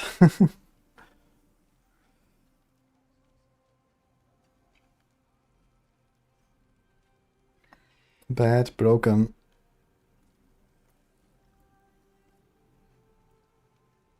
You get a 10 million touches on your Rogue now. What the fuck? Okay, what happened with Nether Step? I wanna see this. Someone was saying something about Nether Step. Yeah, I did Barrage with Etnas, that's insane. I'm melting tutorial from Mephisto.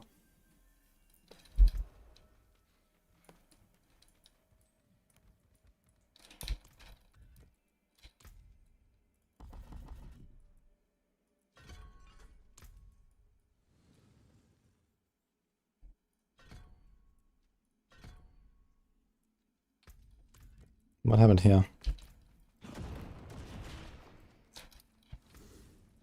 Absolutely nothing. What? What do you mean, Nether Step?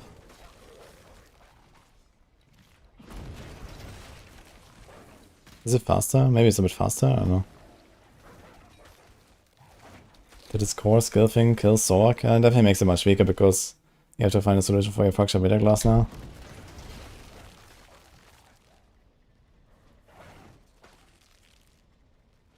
Spiritborn going from 2 million to 90 million toughness. Oh my god. It's not the same. Maybe it's faster.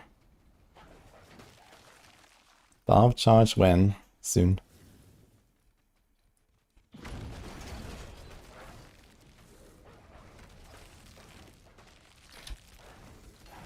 What about this one?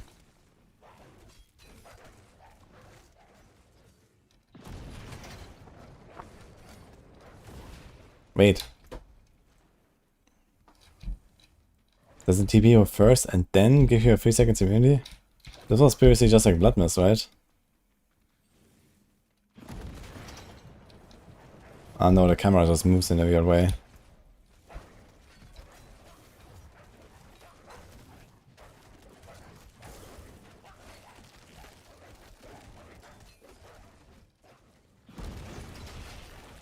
Is it faster?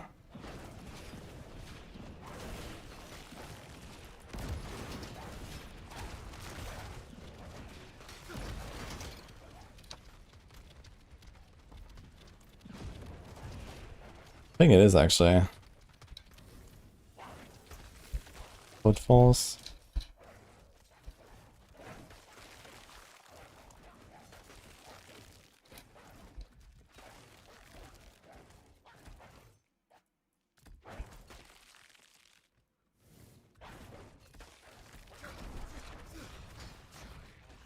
Wait.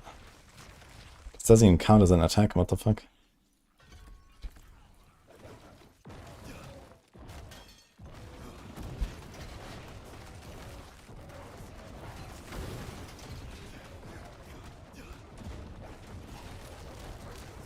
Can't really tell if it's actually faster.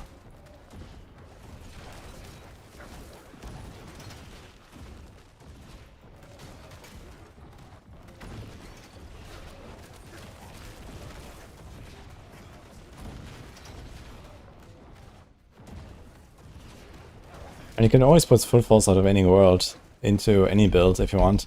Most Warlock builds don't have any boots. I don't think you want to do Eldarin on Warlock. Because there's not really any other cooldowns you can benefit from. It's usually just this one.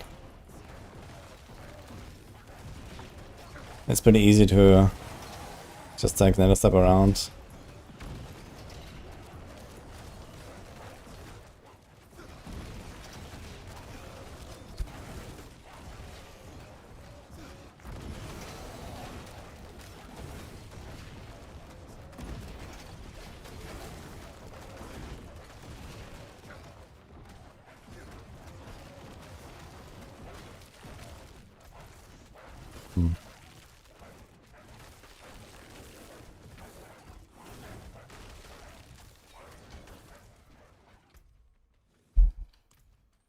Lunatic is the best.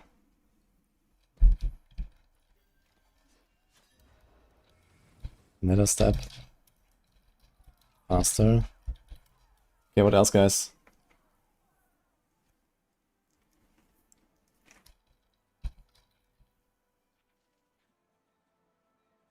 Every class item, Warlock and Sword can do glance. You can update all max regrets. Oh my god. Oh my god, what have they done, man? No way. Wait, the basketers, the rogues?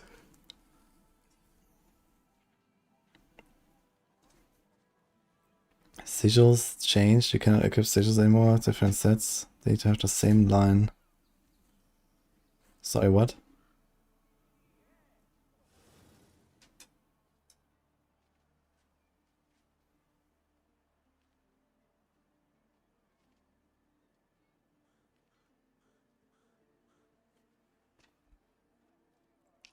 So 30-sec timer. So the 30 seconds is after you finish, I guess, right? You complete the Nemesis layer and you have a 30 seconds after you kill them.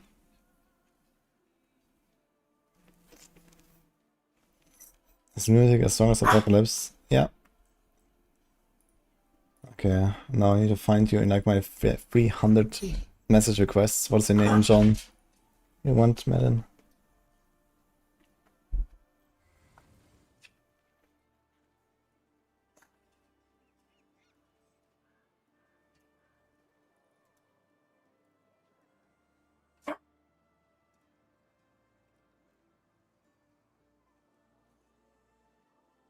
Yeah, I don't know what you mean, John. Anyone else has any issues with sigils? I don't have my Apocalypse set up right now.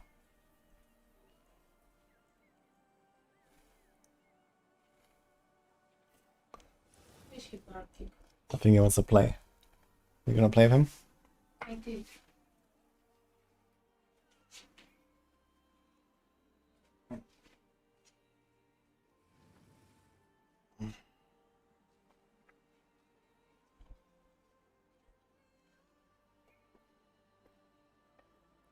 Yo, Psychotic, this was a bug, and it's been fixed.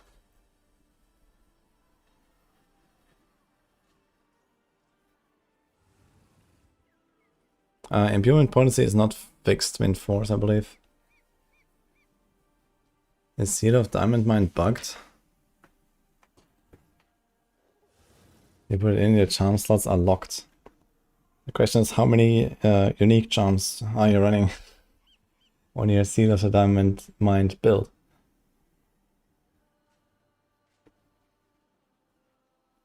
You capped on baleful fragments. Oh no. Not again. I don't think you can spend them in any way. Maybe master working 850 gear. How build good Warlock push pet? Yes. Try this one.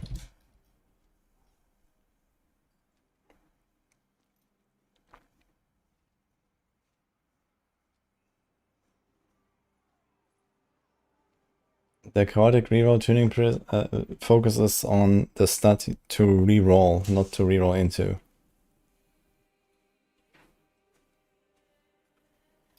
I use the planner for Terraslon.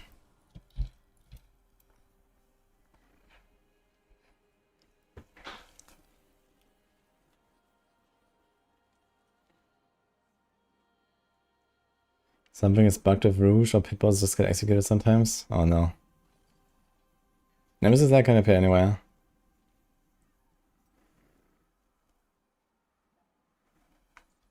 Then the step on controller goes much further. Okay.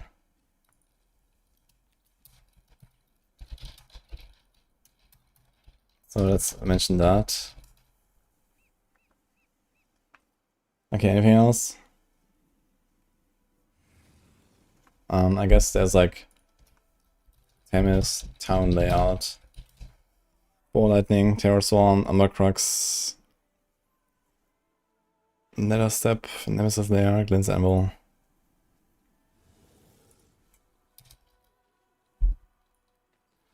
But the rogues can run this, that's actually wild.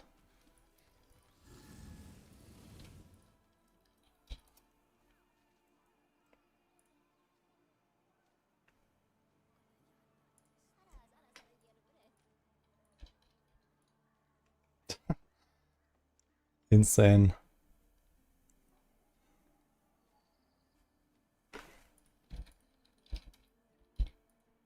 Wait, this goes to 5? Wait, what?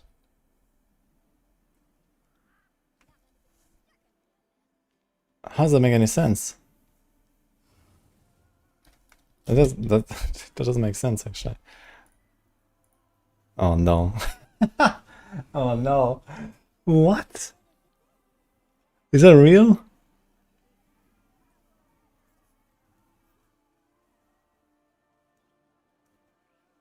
Oh my god.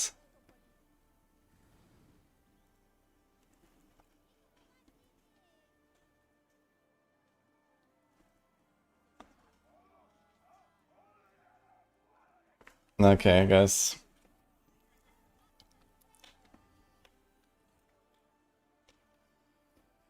Okay.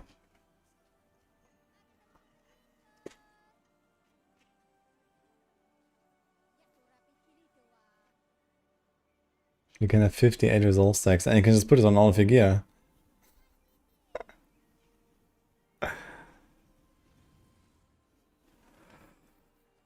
Oh god. What have I walked into here? They never fixed the resolve temper bug. That is crazy.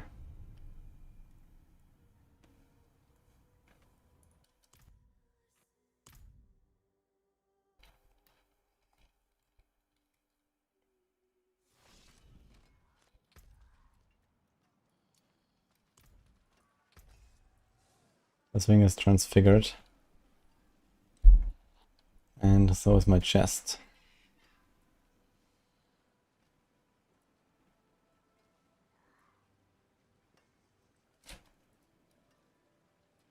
So you can even put this on the neck if you want. I usually have defensive temper there anyway. I can put this here. That's transfigured. Unlucky. That is wild.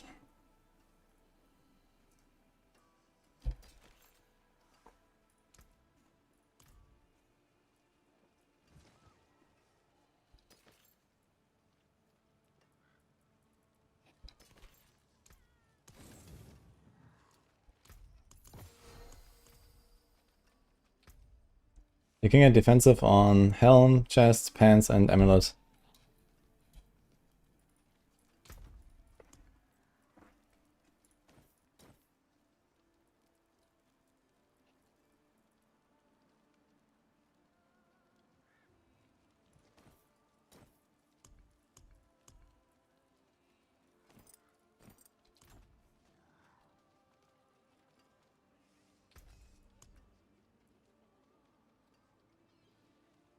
The chance I'll break this. There's actually a decent chance I'll break it. Actually, not really. Actually, yes, really, actually. Fuck.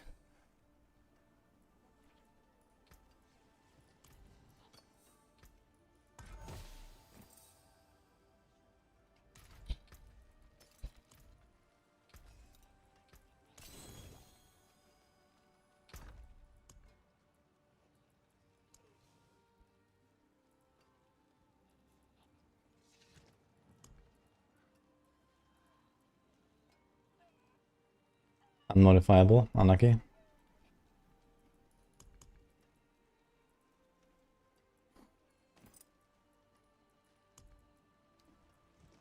Unmodifiable, unlucky. Oof.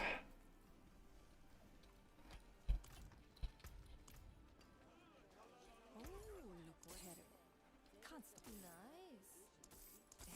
Oh, sorry. Try again.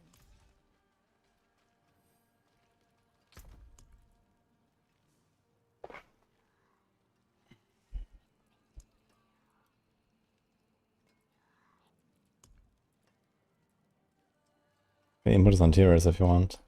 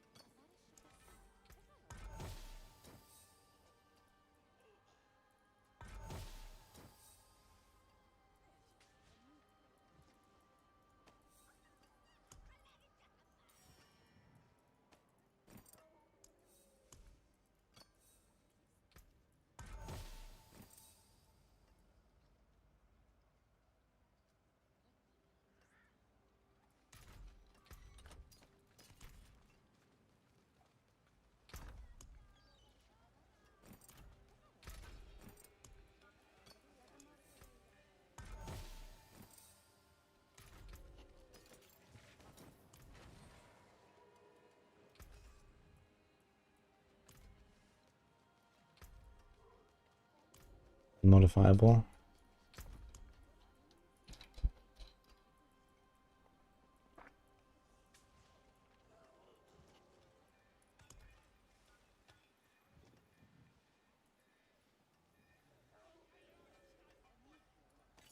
Oh, I want to see if this works now.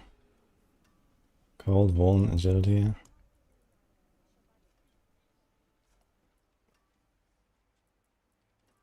Where's the skill thing? Marksman skills. Aerostorm. Shade. Yeah, it seems fine now. Dex. What about all? 4. Shade. Imbuement. But this is only... Wait a minute. Some of them go 1 to 2 and the others go 2 to 3. What the fuck? That is actually kind of wild.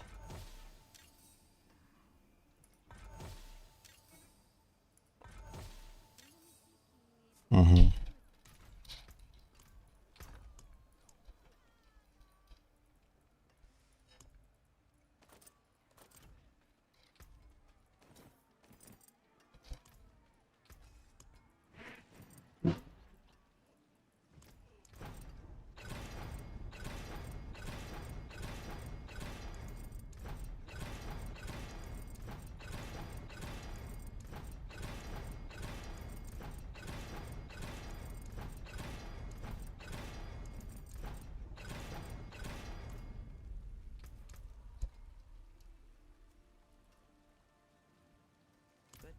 Oof, dude. Why is this a 16 out of 16?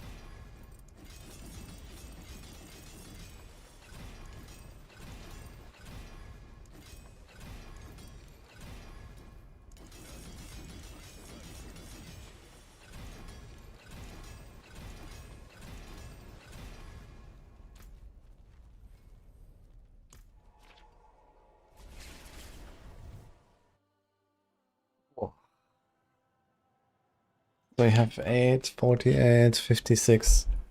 They just need to generate a result somehow. That's the thing, I guess. And we have just the thing, I guess.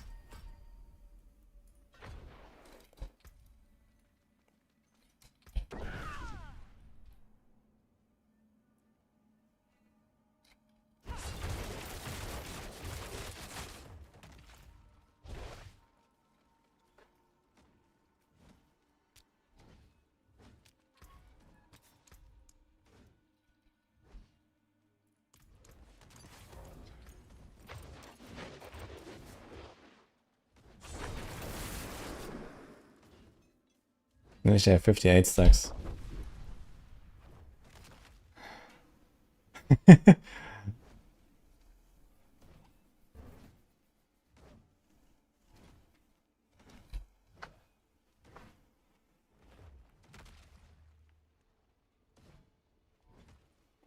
You can choose 10 ways for Infernal Horns, yes, with the key.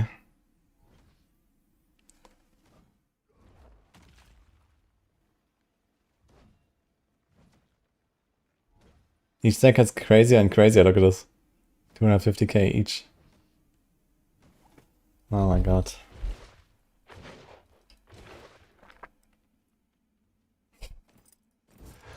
Okay, great. Good patch, guys.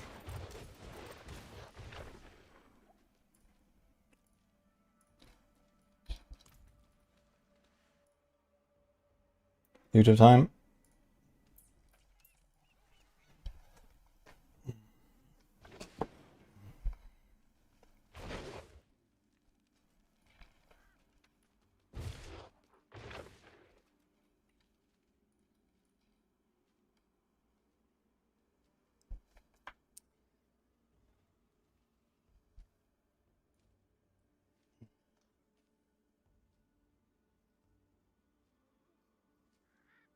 Wendigo Dirge time. I don't think I fixed anything about any of that. Alright, hi everyone, patch 2.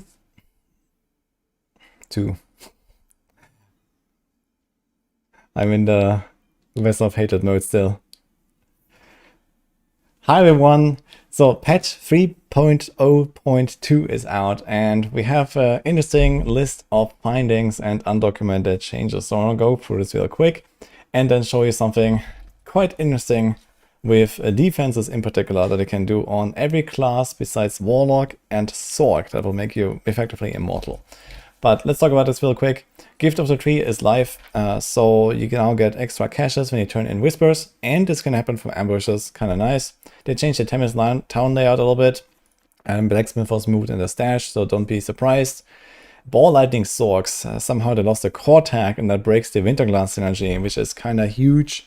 I guess the build is still kind of playable, but I would expect it to be like felt at least of like, you know, there's probably like quite a loss.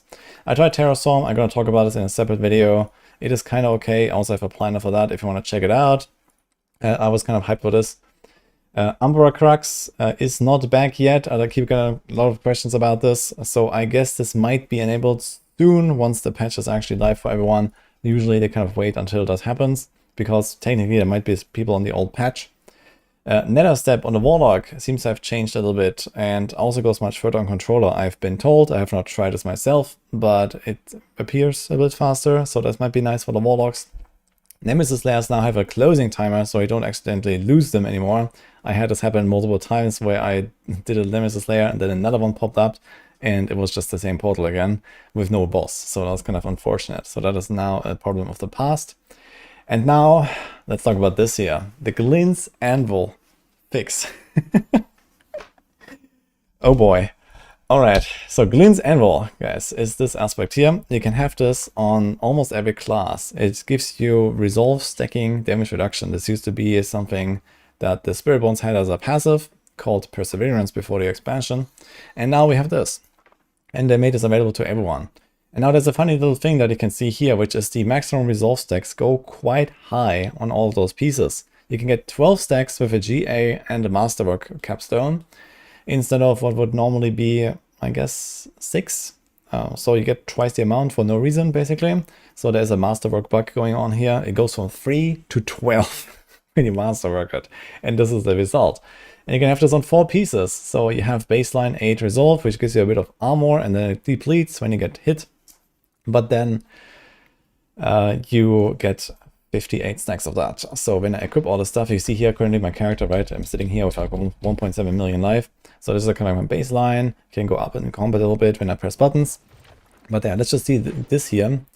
And now you can see my resolve slowly going up because I have all these items equipped. I have more maximum resolve, and as a rogue, for example, I can passively generate it. And now watch the toughness. Yeah, so this is what this looks like. And again, this goes to 58 stacks. and my items are not really any noteworthy, right? So I miss the defensive aspect here completely on my chest right now, which also has 2 completely worthless stats on it. Then it also has these pants here, same story. I have no stats on this thing, like there should be all res and like dex and all res and armor, I guess, and the same thing here. So you want to have these kind of stats, right, that make you a little tankier. The neck is actually kind of okay, and that's also fine. But yeah, I'm definitely missing at least 20-30% toughness just from stats on these 2 pieces here. And you see how my toughness has grown to 6.7 million just standing here from having a bunch of resolve. So it's pretty good, I guess. I hear from people that easily reach something like 20 million toughness or so in like, you know, typical werebear druid build. You know, barbs can do this. Every class besides the Zorks and the Warlocks have this aspect and can put this temper. So this is just one of the defensive options. So if you already had defensive options on all those 4 slots anyway, I recommend you can probably just replace them all and then put the Glint's Anvil in there if you're playing not Warlock or not Zork. And enjoy. I guess everyone is going to be immortal now, not just the Sadic Barbs. That is kind of a funny turn of events, I gotta say. It was, you know, supposed to be a very strong aspect, of course, but this masterworking bug is definitely quite something else. This puts this to another level, right? If you, like, for example, remove 2 items here, would have less maximum resolve, and then this wouldn't be as crazy, I guess. For some reason, I actually keep my 58, so let's try to reset them. And then all of this will probably be a little more reasonable with the damage reduction, because it doesn't just scale up more and more and more.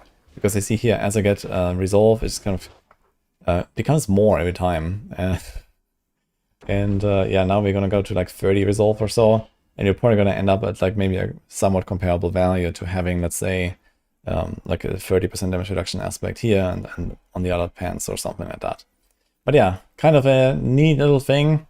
I don't expect they will patch this anytime soon, since they actually have to like change items for that and change how the temper works and the masterwork works. So we'll see, I guess. But yeah, you can see even with a patch potentially where we get only half the resolve stacks with no chest and no helm equipped, I would still reach the same value of what actually was a pretty tanky rogue. You know, this rogue reaches like 4 million in combat. So I'm kind of chilling on this guy. And yeah, this is like with scuffed items and nothing equipped there. So yeah, it's still extremely good, even under the circumstance that they changed something about the maximum resolve stacks. That's also about it for this video already. I'll keep you guys posted with more stuff. I'll have a video on the Terror Swarm Warlock as well. And other than that, let's see what else we find. So it has been quite a wild evening so far. And yeah, let's see. Otherwise, hope you liked this and see you guys next time.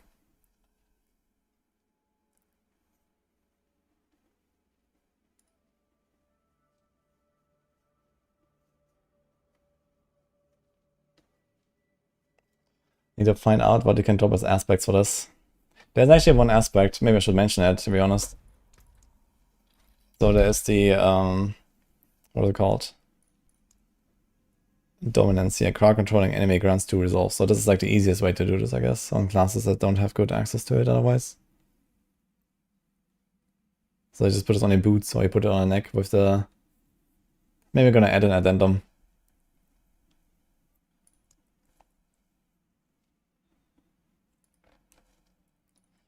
Now, how do you actually gain those resolve stacks? So as a rogue, this is very easy with Shadow Clone at least, but to all classes there are some aspects available. So we have this here, for example. This is probably the easiest one, aspect of dominance.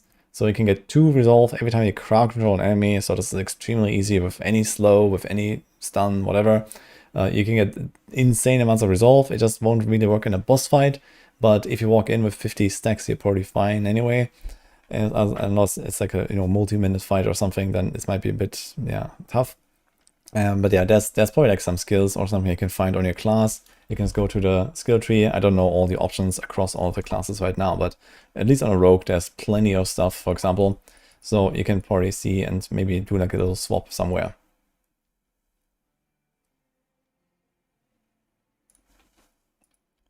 Okay, just record like a little extra there.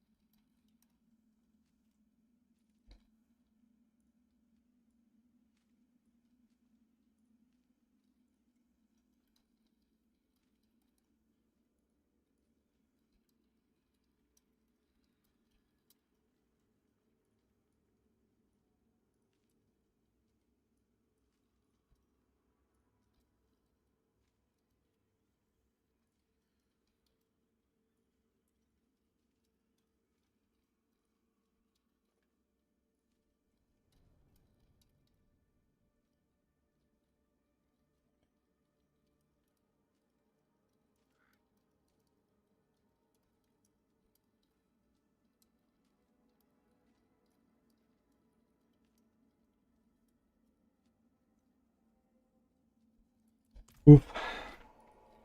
What have they done, man?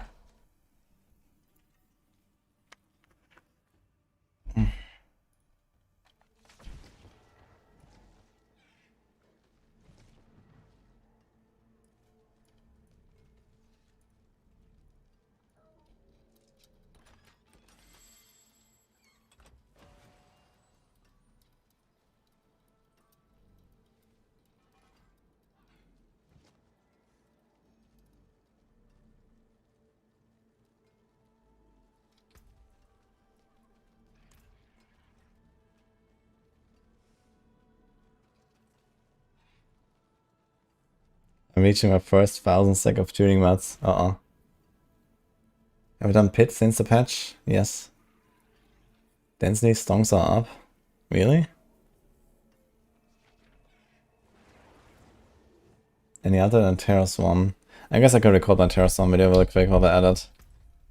So, fuck it. Let's go.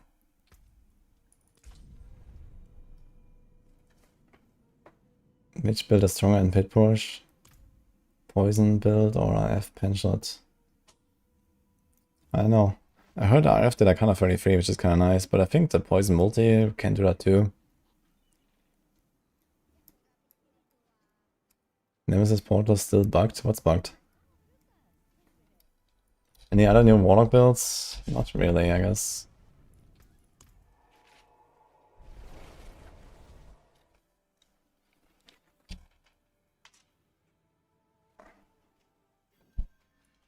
Two portals, second portal is empty still. Wait, despite it closing? Wait, did anyone else have that?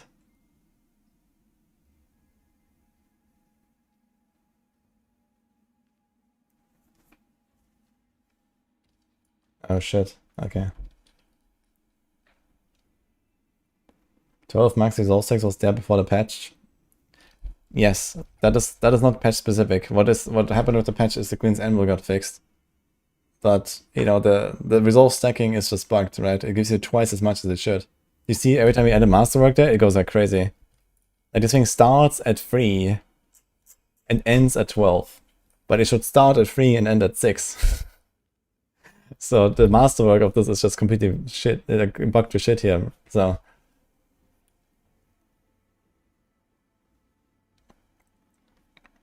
yo, Abe got a grandfather mythic.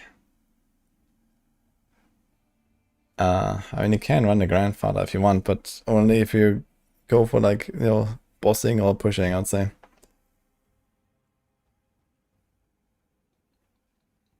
Okay, I'm gonna try some pit smonkers. Let's see.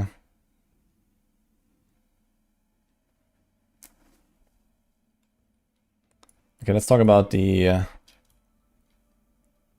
Terra Swarm Warlock real quick.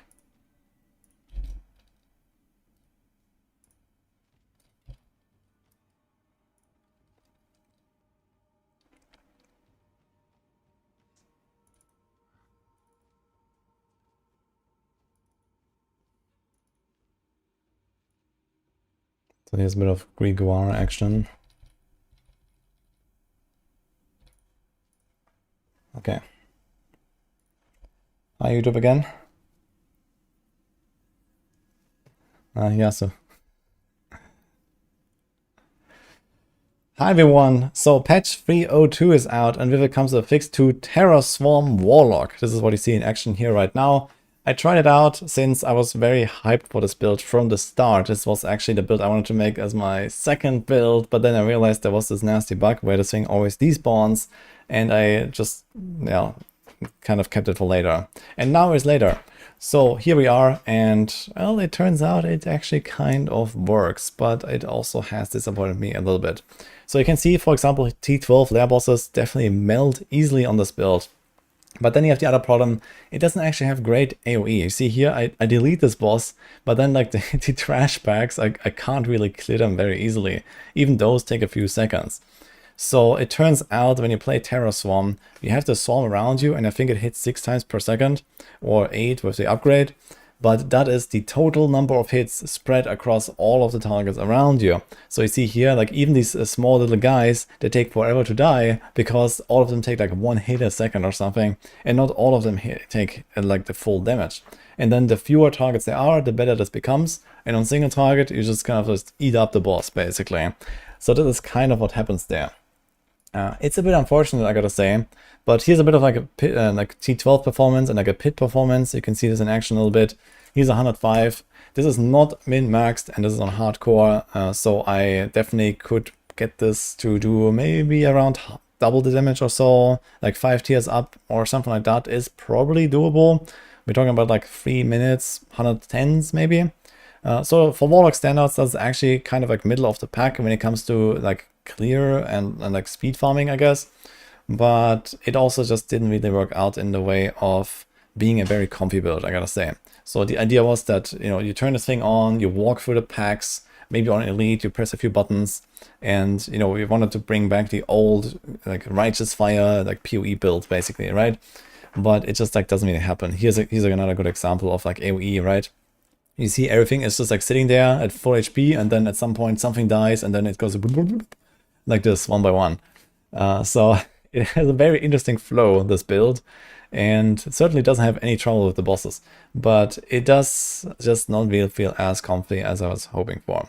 And also I have to press a lot of buttons and manage a lot of things. So here in the setup that I made, which probably can be improved, I didn't really like fully cook this, you know, to perfection, I guess. But I have to press bombardment quite often to keep up this auto bombardment around me and just do a bit more damage because it's actually helping me with AoE clear. Then I have this Blazing Scream Scout. This is kind of like going with us all the time. But here I see another problem. I go into the next level and the Terrastorm is despawned. So every time you have a level transition, it is gone, even though it will last forever. So you have to press it again, which is not such a big problem. But we have the Scepter of the Three, which is a gigantic damage buff for an ultimate skill-based build. And you have to first ramp this before you can press Terror Swarm. This doesn't take that long, it's like a few seconds, but you kind of have to be mindful about it. Every time you walk into the next zone, you see this here right now, I have to wait until I find a pack, and then this is this like fist icon here, stacks to 20. With every hit, yeah, it takes a few seconds in a big pack like this, and then you have to like kind of look at it, press the button, and then you go. And the other thing is that Terror Swarm actually only lasts 1 minute, so you have to like press it again once. Sometimes that's also not a big deal since it has a 30 seconds cooldown, but I was hoping that it would just last forever because we have this Warden Fragment here, which was the entire idea about this build. Make it a permanent AoE around us, and you're just gonna be chilling, right? So this is what he wanted to do here. And all you have to do is be transformed into demon form, which you do regularly anyway, but it ends after 1 minute. So there's just like a 1 minute hard cap. And this is the same on other summons as well, I noticed actually. So I tried, for example, also to make like a Giga Vanguard of Flames guy with like the sacrifice gloves. Just sacrifice like 10 dudes and then have this guy snapshot forever. It also doesn't work in the same way. So yeah, it's a bit unfortunate. So if you really want, I do have a planner for this. It's not like fully completed, but you have all the items, you have the sets, you have the Paragon. So this is just something to get started if you want to do this. I'm not really planning to put out like a full build for this or so, but it works. If you're like a big Terror Swarm enjoyer at least, you can play this, I would say. So yeah, maybe check this out if you like. But this is just like my findings here about Terror Swarm. I would really like to see like some sort of improvement for AoE for this thing, or even better, I would like the Scepter of the Three to allow us to put points into the different ultimates, because there is actually a perfect fit in order to solve the whole AoE problem, which would be the Vanguard of Flames here. You can carry this guy around with you, just like the Terror Swarm, and he scales with all of the same stuff. Literally every single multiplier will work for this guy. That also works for Terror Swarm in this build. And then you would have like your 2 big demons, you buffed by the Scepter of the Three, and yeah, it will just be a beautiful combo, I think. But for now, you cannot do this. You can equip the skill, so you see here I can put them on my bar, but it doesn't actually really do anything because these are just the base versions. Like, this is not the right one, and I can't carry him around, I can't put the points here. So yeah, if they ever change that, I think this would be a relatively good build even. But right now, it's like mediocre. basically. That's about it. That's also my finding. So either way, if you want to play it, there you go. I'm gonna link the planner, and this is all I have to share for this for now. So I'm not sure if I'm gonna cook any more Warlock builds. I have done like 12 different builds now or something like that. I think I've kind of exhausted the repertoire of stuff I would like to try. At least for now, we have a bunch of more guides that Macro made on Maxroll as well. So stuff I will play in the future at least is something like Blazing Scream and you know, maybe more. But yeah, this was something that he was doing, so I didn't really touch it now. For now, I think I'm kind of wrapping up my Warlock journey. I'll probably have some sort of like wrap up, like feedback video for the Warlock as well, since I've been blasting it non-stop for like 2 weeks basically, since yeah, now I've moved on to Rogue. And yeah, we'll see maybe what comes out in like the rest of the season or next season or something like that. Either way, hope you enjoyed this and hope everyone is having a blast in the season still, and see you guys next time.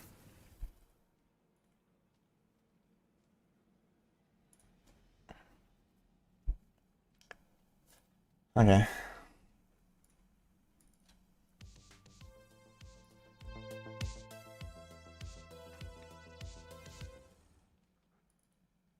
Why not Sigil of Chaos?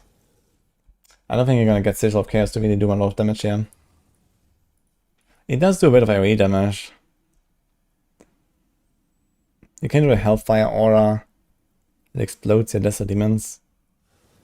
And then what? Increasing damage for each explode for 30% on death.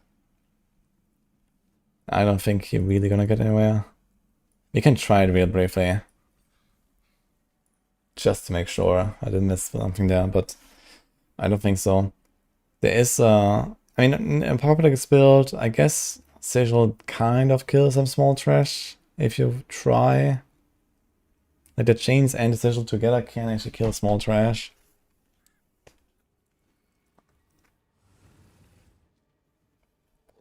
Have you tried Master Vakandini?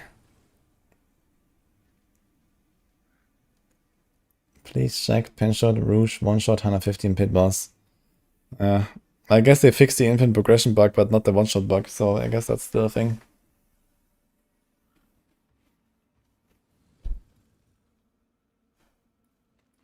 Okay, I'm gonna do another quick test on Sigil. Maybe you can fit Sigil somehow and see what happens.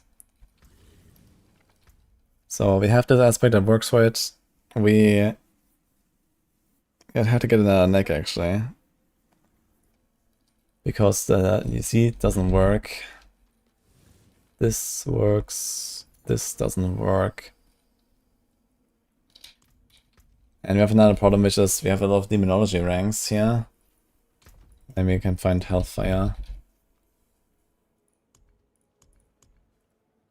There's Hellfire ranks. There's Hellfire ranks.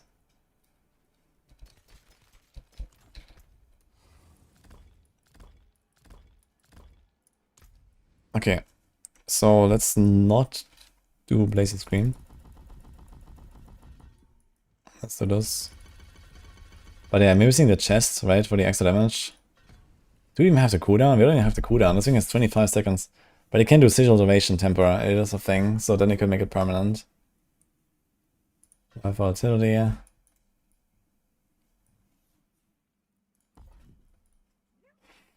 So it's like too little ranks, and it does not permanent as it should be. Cast as counter as triggering 3 kills. So technically we don't even need bombardment. I think I want to do bombardment.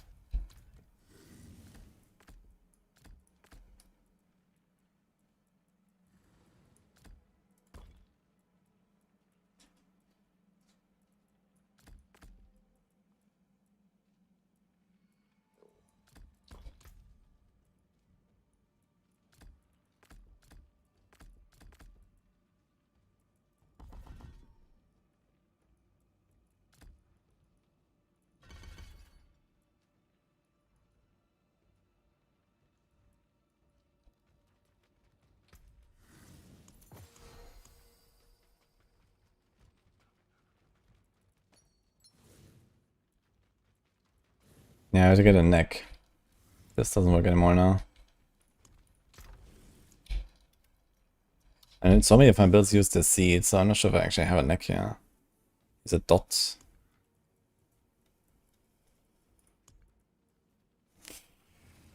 Oh yeah, crit bone. This is the neck, huh?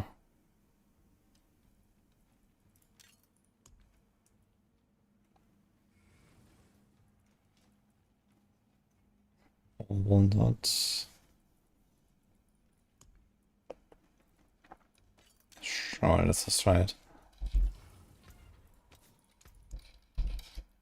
Let's put crushing there and let's try to find something here, I guess. There should be something. I can do aggressive or something. Scorching heat is nice. Let's just do that instead. We can keep undying. Is there like anything else?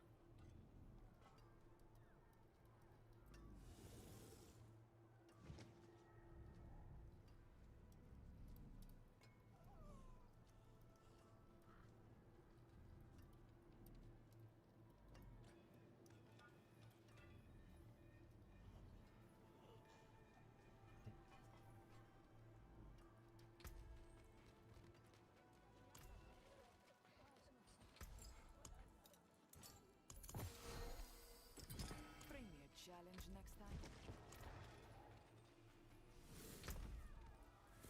Okay, let's do this. Let's do that. Do I keep going there to the old stash? Oof.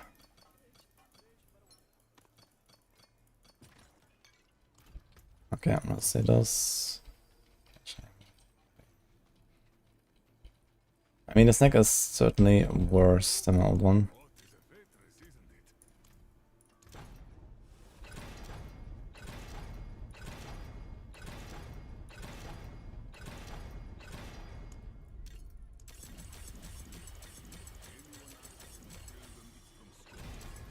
Also doesn't have any life on it, which is kind of munga.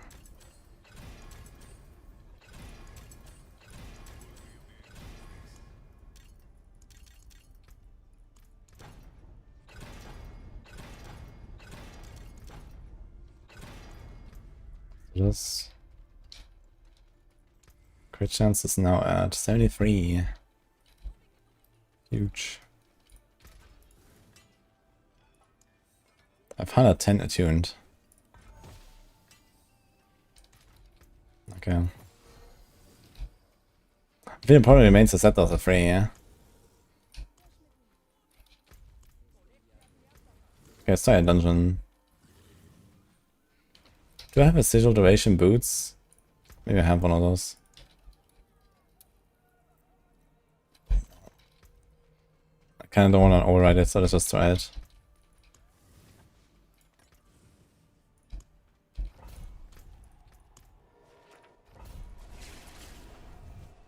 Why I don't play a rogue anymore? Because the patch is out and I need to cook. Is the Emerald Tuning Prism bugged? Did you already transfigure your neck maybe?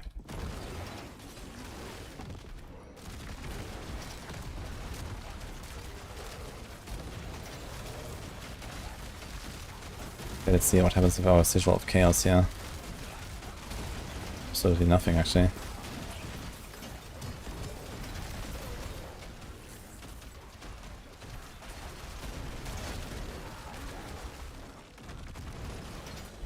So there's one thing, which is maybe a combo with the kill enemies Let's do this.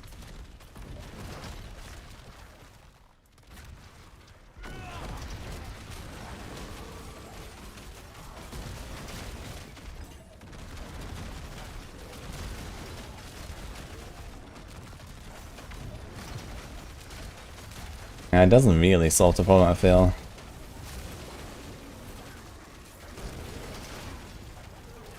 Like I still have to, you know, stay and cast a bunch.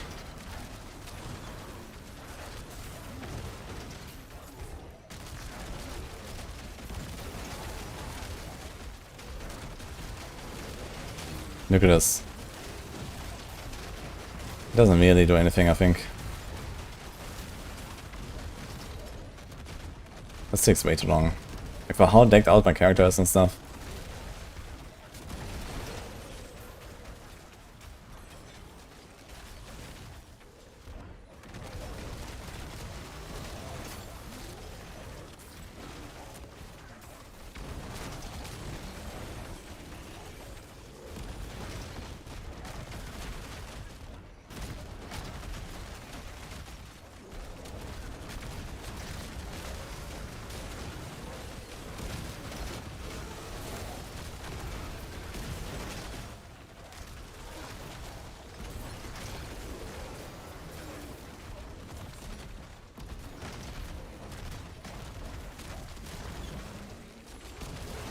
Okay, to delay tower and do another patch. Yeah, if the rogues still have the one-shot bug, oof.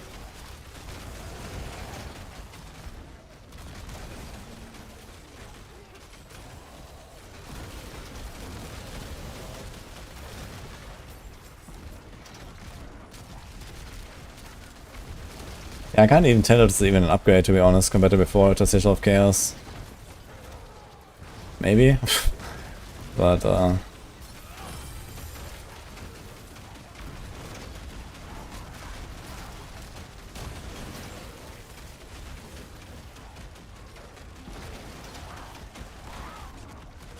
I'm also gonna die here, great.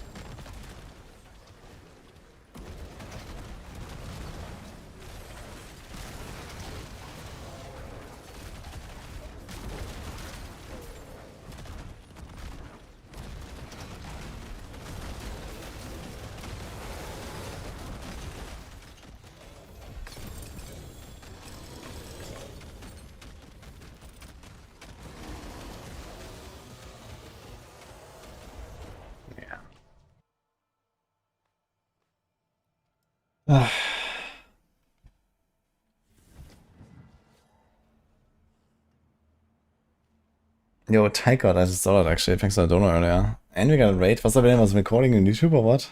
Uncle John raided us. The Terror Storm unique glove is bad, inconsistent damage. Yeah, I guess the idea is that it just kind of like ramps up, right? Devouring Swarm. Is that the one where it splits? Yeah, so it grows after 3 times and reaching it splits.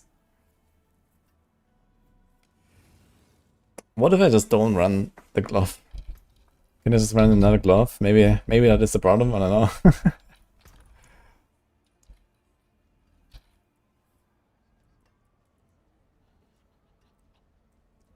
Woln, crit, shadow. Crit, Woln, shadow. Oh my god. Crit, Woln, crit, life, overpower, scorching. So let's try to just not run the glove. I don't know. Maybe I'm gonna figure something out.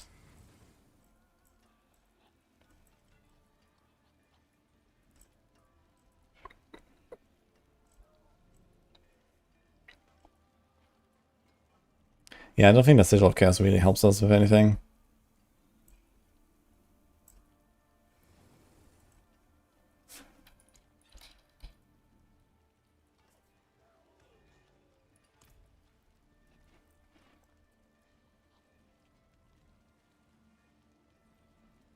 Yeah, we'd have to get somehow like overpower in here, and then we could do cremators.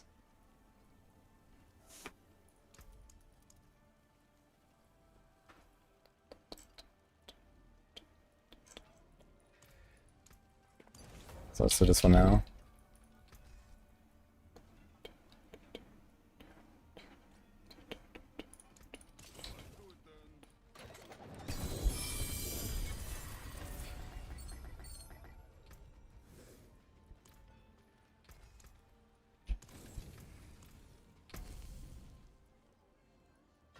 Praxer. Style pit again.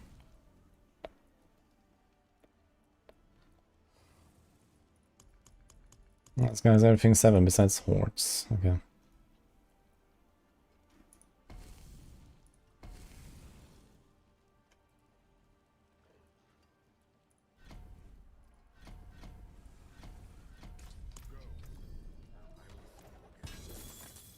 Okay, still one more pit.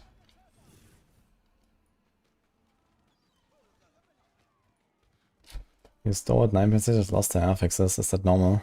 This happens when you switch from torment to normal difficulty. Some dungeon affixes cannot exist there.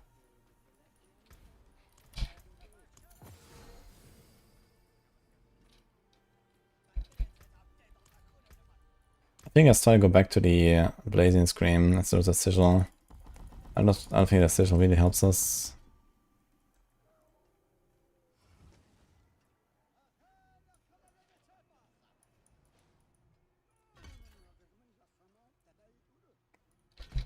Which means you could go back to seed as well.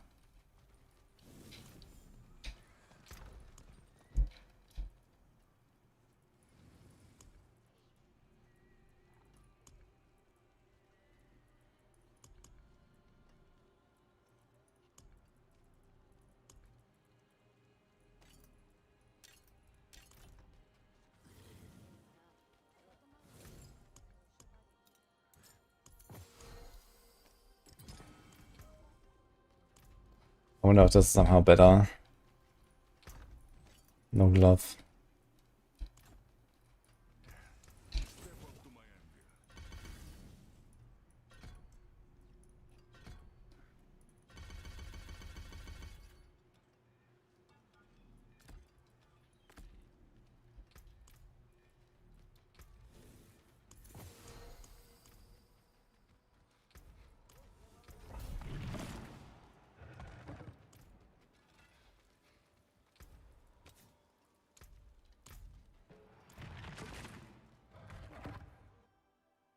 Rip my treasure breaches. F. Any surprises in the patch? Yeah, there's quite some surprises. Sorks are kind of oof. At least ball lightning. I guess other builds are okay.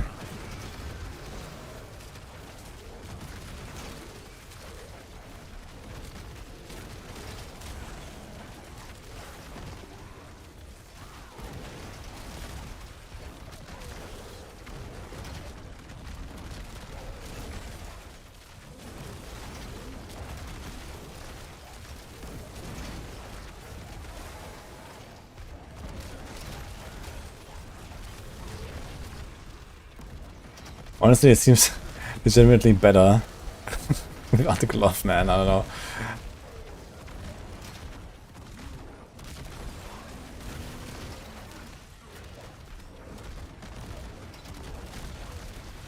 Kucha.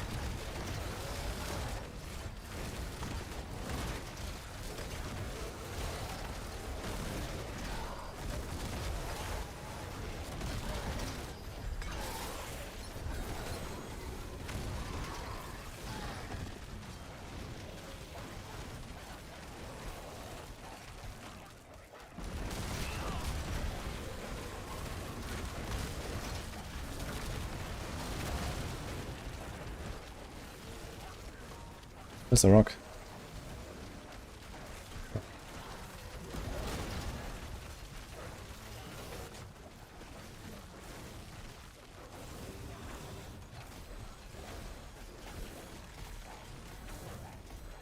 Now with grandfather. Why does everyone always want to put a grandfather into this build, man? Stop.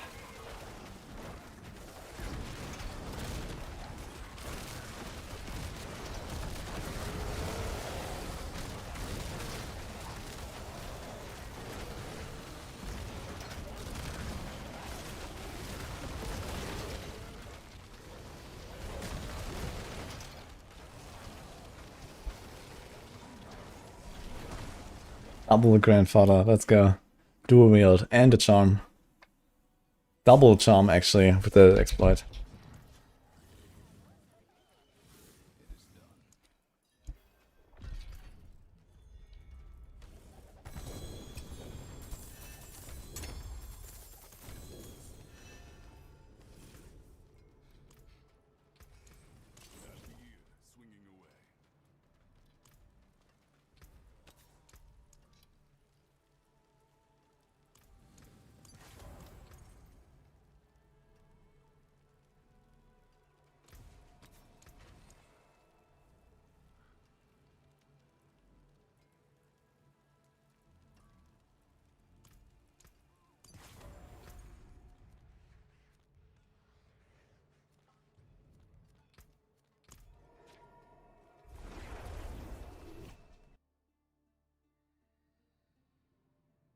The double indestructible grandfather. I have one of those too.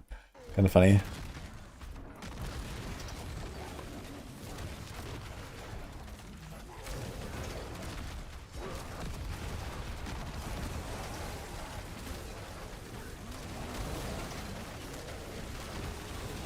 We are generating all power.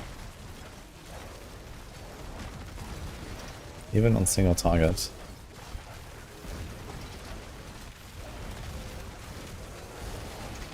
This means you can do a cremator.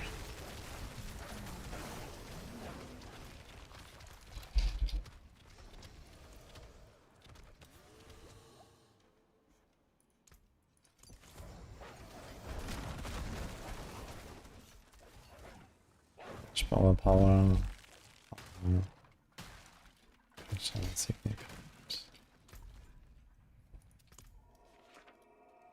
Alright, let's start this again.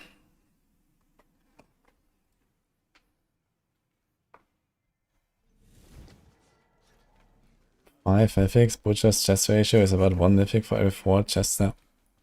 Wait, did they somehow like do something? What the fuck? Glacial Fissure. Okay, beast in the ice, guys. Let's try this again. It's a patch at W.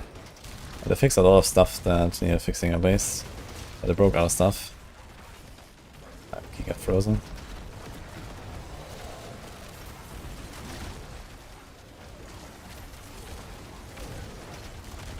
Okay, I think it's actually legit the glove. Like the glove's actually a downside. This is actually better than before. Maybe I have to record my video. Maybe this actually is something now. Let's see.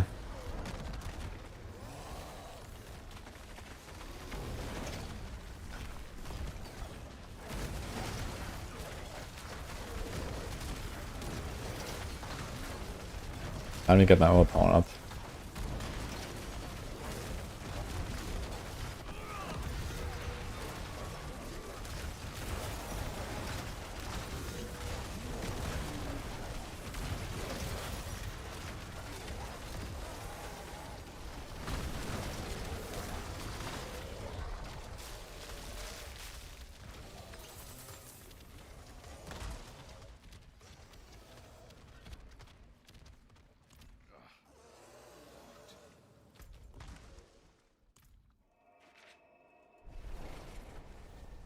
Why couldn't they accidentally break the dominate glyph as well?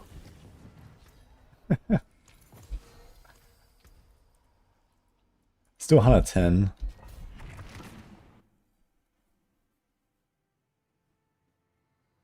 Anyone else resolve stacks completely break after the patch? Check if you set up your source of resolve. What do you mean it breaks? A lot of people are doing resolve stacking and it works for them. They actually do damage now.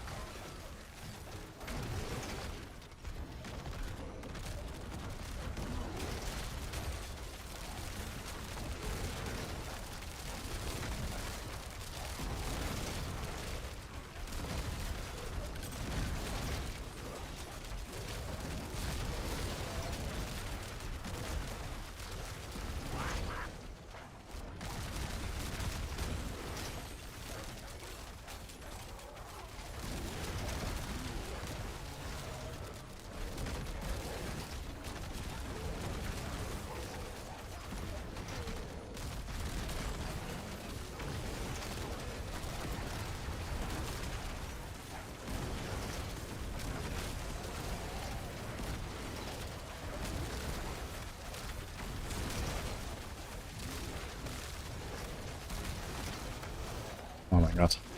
Yeah. Oh. And the explosions.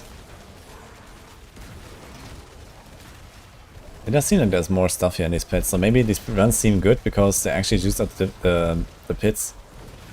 But maybe this is fake. Maybe this pit is actually slow. Like a 3-minute 110 on like a not really optimized setup is okay. But maybe the pits are actually faster now and this is not okay anymore.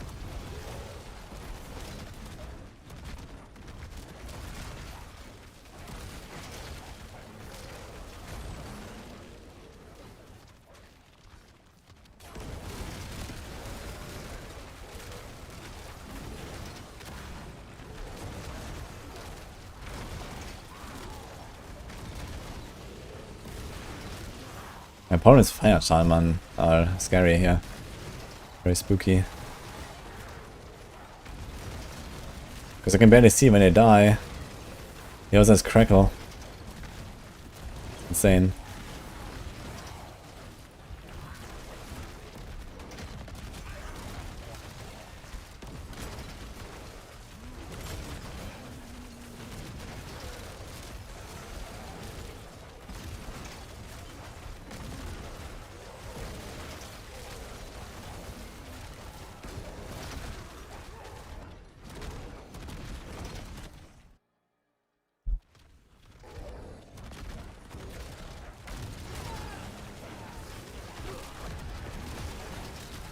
Now we get the knights. Wonderful test there. Yeah, but legit, I think this is stronger when you don't have the glove. The glove is actually bad. Because maybe is the snapshots the lower damage version, and it just like never ramps or something. Because it's like permanent on you. Or something like that, I don't know what's going on.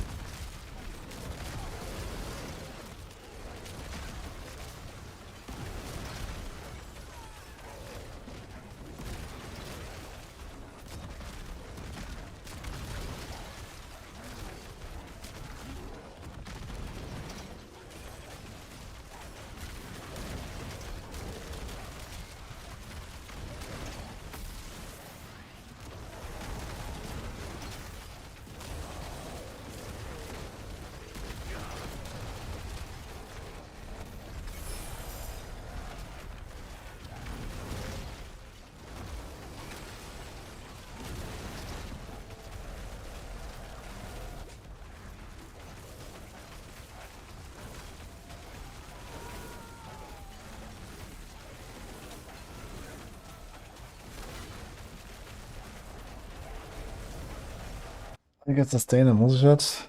You have like 45 on concealment. What do I put on the gloves? I put cremators there.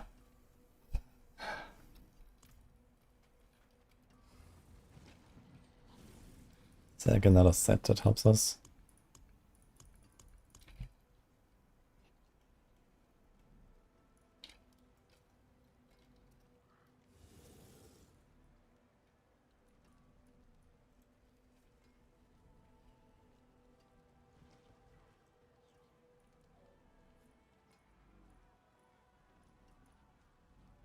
No. No. No.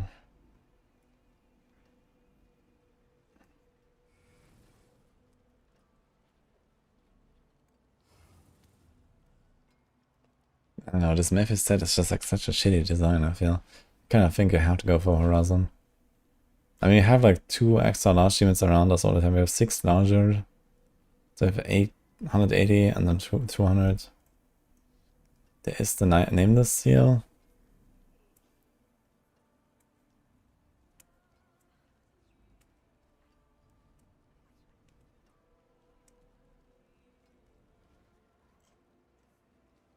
Yeah.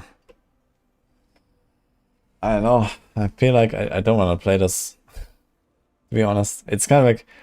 It seems slightly stronger than what it was. But it's still like not really a comfy build. Like the playstyle didn't change actually. I just changed the glove. And that seemed to make it a bit better. So performance-wise, it's actually not even such a terrible build. If I min-max this further, we can do like 3 minute 110s. Which is somewhere in the middle of the pack for Warlock, I guess.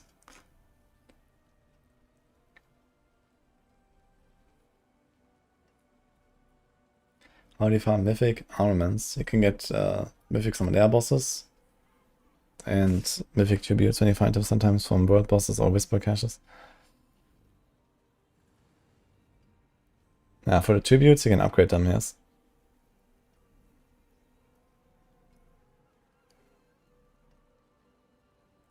Removed Shroud from Hardcore, added 99% DR to Hardcore. Seems good.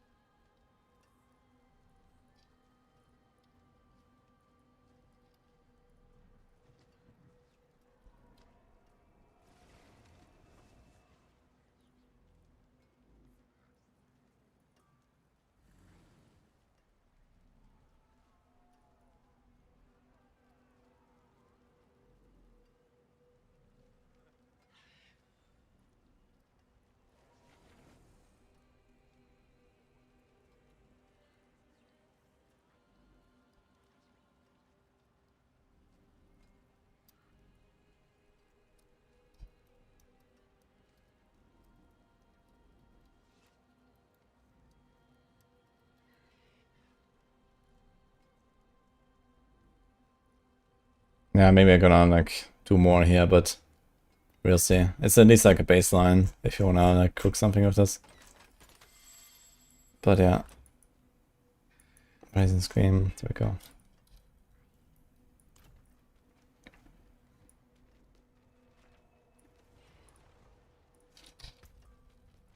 Gift of the tree, yeah.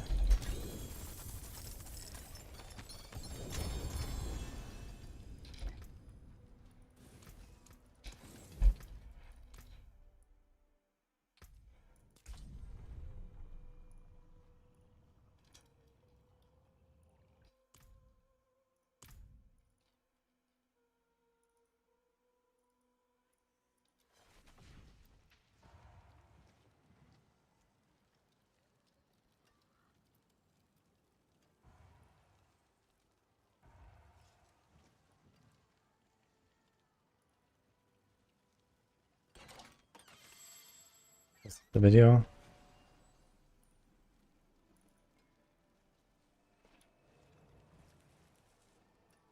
Yeah.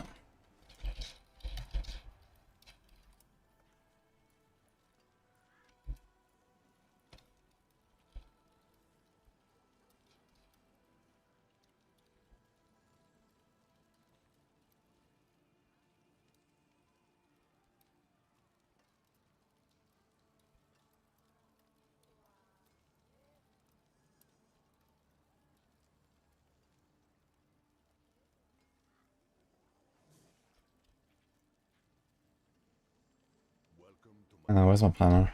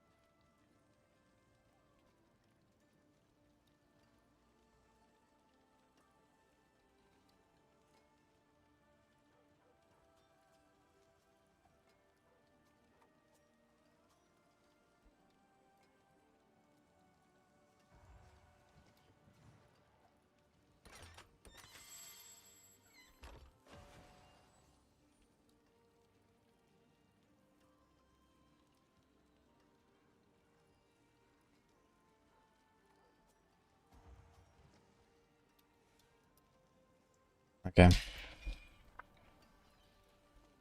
Now, let's try and see what happens with our multi-shot guy. Oh. Okay. It's all a gear. Not a problem, it's just... I've just sorted out some shit, right? That's getting a bit out of hand here.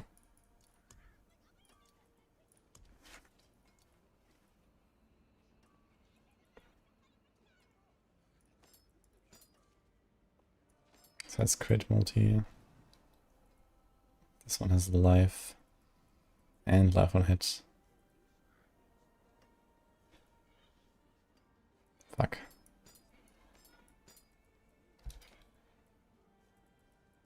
I can find a better one either way, I guess.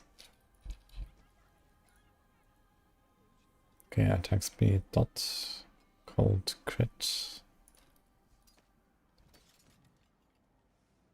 dot attack speed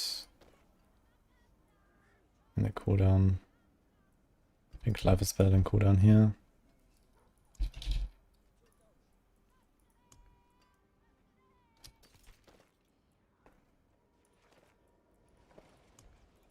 Oh boy.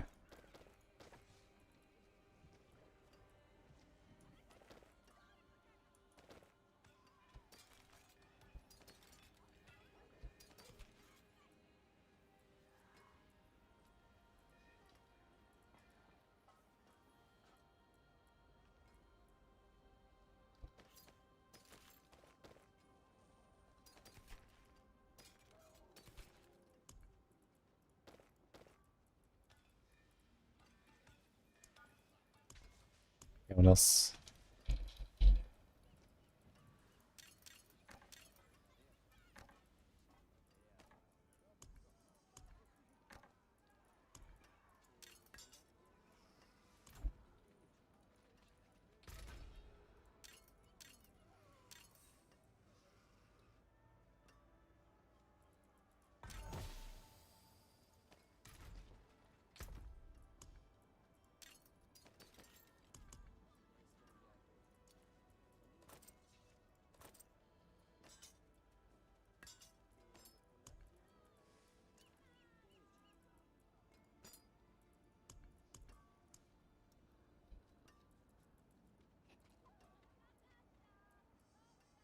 I have a lot of these movement speed boots, to be honest.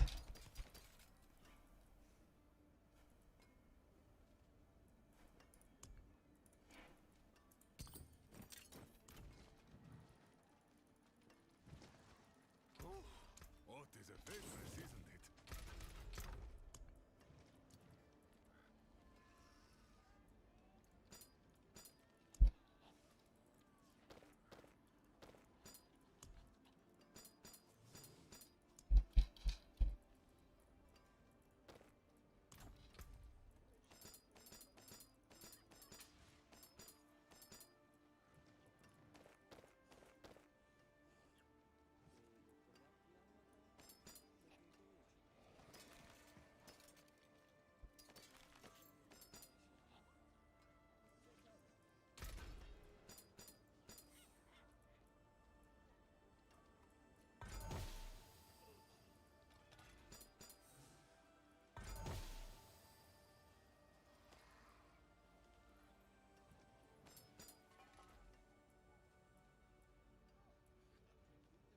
Oh.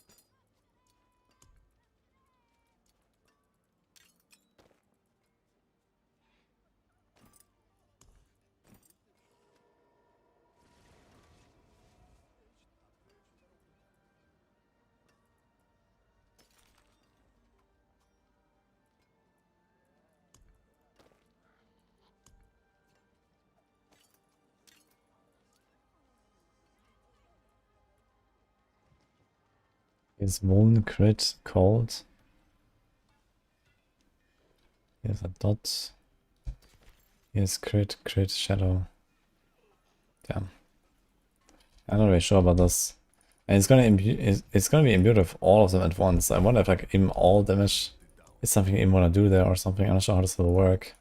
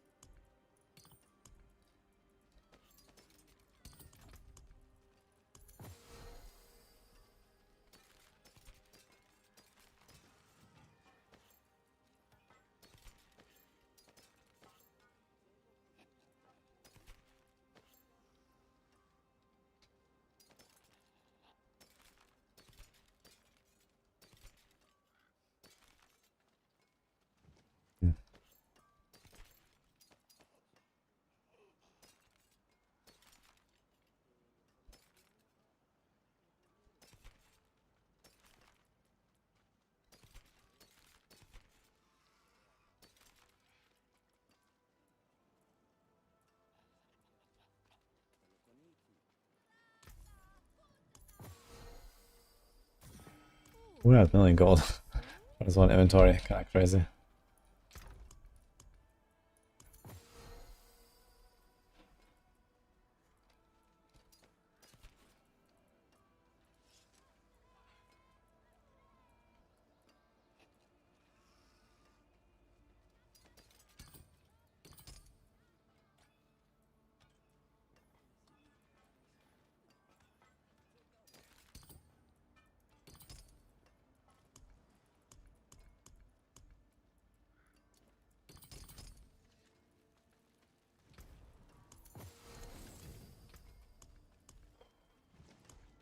Okay. Anything else you want to test? I guess it's time for some respecking soon. I want to try how far we can go with this build now. Gonna try this in like 120 and see how it goes or something. Apparently the pit is juiced up a bit. So we should check that.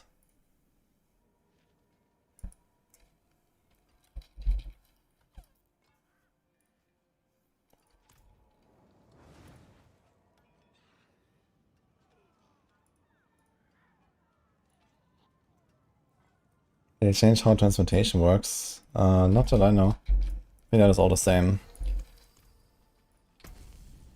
Okay, let's try to get some pit objectives. We also finished Nightmare Dungeons. Holy. 7 elites. Pit is completed, okay. I'm just gonna send it anyway. Can we do like triple pit maybe?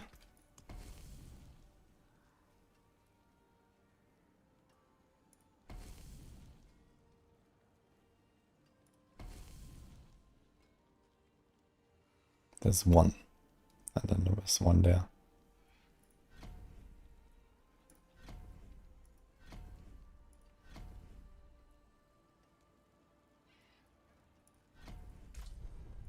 That's kind of crappy.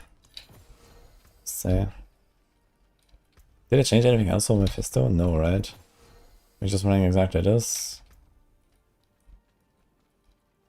Can I get a Grand Jewel? Is that Grand Gems? I can do one. I should actually go farm some Grand Gems at least at some point. This is kinda oof. So how's it looking? 118. We just send 120.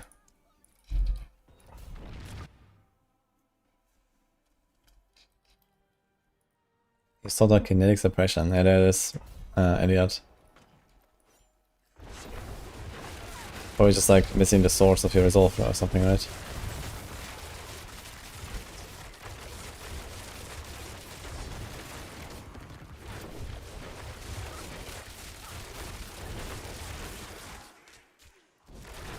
Hi Duke.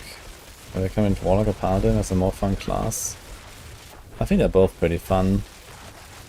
Paladin is a bit lacking right now in terms of power. Warlock is decent. But I mean, you can be successful with any class if you want. Oh man, these are kind of tanky on the 120.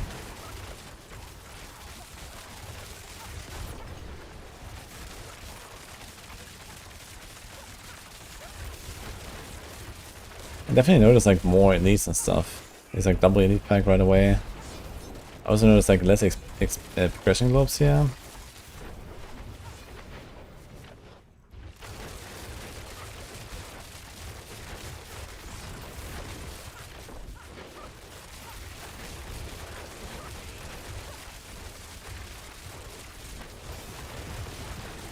For aspects, if you want to upgrade to legendary in the cube. Offensive slots especially most of the time.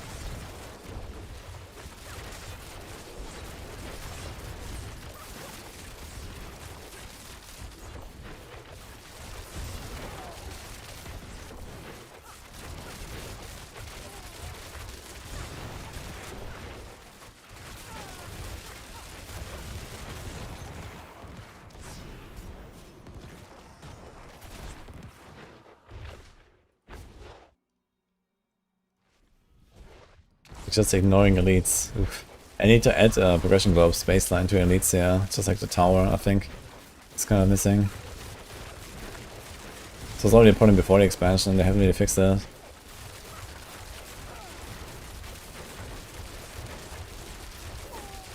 Goblin is like half dead for some reason. Then engage him.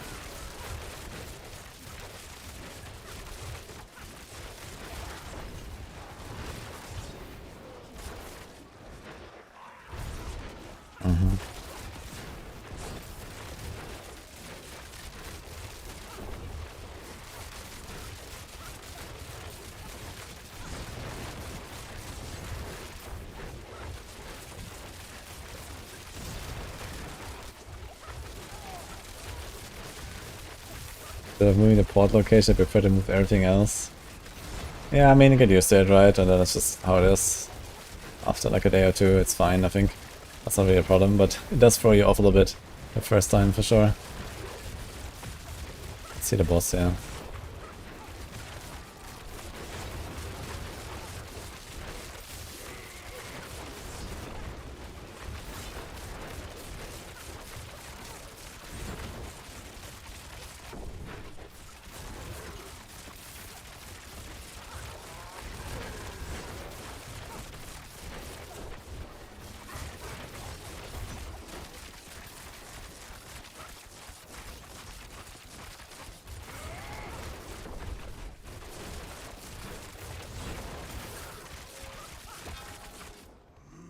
We actually forgot something here.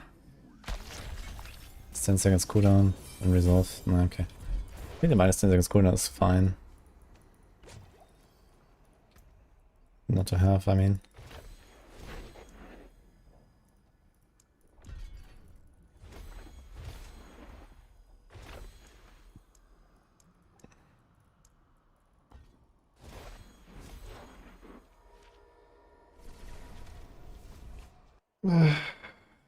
Mustache fixed? No.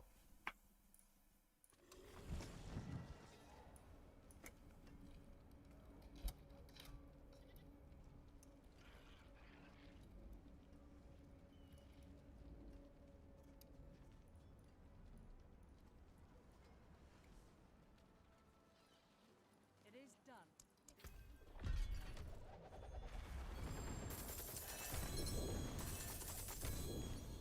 Dude, why do I get 2 gifts of trees? It's kind of crazy.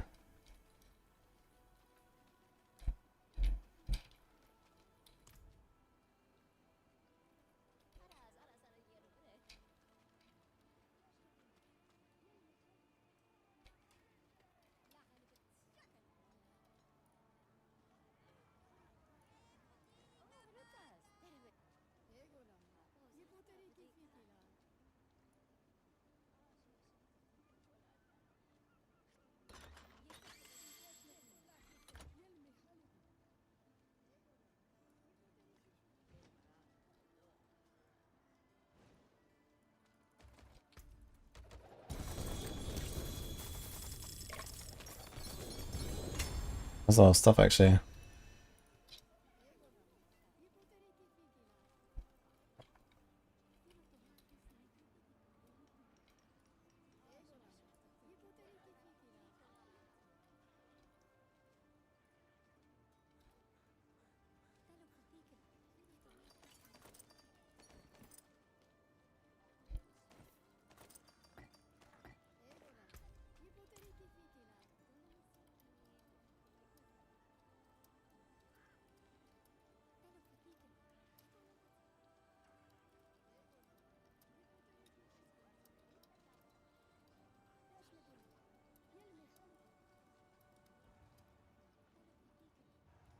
Speed, what is?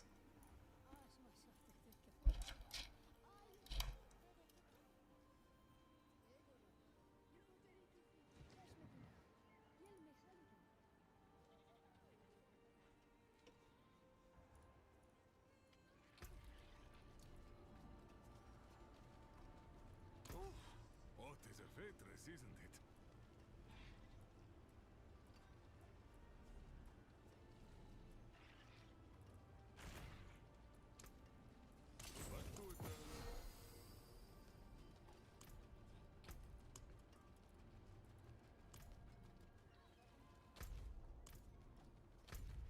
Right. They fixed the Duriel thing now, right? If Duriel spawns in Helltide, I can now get Whisper.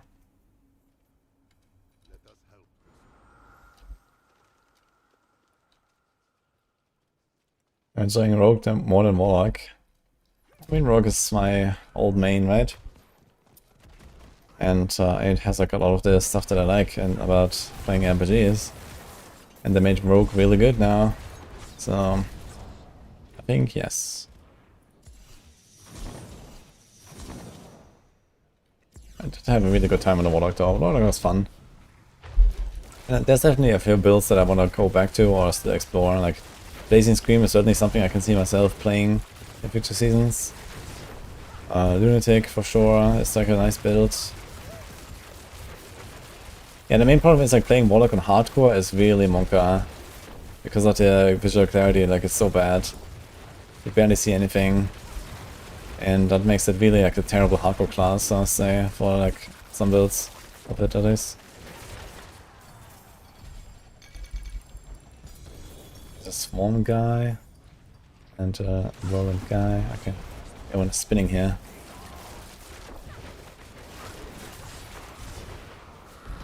Let's do roots.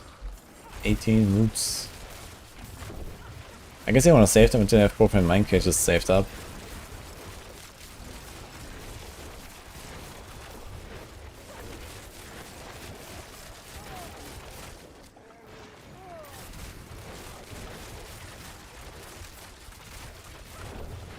Or there's an opening for tier 2 after completing the first dungeon.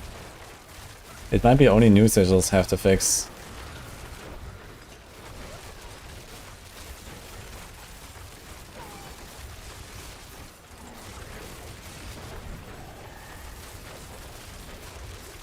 What else would you change on planet for Vince Annual on Rouge? Well, if you wanna be a true Rouge, nothing. Because Clint's Annual is cheating. But other than that, I mean, there's only one aspect you can change. There's Shrouded Gift here, and then there's Debilitating, so you have to change someone.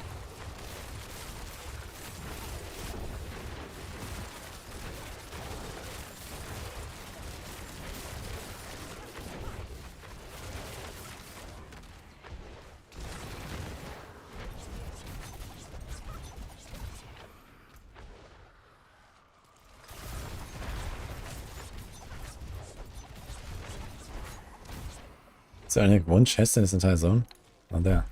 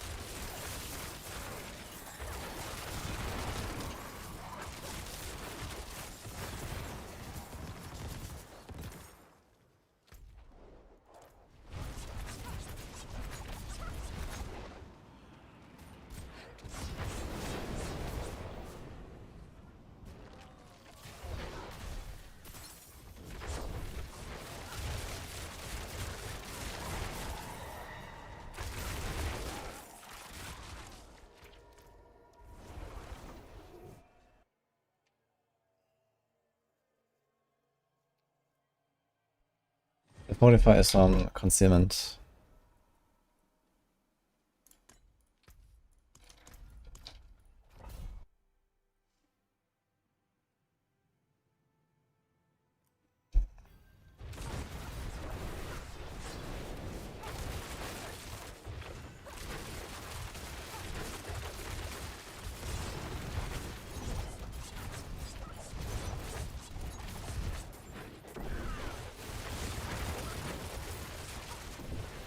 Nice, Prankster. It's gonna be a juicy run. Spent 50 million gold on this.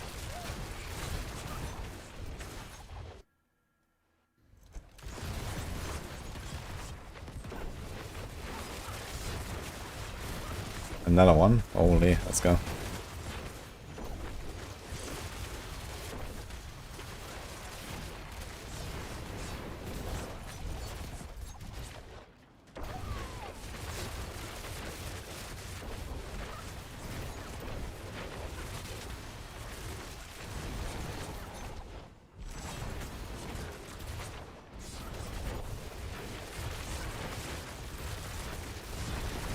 Another one.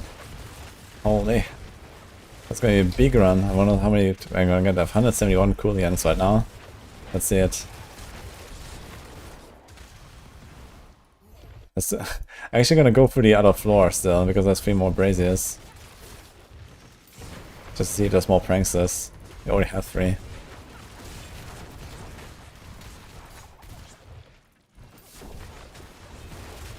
Okay.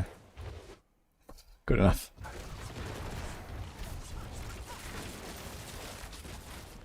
Enjoying the softcore mode? Not really. But Rogue makes it fun enough.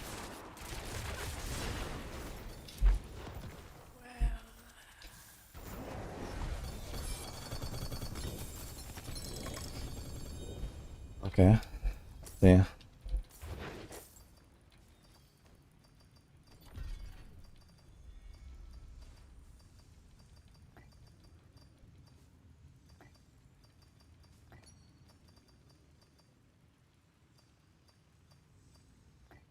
You got 27 with 3 pranks as well. Pretty good.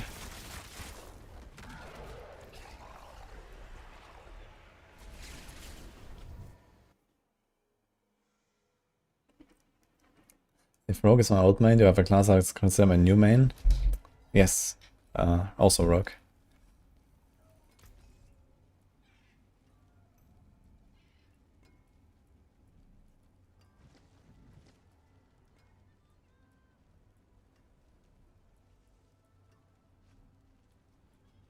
So, what's a crit mass one looking like?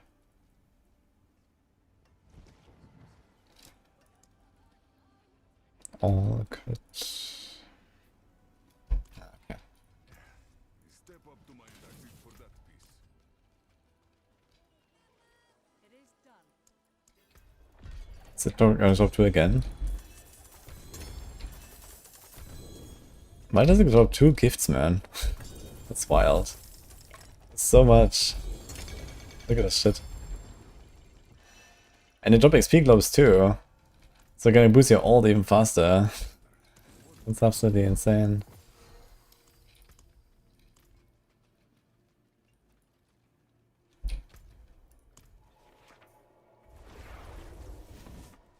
This build is on YouTube and on Maxroll.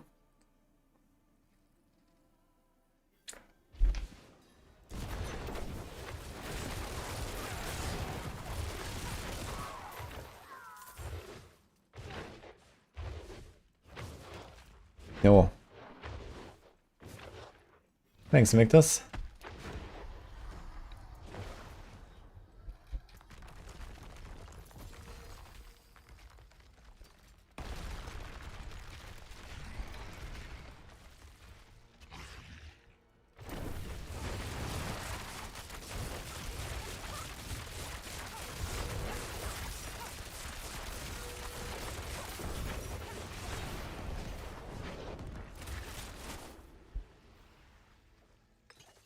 I haven't tried Pen Shot yet. I was thinking about trying some kind of variations of this. You know, we're gonna do some Poison TB, some Poison Pen, Poison Dog, with like a more min-max, and see. It should be like all, you know, just a similar gear and stuff, right? I can do similar Paragon glit and set up and so on. So I should relatively easily be able to like just see a few different poison builds.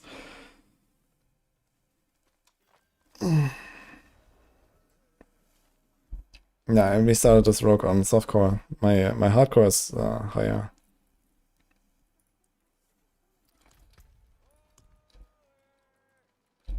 Gets to another 120, I guess. Having loads of fun with Doc. Nice.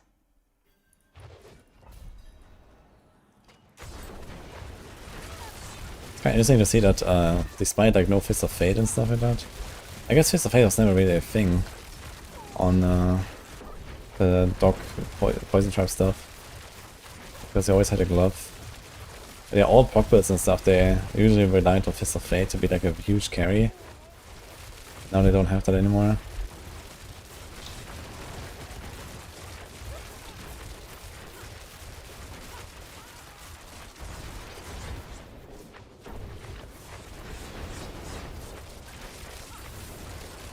I can't really see that I'm doing a lot more progression.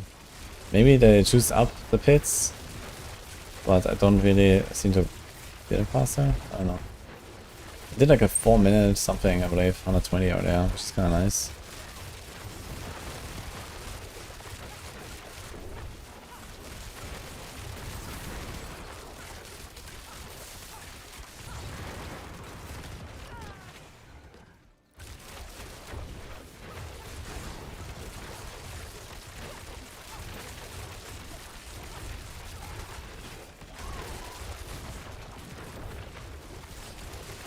Definitely a lot more elites there.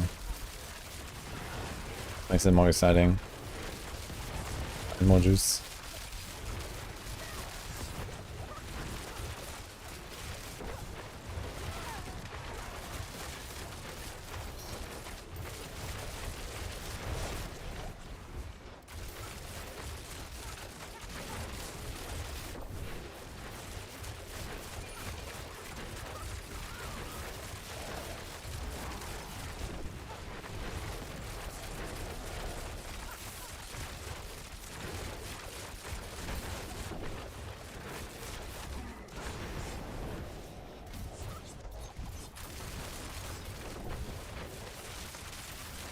So try like a speed run at like 110 and see how fast you can do it.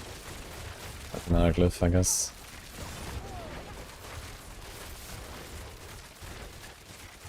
I remember my fast runs were like 90 seconds or so. 90 to 100 seconds was like a pretty good run.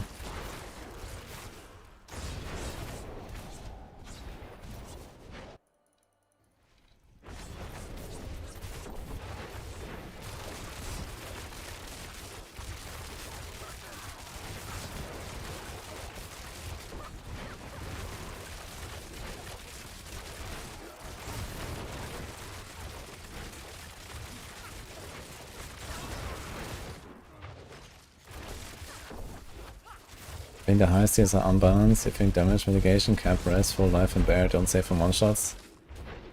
I think it's mostly just a matter of people needing to learn how to build character defensively.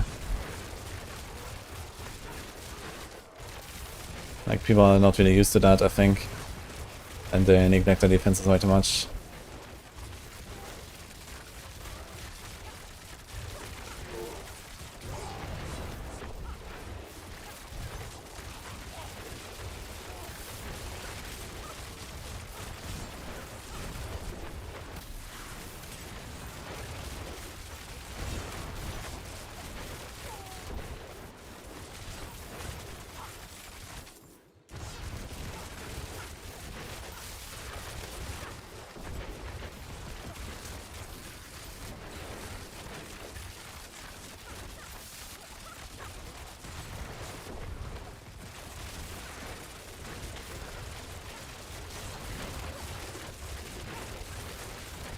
Like getting kind of tanky here without drifting aspect and stuff.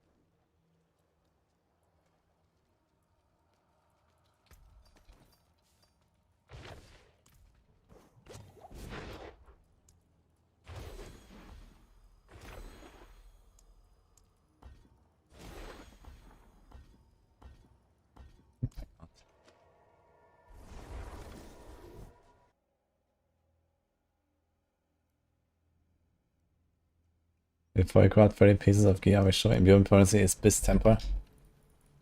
It's basically like a half-half. You want to do some imbuement and some damage over time. I don't think they fixed imbuement for Shadow Clones. And that means it's like less value than it should be, but it's still like roughly half the value of what it says. And that makes it an okay temper when you have like a little bit of it.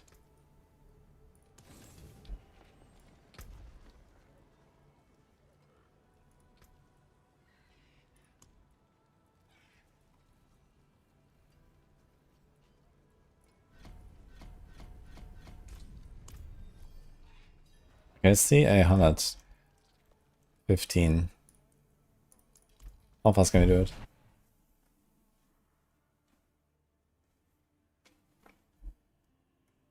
What bit of a recommend? 1 to 60 on Rogue and Hardcore. I had a really good time with Rapid Fire Shadow stuff early on. And Dance on Knives later. And they kind of like start blasting with poison and ice at some point. Once Shadow fell off.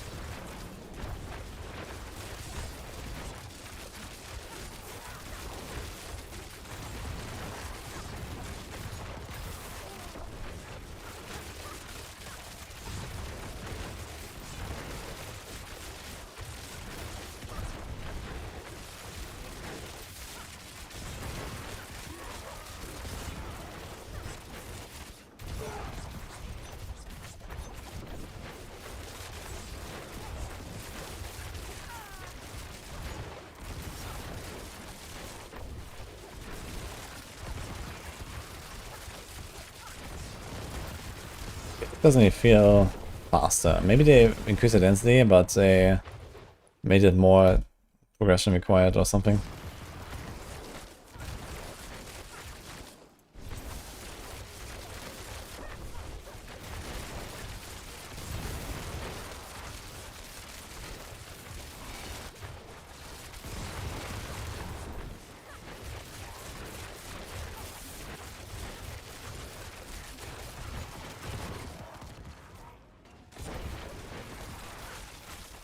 The pit very low XP compared to before. The pit is okay XP. You can get like 20 plus mil a run.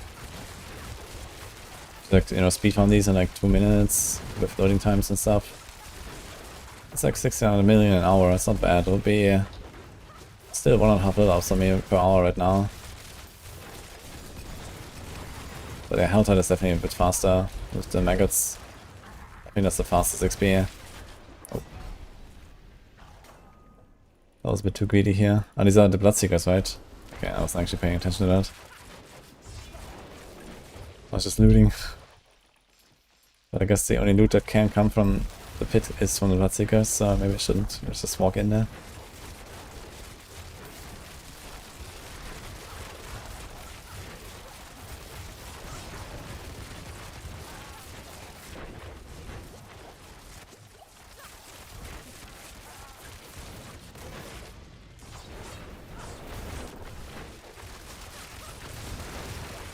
I'm playing this like a hardcore character, but I do some limit testing. Because I never have the opportunity otherwise to do this. That's like one of the downsides if you're like permanently on hardcore. Like, there's a bunch of stuff I don't know. And I can't test it. So that's the problem. I use a PTR sometimes to test stuff.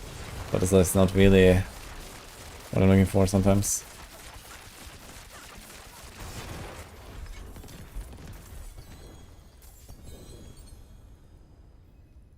There's a rock.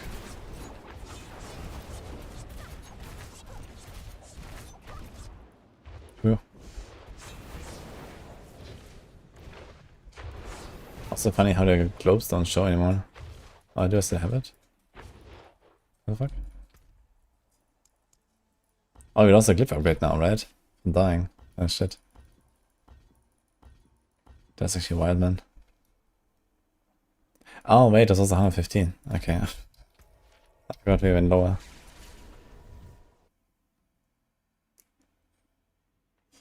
Can I update the Warlock Lunatic build using Odium Axe? I will not do that until they actually fix that item.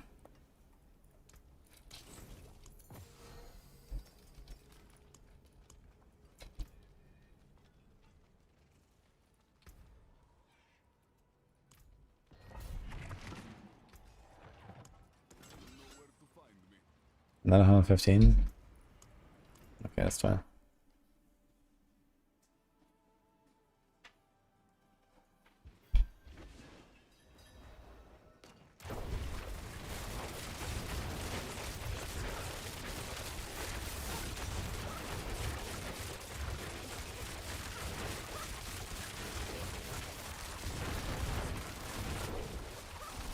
Let's go.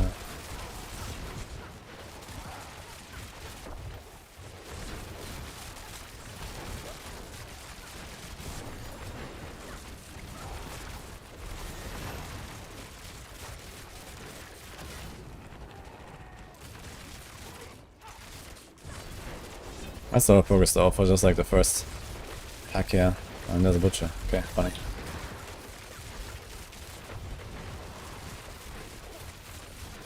Fix him now, right?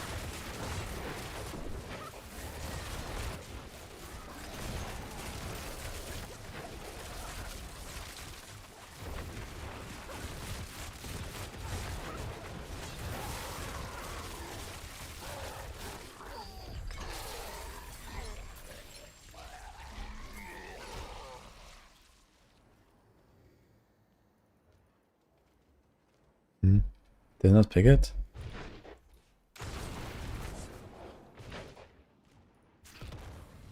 Wait a second, there's a resplendent chest here. In the pit. What? And a cursed chest. What the fuck is happening?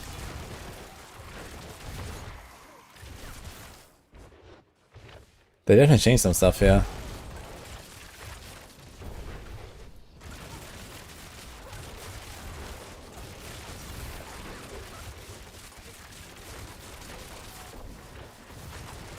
Yeah, it's too late now, I didn't see it. I guess it goes progress, you can always just find the chest and finish or something.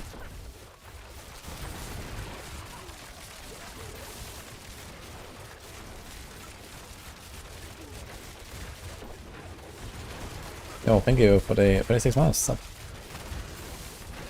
Perfect charm incoming for sure, man. It's 115.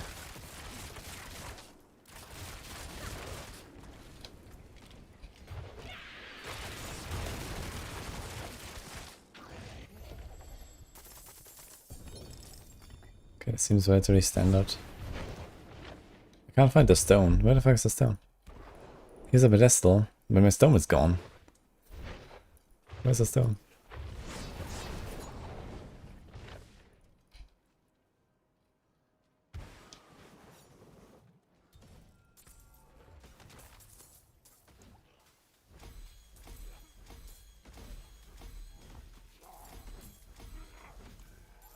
Rip Umber Crux for this build.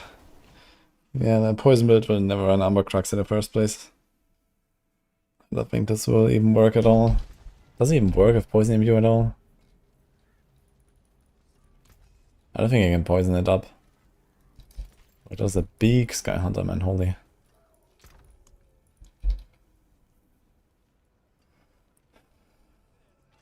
A very big one, actually.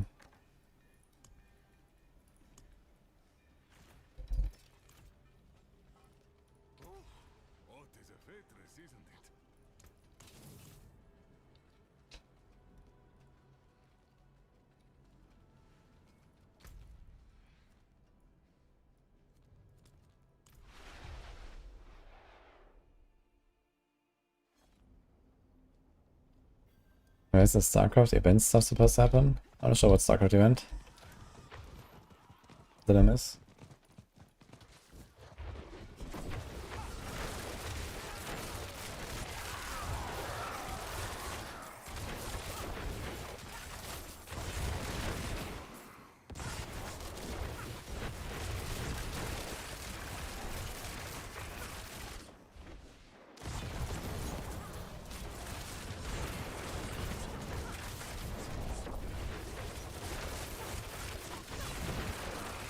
A new rogue unknown nerf.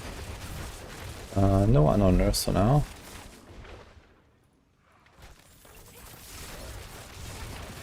The corons, tears, and flash and stuff, you can pick them, and then there's like some rituals you can get stuff. I haven't tried it too much though, because it's relatively annoying to try to fight them. And it didn't seem super crazy.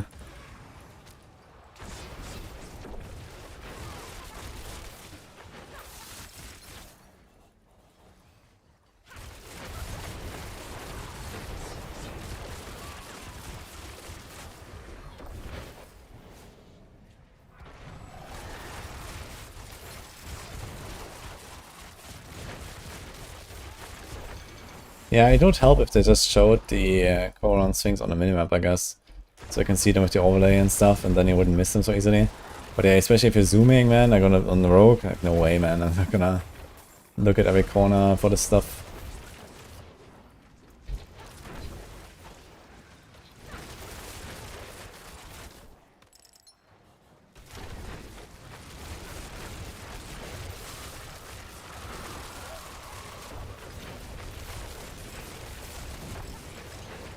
How's the rogue eating with the new patch?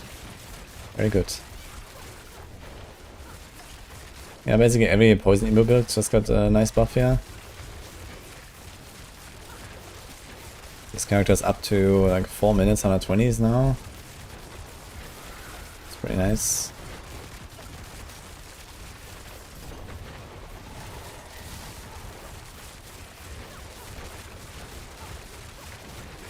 The super highlight them. Oh, that could be interesting. I haven't tried that.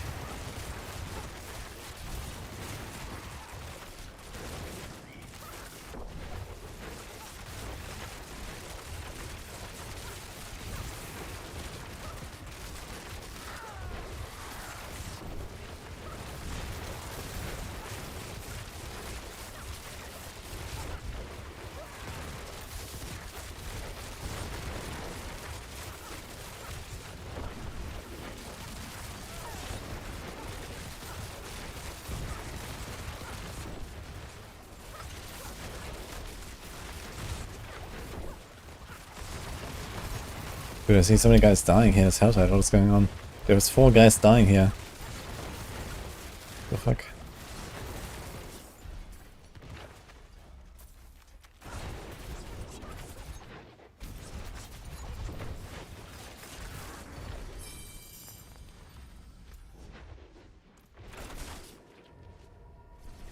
Not enough resolve.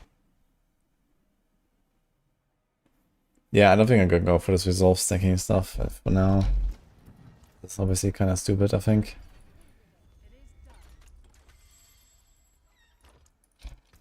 Kinda wanna play like proper builds. Crux. Your death will be swift.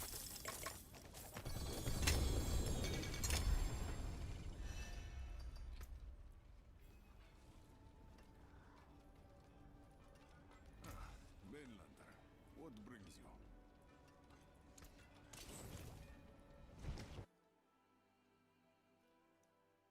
I feel damage over time is better than immune potency and temper.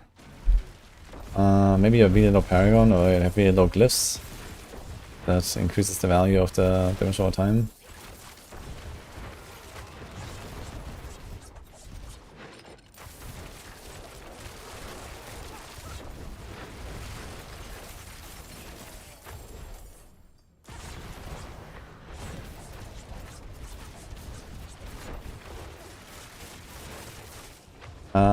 I have no plans for arrow storms currently. I might try it at some point, but I'm not sure if I'm gonna do arrow storms with Roa. I wanna do Roa, but probably not arrow storms based.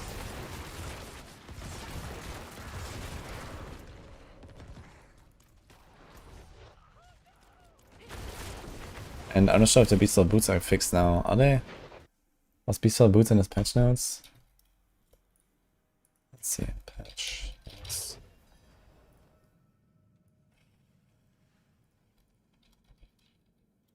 That seems so.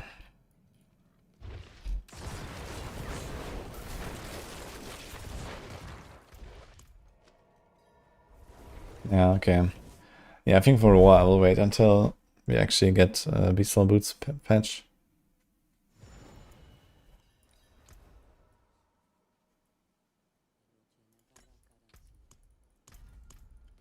Yeah, Brick to Sork, what he's supposed to do? Well, you keep Sorking, which is still pretty good, I guess. Just need a new nick and maybe a few other tweaks. And besides that, I mean, there's other Sork builds, there's other classes.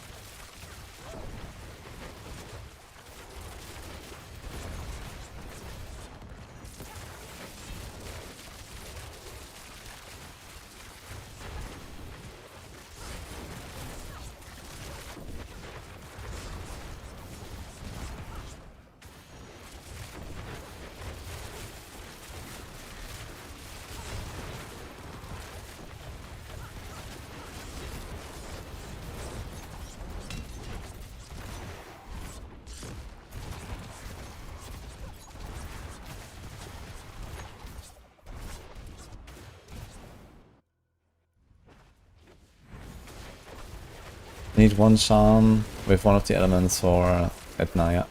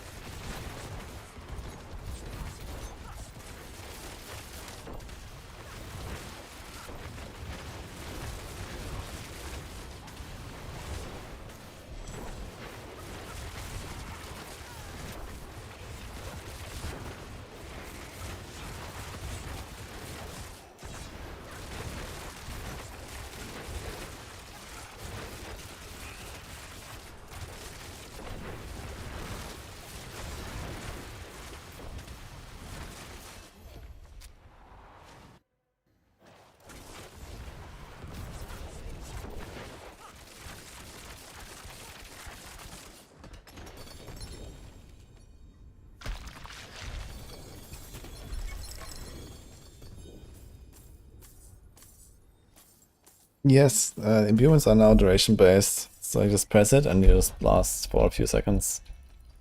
And they also made them like easy to reset and extend and all that kind of stuff. So you have like very easy imbuements now.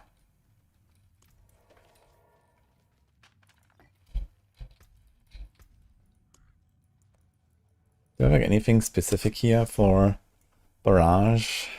Not really, right? What happens if I do this? I wonder. It says cast speed, 1 weekend, and then energy, crit. We almost do the crit upgrade, but this is the cooldown as well, right? Yeah, we need that. Actually, I think rapid fire is something you just don't want to do with poison, right? You have nothing here. I don't care about the energy, really. And then this is kind of bad. And this probably doesn't work for poison imbue, so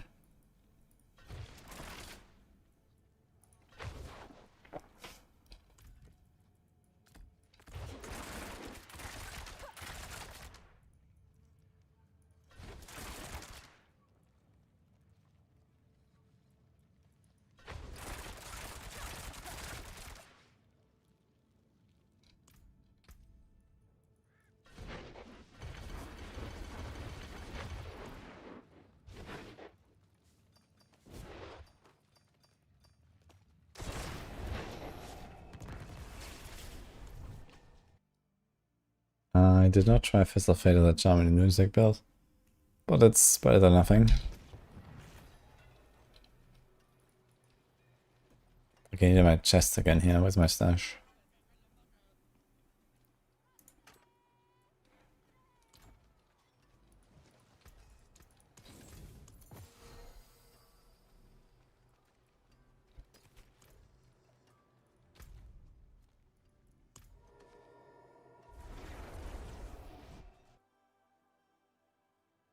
Yes, Solid. How to get juicy evidence? Sigils? Yeah, that's just random. There's not much you can do.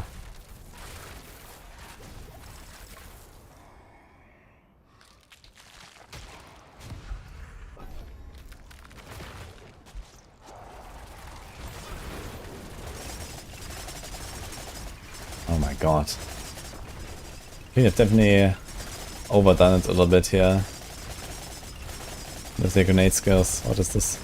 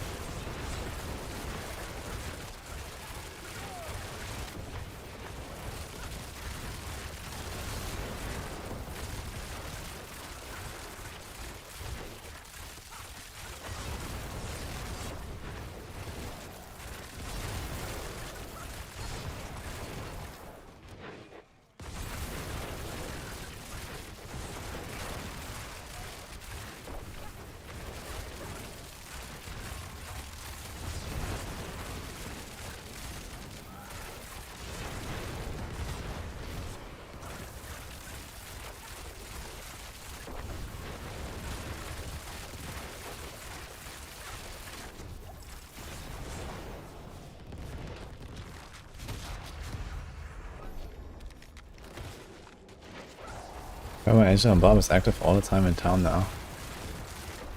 Does it like matter for anything though? You can use my Warlock filter on the sword, but you have to change a few things. Like there's like a class uniques thing, and then the biz stats, you have to tweak those a little bit. The rest is just generic. I played around Shade, Grenade skill. Not yet. I mean the core one? Yeah, I don't really believe in it much, but maybe.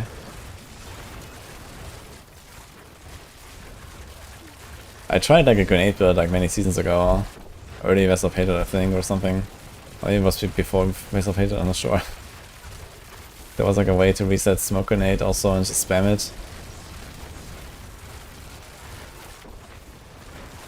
I think he got enough cooldown reduction so that it was 5 seconds baseline and then got like minus 5 seconds when he hit a need.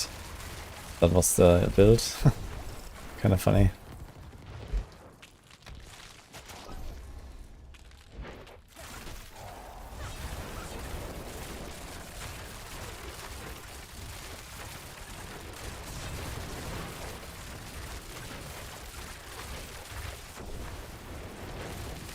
Yeah, Ball Lightning got fucked out and is much weaker now. As you know, that's a lot, so take it easy.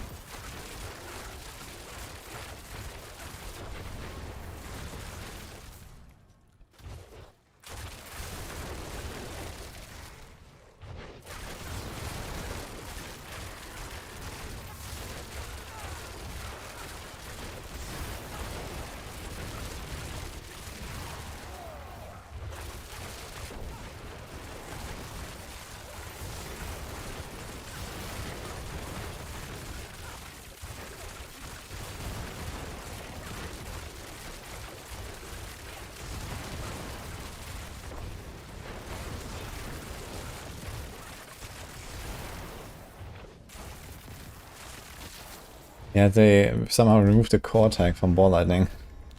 And now they missed the Factor Middle class. I don't have. What happened to the teleport there? Something else?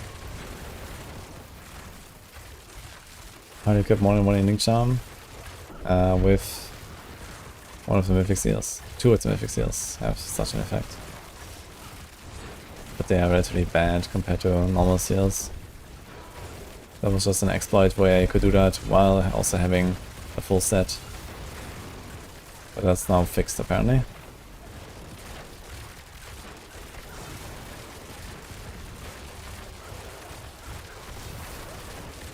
$55M toughness, oh my god.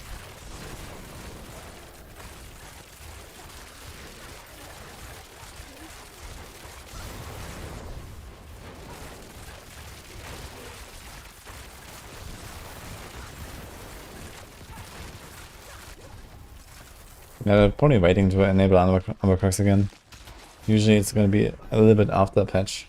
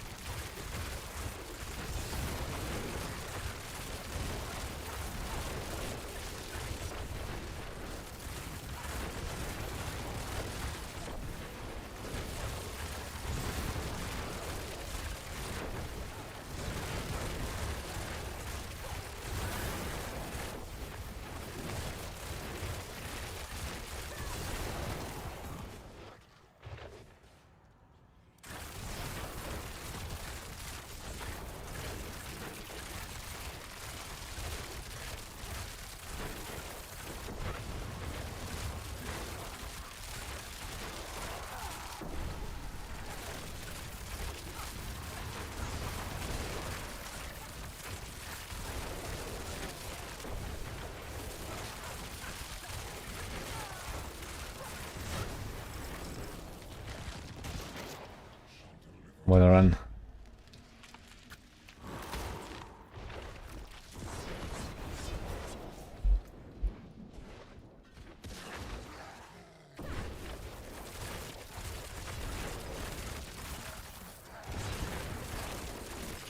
That's 3 casts on these guys.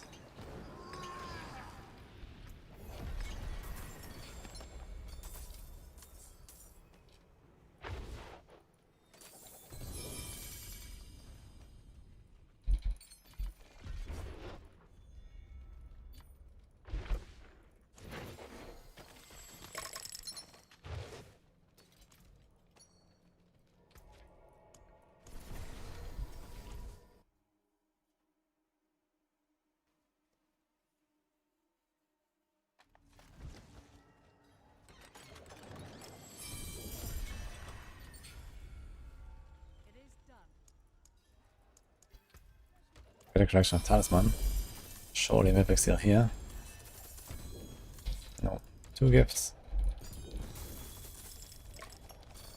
More loot chests.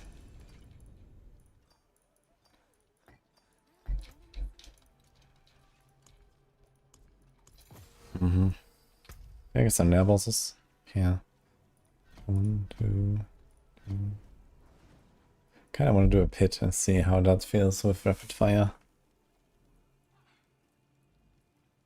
Ammunition is done, Chorus is almost done. This is almost done. Oh, we're so close, guys. With our tree. Ugh. I wonder if we're gonna see one of these mythical wars at some point.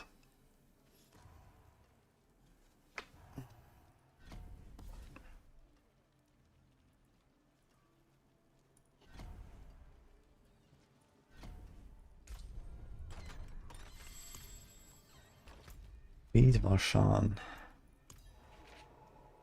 Grandfather in Epoch build only if you have like 80 plus crit minimum.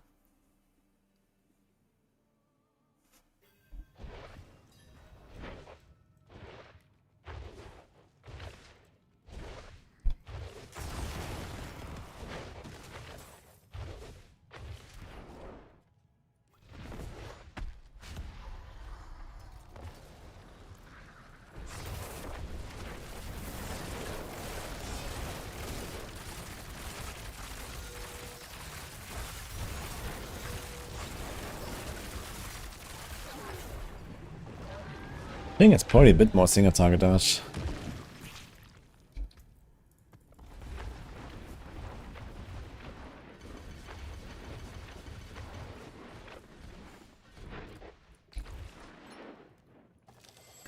Oh shit.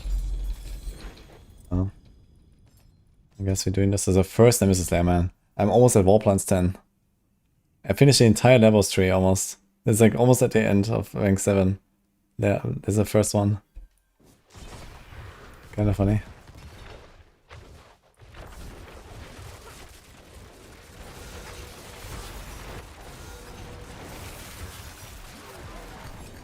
Ah, we go around 2. I didn't spec into the ultimates and I was there. Oh, happened.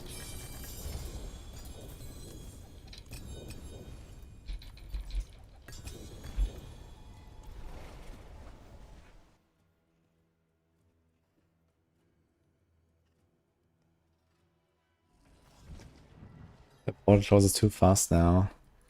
Yeah, I mean, if you have 30 seconds, you have to TP out because there's too much stuff. Then yeah, you're gonna get fucked, right? So there's that, I guess. Yo. Nether. Thank you. Cassia is an Etna with all damage. I mean, would we ever use an Etna with not damage over time? I guess for Shadow Imbuement as well. So I really want to see this with Shadow Imbuement.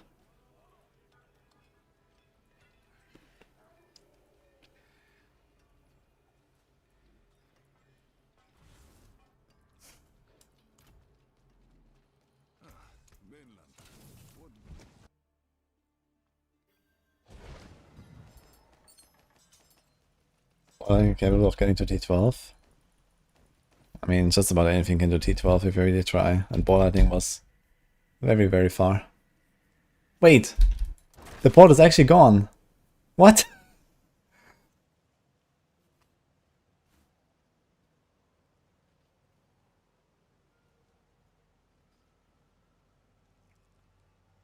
What the fuck?